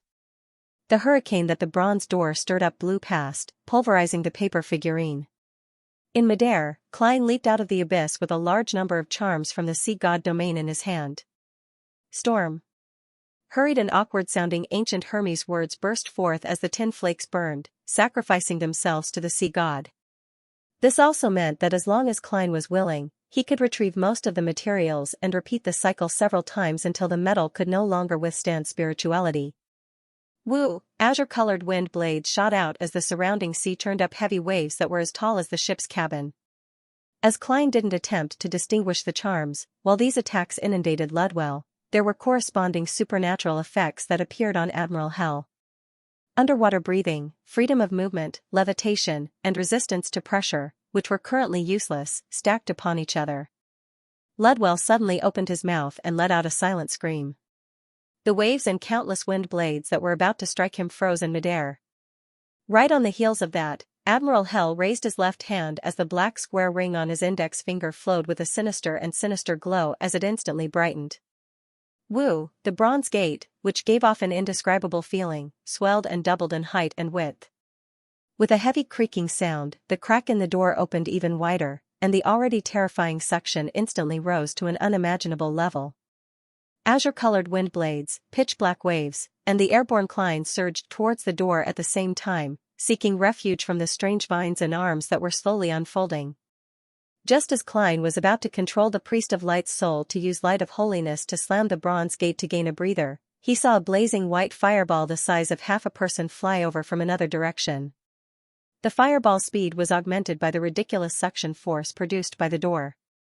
It flew past Klein and smashed into the crack in the mysterious door. Boom! Blazing white flames splattered everywhere as they rained down on the surrounding areas. However, all it did was cause the bronze door to shake a few times and dim a little. Klein seized the opportunity and snapped his fingers. The few matchsticks he had stored separately in his pocket immediately ignited as scarlet flames rapidly enveloped his body and melted it. A blob of flame surged to the side of the bronze door as Klein leaped out. At a glance, he saw Anderson had floating awkwardly in midair. In his hand was a blazing white spear. This strongest hunter had finally arrived, but he didn't look accustomed to flying. When Admiral Hell Ludwell looked up and saw this scene, the pale white flames in his silver mask's eye sockets clearly pulsed twice. Clearly, he never expected that on the future, apart from Admiral of Stars Catlia, there were two powerhouses at the pirate admiral level. Furthermore, they had rather impressive mystical items or sealed artifacts on them. At this moment, Ludwell suddenly raised his hand and pressed it against his face, surprisingly taking off the silver mask. A deep, pale white light spewed out from behind the mask, causing the black ring on Ludwell's left index finger to emit an endless silence. The silence surged into the bronze door, pushing it off the deck and into midair. The door covered in mysterious patterns fused with the endless silence as it rapidly expanded to more than 30 meters tall. With the sea as a base, it stood there as though it was connected to another world, one that was different from the present world. Creak, the bronze door suddenly opened as indescribable darkness surged out, enveloping the Black Tulip's deck. Upon seeing this, Klein couldn't be bothered to attack. He hurriedly took out the correct charm and quickly used it on himself. A strong gust of wind blew over, pushing him out of the Black Tulip sky.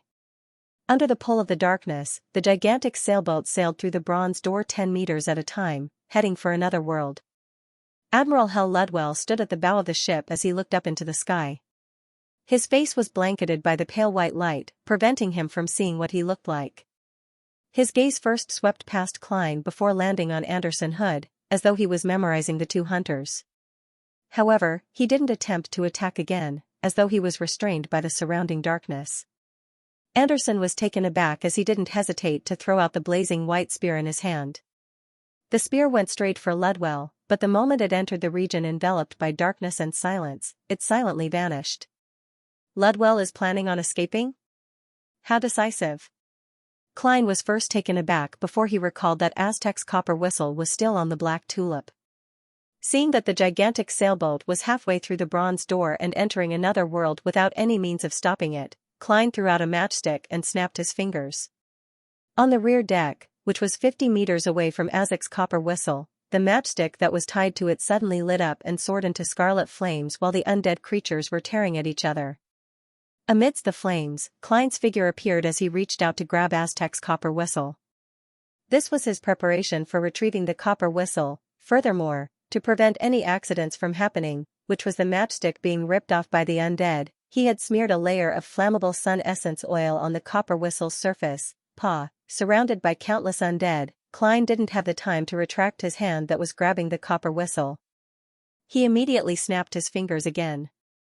At this moment, transparent, rotting, pale, or illusory palms had already grabbed his body. The matchstick that Klein had previously thrown ignited in midair, producing a stream of flames.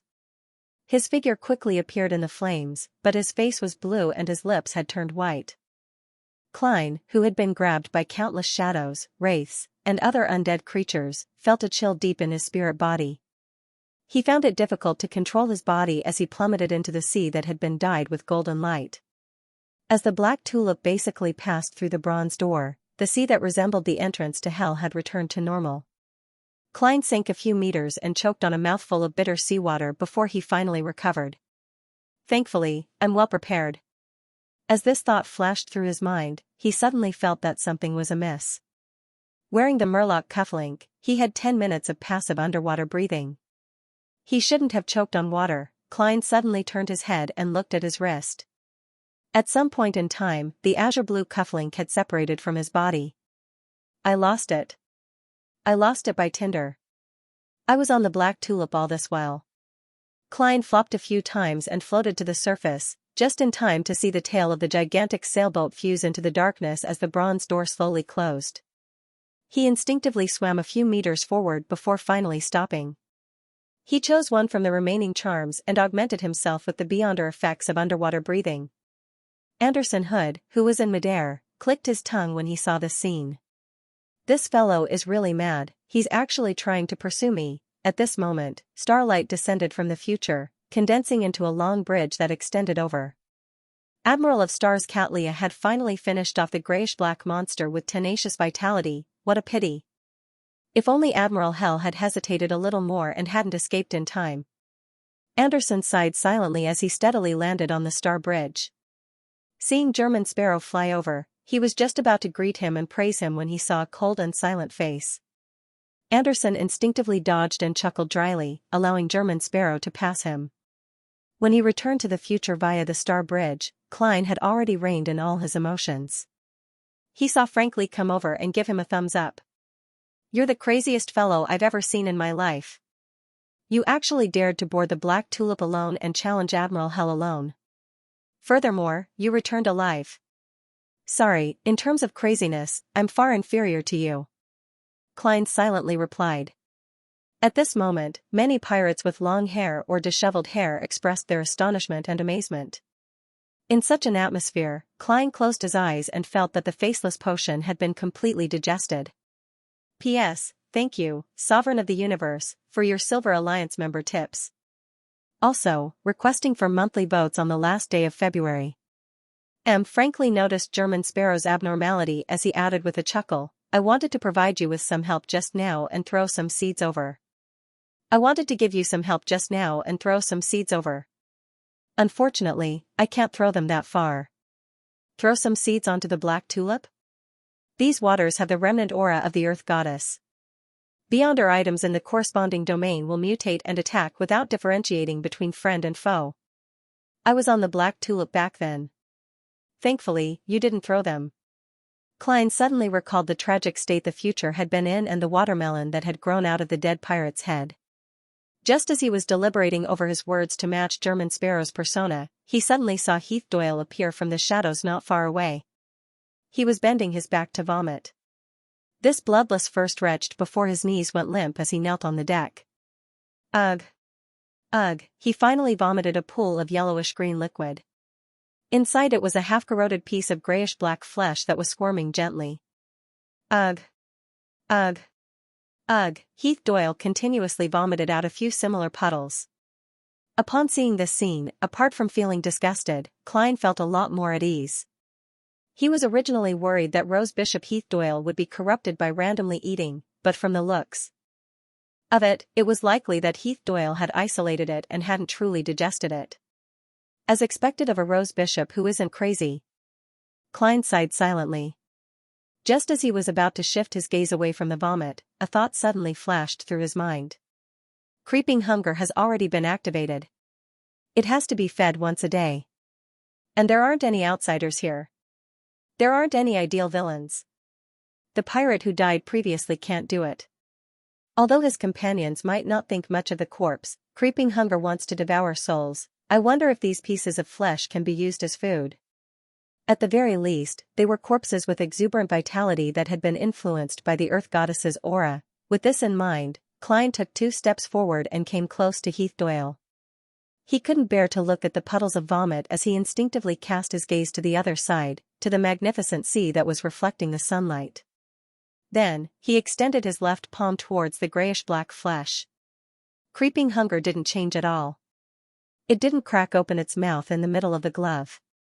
From the looks of it, it doesn't want to eat. I can only make do with it to deal with potential dangers. If I can't find any suitable food after a day, I'll throw it above the gray fog. Klein helplessly retracted his hand and looked up at the captain's cabin. The golden brooch in front of Admiral of Stars Cattleya bloomed with light once again, condensing a sun wraith that purified the grayish-black flesh Heath Doyle vomited. This pirate admiral's expression didn't change, but he seemed a little tired. The dark purple luster in his eyes became more obvious. After confirming that the ship had set sail again, Klein did not stay any longer and prepared to return to his room to change his soaked clothes. Anderson glanced at him, leaned over, and opened his mouth curiously. Shut up. Klein spoke first. This incident caused him to lose the Murloc cufflinks. Therefore, he increasingly disliked a certain someone who was plagued with bad luck.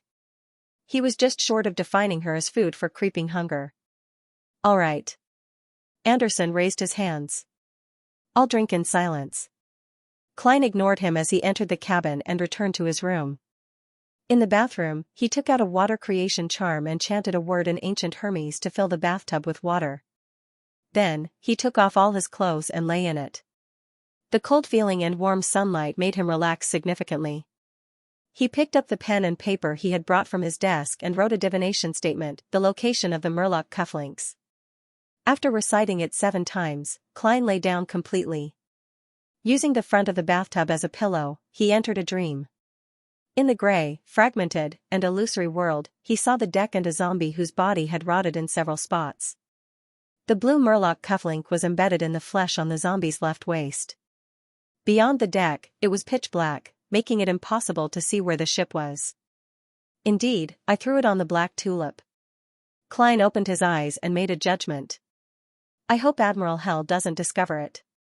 This way, I can use the cufflink to lock onto the black tulip's location. It doesn't matter even if I discover it. As long as Ludwell didn't throw the cufflink away, and it hasn't been too long since the incident, I can locate him. However, the location of the divination has to be changed from the real world to above the gray fog. Also, I have to interfere with the divination later to prevent Admiral Hell from using the cufflink to locate me or even curse me.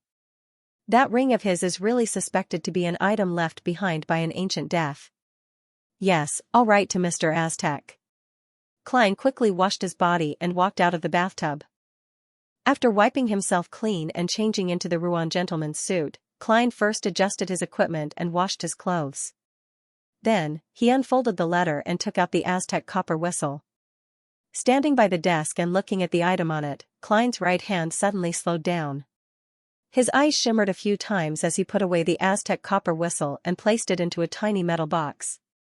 He then used a wall of spirituality to isolate its aura. He planned on leaving these waters and the future before summoning the messenger.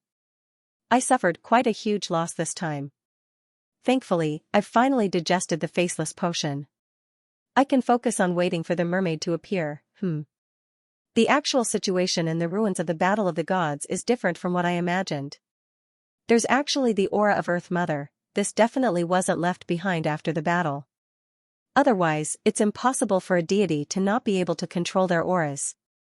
None of the 8 ancient gods of the second epoch wielded the authority of the Earth domain either. Among their subsidiary deities, there are some that are suspected. For example, the giant queen, goddess of harvest Omabella, or the goddess of life who is a subsidiary of vampire ancestor Lilith. Is this a battle of the gods with subsidiary deities involved, or is it really not something that happened in the second epoch? Klein was troubled by his lack of understanding of the ruins of the Battle of the Gods.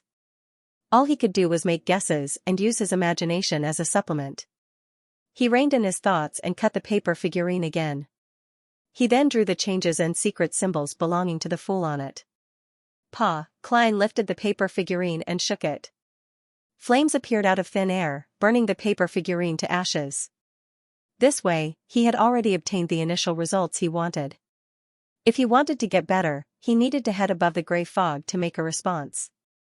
He needed to use the Dark Emperor card to stir the power of the mysterious space and cooperate with the Paper Angel to provide protection. After relying on Aztec's copper whistle and Will Acceptance paper crane to interfere with any possible spying, Klein returned to the bathroom and completed the operation in an orderly manner. After tidying up the room, he wore creeping hunger and tinder and slowly walked to the deck. He planned on carefully observing his surroundings and not letting go of any clues regarding mermaids. Just as he left the cabin, he saw Anderson had sitting on the ground, leaning against a wooden wine barrel. His expression was calm, and his aura was converged, as though he was thinking and feeling melancholic. Did he really keep his promise and keep drinking in silence? Klein mumbled and walked past Anderson. Anderson slowly raised his head and asked dreamily, "Is there a problem with the wine here?" Klein was taken aback for a moment before replying seriously. Anderson was speechless. This fellow is too unlucky. His application of Beyonder powers failed, so much so that he didn't realize that there was a problem with the wine. The corners of Klein's mouth twitched as he walked forward.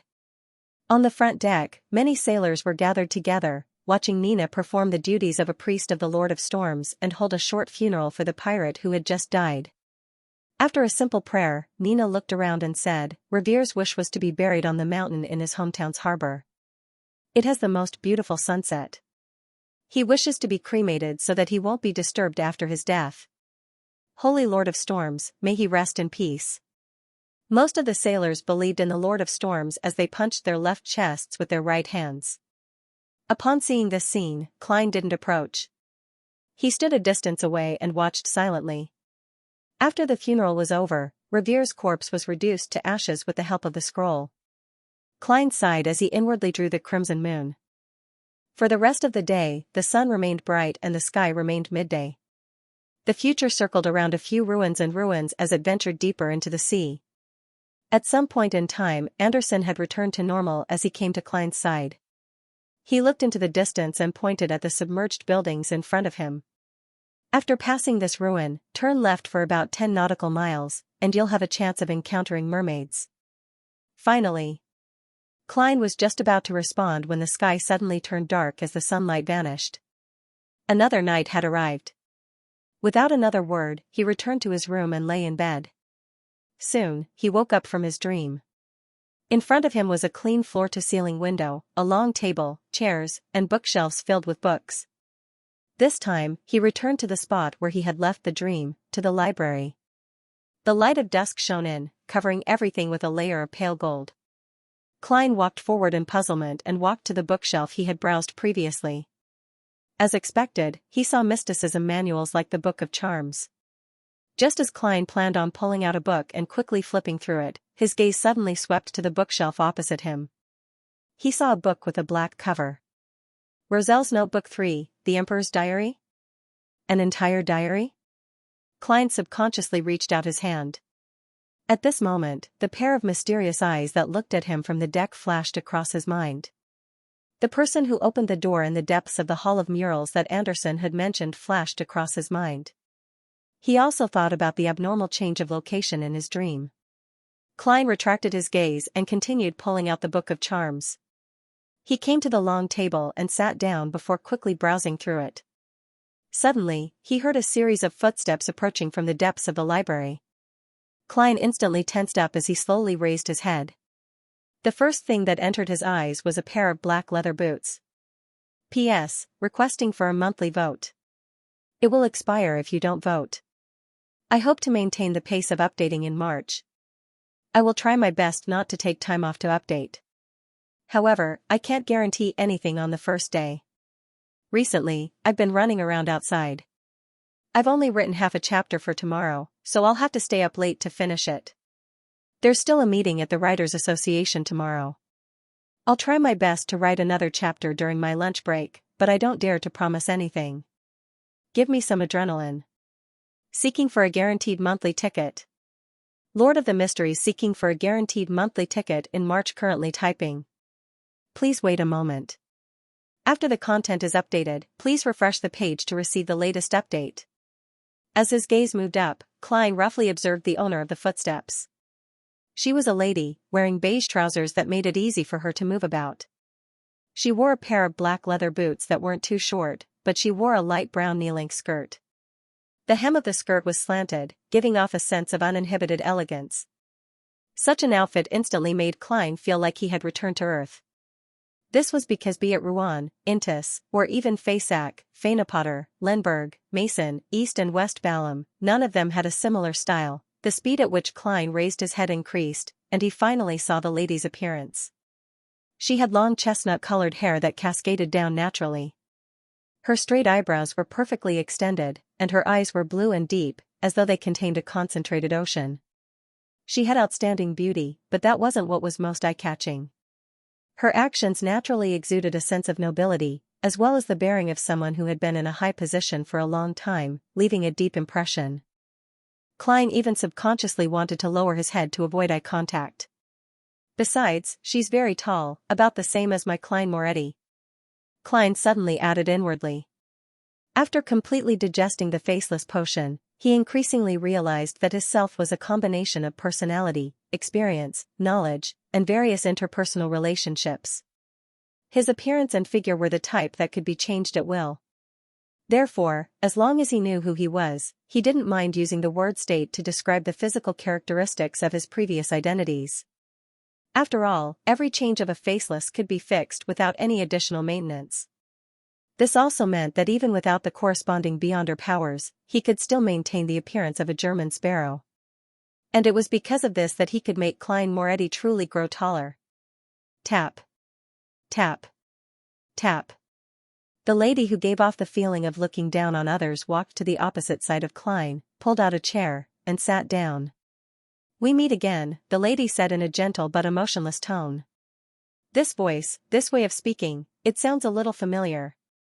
An idea flashed in Klein's mind as he vaguely grasped the source of the familiarity. The scene of the lady's arrival immediately echoed in his mind, and finally, it fixed on the pair of black leather boots. This is her. Klein suddenly recalled the relevant scene. When he snuck into the Royal Museum in his spirit body state and took away the Dark Emperor card, he encountered a demigod.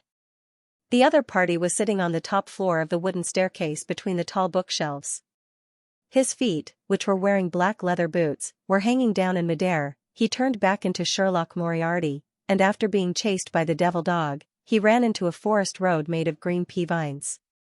He had no choice but to follow the carriage all the way to the sky. Outside the window, he saw a hammock made of pea vines and a pair of feet wearing black leather boots. It was her. Why would she appear in this world of dreams, and in this part of the sea? And he even said that they met again. I am now the German sparrow. As his thoughts raced through his mind, Klein replied with an indifferent expression. We haven't met before.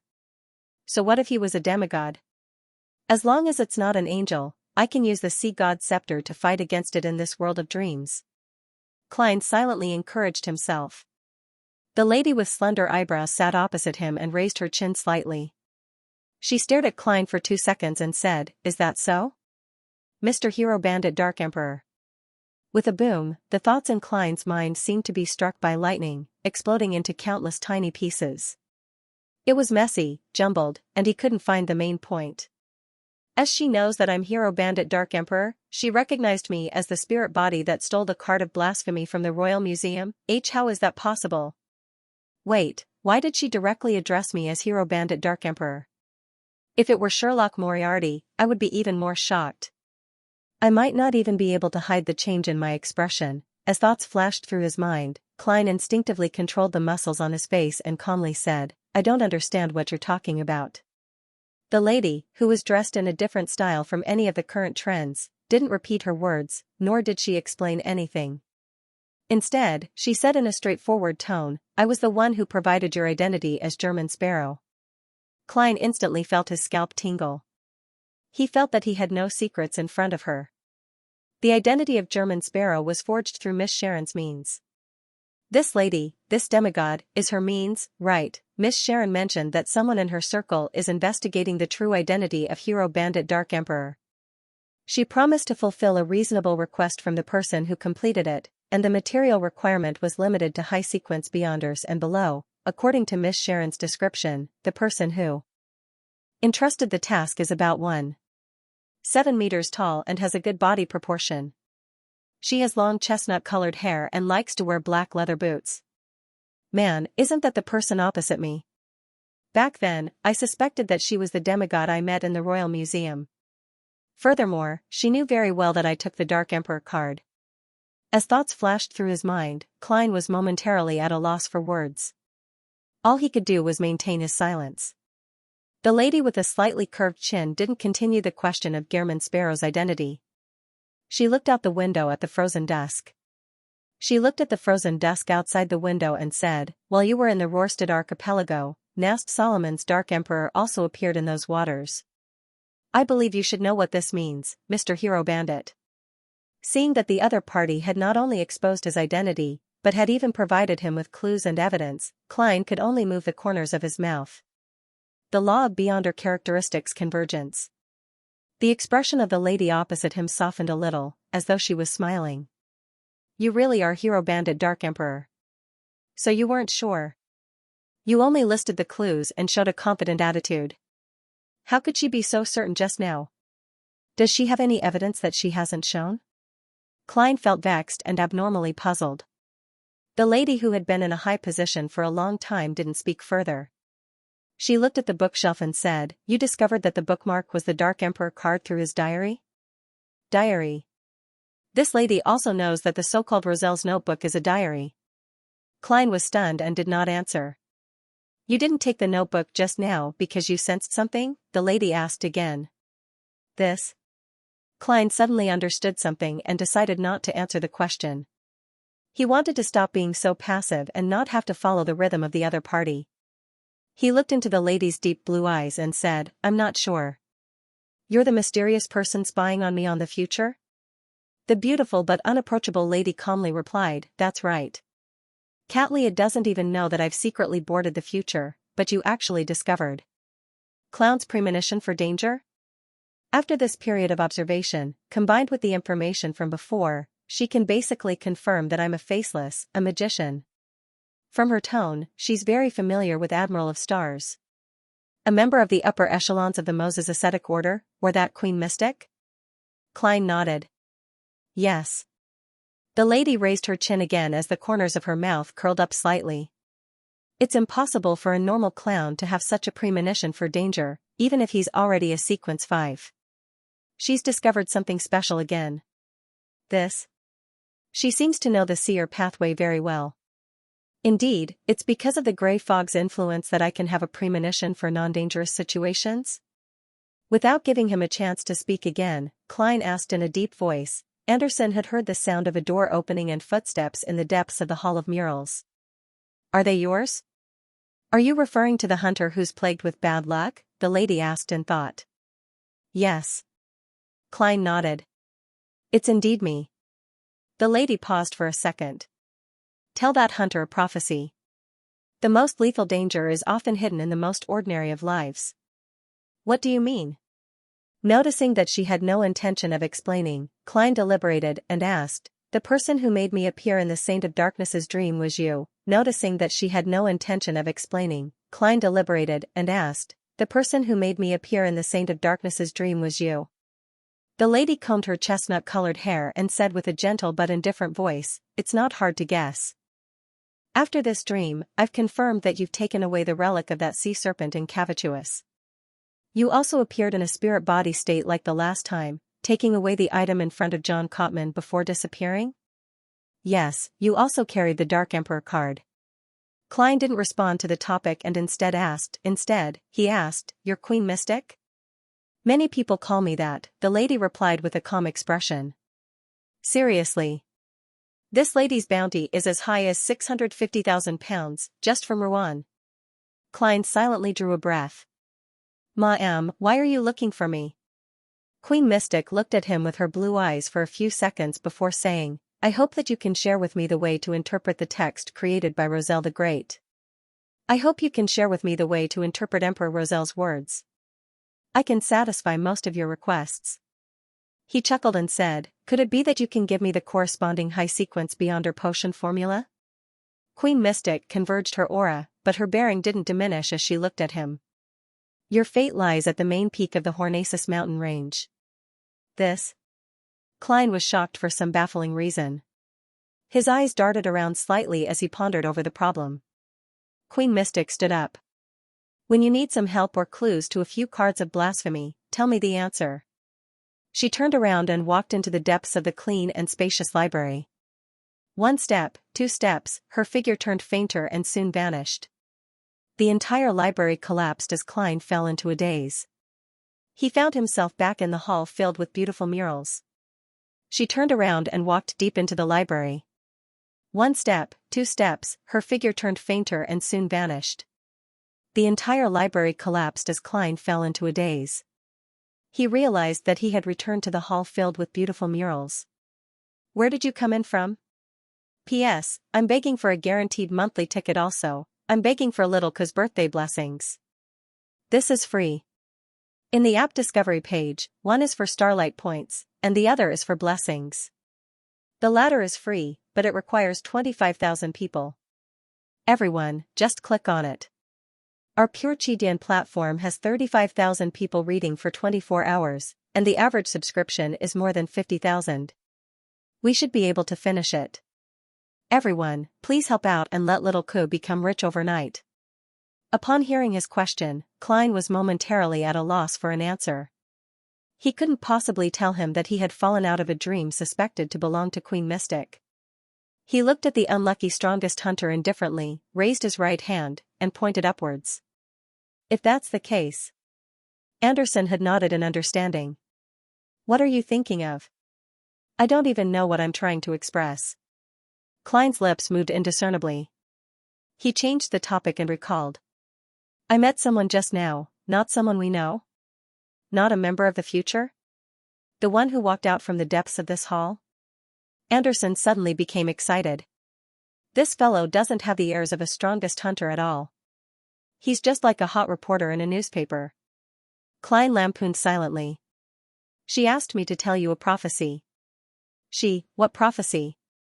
Anderson was a little surprised. If I were to use my identity as Klein Moretti, I would reply, sorry, I forgot. She only said it once. As Klein imagined the prank that wouldn't happen, he said in a deep voice, I'm sorry. The deadliest danger is often hidden in the most ordinary life. Anderson listened attentively and hissed. This sentence is absolutely right. I nearly drank myself into a retard. Who would have expected that most of the crew on the Future would drink problematic alcohol?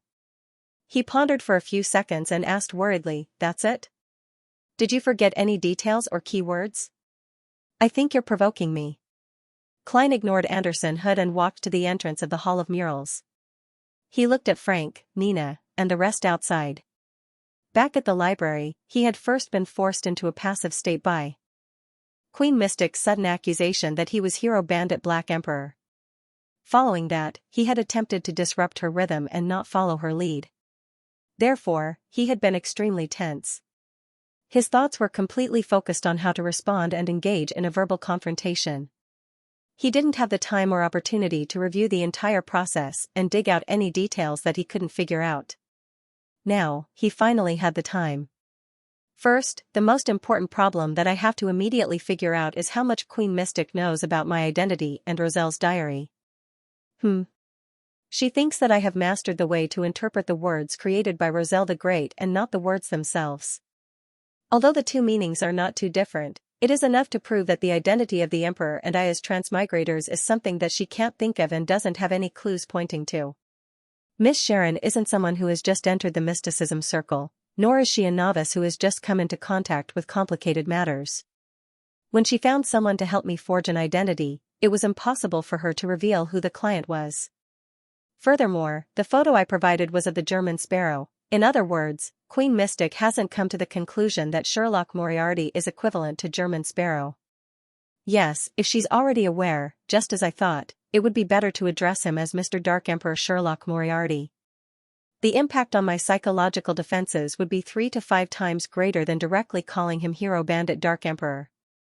From her point of view, how did she find any useful information from those scattered clues? She knew that the bookmark was the Dark Emperor card, hence, she connected the ghost-like Hero Bandit Dark Emperor to the strange spirit body that stole the card of blasphemy from the Royal Museum.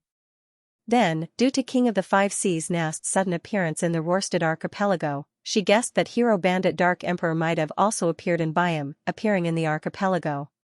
After investigations, she discovered the familiar identity of German Sparrow, and from the similarity between his and Hero Bandit Dark Emperor's activities, she made a guess. She then chased after him and infiltrated the Future to observe me from a close distance. This is logical, but there are certain coincidences. King of the Five Seas Nast appears wherever he wishes. Perhaps he's just reminiscing about a particular lady in the Red Theater, so he made the ship traverse the spirit world and enter the Rorstad archipelago. Perhaps Byam happens to have high sequence beyond or ingredients of the Dark Emperor pathway that emit a strong attraction to him. There's no way to directly connect this to Hero Bandit Dark Emperor. Of course, it's not incomprehensible for Queen Mystic to make such a connection. Perhaps she'd rather be wrong about important clues than let them go. This is a good habit, but it's tiring. Also, there's a high chance that she didn't lock onto German Sparrow from the beginning. However, in the Rorstad archipelago, in the city of generosity, Byam, the crazy adventurer, German Sparrow, is rather famous.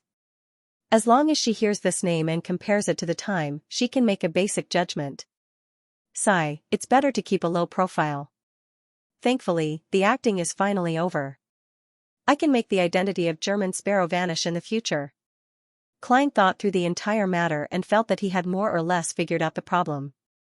However, he had another thought and another guess. It was that when Admiral of Stars Catlia brought German Sparrow on board, she had been too high profile. It was as though she was afraid that others wouldn't know that the crazy adventurer was cooperating with her. Perhaps, she was hinting at something. Then, Queen Mystic came and learned of German Sparrow. She figured out the trajectory of my activities at sea, and with a comparison, she made a judgment. She said that she was tricking me, but she was actually rather certain. With one hand in his pocket, Klein walked out of the Hall of Murals. His target was Admiral of Stars Xianxia, who was outside the Black Cloister. He planned on taking advantage of her being half asleep to directly ask for an answer. At this point, he had actually relaxed quite a bit. This was because Queen Mystic clearly only knew that German Sparrow was equivalent to Hero Bandit Black Emperor, a beyonder who worked for some important figure. She didn't know anything more secretive. Even if she connected the incident to the great detective, Sherlock Moriarty, who appeared nearby on the night the Black Emperor card was stolen, it wouldn't be too problematic. From a long time ago, I've been treating Sherlock Moriarty as the world, as well as the blessed of the fool.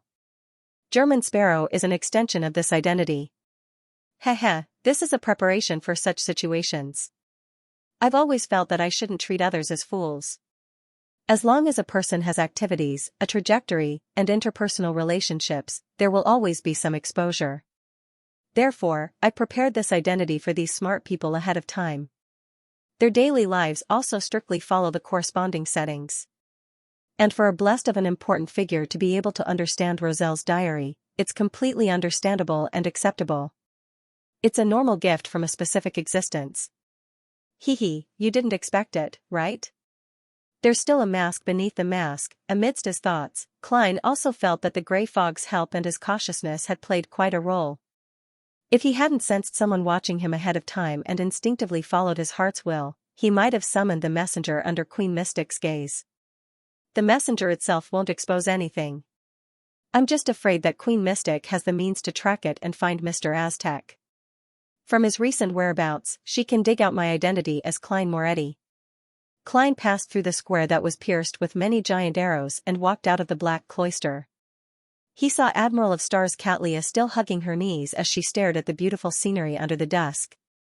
Klein leaped onto the boulder and came to the side of the withered tree. He looked at the magnificent buildings on the opposite mountain peak and asked casually, "In Naz, you displayed the Star Bridge and paved the way to board the ship. Did you have other motives?" Xianxia leaned her head a little and said, "I'm not telling you."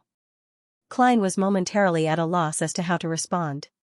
He originally believed that the Admiral of Stars in the World of Dreams would be very honest, but he never expected such a situation. Of course, this was also a form of honesty, but it was a character that was honest. After 2 seconds of silence, Klein decided to bluff her. "You wish to use this method to inform someone that I'm worth paying attention to?" Xianxia exhaled as she sat hugging her knees without changing her posture. "Something like that. It's mainly to tell others that if I encounter a rather serious problem or show any obvious abnormalities, you are a clue." "Indeed." Klein sighed inwardly. He could understand that Admiral of Stars had done something to protect herself, but as the fool, this was an act that needed to be dealt with. "However, I can't directly use this matter to flare up. It will appear as though the fool is too protective of his blessed, making him look like he doesn't have a high enough stance. Yes, Admiral of Stars definitely didn't just do something like that. I can use this series of actions as a whole to deal a blow." Klein quickly came up with an idea. He no longer felt too flustered about his encounter in the World of Dreams. As for Queen Mystic's suggestion, he didn't even consider it. Roselle the Great's diary had records of transmigration and Earth. If he were to teach Queen Mystic the deciphering method and she discovered this point, she would be able to come up with even more fatal guesses. She's wary of the important figure behind me who can easily lend out the sea god's scepter, so she won't do anything too forceful. If I really need her help with something, or if she has grasped hold of something crucial, I can promise to translate a few pages of key diary entries for her, but I'll definitely not teach her Chinese. Yes, even if I translate, I'll have to mix in some words and words that are similar. I'll only ensure that the main point is correct. This way, she won't be able to reverse engineer it." Klein retracted his gaze and casually asked Admiral of Stars Xianxia, "Rumor has it that you've fallen out with Queen Mystic, but according to my observations, that's not the case." Xianxia's perplexed expression suddenly changed. She pursed her lips and said, "Yes. What right do I have to fall out with her? I'm only an exiled person." "Exiled?" Klein was just about to ask again when blinding sunlight shone in, causing him to wake up naturally. Looking at the resplendent sky outside, he wiped his forehead and muttered silently, "What a terrifying dream." Putting away his wistful thoughts, Klein got out of bed and came to the deck. He continued observing his surroundings and waited for the mermaid to appear. Nearly an hour later, he finally heard a thin, faintly discernible singing coming from afar. P.S. It's rare that you're still in first place after so long. Please guarantee your monthly votes and let us stay a little longer also. Little Ku has already blessed more than 14,000 people. He's still short of 11,000. Friends who haven't sent their blessings, try your best to send one. It's free. As for how to do it, you can see the end of the previous chapter. Mermaid, Klein was delighted as he felt a sense of excitement that he hadn't felt in a long time. After leaving Bakeland for nearly 4 months and experiencing many things, he had finally arrived at the destination of his trip. He had fulfilled the final condition to advance to Sequence 5 Nimblewright Master. The anxiety and vexation he felt from waiting constantly increased after he entered these waters. Everything that had happened on the future seemed ridiculous and laughable, but on careful thought, they were abnormally horrifying. The dangers and unknowns hidden in the 3 states of night, noon, and dream in the ruins of the Battle of the Gods made him constantly tense. He spent every hour and minute in torment. Now, he finally had a chance to vent his emotions and pressure. Phew. Klein slowly exhaled and returned to the cabin, entering the room that belonged to him. He didn't panic or forget himself. He followed the predetermined procedures and took out Aztec's copper whistle and Will-Septon's paper crane. He used them to interfere with the possible existence of Queen Mystic's prying eyes. After taking out the remnant spirituality of an ancient wraith, the eyeball of a 6-winged gargoyle, the bark of a dragon-patterned tree, and the metal bottle that contained Sonia's golden spring water from his suitcase, he spread them out on his desk and entered the bathroom. He locked the door and skillfully set up a bestowment ritual. After setting up the ritual, he wasn't in a rush to head above the gray fog to respond. Instead, he set up an additional ritual, a ritual to summon himself, taking 4 steps counterclockwise and chanting the incantation. Klein arrived above the gray fog and responded to the summoning ritual. Using this, he came to the real world in his spirit body state and brought Tinder back to the mysterious space. After doing the preparatory work, Klein didn't relax.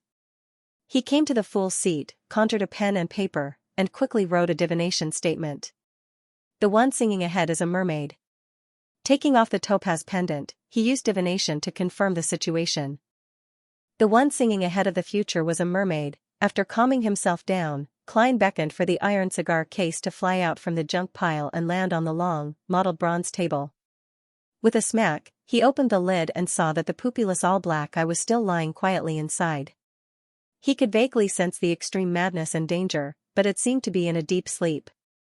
After staring at it silently for 2 seconds, Klein picked up Tinder and slowly put it on his right palm. After completing all this, Klein no longer hesitated. He stretched out his right palm and spread his fingers. The scene in front of him was suddenly filled with all kinds of light balls. Grayish-white, bronze-green, dark red, and black formed the main key of this mysterious space. And inside the all-black eye, the steaming, ferocious iron-black light was entwining all the remaining colors. Without needing to rely on his spiritual intuition, just based on his understanding of the matter, he could clearly tell that the spiritual corruption of the true creator was this iron-black light. While on high alert, he closed his fingers and grabbed his target. Then, he twisted his wrist. The iron-black light was instantly extracted and fused into Tinder.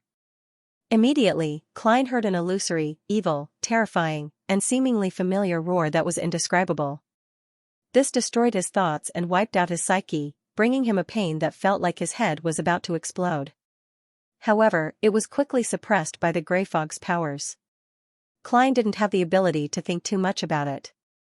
He followed the plan and the actions he had practiced many times.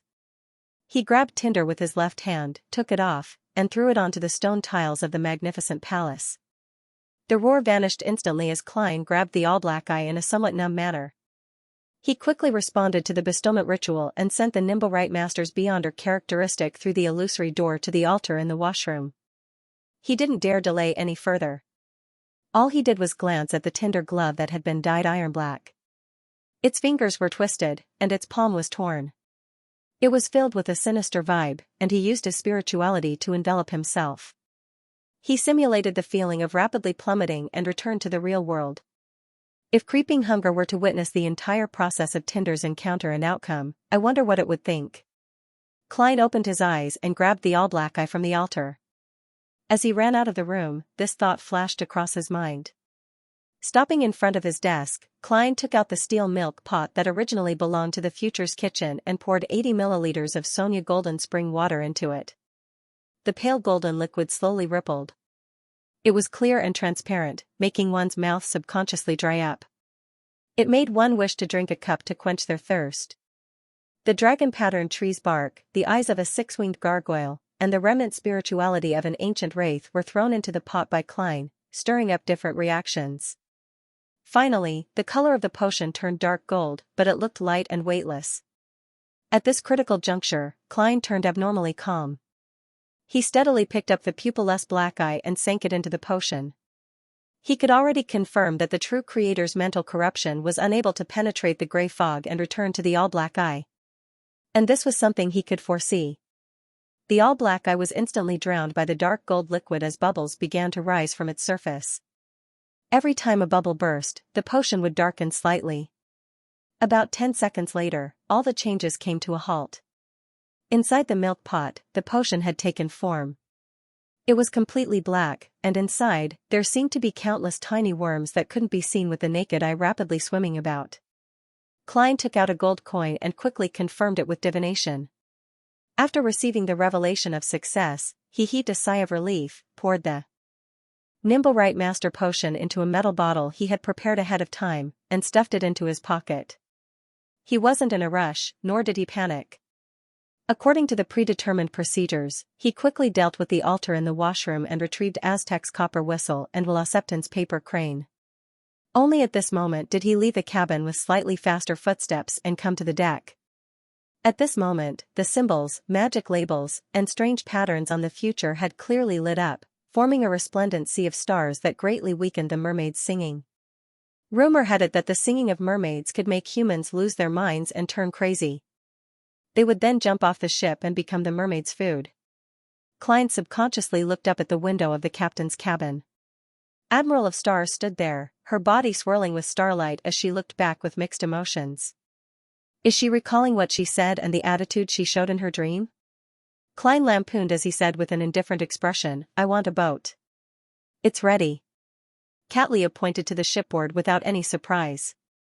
It's ready. Katlia pointed to the side of the ship without any surprise. Back when German Sparrow hired the future, he had already mentioned that his goal was to find mermaids. Soon, Klein left the future and the protection of the resplendent sea of stars. He stepped onto the tiny boat and found himself in the middle of the ocean. The singing drifted over as though it had drilled into his spirit body, leaving him numb. He couldn't help but want to hear more. This was far from enough for Klein. Furthermore, his spiritual intuition told him that he needed to get closer to make the singing clearer to satisfy the requirements of the ritual. Storm. Klein took out a charm made of tin and summoned a controllable gale to propel the boat forward. After an unknown period of time, the mermaid's singing suddenly turned louder. It was as though she was singing softly in Klein's ears. Every note could stir his spirit body, and every melody left him intoxicated and yearning.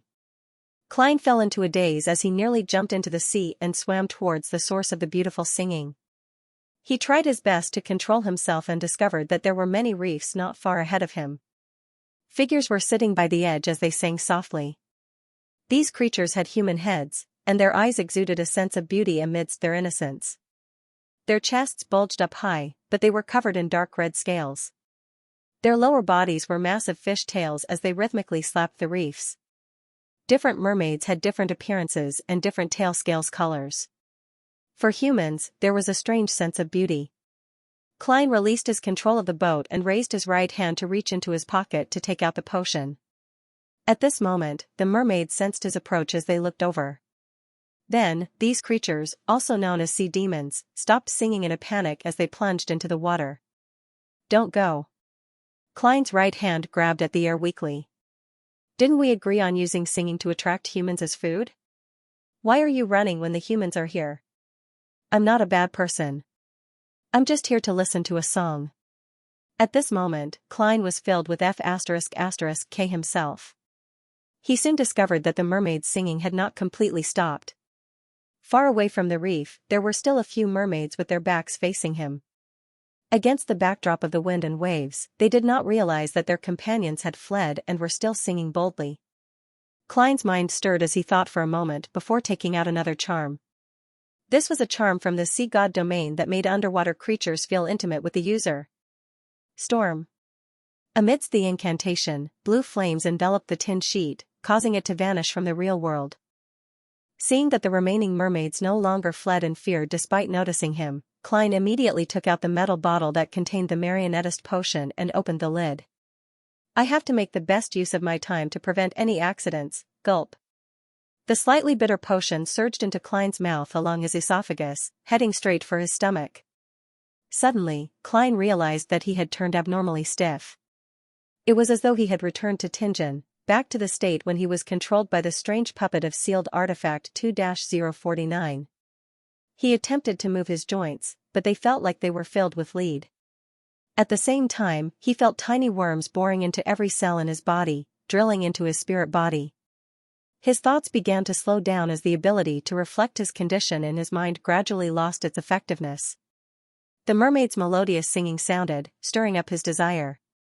It accumulated fervor and infatuation, allowing Klein to maintain his final emotions.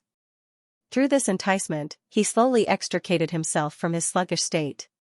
An indifferent grayish-white fog quickly appeared in front of him as his ears rang with the illusory Hornacis. Phlegria. Hornacis. Phlegria. Compared to when he advanced to seer, clown, and magicians, the ravings were clearly intermittent, as though they were being eliminated by some form of interference. It was different from when he became a faceless. The ravings were clearly a lot stronger. They could intermittently break through the barrier created by the gray fog's fusion with reality. My ability to think has been restored. Klein was delighted as he attempted to raise his arm. The difficulty in his joints was still there, but it was becoming weaker. At the same time, Klein saw his present appearance. His skin was yellowish-brown, like a puppet that had been buried alive for many years with old bandages. Flesh sprouted beneath his skin as they squirmed, separated, and fused together. Klein immediately outlined countless spheres of light in his mind as he used cogitation to calm his state. During this process, the mermaid's singing continued resounding in his ears, causing his joints and muscles to twitch as the stiffness slowly receded. After an unknown period of time, Klein opened his eyes. His body had completely returned to normal. He drew a breath and sighed silently. I'm finally a Sequence 5. I'm finally a Nimblewright Master. P.S. Nimblewright Master Lilka seeking monthly votes also, thank you to everyone. In just a day and a half, I managed to gather 25,000 blessings from people. This isn't the number of blessings, nor is it the number of people, but the sheer number of people. It's awesome. I'll put my hands on my hips for you. The sun was blazing high in the sky, and the sea reflected a golden hue. Apart from this, Klein saw countless illusory black lines. They extended out from the nearby mermaid's body, from his body, and from different parts of the nearby sea. They were thin, numerous, and densely packed. They corresponded to different parts of the sea, and they extended into infinity, reaching the ends of the void. This strange scene with a dense sense of beauty wasn't unfamiliar to Klein. He had borrowed the powers of the All-Black Eye a few times and relied on it to create the fake world for a long period of time. He had seen similar scenes. This was the source of a Nimblewright Master's beyonder powers. The knowledge he obtained from the potion told Klein that these illusory black lines were known as spirit body threads.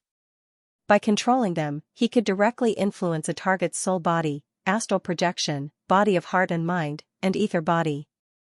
Then, using the ether body as a bridge, he could control the target's body. Therefore, all the beyonder powers of a Nimblewright Master relied on the spirit body threads. Firstly, it was to use the spirit body threads that every creature had to find a hidden target.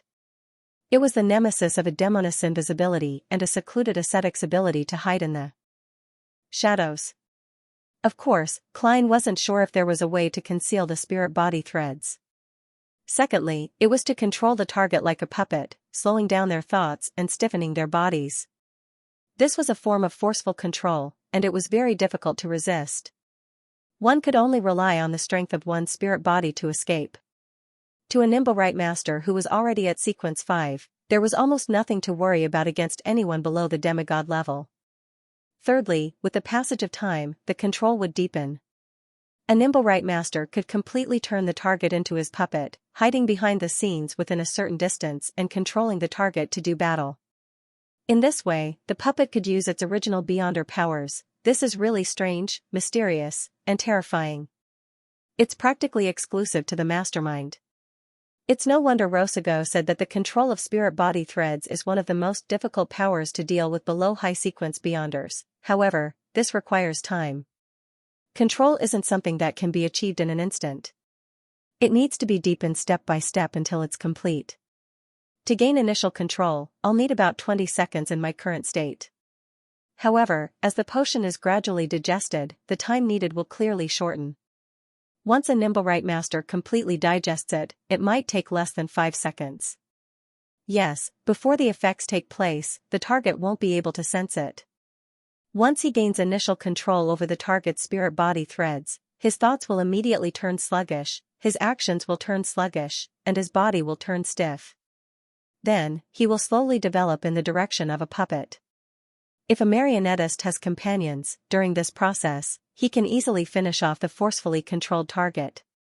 Yes, if the enemy's spirit body isn't too strong, a marionettist will have some strength to spare. He can even divert his attention to draw a gun or use a mystical item to coordinate with himself. If the process of control is not interrupted by external forces, the target will become my puppet in 5 minutes. In a sense, he is already dead, and there is no turning back. Once the potion was completely digested, the time needed to transform into a puppet would definitely be greatly reduced. At present, the maximum number of puppets I can control is 1. There's no way to determine what will happen in the future, but it will definitely increase. From the looks of it, the limit won't exceed 3. Apart from needing time, there's also a limit to the distance. At present, I can only see spirit body threads within a 100-meter range. And to control them, I need to be within 5 meters of the corresponding target. When controlling a puppet, the distance between my body and it can't exceed 100 meters for now. It will definitely increase in the future. Apart from retaining its Beyonder powers, puppets can also use mystical items and sealed artifacts normally. Furthermore, it expends its spirituality and not mine. Of course, the act of controlling it expends a lot of spirituality. This power suits me very well. When I encounter extreme danger and have no choice but to investigate, I can let the puppet do it. Although losing it would be a pain, it's better than dying on the spot. Before marionettist Rosago came to deal with me, he must have done something else, causing him to lose his puppet. Yes, he definitely hasn't completely digested the marionettist potion, so he can't gain initial control over me while waiting for the door to open. All he can do is engage in a face-to-face conversation. In short, as expected of a sequence 5 Beyonder power. Furthermore, the powers of the first few sequences have been enhanced by 50%, or even more. I'm really looking forward to it. I wonder what kind of qualitative changes sequence 4 will have after fusing so many strange powers. Sigh, I don't even know what its name is. Klein ended the inspection of his body and sighed. He then relied on his experience of setting up the activation and deactivation methods for spirit vision to restrict his ability to see spirit body threads, so as to prevent himself from seeing things he shouldn't see. My left thumb pinches the first joint of my index finger, activating it twice and deactivating it once. My right hand can do the same. He reined in his thoughts and looked ahead. He saw that the remaining mermaids had turned around and were curiously sizing him up with their watery blue eyes. Considering how he would have lost control and become a sealed artifact similar to 2-049 if not for their singing and a simple ritual, Klein smiled at them in a friendly manner. The mermaids were affected by the charm's power as they gently parted their lips, revealing a slightly shy smile. As their purplish or crimson lips parted, Klein saw their teeth. They were as sharp as wolf fangs, one after another. They were white and shiny, dripping with a sticky liquid.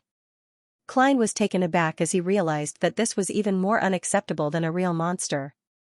He was already mentally prepared to treat mermaids like the ones in the sewers. Therefore, no matter how crazy or terrifying their forms were, he believed that he could withstand it.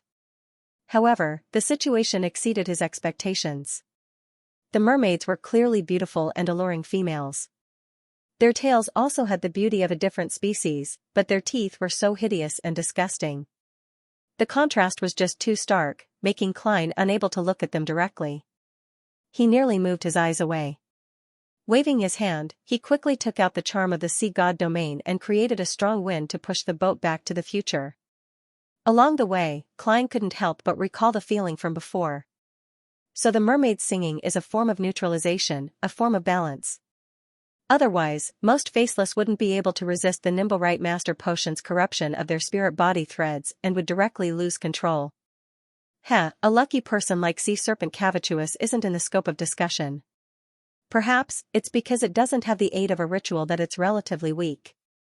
In theory, as long as it has similar effects, a voice or beyond her power can replace the mermaid's singing. However, without experiencing it personally, there's no way to distinguish the minute differences.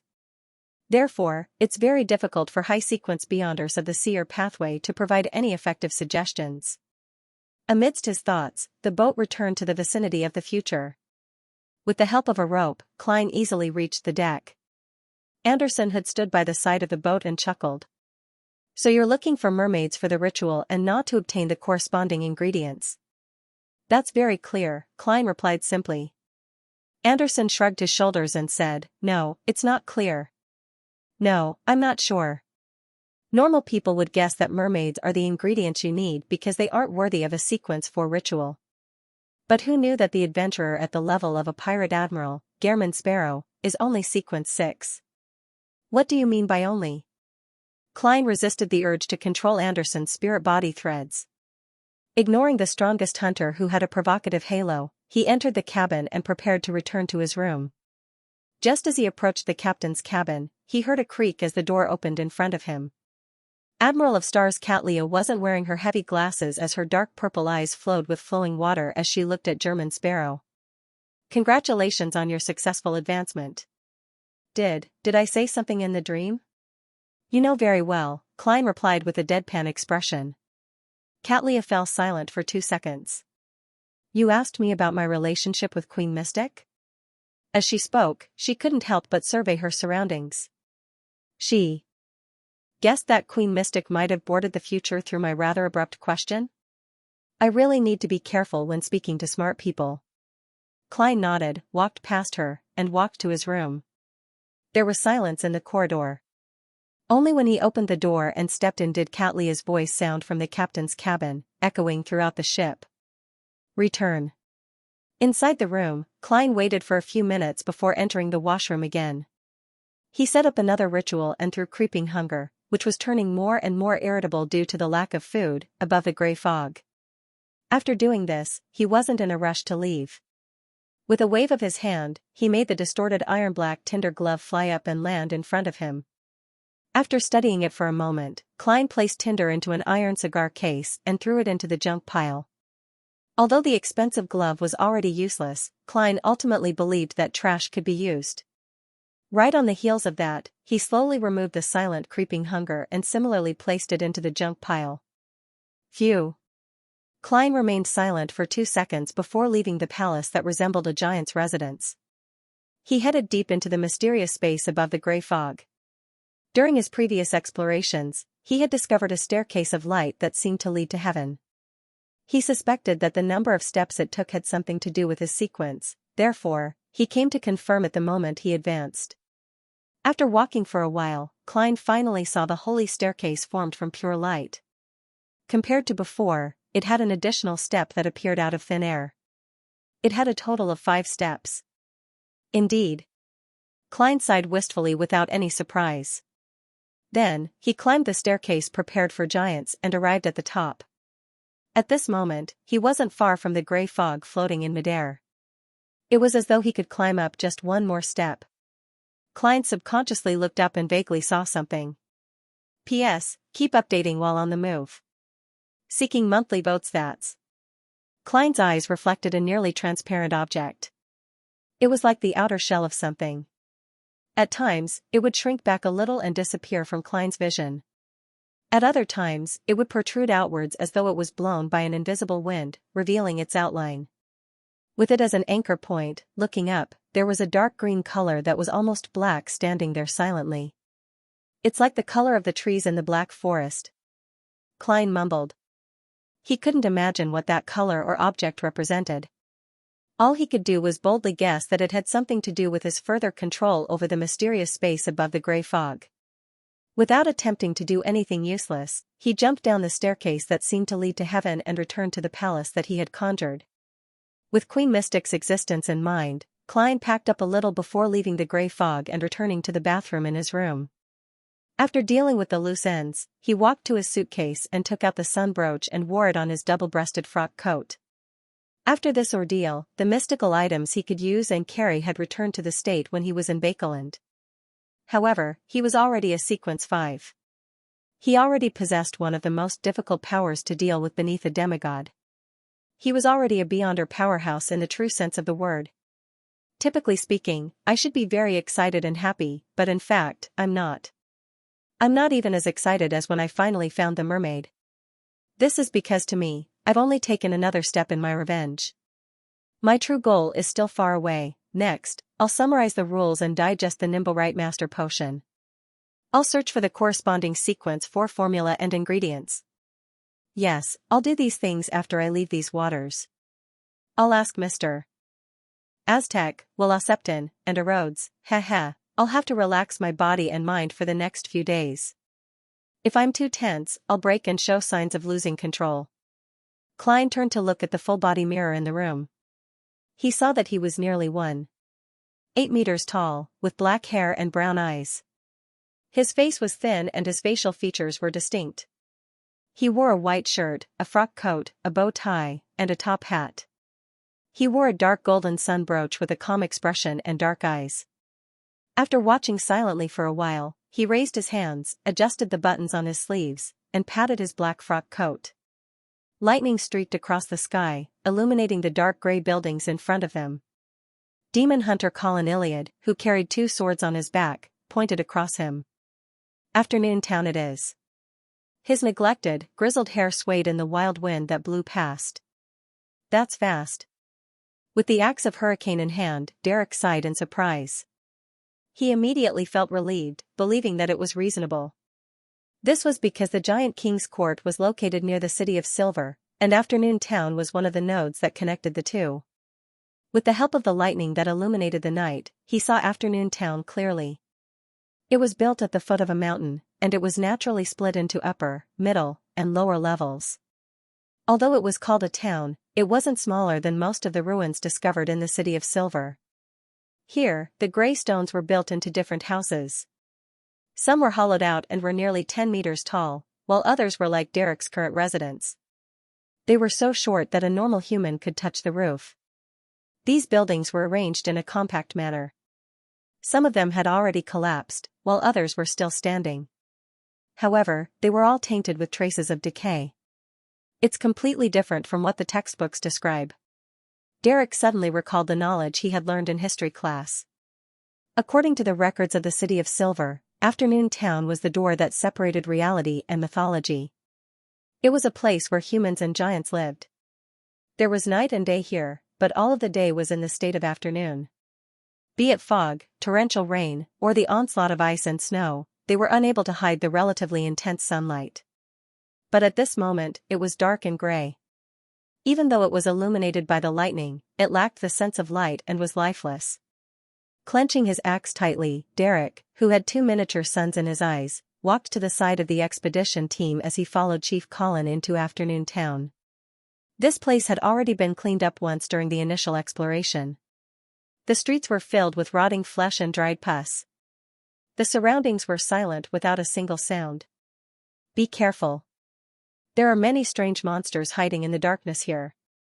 Colin Iliad, who had an old scar on his face, didn't let his guard down.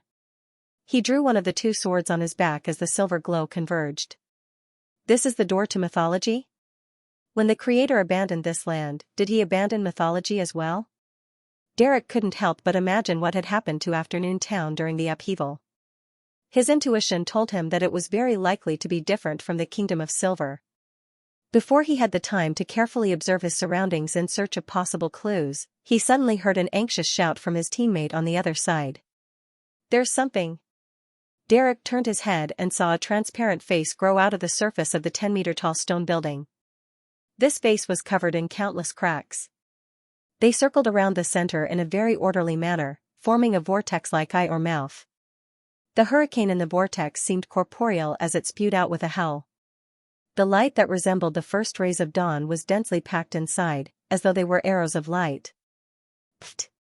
Pfft! They struck a few members of the expedition team, but it was as though they had struck a thick city wall. All they could do was produce dull and concentrated sounds before quickly disappearing into the gloomy environment. At some point in time, the City of Silver's chief, Colin Iliad, had already bent his knees and half-squatted. He had stabbed the silver sword in his hand into the rotting grey stone ground. He had provided the most powerful protection for the team members in the front row. At the same time, the other members of the expedition team launched their attacks in an orderly manner. Storms of light and scarlet fireballs hit the monster one after another. Right on the heels of that, the holy light that Derek had summoned landed on the vortex that resembled a single eye. Amidst the explosion, the boulder that was already covered in cracks collapsed. The transparent face screamed as it evaporated. Although the battle was easy, Derek wasn't happy at all. In the tarot, he had heard Mr. the Hanging Man, Miss Justice, and the others discuss cases of beyonder battles.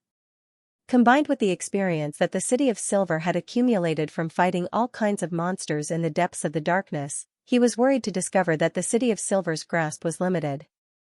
Below the demigod realm, they lacked effective means of control. The situation just now had confirmed this point. Thankfully, there's a sealed artifact formed after the monster's death to make up for it. Derek thought silently as he heard the chief instruct, "Follow the arrangements we made when we set off." According to the arrangement we made when we set off, 3 to 4 people will form a team and explore and clear different areas. Yes, Chief. Most of the members of the expedition team had rich experience, so they quickly divided themselves into teams. Derek's team consisted of 3 people. Apart from him, there was Joshua and Chaim, who had gone to the abandoned temple with him. The former was a Sequence 7 weapon master, and he had a magical glove that could control flames. The latter had recently become a Sequence 6 Dawn Paladin. He had grown taller, reaching a height of 2.3 meters. The average height of the City of Silver with the Warrior Pathway, which was also known as the Giant Pathway, was 1.8 meters, including children above the age of 6. Even if beyonder characteristics weren't inherited, the normal genes that had been changed would be accumulated over generations. Although Derek wasn't old, he was nearly 1.8 meters tall, and there was still room for him to grow taller. According to the assigned targets, Derek, Joshua, and Chaim entered an alley on the left in a triangular battle formation and explored every house that could still be entered. Perhaps it was because they had previously cleared the area, but they didn't encounter any monsters. They unknowingly relaxed a little. "I heard that the 6-member council wishes to build a camp here and turn Afternoon Town into our base," Joshua, who was wearing a scarlet glove on his left hand, said after inspecting the hall of a house. Chaim nodded and looked down at his 2 companions. "Their true goal seems to be," he pointed diagonally downwards. "Giant King's Court?" Derek asked in surprise. "Aren't we searching for the seaside where Jack and company came from? Don't we need to circle around the Giant King's Court?" Derek was filled with questions. Chaim shook his head. "I only heard of it." He swept his gaze and pointed at the entrance to the basement. "Let's finish exploring this place first," Derek tersely acknowledged. With his night vision and illumination powers, he wasn't afraid of the darkness as he rushed into the basement. Chaim carried an animal hide lantern and followed closely behind with Joshua. The basement of the house was rather spacious. There were puddles of black and dried blood, and the smell of blood still lingered despite the passage of time. Derek surveyed the area and felt that a sacrificial ritual had been held here. A very, very long time ago, he silently added. He discovered a stone table that resembled an altar and a candle that was left behind, confirming his guess. Why would the residents of Afternoon Town secretly hide in the basement to hold a sacrificial ritual? When the Giant King's court was ruled, they were all believers of the Giant King. Later on, they belonged to the Lord who created everything. The owner of this house secretly worships another god? Questions surfaced as Derek approached the altar. He saw that the stone table was originally engraved with words, but they had been destroyed by natural and unnatural elements. After careful identification, Derek read out 3 names from it: Ouroboros, Medici, Sassurer. Ouroboros? Isn't that the name of the angel of fate? Mr. Fool mentioned that Medici is also a king of angels. Sassurer is the other one? Derek suddenly felt excited and horrified.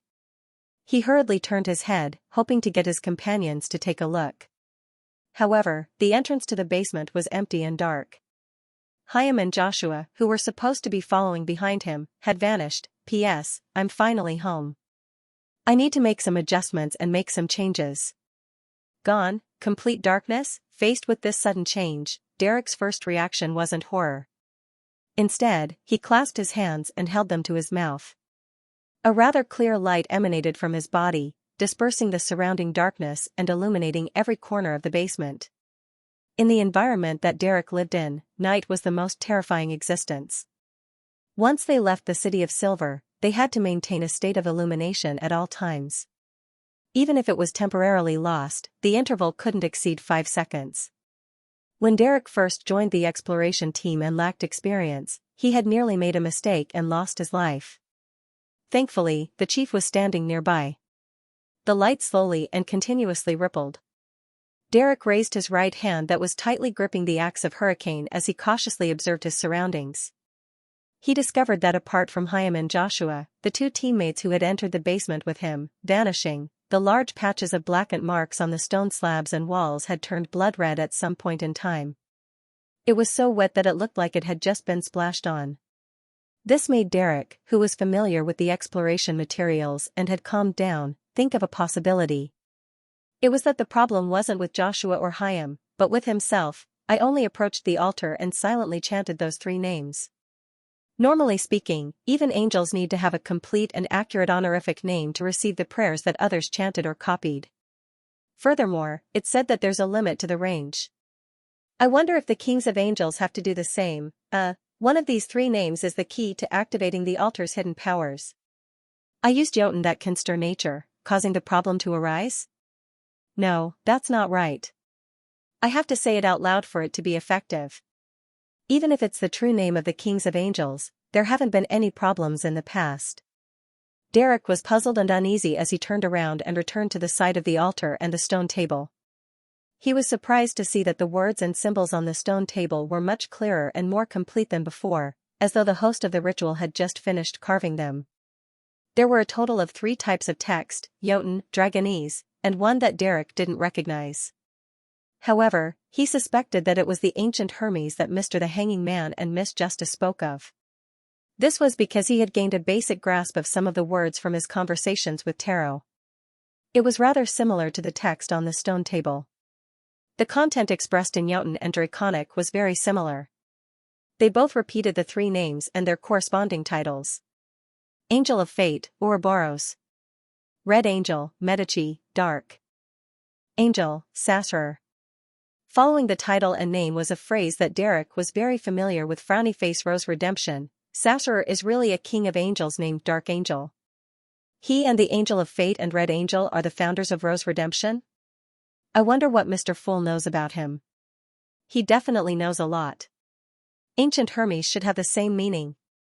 In Afternoon Town, which has already converted to the faith of the Lord that created everything, there are residents who secretly worship the 3 kings of angels beside the Lord. With this in mind, Derek suddenly felt a chill run down his spine. He felt as though he had touched the edge of the truth behind why the Creator had abandoned this land. He looked up again and saw that the walls and ground were still blood red. Chaim and Joshua were still nowhere to be seen. It's useless to recite it again. Perhaps it wasn't of any use to begin with. Derek drew a breath, raised the axe of Hurricane, and carefully walked towards the basement entrance, hoping to find the root of the problem and determine which side was the problem. 1 step, 2 steps, 3 steps. He was like a giant candle as he teleported back to the hall above. The shadows here were thick, gray, and quiet. The rotting chairs and the remnants of the stone table were silently placed, no different from before. Derek still hadn't found Joshua and Hyam. All he could do was nervously walk to the window to see if he could meet any other members of the exploration team. Pa. Pa. Amidst light footsteps, he approached the hole that should have been in the window frame. He leaned forward and looked outside. Countless gray buildings were spread out in a compact manner. They were either tall or short as they ascended the stairs. The frequency of the lightning in midair was very low. Many of the windows were illuminated by candlelight, flickering in a dim yellow that didn't extinguish even after a long time. Derek couldn't help but gulp a mouthful of saliva. He had a feeling that afternoon town had never experienced such a drastic change, and that the residents were still living peacefully. With an animal hide lantern in hand, Hyam didn't need to bend his back to pass through the basement entrance. He said to Joshua in amusement, "This house definitely belongs to humans, but their family definitely has the bloodline of giants. Their height should be about the same as mine. TSK, back in the ruined city we went to, we had to lower our heads just to enter the door." The bloodline of giants didn't necessarily mean that one had the bloodline of giants. Instead, it represented the physical characteristics that were passed down to their descendants after consuming the potion of this pathway. Being tall was one of the main manifestations. Joshua looked up at Hyam and scoffed. "That's you. I don't need it. But it won't take long for you to advance. When the time comes, you won't be much shorter than me," Hyam said with a smile. He used the corner of his eye to watch Derek, who was approaching the altar, to prevent any accidents from happening. Joshua thought and said, "Actually, I'm curious. The chief is a sequence 4 demon hunter. He should be about 3 to 4 meters tall like an ordinary giant. Why does he look normal, only half a head taller than me?" Hyam subconsciously surveyed the area. It said that the chief has a giant form. Giant form? Will his clothes be completely torn after he becomes a giant? Joshua asked with a smile. Unless his clothes and pants are mystical items. Hyam and Joshua exchanged looks and smiled.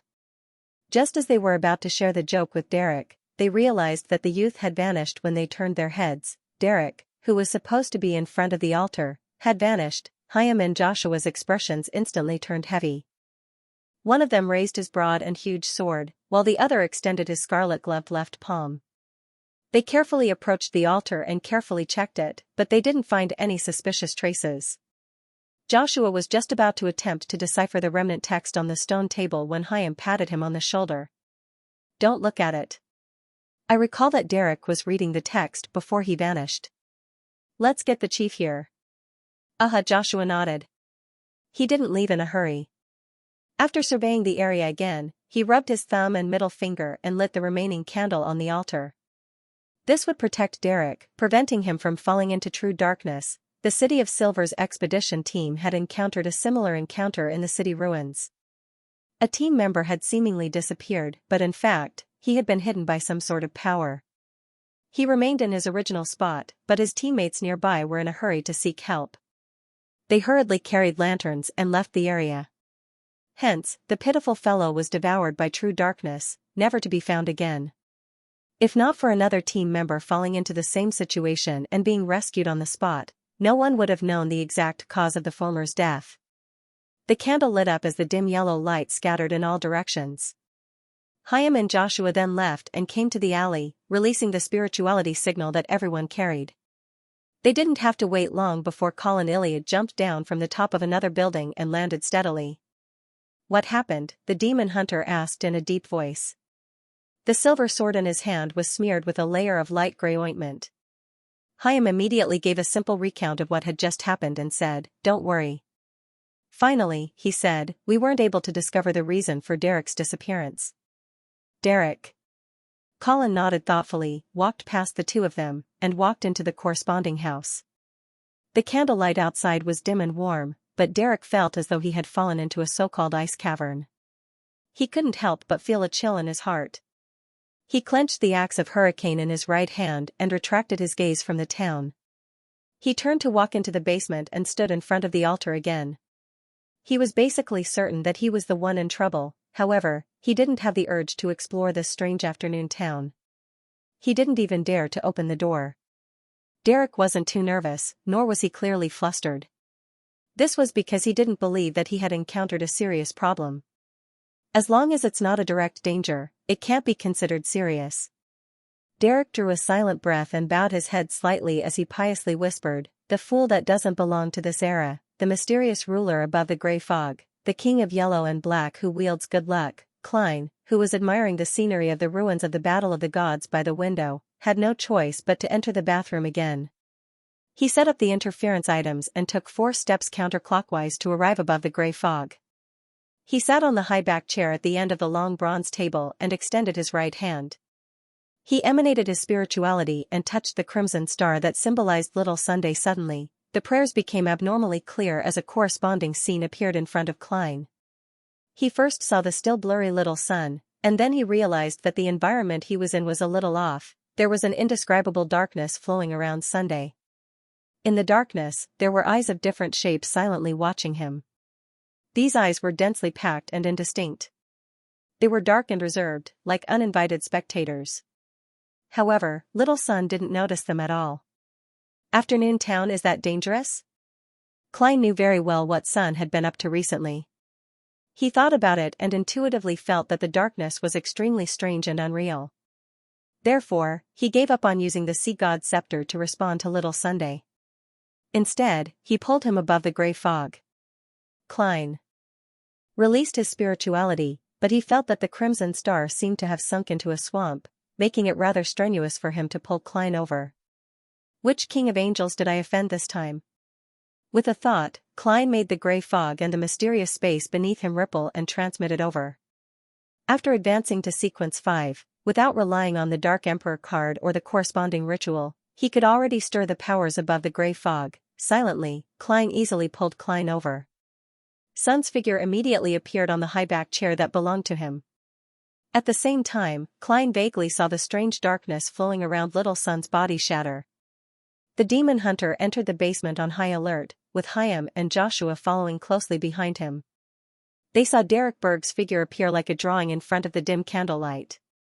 P.S. There will be an update at midnight. Seeking monthly votes above the gray fog, in the palace that was propped up by stone pillars. Sun quickly reported his encounter to Mr. Fool. Dark Angel Sasser.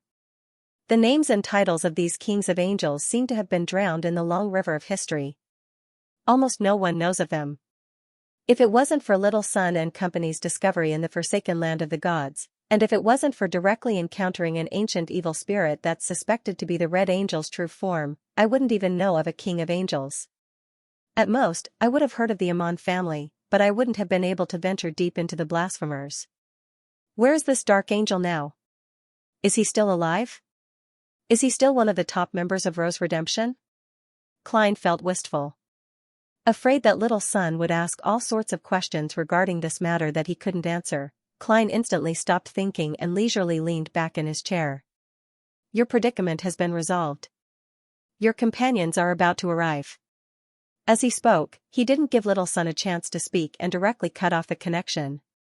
As for how to explain Little Sun's abnormality if it was discovered, Klein couldn't be bothered to remind him to fabricate a reason. Isn't it normal for something strange to appear after it disappears, accompanied by all sorts of strange situations? At that moment, Derek was very grateful that Mr. Fool didn't question him further.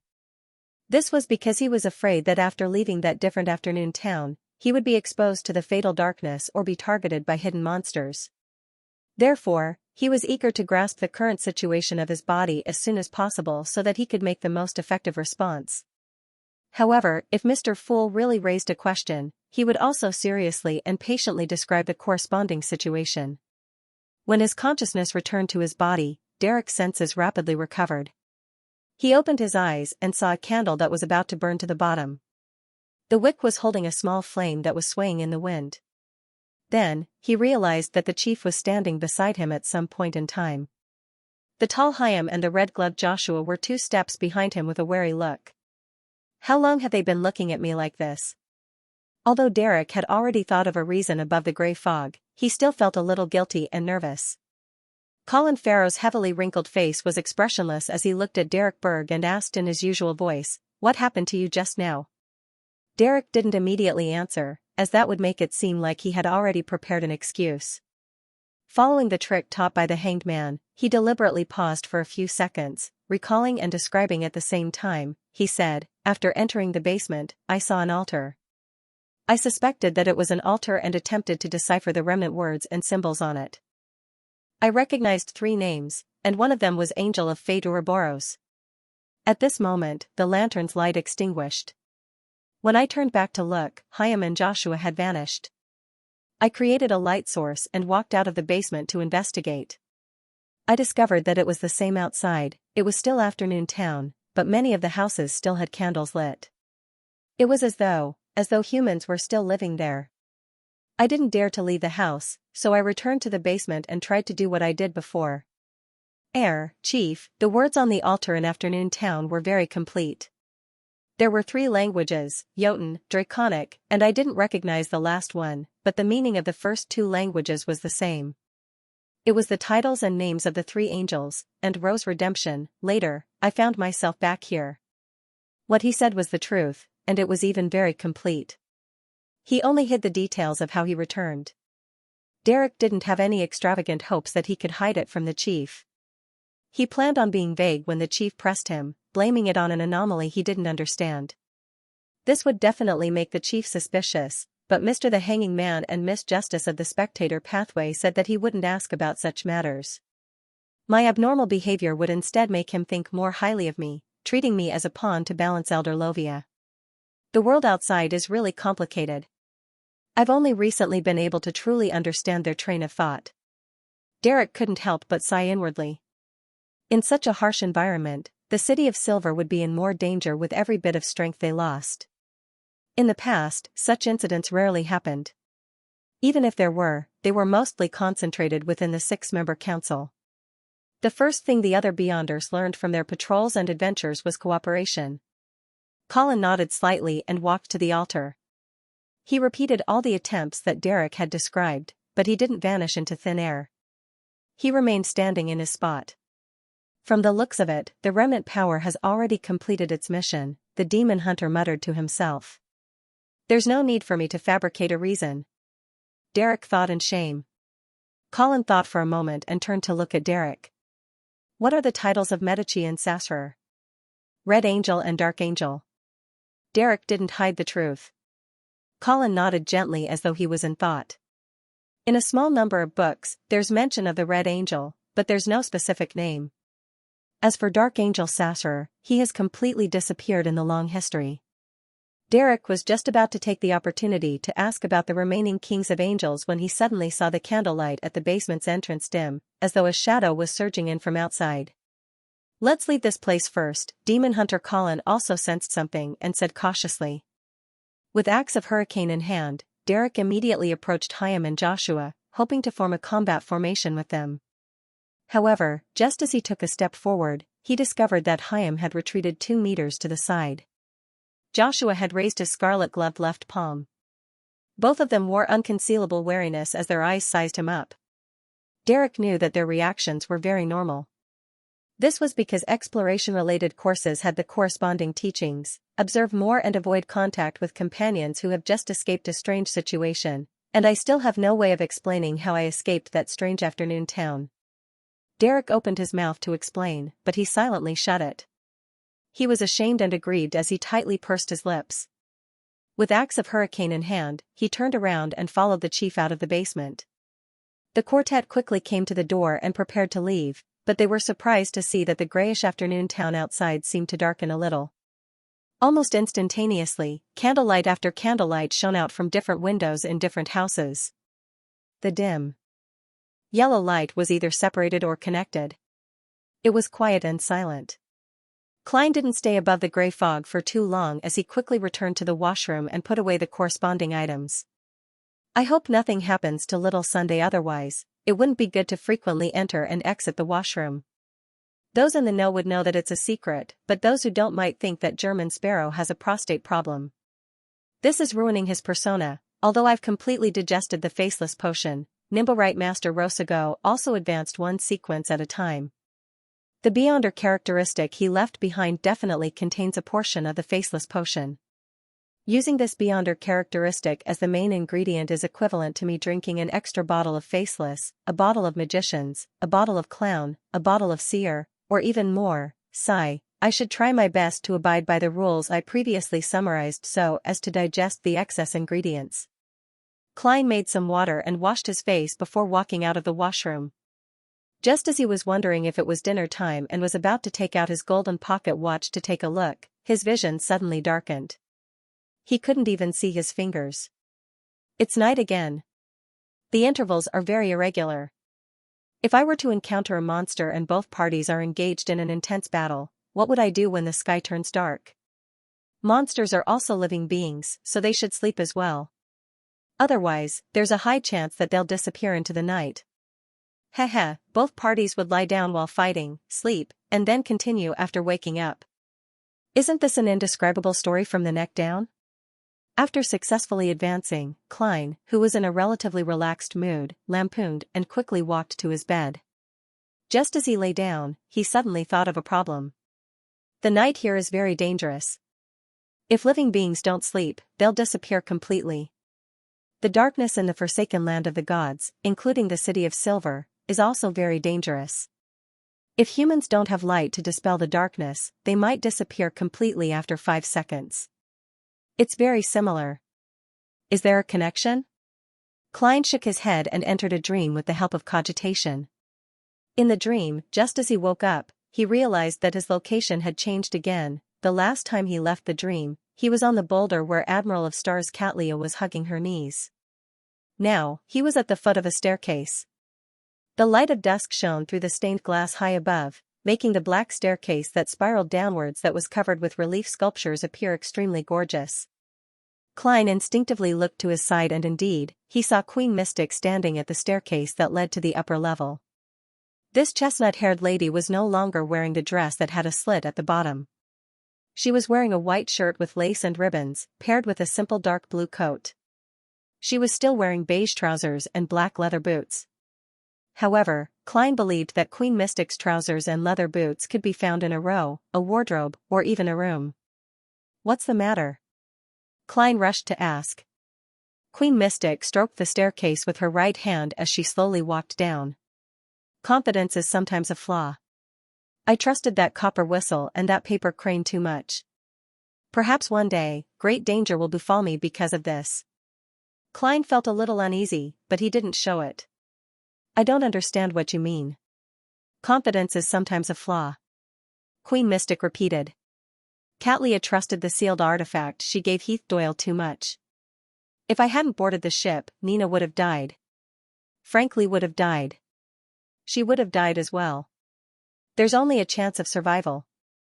That sealed artifact actually can't isolate the ravings that fill these waters? That's why Heath Doyle mutated? Klein acutely understood the hidden meaning behind Queen Mystic's words. Queen Mystic nodded. Under normal circumstances, it can, but do you know who the ravings that fill these waters come from? Without waiting for Klein's reply, she gave her answer. The true creator. First, let's talk about the most important thing. Happy birthday to the evil god, Little Ku. My birth date, month, and day, 127 was something I came up with when I was flipping through materials to learn about spiritual mathematics. I first looked for the meaning I needed, and then deduced the numbers. In short, I spent a lot of energy on it, so much so that other people were too lazy to set their birthdays. So, Little Ku, don't let me down. Next, let's talk about the second most important thing. I said in December or November that if I want to fight for the rankings, I hope that I won't bring too much pressure to everyone. We can just eat hot pot and sing and get first place. Now, it seems like we have such a chance. This month, I secretly looked around. It seems like no one wants to fight for the rankings, and we have been ranked first all the time. Moreover, we are almost at 10,000 subscriptions, and the average subscriptions is more than 50,000. Among all the serialized works on Qidian, we should be in the top few. It can be considered a very solid foundation. Previously, the two conditions for Little Ku's birthday party seemed so difficult, but we only used 1.5 days to achieve them. So, I want to fight for first place this time. Everyone, please vote for me. However, I still say the same thing. Everyone, just do your best within your own capabilities. Don't burden your own lives. I won't discriminate against any readers because of this. I like friends who give me monthly subscriptions and monthly subscriptions. I also like those who subscribe and comment. My wife always says that after I finish updating every day, I would be scrolling through my phone with a smile on my face. Those who know would know that I'm reading the comments section, but those who don't know would think that I'm talking about a mistress. Everyone's comments and lame jokes are the source of my happiness and my motivation to write. However, there are more and more comments now, and I can't frequently scroll through them. Otherwise, I won't have time to write. I can only force myself to scroll through them twice a day. Finally, since I want to fight for first place, I have to show off. I estimated my ability and chose a low difficulty one. 20,000 monthly votes and 1 chapter. Everyone, look, it's not far from the first chapter. Finally, I beg for monthly votes very seriously. The true creator? The ravings that fill these waters come from the true creator? Upon hearing Queen Mystic's answer, Klein was surprised, but he was also glad. He was glad that it was just as Queen Mystic had said.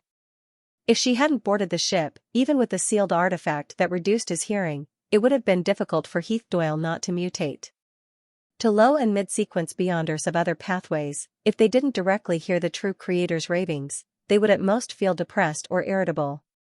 They would occasionally have nightmares, but they wouldn't suffer any obvious damage. But to a Rose Bishop, the sequence 0 of his pathway was the true creator. He had been immersed in the ravings of this evil god, so even if he was deaf, it was only a matter of time before he suffered a problem. Once Heath Doyle went crazy or lost control, with the uniqueness of these waters, it would be difficult for the others on the ship to survive. However, Klein believed that as long as he could survive the surprise attack, he would have a chance to pray to the Fool and respond with the sea god's scepter above the gray fog. He would still be able to resolve the problem. What surprised him was that the owner of the ravings completely contradicted his guesses. He originally believed that these waters were a battlefield between the second epic's ancient gods and the creator worshipped by the City of Silver. He suspected that the subsidiary deities, which were the corresponding angels, were also involved. To his surprise, this seemed to be wrong from the start. This was because the true creator's earliest appearance was around the cataclysm of the third epic. I can't eliminate the possibility that the ravings were left behind later on. Klein didn't blindly make a judgment as he watched Queen Mystic walk past him, caress the sculpture on the armrest, and slowly descend. This lady's back was tall, and she had an excellent figure.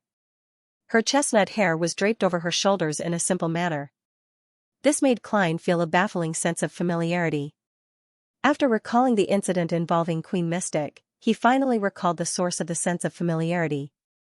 When he visited the Roselle Memorial Exhibition in search of the card of blasphemy, he had seen a similar back. Back then, the back was dressed rather strangely. She was clearly wearing a girlish yellow cake dress, but she was wearing a rather old-fashioned black bonnet. It should be Queen Mystic. She also visited the Roselle Memorial Exhibition in advance.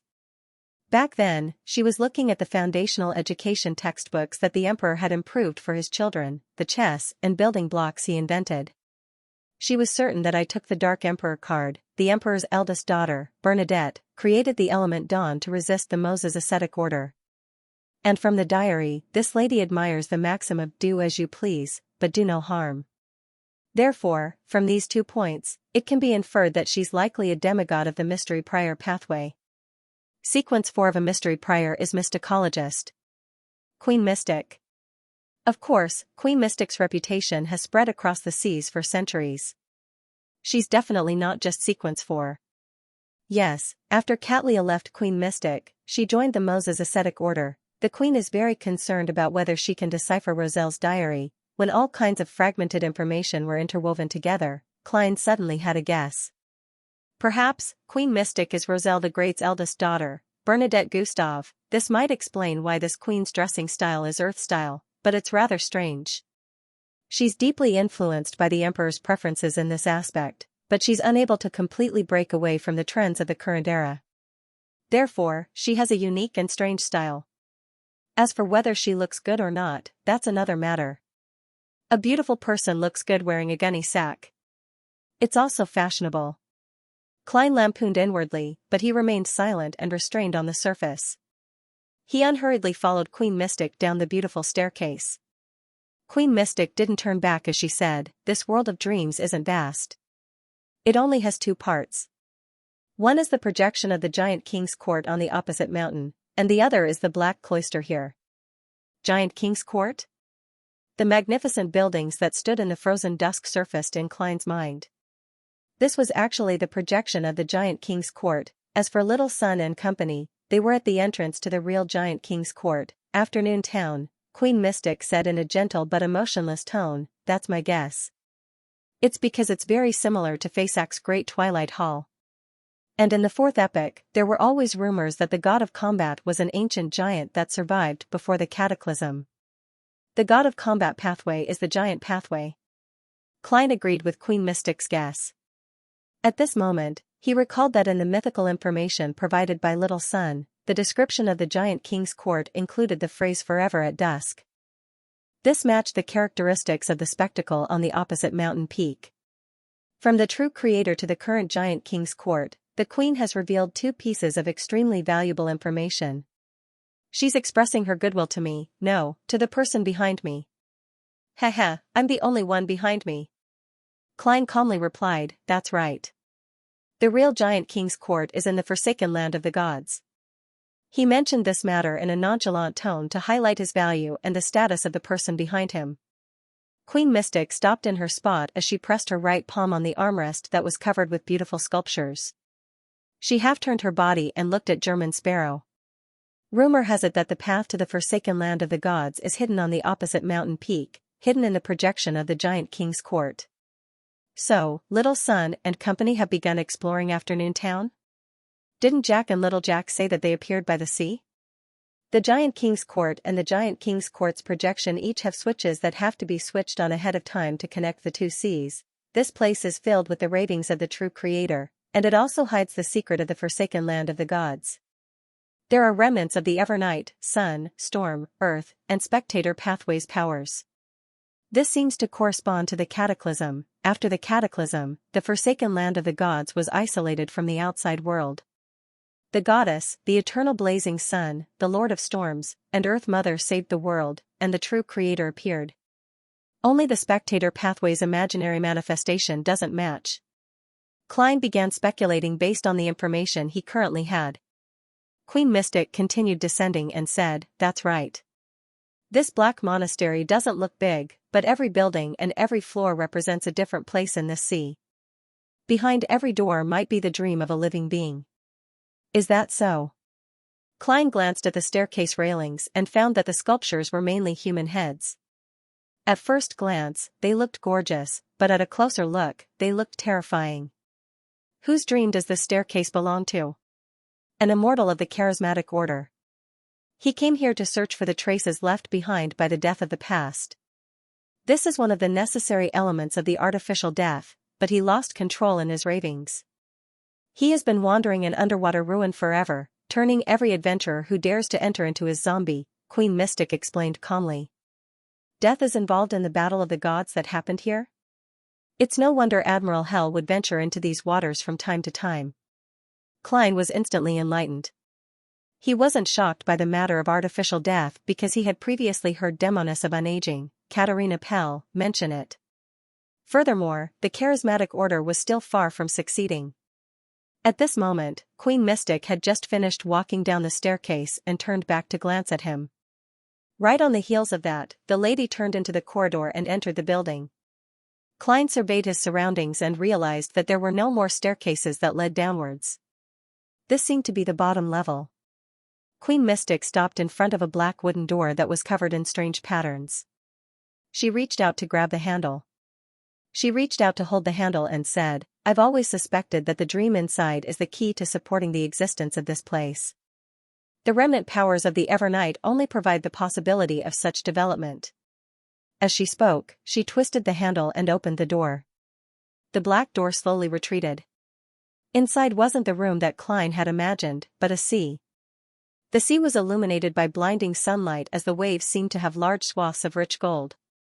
As the door opened, Klein felt an unimaginably intense aura seep out. The entire building began to tremble as the dust above and the stone bricks on the walls fell one after another. Vaguely, Klein had a premonition that the dream was about to shatter. At this moment, Queen Mystic pulled back her right hand and closed the black wooden door tightly. Everything returned to normal. "Even I wouldn't dare enter this place," said the mysterious figure of the world. "There are still remnant dreams left behind by certain deities here," Klein said calmly, as though he had someone backing him and had long grasped a certain part of the situation. Queen Mystic turned around as her blue eyes swept across German Sparrow's face. "These waters and this black cloister hide many secrets. I might not even know 1% of him." She didn't say another word as she silently looked at German Sparrow, as though she was waiting for something. "So stressful." Klein thought for a moment and said tentatively, "Do you know what the incantation to activate the Dark Emperor card is?" Queen Mystic was silent for a few seconds before she shook her head. Klein looked into her eyes and said, "Bernadette." The entire corridor was so silent that there wasn't even the sound of breathing. Queen Mystic's lips moved before closing again. Her blue eyes lost focus for a moment, but quickly regained their depth. Queen Mystic turned around unhurriedly and walked to the black staircase. "The dream is about to end." Klein watched her back as she walked up the black staircase step by step, until the blinding light drowned out the entire scene. Afternoon town. Seeing the candles lighting up one after another in the houses outside, the silent city suddenly came to life. Derek and the others felt as though they had fallen into a nightmare as their nerves tensed up. Demon Hunter Colin took a few glances and said solemnly, "I'm not sure. We are in the real world. The altar's power is leaking out. P.S. Update first, then make changes." "That's fast. I just woke up to find out that I need to update. I have to go exercise this afternoon. I've been fishing for a week now. Tomorrow, 3 chapters, 12:30 a.m., 7 o'clock p.m., and 12 o'clock p.m. Come on, vote for me, spur me on to write more chapters." That strange afternoon town invaded the real afternoon town? Derek vaguely understood the chief's words and had a rough guess as to the reason for this. He suspected that when Mr. Fool pulled him out of the strange afternoon town, he had broken the balance there, allowing his powers to seep out. This also explained why Demon Hunter Colin Iliad didn't vanish on the spot after repeating his attempt. Just as Derek was thinking about what kind of changes this would bring, the 6-member council's chief, Colin, had already taken out a handful of shimmering dust from a hidden compartment on his belt and scattered it into the air.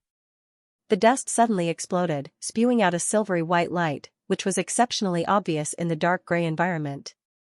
Derek, Joshua, and Chaim knew very well what the signal meant. It was to not run around and to stay where they were. They were to be wary of any incoming enemies and await reinforcements. Without a doubt, it was targeted at the exploration team scattered all over Afternoon Town. Demon Hunter Colin released 3 consecutive signals during the interval between the lightning bolts. Then, he turned to the side and said to Derek and company, "We'll meet up with them from near to far. Be careful on the road." "Yes, Chief." Derek had already forgotten about the grievance he had felt just now. He only hoped to help his companions as soon as possible. According to Colin's instructions, he walked on the left side of the team.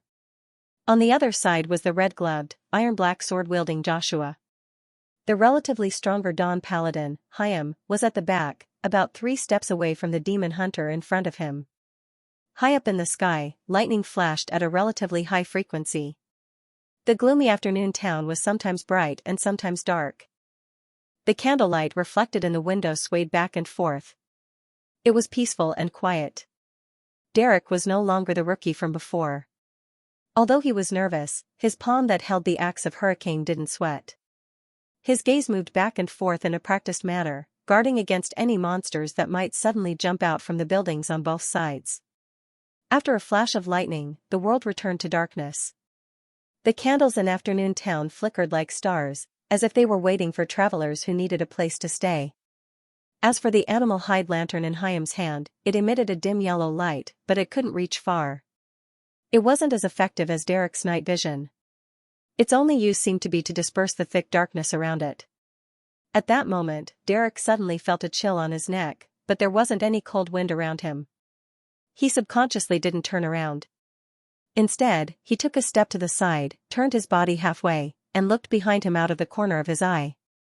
He saw Hyam, who was nearly 2.3 meters tall, stare at him with a gloomy expression as he cleaved down with his large and broad sword. Bang! Derek rolled and dodged the attack, his ears still ringing with the intense sound of the wind.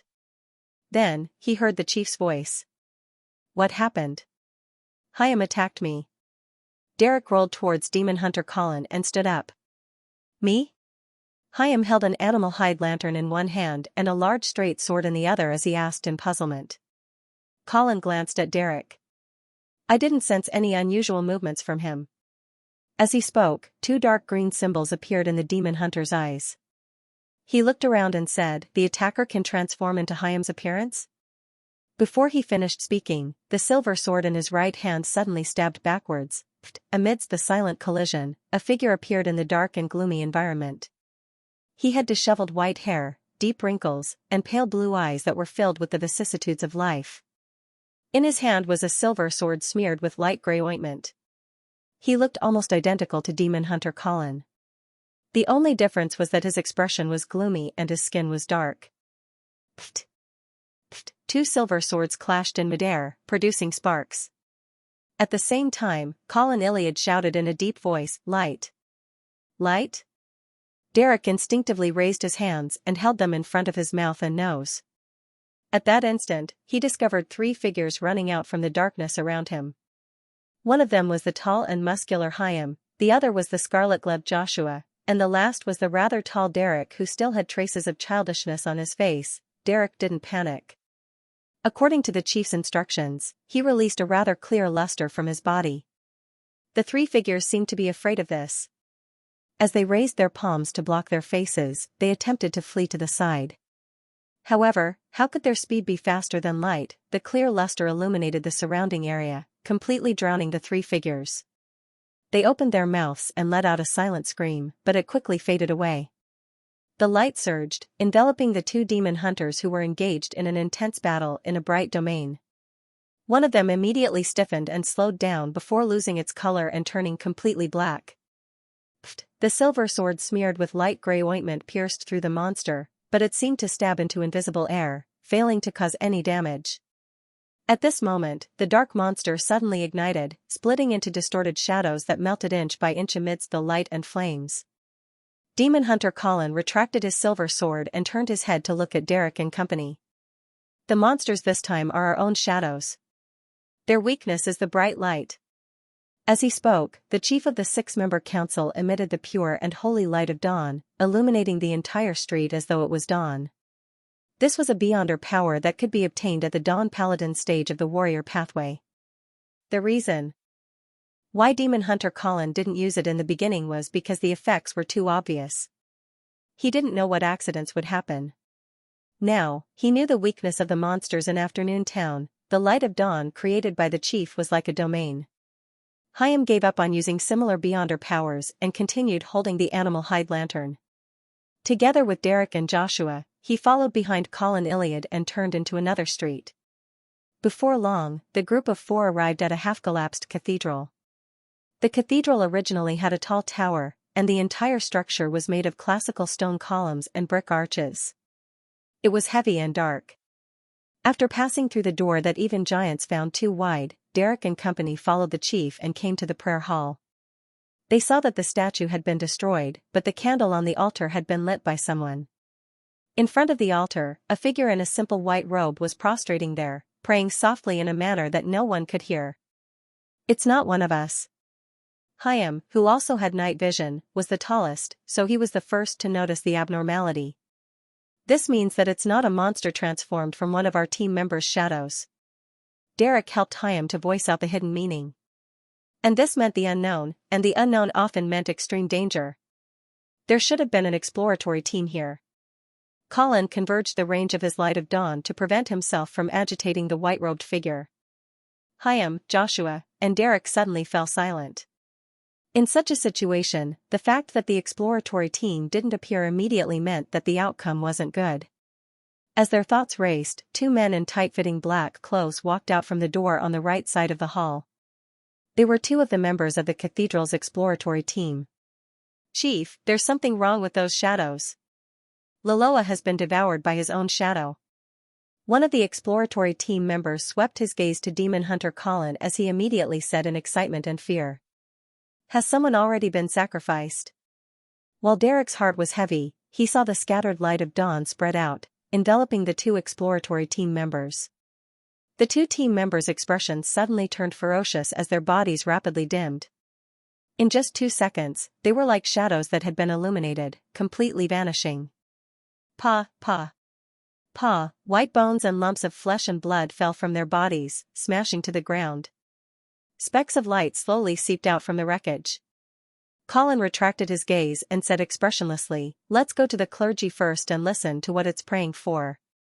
Derek and company nodded in silence as they walked towards the collapsed statue. After about 10 steps, they saw the white-robed figure from the side. It was a middle-aged man with deep facial features who was crying. The ecclesiastic's face was almost plastered to the ground as he muttered to himself, "Almighty Lord, I repent. Almighty Lord, I repent. I tempted Sasser, and the princes frequently came to the palace belonging to Dusk to plot. The people of this town have changed at some point in time. They set up secret altars, held strange rituals, and did all sorts of things that you forbid. I discovered all of this, but it was already too late. Depravity, blood, darkness, rot, murder, filth, and shadows have already drowned this land. A great calamity will begin from here." These words were repeated over and over again, like a prophet using a low voice to narrate the tragic ending that was bound to come. A great calamity will begin from here? The abandonment of this land by the Lord that created everything began from here? Also, who tempted Dark Angel Sasser? This ecclesiastic should have said it, because after the sentence "I repent," there's a gap that can be used to say a name. He originally said it, but the name disappeared by itself? Who erased it? This ecclesiastic should have been in that strange afternoon town before appearing here after the balance was broken. Otherwise, he would have been discovered during the previous exploration. Many thoughts flashed through Derek's mind. At this moment, he saw the chief take a step forward and walk to the side of the simple white-robed ecclesiastic. Klein woke up from his dream as he closed his eyes from the piercing midday sunlight that shone in from the window. He got out of bed and unhurriedly arrived at the pirates' dining hall. When Frank Lee saw him arrive, he immediately waved at him. "Gehrman, I discovered something new." F***CK, what the hell is it this time? Klein's heart immediately leapt up. "Your new invention?" "No, it's not." Frank shook his head excitedly. "I originally wanted to study the fish in these waters. They should be able to dream. I tried to fish just now, but I caught something strange. P.S. First update, seeking monthly votes." "Something strange?" Klein felt a headache coming on, but he maintained his composure. "What is it?" "A fish with human fingers growing out of its stomach." Without waiting for German Sparrow's response, Frank rushed out of the restaurant. Before long, he ran back with a bluish-black strange fish in his hand. The fish was ordinary in length, and it had eyelids like a human's. Its abdomen had been sliced open, and 3 bloody fingers could be seen stuffed inside. "I didn't put them there. They were there to begin with. Look at its mouth. There's a high chance that it won't eat such things, so they can only be grown by itself. Of course, I'm unable to figure out what the long fingers do to it at the moment," Frank quickly explained his judgment. Klein glanced at the fish and deliberated before saying, "That's right. It might have been stuffed in by someone else. That makes sense. Then, it wouldn't be the most unique fish." Frank was taken aback for a second, feeling a little disappointed. "Fingers are considered flesh and blood. I'll ask Keith. He's an expert in this field." As he spoke, he surveyed the area and found Heath Doyle, who was eating in a corner. Frank quickly approached and placed the bluish-black fish in front of Bloodless. Heath Doyle reached out his hands and pressed down on the fish's body, just as he was about to stick his face to it.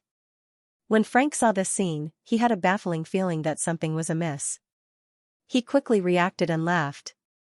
No, this isn't food for you. You've been eating fish all this time, and you're starting to smell fishy. What I mean is, do you recognize the fingers in the fish's stomach? Can you find its original owner?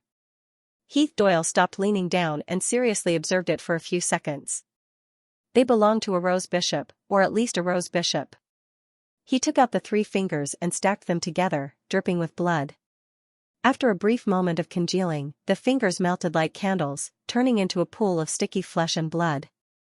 The flesh and blood squirmed, drawing a bright red word on the dining table: help. A rose bishop's finger. Help. Upon seeing this scene, Klein, who was standing beside him, instantly made the connection. He recalled the Saint of Darkness Leo Master in the world of dreams. This Aurora Order saint had been affected by the remnant powers of an angel or deity of the spectator pathway in a certain ruin. He had split off a good personality and was trapped there. His good and evil personalities were constantly fighting each other, often at the mental level. The dark personality gradually gained the upper hand, and the good personality could only hide in the mind world and seek help. Therefore, this is an attempt by Leo Masters. Good personality to seek help? As a saint of the Aurora Order, he might have advanced from a shepherd. It's not strange for him to have the beyonder powers of a rose bishop. Klein nodded in thought, feeling that his judgment was very close to the truth. Help? How? Frank Lee tilted his head and looked at the German sparrow blankly. You should ask your captain, not me. Klein shook his head. Don't bother. There are too many oddities in these waters. The basis of his opinion was that he could tell from the dream that Leo Master's main personality had the absolute advantage. If he really wanted to save him, he had to be prepared to deal with a demigod. Although the good personality would definitely interfere, it would at most reduce the Saint of Darkness's strength to a certain extent. However, he was still a demigod. Of course, the future had Queen Mystic backing him up. It wasn't impossible to make an attempt, but if it was that easy to save him, easily turning Leo Master into a good Saint of Darkness, Klein believed that Queen Mystic would have long done it. The reason why she didn't take action was definitely because there were obstacles in the real world. For example, the place where Leo Master is, the power that causes a living being to have a split personality is something that even Queen Mystic doesn't dare challenge. Leo Master's dream only restored a tiny bit of it, but it nearly put me in a difficult situation. Finally, I used the Sea God's scepter to quickly resolve the problem. If I were to encounter him again in the real world, I would really have a split personality and become a member of a mental asylum. I have to think of a way to borrow the mental terror candle from Father Utravsky to have any hope of being cured. Haha, I can also get Miss Justice to treat me, but her present strength is definitely insufficient.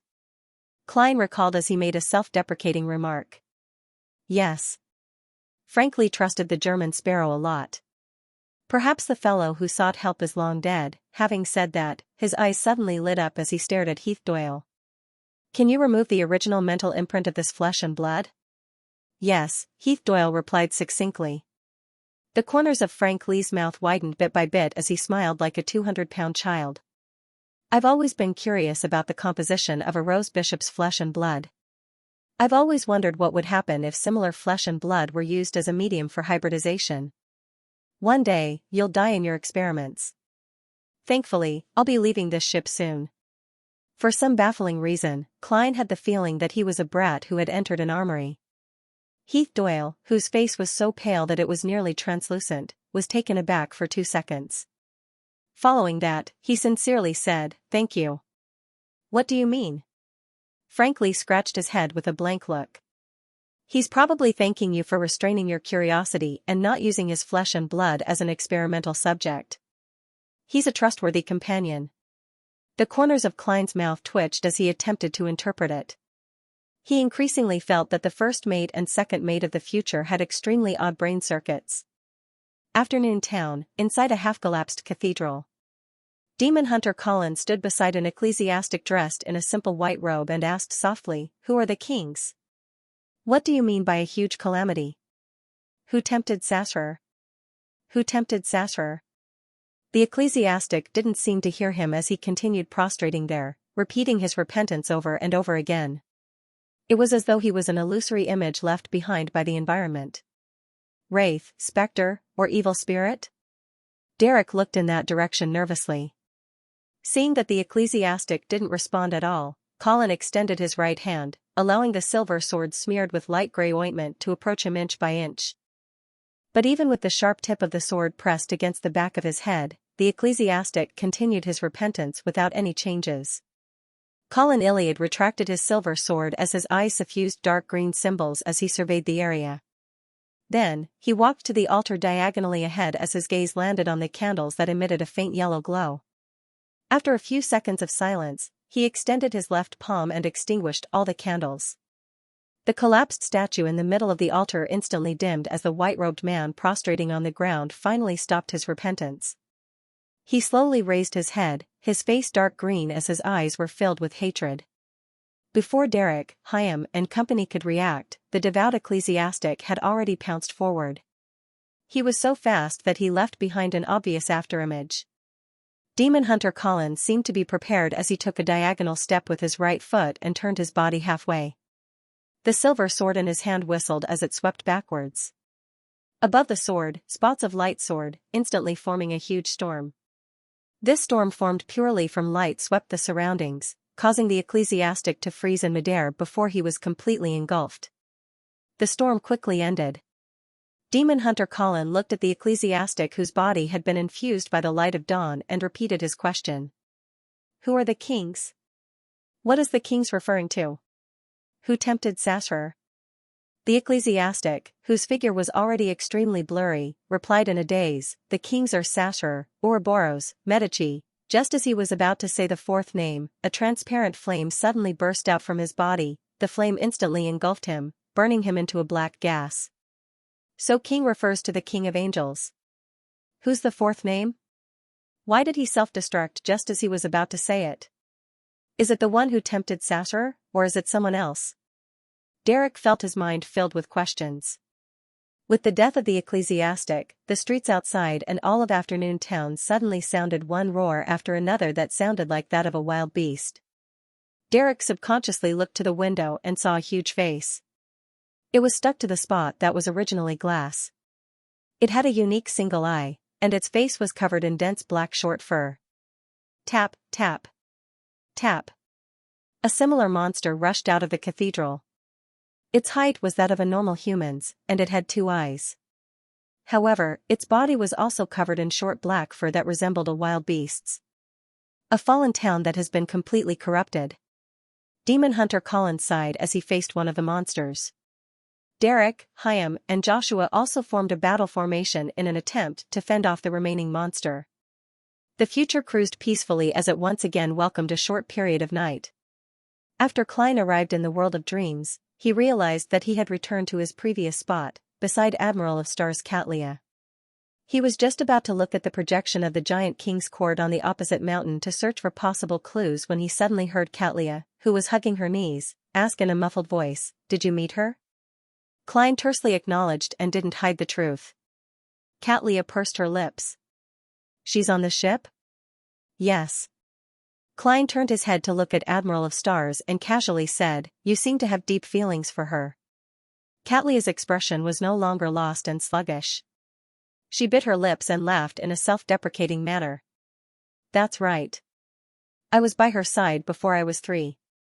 Heh, that's what they said. I no longer have any concrete impressions of her. She taught me knowledge, held my hand, and took risks. She watched me grow up bit by bit. To me, she's both a captain, a teacher, and a mother." As Xianxia spoke, she suddenly fell silent. P.S. Seeking monthly votes for the 2nd chapter. There will be additional chapters at midnight. Glancing at the silent Xianxia, Klein suddenly felt a little embarrassed. He didn't say another word as he turned around and jumped off the boulder, walking into the black cloister through the half-open door. In the square surrounded by the dark tower and buildings, there were still a few piles of remnant flames from the battle. Gigantic arrows were stabbed into the ground, their tails swaying gently in the wind. Frank Lee was still digging a hole to plant something, but what was placed by his feet was no longer food, but a pool of flesh that resembled mud. As he passed by, Klein couldn't help but ask, "What experiments do you plan on using them for?" Frank smiled excitedly. A lot. For example, a cow that can satisfy the meat requirements of the entire ship. Every time a portion is cut off, it will regrow. Why is it a cow again? Klein was momentarily at a loss for words. All he could do was silently draw the crimson moon in his heart. He passed by Navigator Odilov, who was reading a book on the ground, Nina, who was drunk to the point of taking off her clothes, and Heathdahl, who was quietly hiding in the shadows in a corner. Klein walked into the hall that was covered in all kinds of murals. At some point in time, Anderson and Hood had conjured a reclining chair, and he was leisurely lying on it, admiring the extremely religious and sacred paintings on the dome. Sigh, I'm finally leaving these darn waters. It's only going to be 2 or 3 times before noon and night change. Upon seeing Gehrman Sparrow enter, the strongest hunter sighed from the bottom of his heart. As long as I can successfully leave this place, I won't have to worry about any lingering problems. Klein originally wanted to shut him up, but when he heard that he was only targeting himself and didn't involve anyone else, he couldn't be bothered. He casually asked, "Are you Intis?" "I guess so. My father is Intis, and my mother is Siegel," Anderson replied in a chatty manner. Klein took a few steps forward. "Then, do you believe in the eternal blazing sun, the god of steam and machinery, or the god of knowledge and wisdom?" Anderson's expression suddenly became a little strange. "I originally believed in the god of knowledge and wisdom, but their priests were too despicable. Just because I didn't pass the exam, they ignored my ordinary handsome face and looked at me like I was an idiot. Pooey. I'm just a little biased, but my intelligence isn't low at all. I've always been outstanding in terms of art knowledge, painting foundation, and other fields. Before I became a hunter, my dream was to be an artist. Of course, after coming to the sea, I will more or less believe in the Lord of Storms." Upon hearing Anderson's description, a joke suddenly came to Klein's mind. A priest of the god of knowledge and wisdom might say something like this: "Failed the exam? This child can't be saved. Let's bury him." He was just about to direct the topic to Anderson's hunter career. After all, he was the only person in the world of dreams who could communicate with him normally apart from Queen Mystic when he suddenly heard the door open. From the depths of the Hall of Murals came the sound of a door opening. "That fellow, Anderson, just said that as long as I can successfully leave this place." Klein felt a baffling headache as he focused his gaze towards the source of the sound. Following that, he saw a man in a short linen robe rush out from the depths of the Hall of Murals at an extremely fast speed, heading straight for him. The man's hair was raven black and glossy, but his face was covered in wrinkles, as though he had experienced many hardships. The Saint of Darkness, Leo Master. The kind-hearted Leo Master. Klein recognized the man and immediately discovered a tall figure appear from the depths of the Hall of Murals. The figure was dressed in thick and heavy black armor. His eye sockets were 2 blobs of crimson light. He held a gigantic straight sword as he frantically chased after Leo Master. Clang! Clang! Clang! His metal boots continuously collided with the ground, producing a crisp and hurried sound. The real Leo Master. The Saint of Darkness's main persona. As Klein looked at the 2 approaching figures, he instinctively turned his body to the side and quickly retreated. He instantly pasted himself against the wall of the Hall of Murals before realizing that Anderson and Hood had leaped up from their reclining chairs at some point in time and had pasted themselves against another mural. Upon sensing Gehrman Sparrow's gaze, Anderson grinned and replied with a smile that said, "So you're the same as me." "Who's the same as you?" "I'm not being cowardly. If you weren't here, I would have taken out the sea god's scepter and fought the Saint of Darkness for 800 rounds. I've always been thinking. If I were to help the kind-hearted Leo Master kill the main persona in his dream, would there be any corresponding changes in the real world? There's the people on the future outside. If Leo Master's main persona really goes crazy, Queen Mystic will definitely take action. It shouldn't be a coincidence for these 2 fellows to leave their dreams and come here. Both parties are already very close to each other in the real world? Or is there someone guiding the kind-hearted Leo Master over? Queen Mystic? Many thoughts flashed through Klein's mind. Leo Master, who was dressed in a short linen robe, saw the 2 people in front of him. He originally wanted to shout for help, but in the blink of an eye, he realized that the 2 of them had flashed to the sides of the hall, as though they didn't see or care about anything. He ran with all his might and rushed out of the Hall of Murals. The redness in Leo Master's eyes deepened as he chased after them. He completely ignored Klein and Anderson, who were pasted to the two sides of the mural. After they left the hall, Klein, who had some guesses, didn't hesitate to take a step forward and follow behind them as fast as a cheetah. Anderson raised his right hand and grabbed at the air, failing to stop Gehrman Sparrow in time. This fellow was still rather rational just a moment ago. Why did he suddenly go crazy? What problem did he discover? How curious. Anderson peeked his head out and looked at the square outside.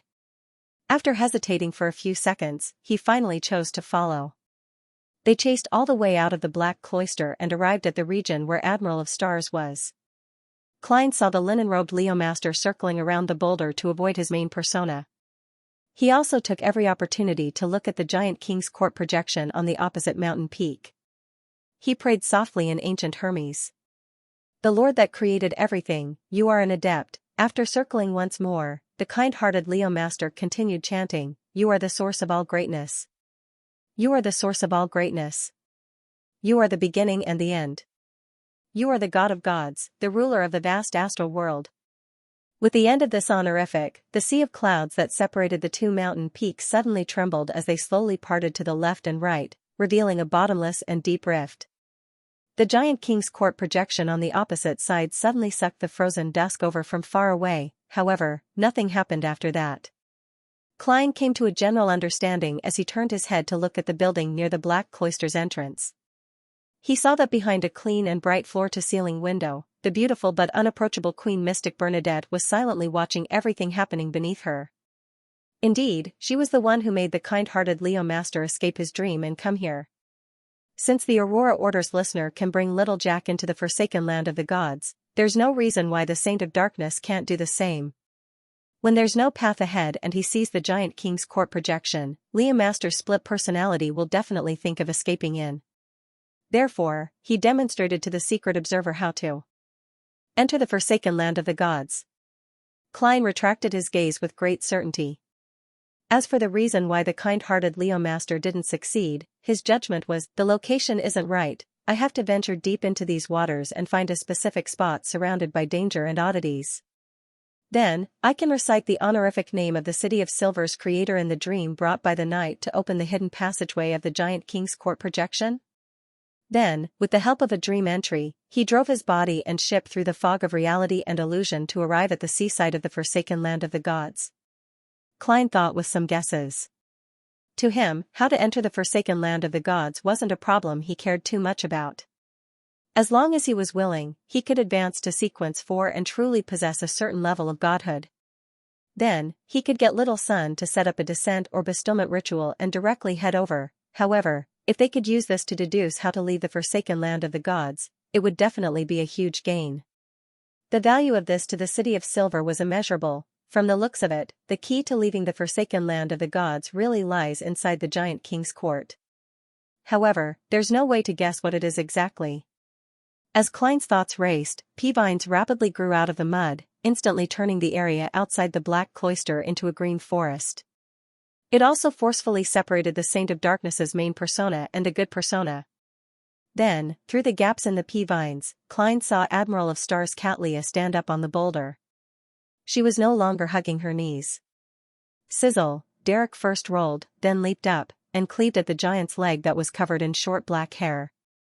The silver lightning that had been stimulated fell out of thin air, causing the monster with the unique single eye to tremble and freeze on the spot. Derek didn't miss the opportunity as he immediately spread out his arms. Bright and pure holy light descended, enveloping the mutated giant. In such a bright light, the monster collapsed with a tragic cry as black fog emitted from its body. After a series of battles, Derek had already discovered that the monsters that had infiltrated the strange afternoon town were equally afraid of bright light, regardless of their characteristics. This experience prevented him from being injured, and it also saved the lives of more members of the expedition team. After a while, when Demon Hunter Colin finished off the strongest monster, Afternoon Town returned to silence. The lit candles had all been extinguished. The chief of the 6-member council surveyed the area and sighed. "Let's rest first before setting up camp." At this moment, the gathered expedition team had lost nearly a third of its members. There were only 6 of them. Colin Iliad's true goal was actually the giant king's court, but his encounter in Afternoon Town made him realize that he couldn't be impatient in his exploration. This was because the giant king's court might very well hide the deeper secrets of a calamity. There was unimaginable danger, therefore, he needed half a year, or even 2 years of preparation and repeated explorations before he could attempt to open it. P.S. Third update, 20,000 monthly votes added. Requesting for more monthly votes. The layers of pea vines that seemed to be able to weave a stairway to heaven fell one after another and retracted back into the soil. Be it the Saint of Darkness's main persona or the kind Leo Master, they had already vanished. Only Admiral of Stars Catlia stood on top of the boulder as she surveyed her surroundings in a daze. Queen Mystic threw Leo Master's main persona and good persona back into his dream? Or should I say, she pulled them somewhere else in an attempt to figure out the specific location of the forsaken land of the gods. These 2 personas can't be pulled into different dreams. Otherwise, Queen Mystic would have long been able to talk to the kind Leo Master alone, using the condition of helping him defeat the devil in exchange for the corresponding information. There's no need to go through so much trouble. Of course, to really wipe out the Saint of Darkness's main persona, she might have to enter the dangerous ruins in the real world. Even Queen Mystic wouldn't dare to rashly attempt it. This is because it's very likely that an evil queen who does whatever she wants and loves to cause harm will appear. Klein turned his head in thought and looked at the building near the Black Cloister's entrance. He saw that behind the clean and bright floor-to-ceiling windows, the figure belonging to Bernadette had similarly vanished.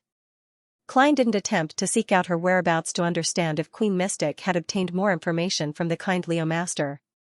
This was because he remembered the core persona of Gehrman Sparrow. Mr. Fool's Blessed, an Admiral of Stars knew very well that in Mr. Fool's tarot gathering, Sun came from the City of Silver in the forsaken land of the gods. It was clearly unbelievable that Mr. Fool didn't know how to enter the forsaken land of the gods. Therefore, as a blessed, Gehrman Sparrow definitely lacked the motivation to probe deeper. Many things are really a result of persona. This is the flaw of a faceless.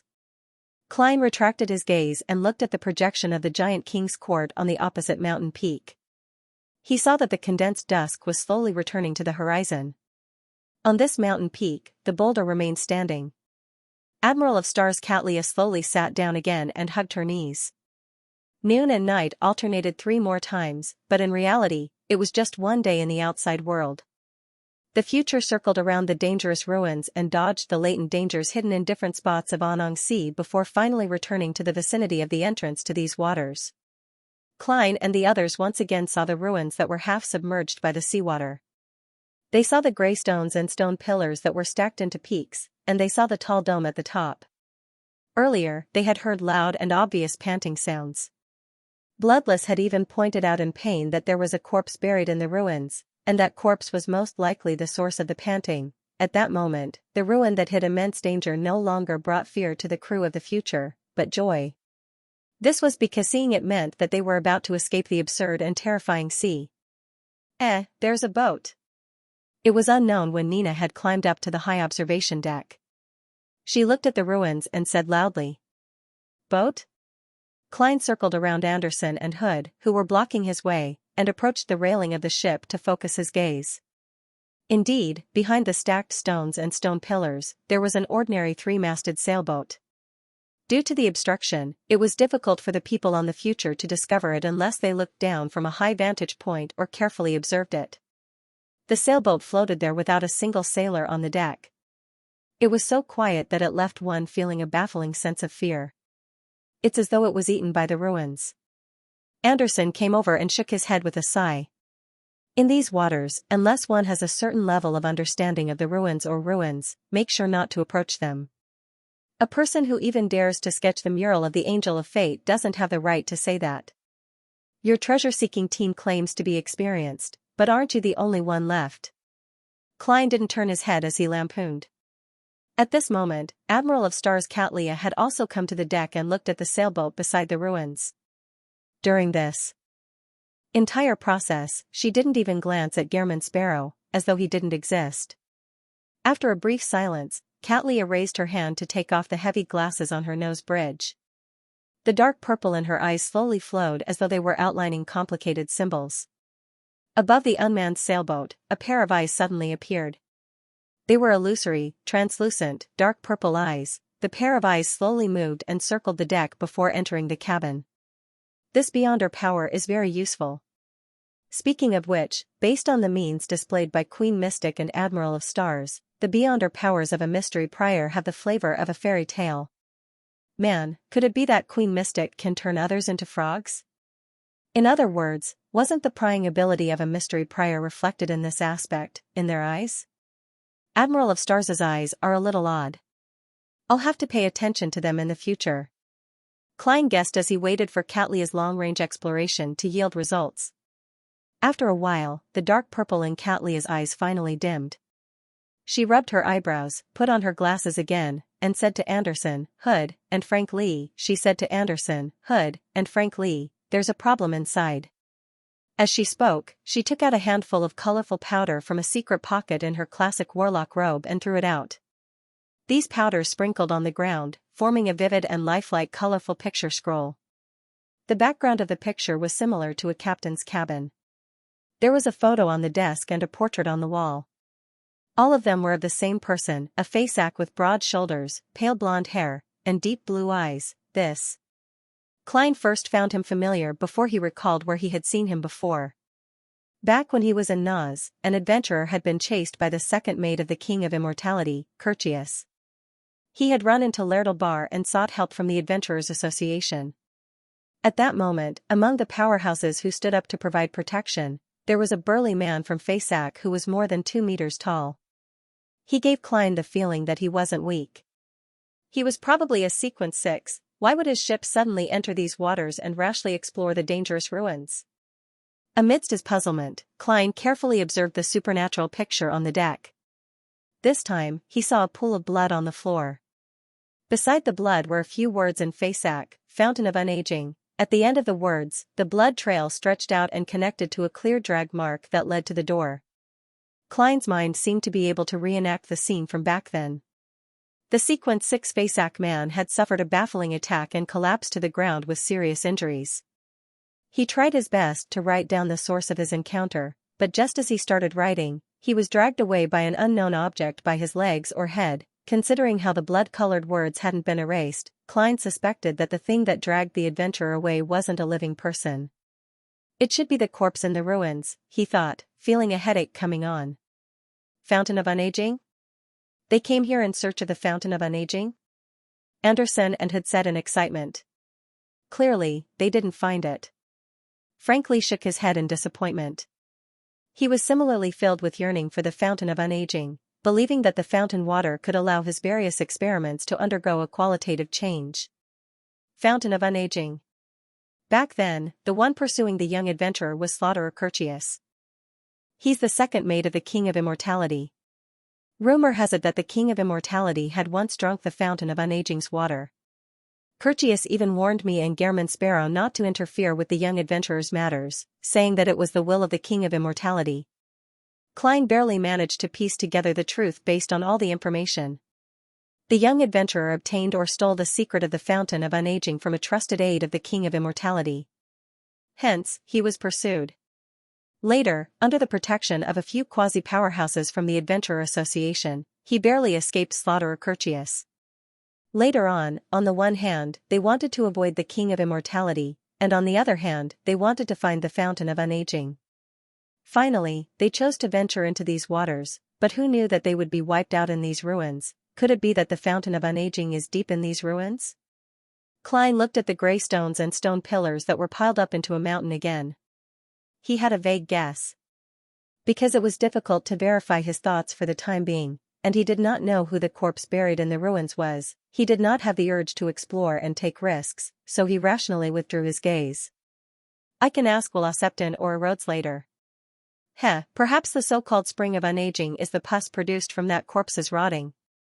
Klein speculated with the worst of ill intentions. At this moment, Catlia, who had heard Anderson and Frank's conversation, thought for a moment.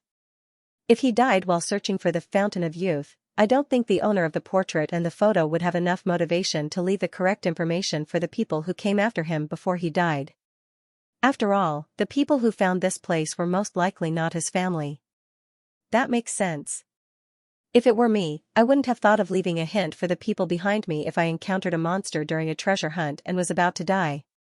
Klein shook his head indiscernibly. He couldn't think of any other reason at the moment. Katlia looked at the expectant Anderson and Frank and said, "Successful adventures often stem from detailed information and sufficient preparations. A successful adventure usually comes from detailed information and sufficient preparation, which we don't have right now." Her voice suddenly turned louder as it reverberated in every corner of the ship. "Continue sailing. Leave these waters." "Yes, Captain." Nina gulped down a mouthful of alcohol from the observation deck. A few minutes later, the descent and ascent that defied common sense happened once again. However, the prepared crew of the future no longer looked as pathetic as when they first arrived. They easily survived the thrilling scene of jumping off a cliff and being thrown into the air. Soon, the future landed on the azure blue sea. In the distance was a gigantic storm that blotted out the sky. Not far away, there was another ship floating silently. It was nearly 200 meters long, and its front and back were raised high like a crescent moon. Looking at the sail that depicted a black tombstone, a corresponding term flashed across Klein's mind.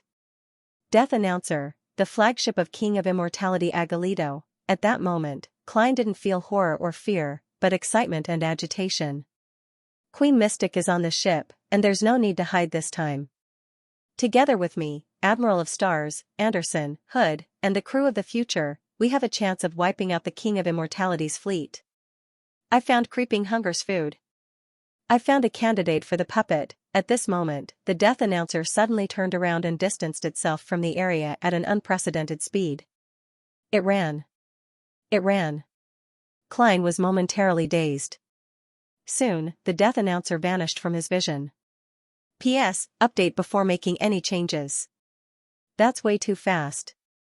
I just had an idea.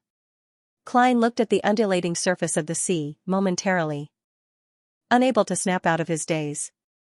As these thoughts flashed through his mind, he had a vague guess. King of Immortality Agalito's second mate, Slaughterer Curtius, is suspected to be a devil or even a desire apostle. He has the Beyonder powers to detect danger ahead of time and lock onto the source of the danger. Then, could the King of Immortality be a sequence 4 demigod of the devil pathway? Therefore, when the people on the future possess the strength to actually harm him and have the thought of putting it into practice, he immediately sensed the problem ahead of time and discovered Queen Mystic's existence. He didn't hesitate to make the decision to retreat. Yes, this means that Queen Mystic also had the urge to take action. Otherwise, with my thoughts alone, it would only make the King of Immortality sneer and counterattack crazily. Sigh, the Beyonder powers of the devil pathway sure are useful. It's almost impossible to bury the King of Immortality or his first mate, second mate, and third mate. Klein sighed as he turned to look at Anderson Hood. This strongest hunter's expression was still clearly warped, as though he was in despair that his bad luck hadn't abated. He was also surprised that the Death Announcer had fled with its tail between its legs. It gave him the feeling that he had gotten the wrong script. His eyes darted around slightly as he looked around with a guess, as though he had made a connection. Unfortunately, Anderson's bad luck isn't strong enough. Otherwise, I could have sacrificed him and successfully baited the King of Immortality. Heh, isn't this the correct way to use a provoker? Klein turned into the corridor and returned to his room. Just as he pushed open the wooden door, he saw a familiar figure standing in front of the window. Her figure was extremely proportioned, and she was dressed rather strangely. She was none other than Queen Mystic Bernadette. "Ma'am, didn't your father teach you? Don't enter other people's rooms, especially the rooms of unfamiliar men? As a lady of noble birth with a good upbringing, you should be waiting at the door and sincerely ask me if I can enter. Emperor, have you not recalled any books on education?" Klein lampooned silently as he closed the door. Without waiting for him to say a word, Queen Mystic Bernadette spoke with her back facing him. "What happened before confirmed one of my thoughts." "What thoughts?" Klein suppressed his curiosity and asked with an indifferent expression. Bernadette didn't turn her head as she looked out the window at the sea. Agalito's legend of the Fountain of Youth is a hoax. If the Fountain of Youth does exist, it can only be one of the main materials of the Witch of Youth, or it can be born from their corpses. Therefore, any man who claims to have drunk the fountain of youth is lying. She didn't explain what the demoness of unaging was, as if she was convinced that German Sparrow would know. Or rather, even if he didn't know, he would have a way to find out. Fountain of unaging.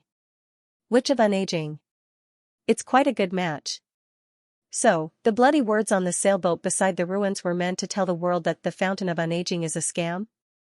King of Immortality Agalito has released the news of the Fountain of Unaging again and again, luring adventurers and pirates into dangerous waters to die or take the opportunity to massacre them?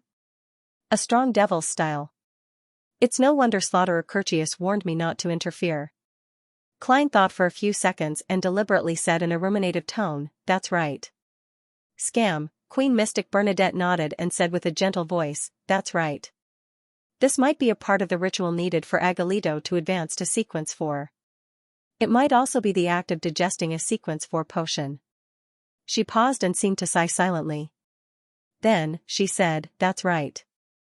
That's because the Sequence 4 of his pathway is devil." Devil? Sounds very cunning. Setting up a treasure scam to harm others perfectly fits the style of a devil. Klein was enlightened. At this moment, Queen Mystic turned around and looked into German Sparrow's eyes through the black checkered veil. "It's my turn to provide information?" Klein deliberated for 2 seconds. According to the analysis of the limited diary entries, Roselle the Great encountered an extremely serious predicament in his later years. This forced him to have the idea of attempting crazy acts.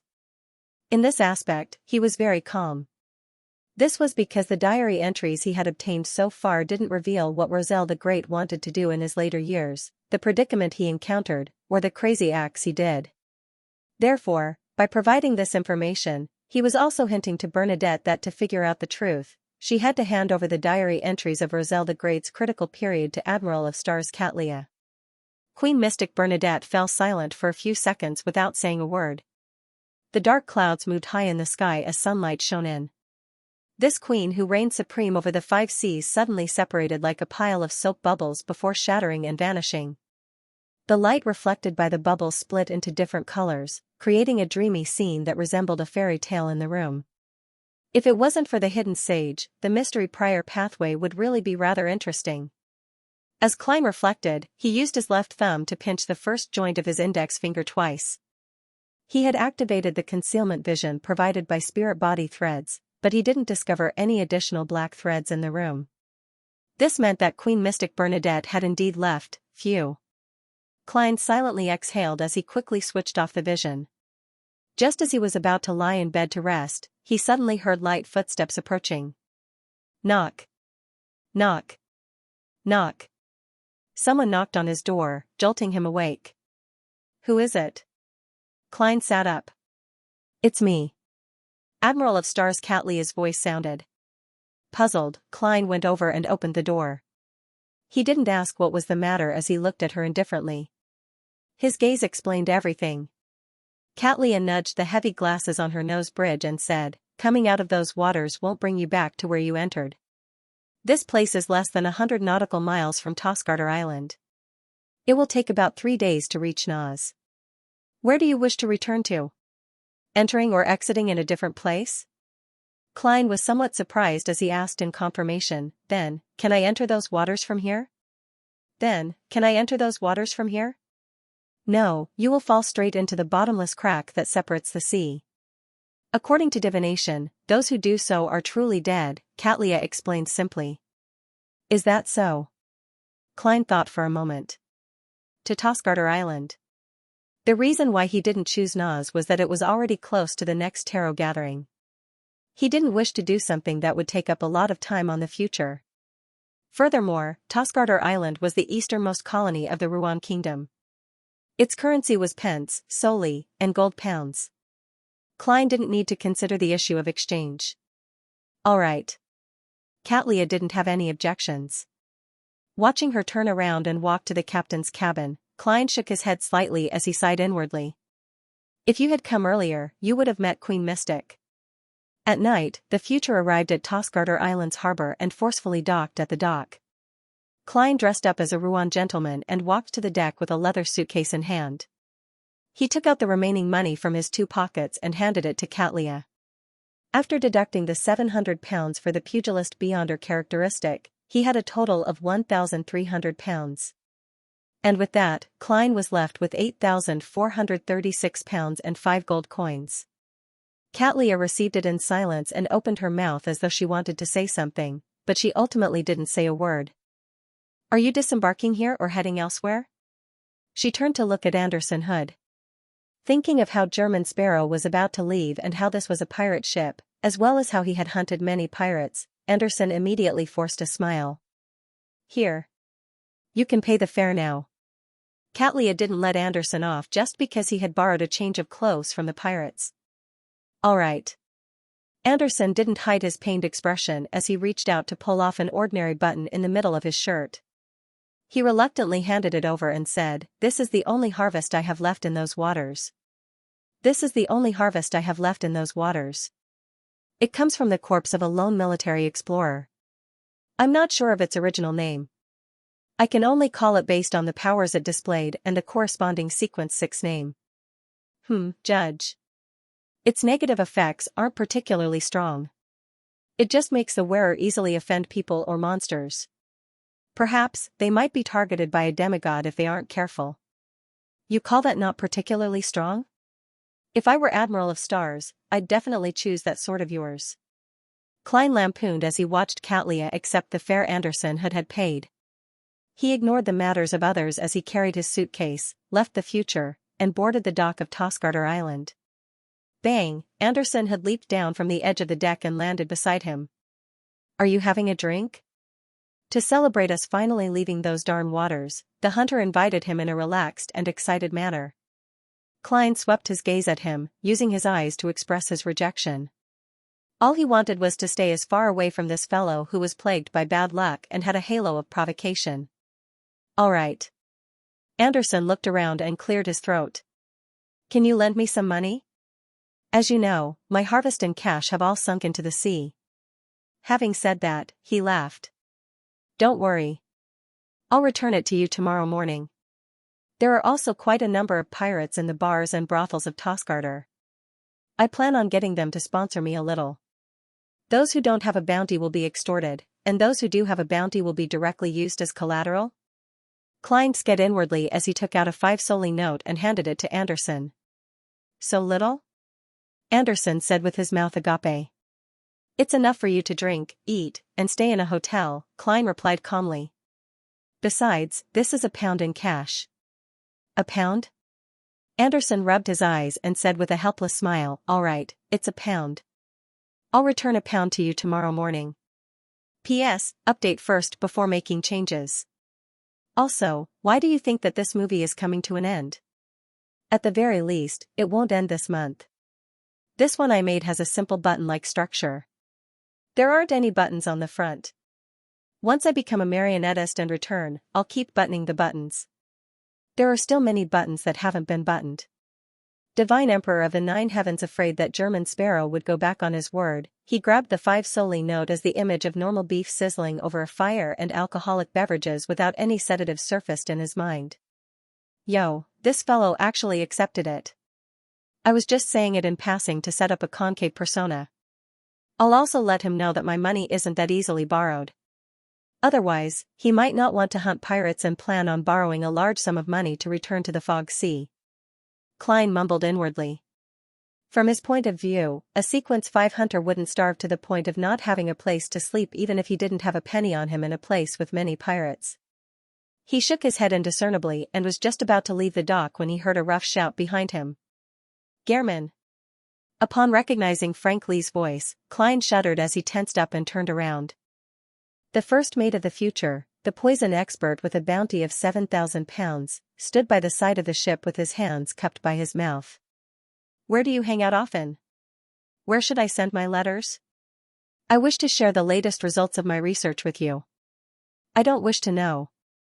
This fellow probably doesn't have many friends, and I'm willing to bet that most of the people he thinks of as friends don't really treat him as one." Admiral of Star's feelings are more inclined towards Queen Mystic. She lacks a sense of belonging to Tarot, so to openly develop a snitch by her side, no, a source of intelligence, is beneficial in shocking her. It can be considered a form of intimidation at the level of German Sparrow. With this as a foundation, it would be more reasonable and natural for Mr. Fool to do another round of intimidation. Klein's thoughts raced as he took out a note and fountain pen used for divination from his pocket. He scribbled down the summoning ritual for his messenger, not forgetting to specify that the ritual ingredients needed a gold coin. With a whoosh, Klein flicked his wrist, sending the note flying towards Frank Lee like a dart, accurately landing in his palm. Excellent. Frank Lee glanced at the information on the paper and waved his hand in delight. Klein didn't delay any longer. He took his suitcase and left the pier to look for a hotel. During this process, he originally wanted to firmly reject Anderson's suggestion to stay in the same hotel, but after thinking about it, he still agreed. He was afraid that something bad would happen to this guy who was plagued with bad luck and bring disaster to the innocent customers and attendants in the hotel. Therefore, he planned to monitor him from a close distance and deal with him decisively. After checking in, Anderson took the key and opened the door to his room. Bang! He sat down on the armchair as if a heavy burden had been lifted from his shoulders. After leaving that dangerous sea, he finally found the feeling of being a human again. He no longer had to worry about dying at any time.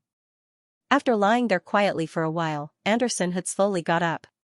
He picked up the thermos with a steel shell, flipped the glass, and poured himself a cup of hot water. He thought it was time for him to brace himself and take a stroll around the bar. Drink some wine, fill my stomach, and look for sponsors. When the hot water was slightly cold, Anderson picked up the cup and gulped it down. He was very carefree. Suddenly, he coughed so violently that his face turned purple. Cough. Cough. Cough. Anderson reached for his throat, as if he couldn't catch his breath. With a crack, the glass fell from his hand and shattered on the floor. Cough, cough, cough. Anderson's coughing became weaker, and his face had already turned purple. At that moment, his eyes were burning, and the veins on the back of his hand squirmed as if they had a life of their own. Bang! Anderson fell to the ground and twitched a few times before he stopped moving. Even his breathing seemed to have stopped. A few seconds later, the corpse-like Anderson suddenly sat up and touched his face in fear. Bastard, I almost choked to death from drinking water just now. If that's really the case, I'll probably be the hunter with the funniest cause of death. Thank goodness, thank goodness. I spent a lot of money to buy this before entering that sea region. It's finally coming in handy today. As he spoke, Anderson took out a doll made of straw from a hidden pocket in the lining of his vest. There were 2 eyes, a nose, and a mouth drawn crudely in ink on it. The doll's surface was already corroded, and pitch-black liquid dripped down drop by drop. In just 8 seconds, it completely melted into liquid, turning into a stain on the floor. This bad luck hasn't weakened, and it seems to be getting fiercer. Man, German Sparrow once told me a prophecy. He said that the most fatal danger is often hidden in the most ordinary of lives. Anderson paced back and forth, carefully avoiding the glass shards beneath his feet, afraid that it would lead to another death. No, I have to save myself. I have to save myself immediately. Anderson suddenly pulled open the door and carefully walked out. He walked all the way to Klein's room, bent his finger, and knocked on the door. Soon, the wooden door that was neither sturdy nor heavy opened without a sound. German Sparrow, who had only taken off his coat, appeared in front of Anderson. Anderson squeezed out a smile. Surprised? Creak, the door slammed shut in front of him. He was first taken aback before he muttered to himself with a stiff expression, I have to adjust the way I speak. Knock. Knock, knock. He knocked on Klein's door again. The door quickly opened, and a revolver was aimed at him. Haha, I wanted to ask if you know any Beyonders who can help people change their luck.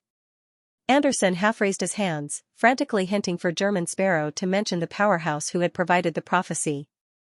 It's too late. I have no idea where Queen Mystic is. She didn't even leave me a way to contact her? However, since my messenger's summoning ritual is known by Frank Lee, it's equivalent to Admiral of Stars knowing of it. It's equivalent to Bernadette knowing of it. Also, when I return to Bakeland, I can seek Miss Sharon's help. Queen Mystic is in her circle, although she doesn't appear often. Klein gave Anderson a pitiful glance. He didn't like this strongest hunter, always making up stories about him and showing all sorts of ill intentions. After all, he was partially responsible for the loss of the cufflink. However, he was only limited to his thoughts, with no intention of putting them into practice. If he were to really encounter him seeking help, he similarly wouldn't directly reject him. Klein considered and said, "I can help you ask. I can help you ask, and I'll give you an answer tomorrow morning. But I'm very doubtful that you have the ability to pay me. I'll head to the bar later. Besides, I have quite a number of private collections over at the Fog Sea," Anderson replied without any hesitation. Klein nodded and said as he closed the door, "See you tomorrow morning." "See you tomorrow morning. I hope you can survive until then." Creak.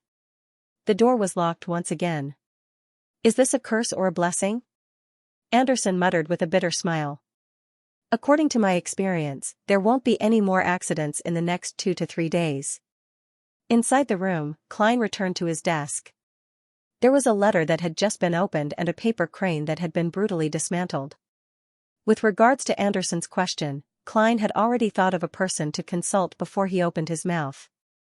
The person who understood the means of a snake of fate the most was undoubtedly another snake of fate. He pondered over the area of the paper cranes and the questions he wanted to ask. He first made a draft in his mind before picking up his pencil and saying, "I'm not sure." Then, he raised his pencil and said, "How can the curse of misfortune brought about by the Angel of Fate mural be removed? What's the name of the corresponding sequence 4 potion for seer? Where can I obtain its formula and main ingredients?" Putting down the pencil, Klein carefully read through the contents twice. Then, he carefully folded the paper crane according to the creases and stuffed it into his wallet. After doing all of this, he continued writing the letter to Mr. Aztec. In this letter, Klein first mentioned that he had entered the dangerous zone in the easternmost part of the Sonia Sea with the help of Admiral of Stars and successfully completed the ritual. Following that, he changed the topic and mentioned that he had encountered Admiral Hell Ludwell's unprovoked attack midway and nearly suffered heavy losses. With this topic in mind, he began describing the ring on Admiral Hell's hand that was suspected to be a relic of ancient death. He very considerately asked Mr. Aztec if he had any impression of it and if he wanted to hold it in his hand to study it so as to jog up more memories. After making this point, Klein began talking about Charismatic Order's artificial death project in a casual manner. He also asked Mr. Klein if it was feasible and if there were any specific details recorded in the literature. After saying that he didn't know what the subsequent sequences would be like, nor did he know where he could obtain the opportunity, Klein began describing the matters to take note of in the dangerous waters he had concluded from his travels. He was providing information to Mr. Aztec, preventing him from suddenly heading there to seek out the remnant aura of ancient death without understanding the latent dangers. It's said that the waters are filled with the ravings of the true creator. The higher the sequence, the clearer one hears it, and the easier it is to be influenced, go crazy, or lose control. This is at sequence 4. But a small number of demigods have found a way to move freely there. Klein wrote at the end of the letter. After folding the piece of paper, he picked up Aztec's copper whistle and summoned the gigantic skeleton messenger. The messenger crawled out from the floorboards and politely looked at Klein at the same level as it opened its palm. "Not bad." Klein praised inwardly as he handed the letter to the messenger. Then, he brushed his teeth, took a bath, and comfortably lay down in bed. After an unknown period of time, he woke up from his dream and saw a desolate plain and a pitch-black steeple. After familiarly walking deep into the steeple, Klein discovered Will Septon's reply amidst the scattered tarot cards. Friendly reminder, that paper crane is about to tear. The curse of bad luck brought by the murals can be resolved by Ricardo. The high sequence formula of seer can only be obtained from the crazy Zeridal or the Hornacis mountain range. If you are a blessed of the Evernight, pretend I didn't say anything. The corresponding sequence 4 of seer is Bizarro Sorcerer. Bizarro Sorcerer. Klein suddenly woke up from his dream and opened his eyes to see the dark night. It's not noon yet. It's still very dangerous, he mumbled and was about to go back to sleep. At this moment, he finally recalled that he had already left the dangerous waters. Even if he didn't sleep after dark, he wouldn't completely vanish. Phew, such a stable environment is still the best. I have to say that the matter of mysteriously disappearing after dark can be used to scare children, preventing them from sleeping late. Hee, I was often given such a fright when I was young. Klein sat up, walked to his desk, and poured himself a cup of water. After a moment of silence, he gulped down a mouthful of water and gradually regained his ability to think. Zeradal really went mad.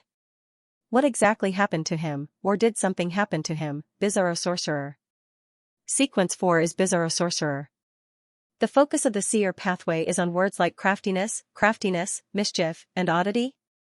Or can it be summarized as bizarro? Yes, clown, magicians, faceless, and marionettist do indeed give me such a feeling.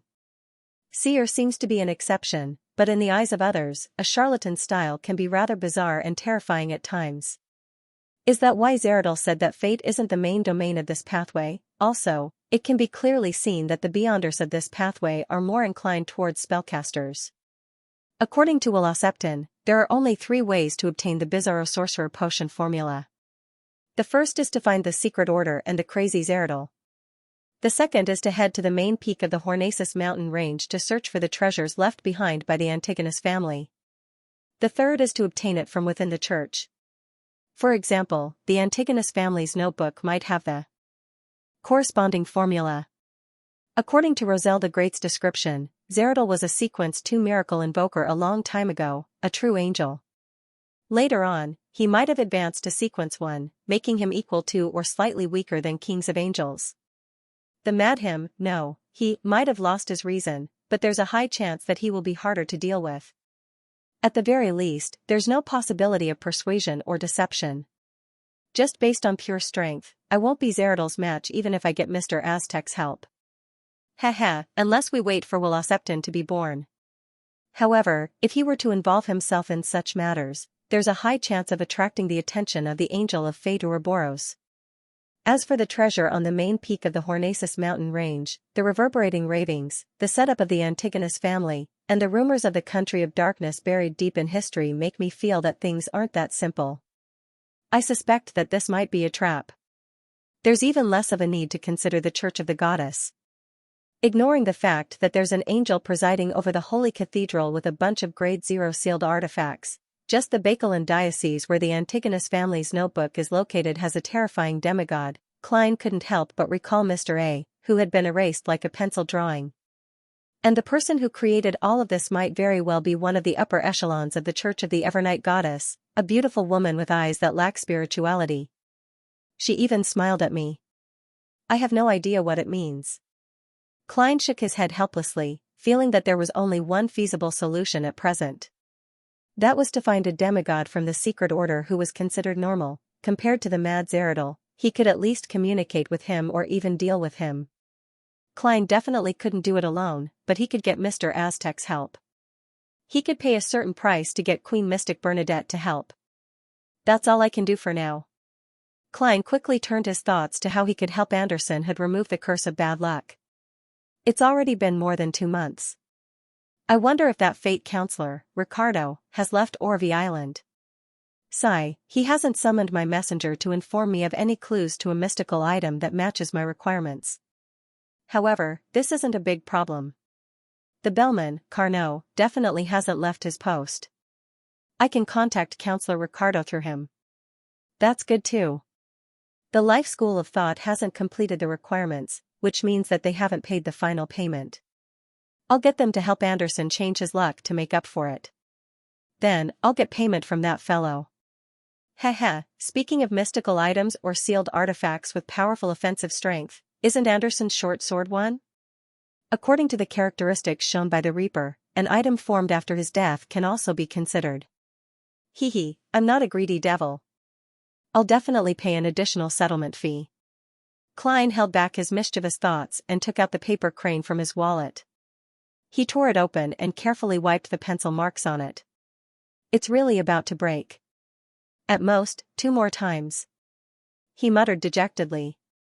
Then, he folded the paper crane, walked back to his bed, and continued sleeping. As for using the radio transceiver to contact Rhodes, he planned on leaving the pirates' paradise in the east before doing so. After daybreak, Klein lazily got out of bed and slowly washed up. He felt that this was how life should be. Knock, knock. Knock, a knock on the door interrupted his wistful thoughts. Without any premonition of danger, his spiritual intuition told Klein that the visitor was Anderson Hood. As expected of the strongest hunter. He's managed to survive to this day. Klein sked, controlled his expression, and opened the door. Anderson wore a deerstalker hat he had gotten from somewhere and handed over a Ruan gold coin with a chuckle. The debt from yesterday. Klein took the gold coin and weighed it in his hand. I have an answer to your question. Anderson's eyes lit up. What solution is there? Don't tell me that the answer is that there's no solution. Am I that kind of person? At most, I'll say that there's no hope. Just wait for death. Goodbye. Klein lampooned as he indifferently swept his gaze at him. A demigod who's good at changing his luck lives on Orvie Island. He owes me a request. Very good. Anderson didn't hide his joy. So, what kind of price should I pay? How tactful. Klein deliberately fell silent for 2 seconds before saying, I need a mystical item with powerful offensive strength. I need a mystical item with powerful attack power. Do you have any clues? If the value exceeds the luck enhancement ritual, I'll pay the difference. Anderson frowned before slowly relaxing his brows. He smiled and said, there's such a mystical item that meets your requirements. There's such a mystical item that meets your requirements. It has beyond or powers related to lethal attacks. The negative effects aren't strong either. It can eat and sleep, but its luck isn't too good. It easily attracts monsters and enemies. Occasionally, it's quite talkative and a little annoying. Haha, I'm just joking. To be frank, my death brachyodont is the mystical item you need, but it's also the only weapon I have left. I have a corresponding clue. It's a rather special revolver. The bullets it fires have the effects of weak point attack, lethal attack, and massacre. Furthermore, it can be combined with bullets with different characteristics. The negative effect is that every time you use it, you will gain a weakness that originally didn't exist. For example, you will be afraid of light, boats, dogs, etc. And this weakness will last for 6 hours. If it's just placed on your body, there are almost no negative effects. It will only make you easily thirsty. That's something that can be tolerated. If it wasn't for the revolver's characteristics overlapping with my powers and the mystical items I already own, I would have definitely bought it back then. The seller's asking price is only £9,000. How about this? The total reward is £1,500 and the clue to this revolver. How about that? It sounds very suitable, and it matches my combat habits. Klein didn't directly agree to it. Instead, he asked, £1,500? Haha, I found more than 10 pirates yesterday. They were all very kind. They either contributed their wallets to me or lent their characteristics and brains to me. In just one night, I earned £1,600. Seriously, I really like this pirate paradise. Anderson said with a beaming smile. I have to leave £100 to buy a ticket back to the Fog Sea, so I can only pay £1,500. He earned £1,600 in one night. Not only are there many pirates in Tosgarter, but they're also very valuable or rich. Klein suddenly wished to stay a few more nights in this port city. But when he thought of how the targets that were easy to extract or find had most likely been dealt with by Anderson, he felt depressed again and asked coldly, "What's up?" He asked coldly, "Aren't you afraid of retaliation for doing such things in a pirate paradise? What's there to worry about? Even if they are subordinates of a pirate admiral, I'm not afraid." Heh, I believe it's the same for you. It's not a problem if they're from the Four Kings. We're about to leave, and the news needs time to spread. When the time comes, I won't even know how many ships and identities I'll have changed. Anderson said without a care. Why are you cursing yourself again? Klein swept a glance at him with a hint of pity. Deal. Haha, here's £300. The remaining £1,200 can wait for the bounty and characteristic money. Don't worry, it'll definitely come today. The amount won't be huge. Anderson took out a thick stack of bills with quite a number of soli and handed it to Klein. In consideration of his persona, Klein only did a rough count before stuffing the notes into his wallet and pocket. He said without emotion, "That's right."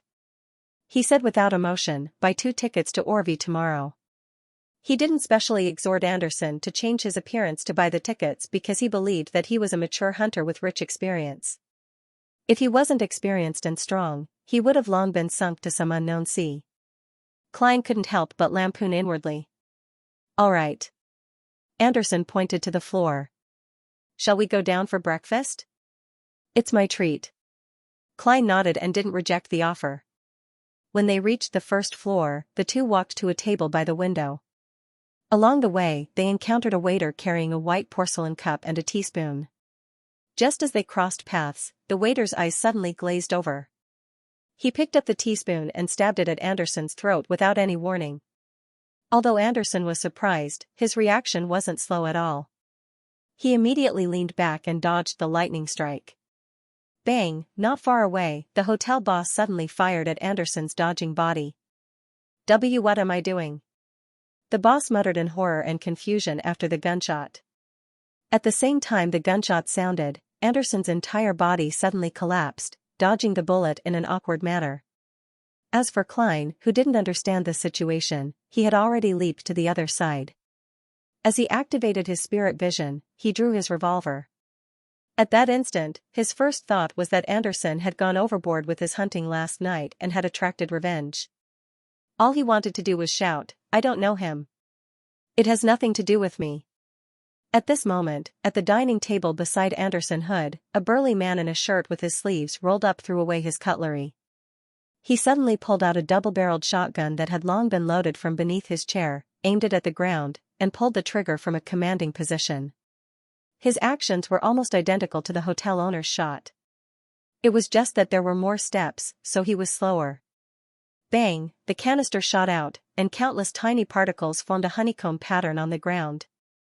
Although Anderson managed to roll in time and dodge most of the bullets, he was still hit by some of them. His side was instantly mangled. Klein was just about to shoot the burly man with the double-barreled shotgun to help Anderson Hood escape danger when he realized that the man was in the same state as the hotel owner. His expression was blank, filled with shock and horror, as though he had finally sobered up. "That's not right. They aren't the real attackers." Klein rationally stopped his finger from pulling the trigger as he quickly scanned the restaurant. Seeing that he didn't discover anything with his spirit vision, he immediately pinched the first joint of his index finger twice with his left thumb, activating his spirit body thread's observation. At this moment, the ladies and gentlemen in the restaurant had already stood up in a panic due to the shooting as they rushed towards the exit. When they passed by the rolling Anderson, a good-looking lady dressed in elegant clothes suddenly paused. She opened the dark glass bottle in her hand and splashed the liquid inside at the strongest hunter. Sizzle, the areas that were tainted by the liquid rapidly turned black, suffering from intense corrosion. Anderson covered his face, jumped up, and dodged the attack. Right on the heels of that, the quiet and adorable lady, the gentleman with the newspaper, the waiter in a red vest, and the 5-year-old child with candy in his hand attacked Anderson Hood at the same time. Flour, lit matches, fruit knives, scalding coffee, and high-alcohol drinks came one after another. Everyone in the hotel restaurant seemed to have only one goal, and that was to kill Anderson Hood, in such an abnormally dangerous situation without the participation of beyond her powers. Anderson, who was surrounded and unable to escape, tumbled and rolled. At times, he leaped up, kicked tables, and ignited items ahead of time. He barely managed to avoid being hit in any vital spots and didn't suffer any serious injuries. At this time, Klein also discovered something unusual. In the corner of the dining hall, where the decorative cabinets hid the seats, there were dense and illusory black spirit body threads, but there wasn't any commotion. This seemed rather abnormal in the hall that was filled with chaos and fear. The real attacker who planned this passerby murder was sitting there? From the confusion, horror, and panic on the faces of the hotel owner, waiters, and customers after attacking Anderson, they didn't turn into puppets. This is another level of control. An illusion, the emotional seed of a desire apostle, or could it be another influence on the mental level? Klein suddenly had a flash of inspiration. He immediately took 2 steps forward and sent a customer who still had cream on the corner of his mouth flying, opening up a path for Anderson Hood. This strongest hunter immediately rolled out of the encirclement and followed Klein back to the second floor of the hotel. With his back against the wall at the corner of the staircase, he panted heavily. Has my provocative powers reached such a level? Even ordinary citizens I don't know want to kill me and take action? Hiss. As he spoke, Anderson pulled at the injury on his right rib and nearly screamed out loud. No, no, no.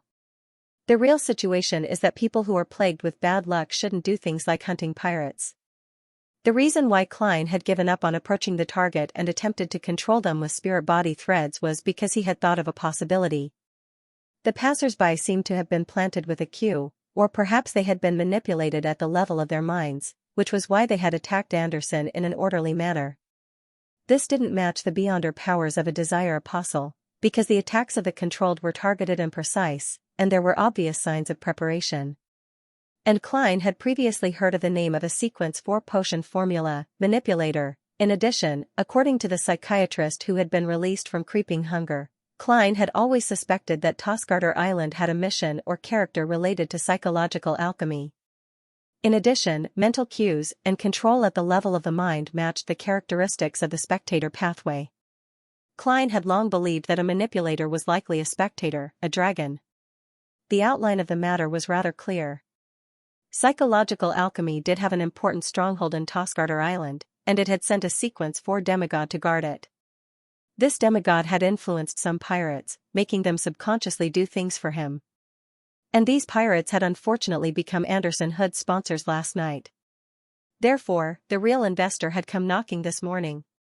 Controlling his expression, Klein looked at Anderson and said in an indifferent tone, "It should be one or a few pirates from last night who are pulling the strings of this island's hidden demigod.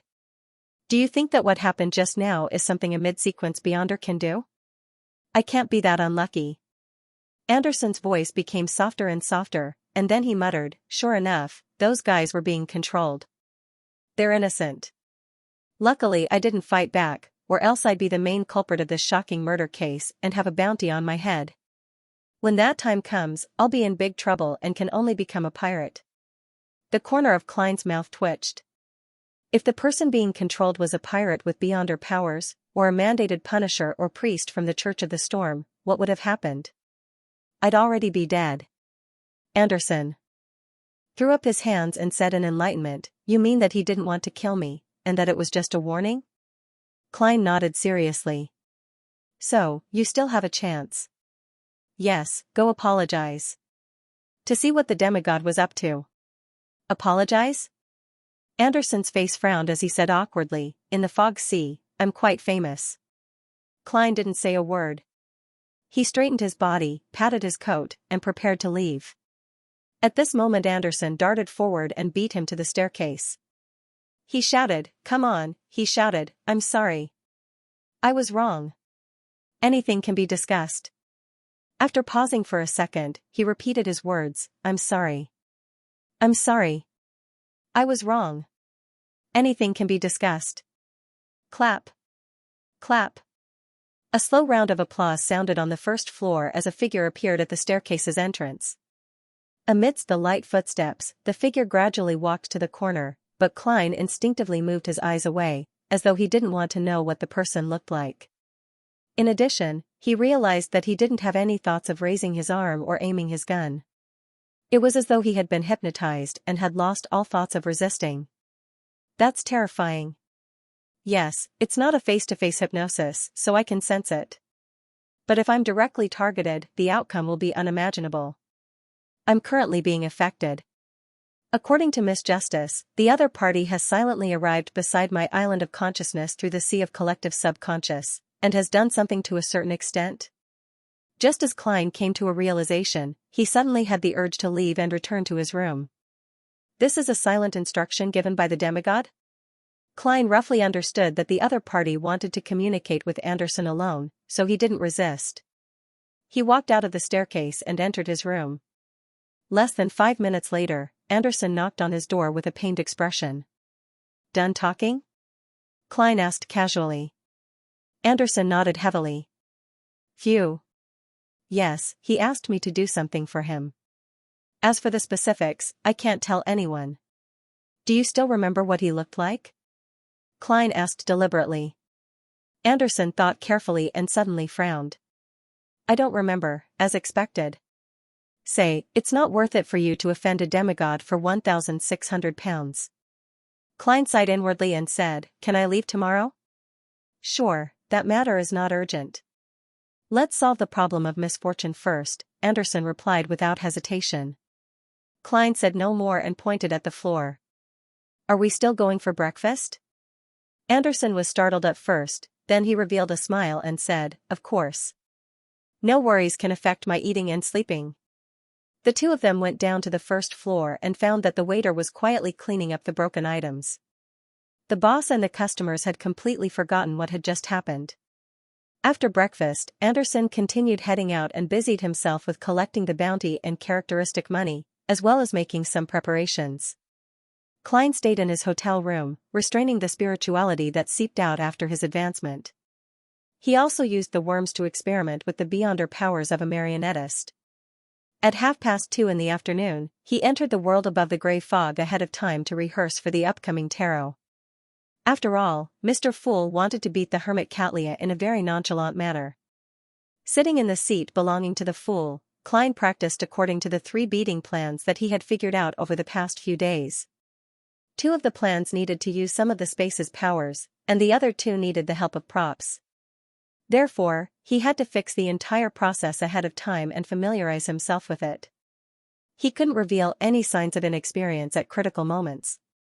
After an unknown period of time, Klein exhaled and confirmed the matter. Then, he conjured world. Without needing any items, he could directly see the countless black threads that emanated from his body. Items conjured using the powers of the mysterious space above the grey fog have a certain level of spirituality. That's why they have spirit body threads. And in the real world, lifeless objects don't have them.